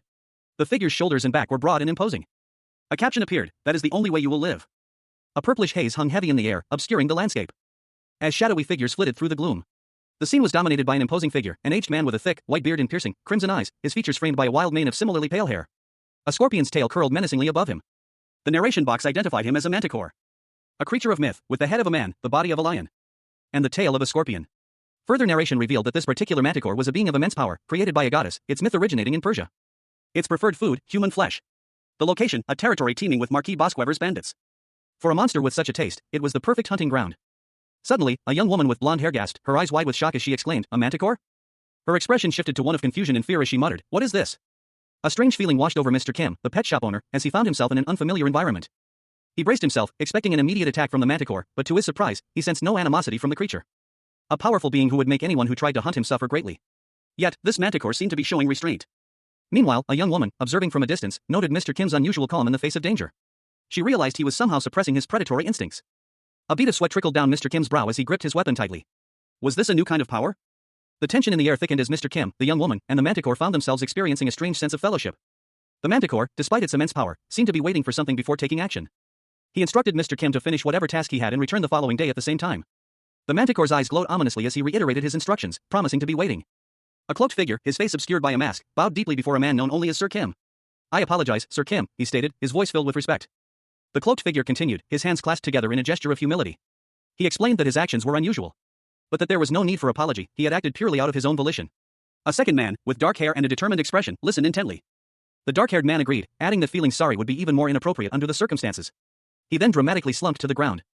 The cloaked figure, still bowing, received praise for his recent accomplishments. Good work on cleaning up Bosqueve's 72 fortresses. The dark-haired man stood, his back to the viewer, as a blonde woman approached him excitedly. She greeted him enthusiastically, exclaiming, "Teacher! You've arrived!" The woman, now identified as his teacher, apologized for making him wait. She then grabbed him, and together they rushed off, leaving the scene. The scene opens with a close-up of a figure's legs, clad in reddish-brown pants and dark boots, suggesting a journey through a harsh landscape. A lone figure, silhouetted against a desolate, dark landscape, sits amidst broken, splintered wood. A narration box identifies the location as Bosquever's 60-second stronghold. The camera pulls back, revealing the figure to be a young man with short, dark hair, sitting alone and dejected against a backdrop of a stormy, crimson sky. A sudden voice startles him. An older man with short, gray hair, wearing a green jacket, appears from the shadows, stating simply, "You're here." The young man looks up, his face obscured by shadow, as two other figures approach. One is a woman with long blonde hair, clad in shining armor, the other is a man with dark hair and a red-brown jacket. The blonde woman speaks, her voice laced with uncertainty, questioning if she should address the young man as Mr. Manticore. The older man, seemingly amused, subtly shifts his weight, a knowing glint in his eyes. A blonde woman's eyes widen in shock and disbelief as she processes the implications of the older man's subtle gesture. Her expression shifts to one of utter astonishment as she lets out a gasp of surprise. The blonde woman, clearly distressed, addresses the dark-haired man as teacher, expressing her confusion and alarm at the unfolding situation. Mr. Kim, also known as Pet Shop, found himself in a precarious situation. His eyes widened, a look of disbelief washing over his features as he stared at something unseen. Before him stood a man with a sinister smirk playing on his lips. He seemed amused by Pet Shop's reaction, calmly stating that Pet Shop's expression was quite expected. Because, as the man explained, it was Pet Shop's own face he was seeing. His eyes glowed with an unnatural light, intensifying the unsettling nature of the situation. The man suggested they sit down first, as their conversation was unlikely to end quickly. Pet Shop, still visibly shaken, silently complied, his gaze fixed on the man before him. They settled onto a makeshift bench, the man's casual demeanor a stark contrast to Pet Shop's unease. The scene shifted, revealing other figures in the background. The man began to recount the creation myth of this world, starting with the goddess who was the first being in existence. As the goddess created the world, she drew inspiration from Earth's diverse organisms, including animals and plants. Even incorporating fantastical creatures from folklore and myth, species only found in storybooks. And monsters that defied imagination, their forms both terrifying and surreal. The narration box explained that among the various creatures, a unique monster was included, one that existed independently. A man with purple hair and glowing red eyes smirked, stating that if it was the person he was talking to, then they would know the monster he was referring to. A young man with dark hair listened intently. The purple-haired man formally introduced himself as a manticore, also known as Pet Shop Duplicate V0.3.0b, one of the test subjects created by the goddess. A blonde man, holding a photo of the purple-haired man, declared that he was arresting him for his crimes, referring to him as Pet Shop. The manticore explained that Pet Shop was his Earth nickname and that he was a creature created to recreate a monster in this world. A narration box detailed that before experimenting with the ability to transform organisms, the goddess's first goal was to create creatures with a variety of animal parts. This is how the griffin was created. However, all creatures created after the griffin failed, except for the manticore.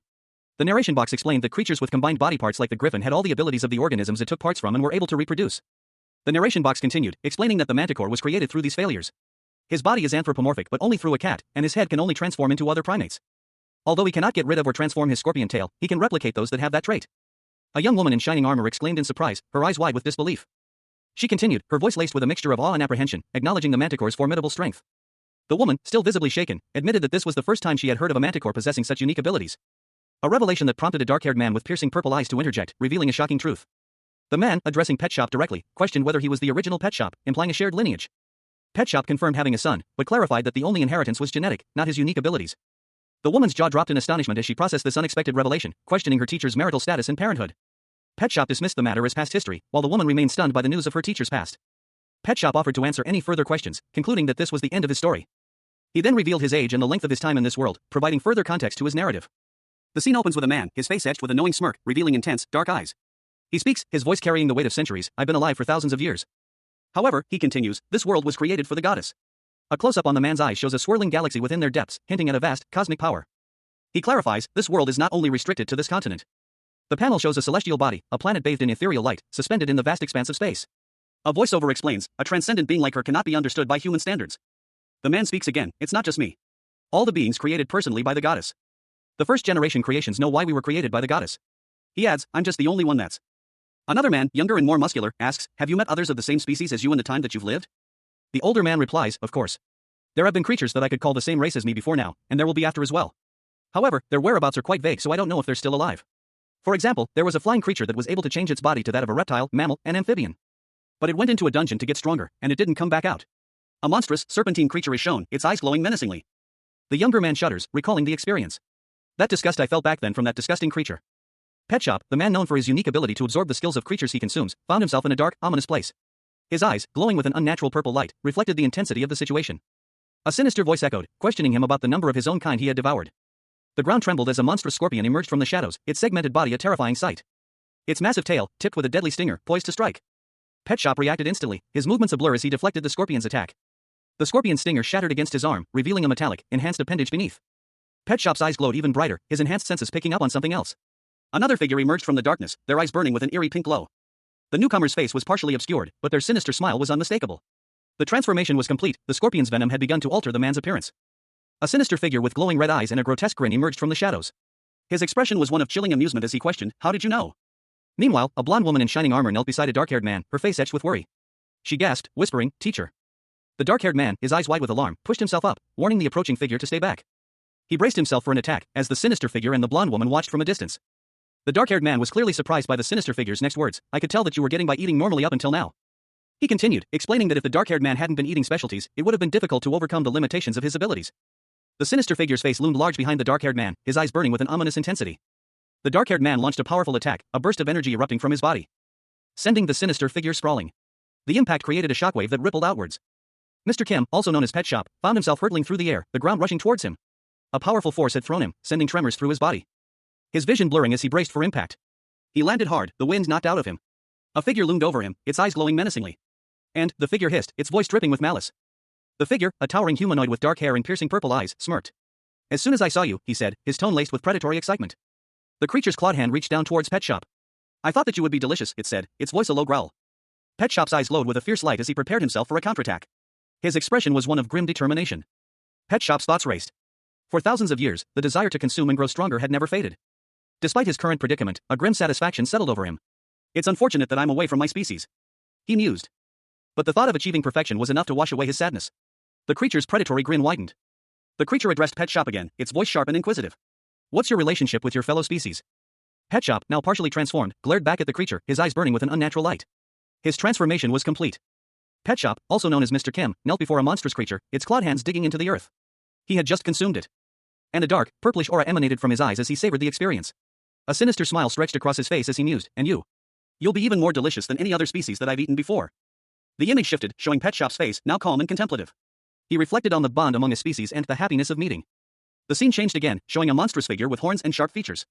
The narration box explained the creature's internal conflict, fury at not being able to overcome one's own instincts. All these complex feelings are arising. Pet Shop's body began to transform, horns sprouting from his head, reptilian scales covering his skin. He was absorbing the power of the creature he had just consumed. The transformation complete, revealing a powerful, reptilian humanoid form.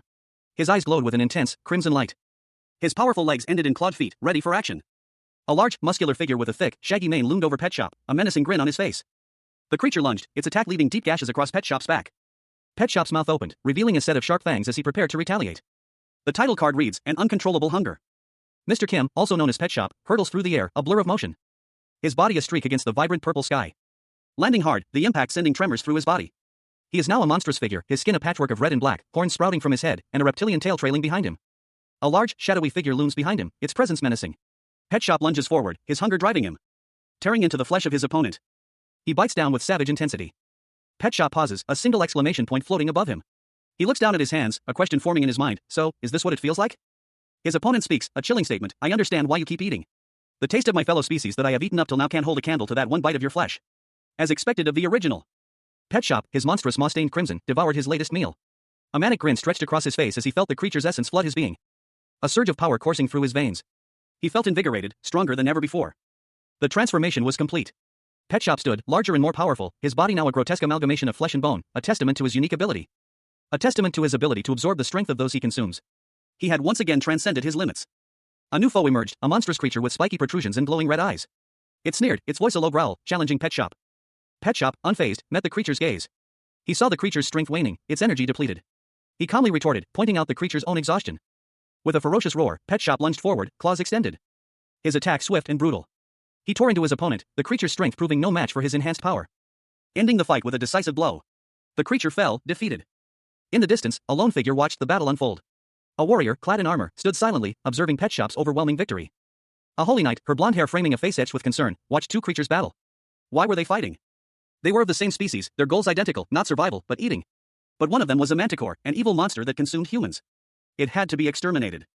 However, this manticore was also the ancestor of all the monsters in this world. And the teacher was the original being. The holy knight's thoughts raced. Her teacher wasn't from this world?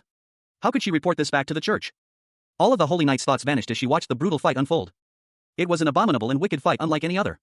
A scene of savagery the holy knight could never have imagined. But to Reinhensfjorkard, it was something she one day hoped to achieve. It was like a scene from a mythological battle. The monster within her grew larger as a result of the transformation, but her humanity and conscience, which controlled her impulses, also strengthened simultaneously. The scene unfolding before her was thrilling, yet she still had a duty to fulfill as a holy knight. A holy knight, clad in gleaming silver and teal armor, stood poised and ready. Her blonde hair was neatly tied back, and a determined expression was set on her face. Even though she was no longer human, she remained a holy knight. Mr. Kim, known as Pet Shop, devoured a monstrous creature. The act was swift and brutal. A monstrous figure with crimson skin and horns emerged from the shadows, observing Pet Shop with a look of suspicion. Pet Shop's expression twisted into a grotesque grin as he savored the taste of his meal. He muttered to himself. This taste is not the same as one of my kind. A surge of power coursed through him. Several dark, vaguely fish-like shapes fell from the sky, impacting the water with barely a ripple. Mr. Kim, now with a grotesque, fish-like transformation, found himself surrounded by these creatures, their forms swirling around him menacingly. The creatures lunged, their shark fins glinting in the dim light. But Mr. Kim remained impassive, his expression unreadable as he absorbed the attack. He calmly reached out, grabbing one of the smaller fish-like creatures. With a swift movement, he devoured it whole. Nom nom, he muttered, a strange glint in his eye. Elsewhere, a monstrous, many-eyed creature pulsed with a sickly purple light.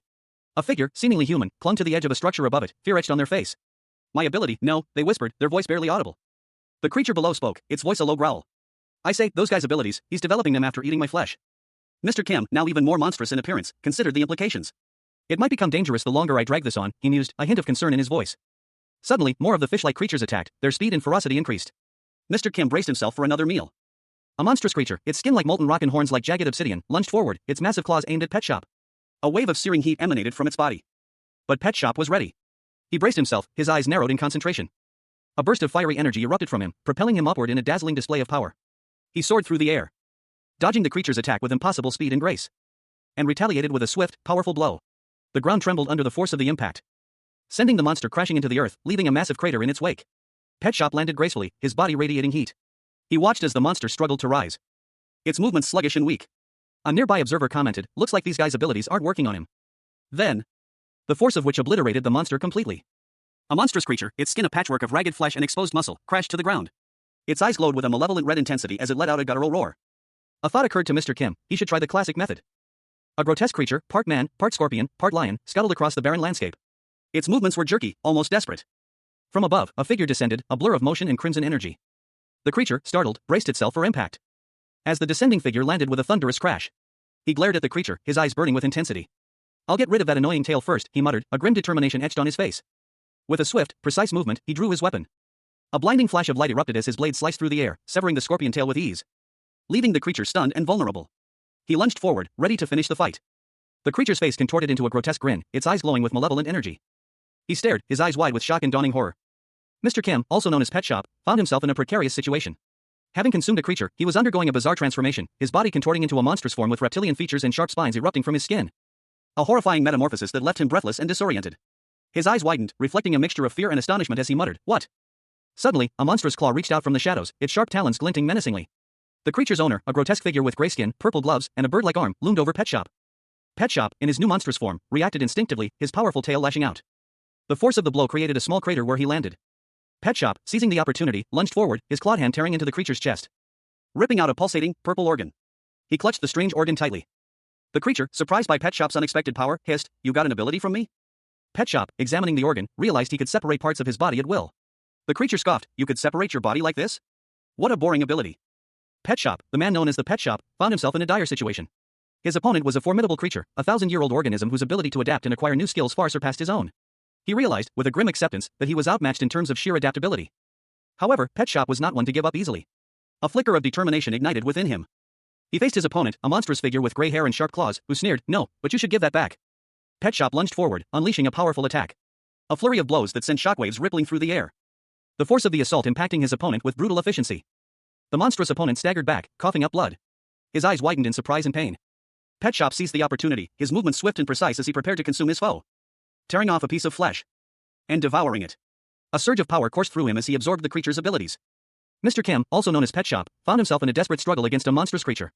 Its crimson skin pulsed with dark energy, sharp teeth bared in a ferocious snarl, and eyes glowed with malevolent purple light. Pet Shop's own form began to shift, his features becoming monstrous as he tapped into a new power.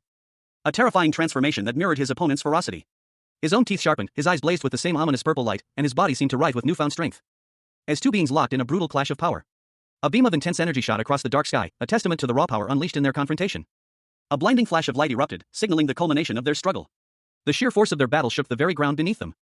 A dust cloud billowed, obscuring the immediate aftermath of the clash. When the dust settled, a gaping chasm was revealed. A monstrous scorpion-like creature lay defeated at the bottom of the newly formed crater. Its body was broken, its once fierce aura now extinguished. Pet Shop, battered but victorious, emerged from the crater's edge, his monstrous form slowly receding. He surveyed the scene, his expression grim but resolute. He had narrowly escaped death, the near-death experience leaving him shaken but stronger. His opponent, though defeated, had proven to be a formidable foe. "I felt like I was close to dying," he thought, a grim realization dawning on him. The creature's final words echoed in his mind, "You're as strong as expected, original." The battle had ended, but the implications of the creature's words lingered. Pet Shop's transformation was complete, and he was stronger than ever before. His new form, a terrifying blend of man and beast, now fully realized. He was ready for whatever challenges lay ahead. A monstrous figure, its form vaguely reptilian, loomed over its opponent. Its voice, a low growl, echoed with a hint of disbelief. "This isn't all you've got though, is it?" The creature unleashed a swift, powerful strike. A claw tipped with razor-sharp talons tearing through the air, connecting with its target with brutal force. The impact sent tremors through the ground. The victim, a man with dark hair and a fierce expression, staggered back, his eyes wide with shock. His voice, strained and filled with disbelief, was barely audible. "My dragon scales can't block it." He decided to retreat, his words a low mutter, "I'll retreat for a bit," and he attempted a desperate maneuver to escape the onslaught. But the creature was too fast. The creature's attack continued relentlessly. A devastating blow sending the man sprawling to the ground. The creature loomed over him, its eyes glowing with malevolent intensity. Its voice, dripping with menace, was a chilling question, "Just what have you been eating?" Mr. Kim, also known as Pet Shop, stood over a defeated monster, its body half buried in the earth. A triumphant grin spread across his face as he observed his own tail, now significantly larger than before. The monstrous creature let out a pained groan, its body still twitching slightly. Pet Shop's new tail, a testament to his recent meal, was a striking purple, tipped with a sharp point. Pet Shop's gaze shifted to the massive purple tail, now a prominent feature of his transformed body. He realized the source of this incredible growth. It was the ability of the dinosaur he had just consumed. Meanwhile, the monster, still clinging to life, spoke with a hint of malice. He sneered, his words dripping with dark humor. He found amusement in the precariousness of life and death, a stark contrast to Pet Shop's gleeful anticipation. Pet Shop's eyes glowed with a predatory hunger as he declared his intention to consume the monster completely, leaving nothing behind. His expression was one of pure, unadulterated savagery. With a swift movement, Pet Shop unleashed a powerful blow. The impact sending a shockwave through the ground, leaving the monster severely wounded and weakened. Pet Shop's predatory grin widened. Pet Shop's opponent, sensing his fading strength, questioned his opponent's waning power. The monster's voice was laced with disbelief and a hint of fear. Gasping for air, Mr. Kim, also known as Pet Shop, lay on the ground, his body racked with pain. His ragged breaths hitched in his throat. A cold sweat beaded on his brow as he cursed his opponent. He spat out, "Cowardly bastard. To use poison is spineless, but to use a poison that isn't of this world." Pet Shop's mind raced. He recalled his earlier actions. Earlier, I doused myself in pufferfish poison. He won't be able to counter a poison from Earth. With a surge of adrenaline, Pet Shop transformed, his body shifting into a reptilian form with powerful limbs and a long tail. He launched himself forward. A blur of motion as he moved with terrifying speed. He muttered, "That's something humans say when they fight." His powerful tail lashed out, a devastating blow aimed at his foe. The impact sending shockwaves through the air. Dust and debris rained down, revealing the mangled remains of his opponent, crushed under the force of Pet Shop's attack. Pet Shop, his body a whirlwind of motion, unleashed a flurry of blows against his reptilian opponent. Each strike connected with a sickening crunch, tearing through flesh and bone. The monstrous creature, its scales and hide shredded, was sent hurtling backwards, its body a blur against the dark background. The impact of the fall sent tremors through the earth, leaving behind only scattered remnants of the beast. Pet Shop stood over the remains, a grim satisfaction etched on his face. He smirked, a chilling expression that spoke volumes of his ruthless efficiency. He turned to face a new opponent, a hulking figure with horns and scarred skin. "Do you have any final words?" Pet Shop asked, his tone devoid of any emotion. The horned creature considered this for a moment. "Ah, do you mean my final wish?" he replied, a hint of defiance in his voice. Pet Shop scoffed. "Well, I don't want to give the bastard who's going to be eating me any well wishes. I've only ever heard them from others," he said, his voice laced with sarcasm. "Okay then. I'll leave you with some words that'll make you feel worse," Pet Shop said, a cruel smile spreading across his face. Pet Shop revealed a shocking truth, and the one you met recently was Pet Shop Duplicate V0.97 Beta Final. The number became closer to 1.0, and the word final was added. That was about 50 years ago, so it wouldn't be strange to think that the next version is going to be greater. A shadowy figure emerged from the darkness, its eyes glowing ominously. A voice, devoid of warmth, echoed in the void, "You are not alone." Mr. Kim, his back to the viewer, stood poised, muscles tense. A surge of dark energy erupted behind him. A wave of power that seemed to ripple outwards, obscuring his form. Mr. Kim, now alone, stood amidst the dissipating energy. He paused, a thoughtful expression crossing his face. Now that he thought about it, the silence was unsettling. Usually, his companion would be there, fussing over his words. He looked around, a sudden realization dawning on him, his companion was absent. A message, seemingly addressed to a teacher, was delivered to Mr. Kim. Mr. Kim read the message, his expression hardening. He addressed the unseen teacher, informing them of the kingdom's current state. Suddenly, a panicked messenger burst into the scene, breathlessly announcing a revolt among the adventurers.